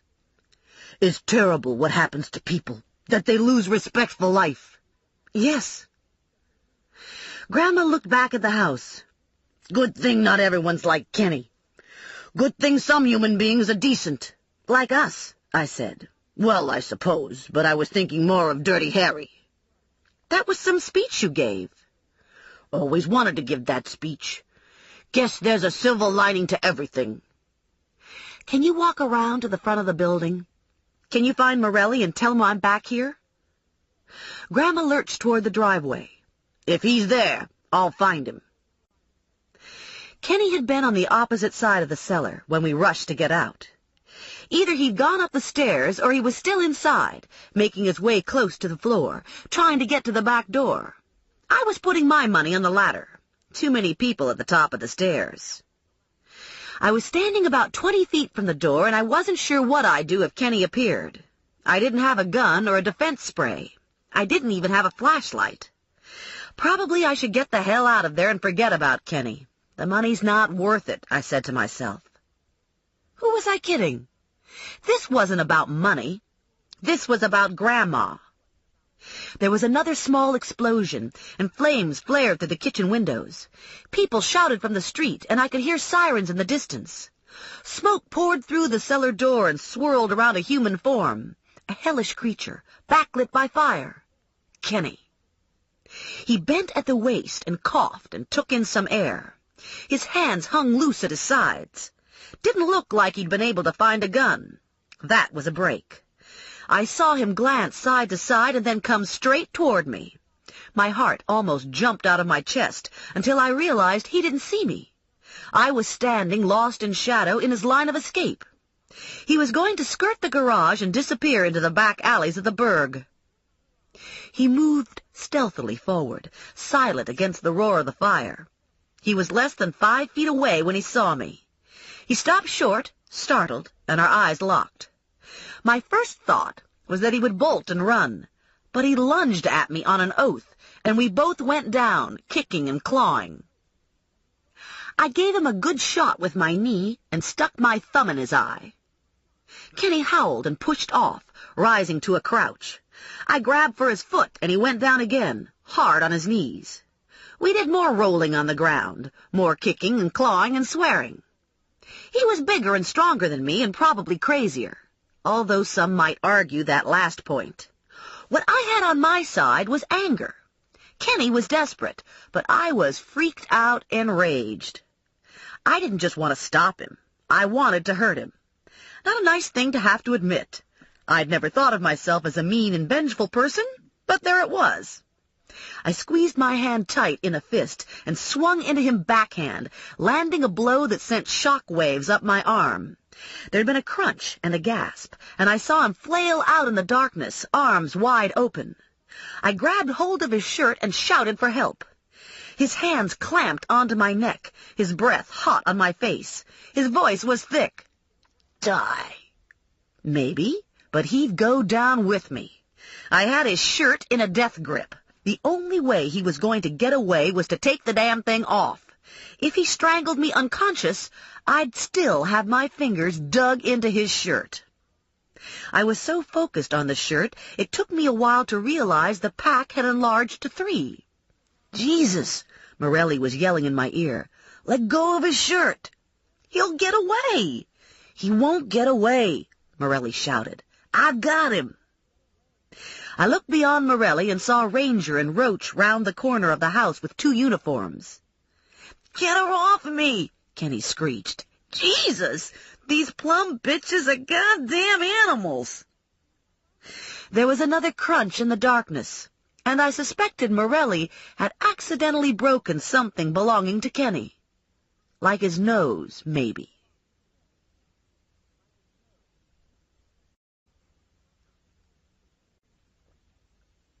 Chapter 15. I had Rex's cage wrapped in a big blue blanket so he wouldn't get a chill while I transported him. I eased him off the Buick's front seat and pushed the door closed with my butt.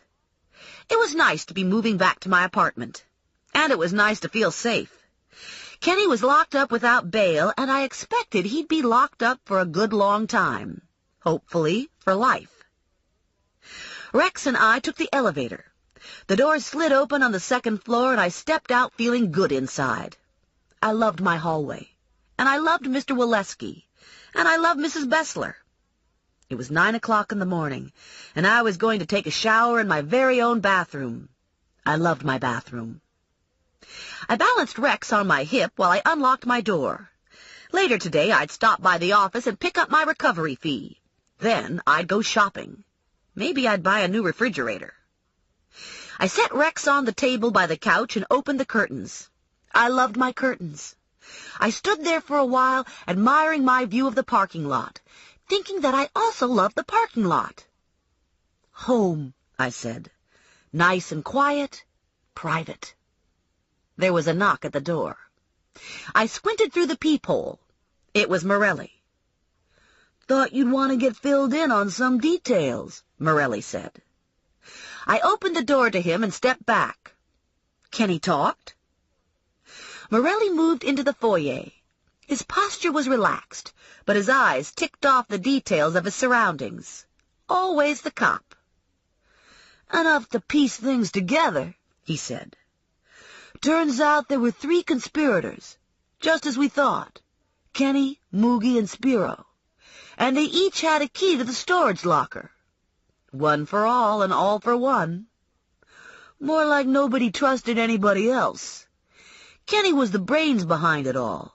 He planned the theft, and he had an overseas buyer for the stolen ammo. The phone numbers to Mexico and El Salvador. Yeah. He also got a nice advance, which he spent ahead of time. Yep. Then he went to the locker to get the stuff ready for shipment, and guess what? No stuff. Yep again, Morelli said. Why are you wearing your jacket? I just got in. I looked wistfully toward the bathroom. I was about to take a shower. Morelli said. No, Tell me about Sandeman. Where does Sandeman figure in? Sandeman heard some conversations between Moogie and Spiro and got curious. So he tapped into one of the many skills he acquired during a life of petty crime, duped the locker key off Moogie's keyring, and by process of lengthy elimination, found the locker. Who killed Moogie? Sandeman. He got nervous. Thought Moogie might have eventually figured out about the borrowed furniture truck. And Sandeman told all this to Kenny? Kenny can be very persuasive. There was no doubt in my mind. Morelli played with the zipper on my jacket. About that shower. I pointed with straight arm and extended finger to my door. Out. Do you want to know about Spiro? What about Spiro? We haven't caught him yet. He's probably gone underground. Morelli winced. That's Undertaker humor, I told him. One more thing. Kenny had an interesting spin on how the fire got started. Lies, all lies. You could have avoided a lot of terror if you'd just left that bug in your pocketbook. I narrowed my eyes and crossed my arms over my chest. This is a subject best forgotten. You left me standing bare-assed in the middle of the street. I gave you your gun, didn't I? Morelli grinned. You're going to give me more than that, Cupcake. Forget it. Not likely, Morelli said. You owe me. I owe you nothing. If anyone is owed, it's me. I caught your cousin for you. And in the process burned down Steva's mortuary and destroyed thousands of dollars worth of government property. Well, if you're going to be picky about it. Picky? Sweetie Pie, you are the worst bounty hunter in the history of the world. That does it. I have better things to do than to stand here and take your insults. I pushed him out of my foyer, into the hall, slammed the door closed, and threw the bolt. I pressed my nose to the door and looked through the peephole. Morelli grinned at me. This is war, I yelled through the door. Lucky for me, Morelli said.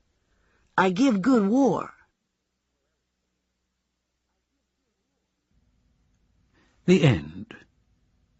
You've been listening to Two for the Dough by Janet Evanovich, narrated by C.J. Critt. If you've enjoyed this book and this performance, Recorded Books recommends Post Mortem by Patricia D. Cornwell, also narrated by C.J. Critt.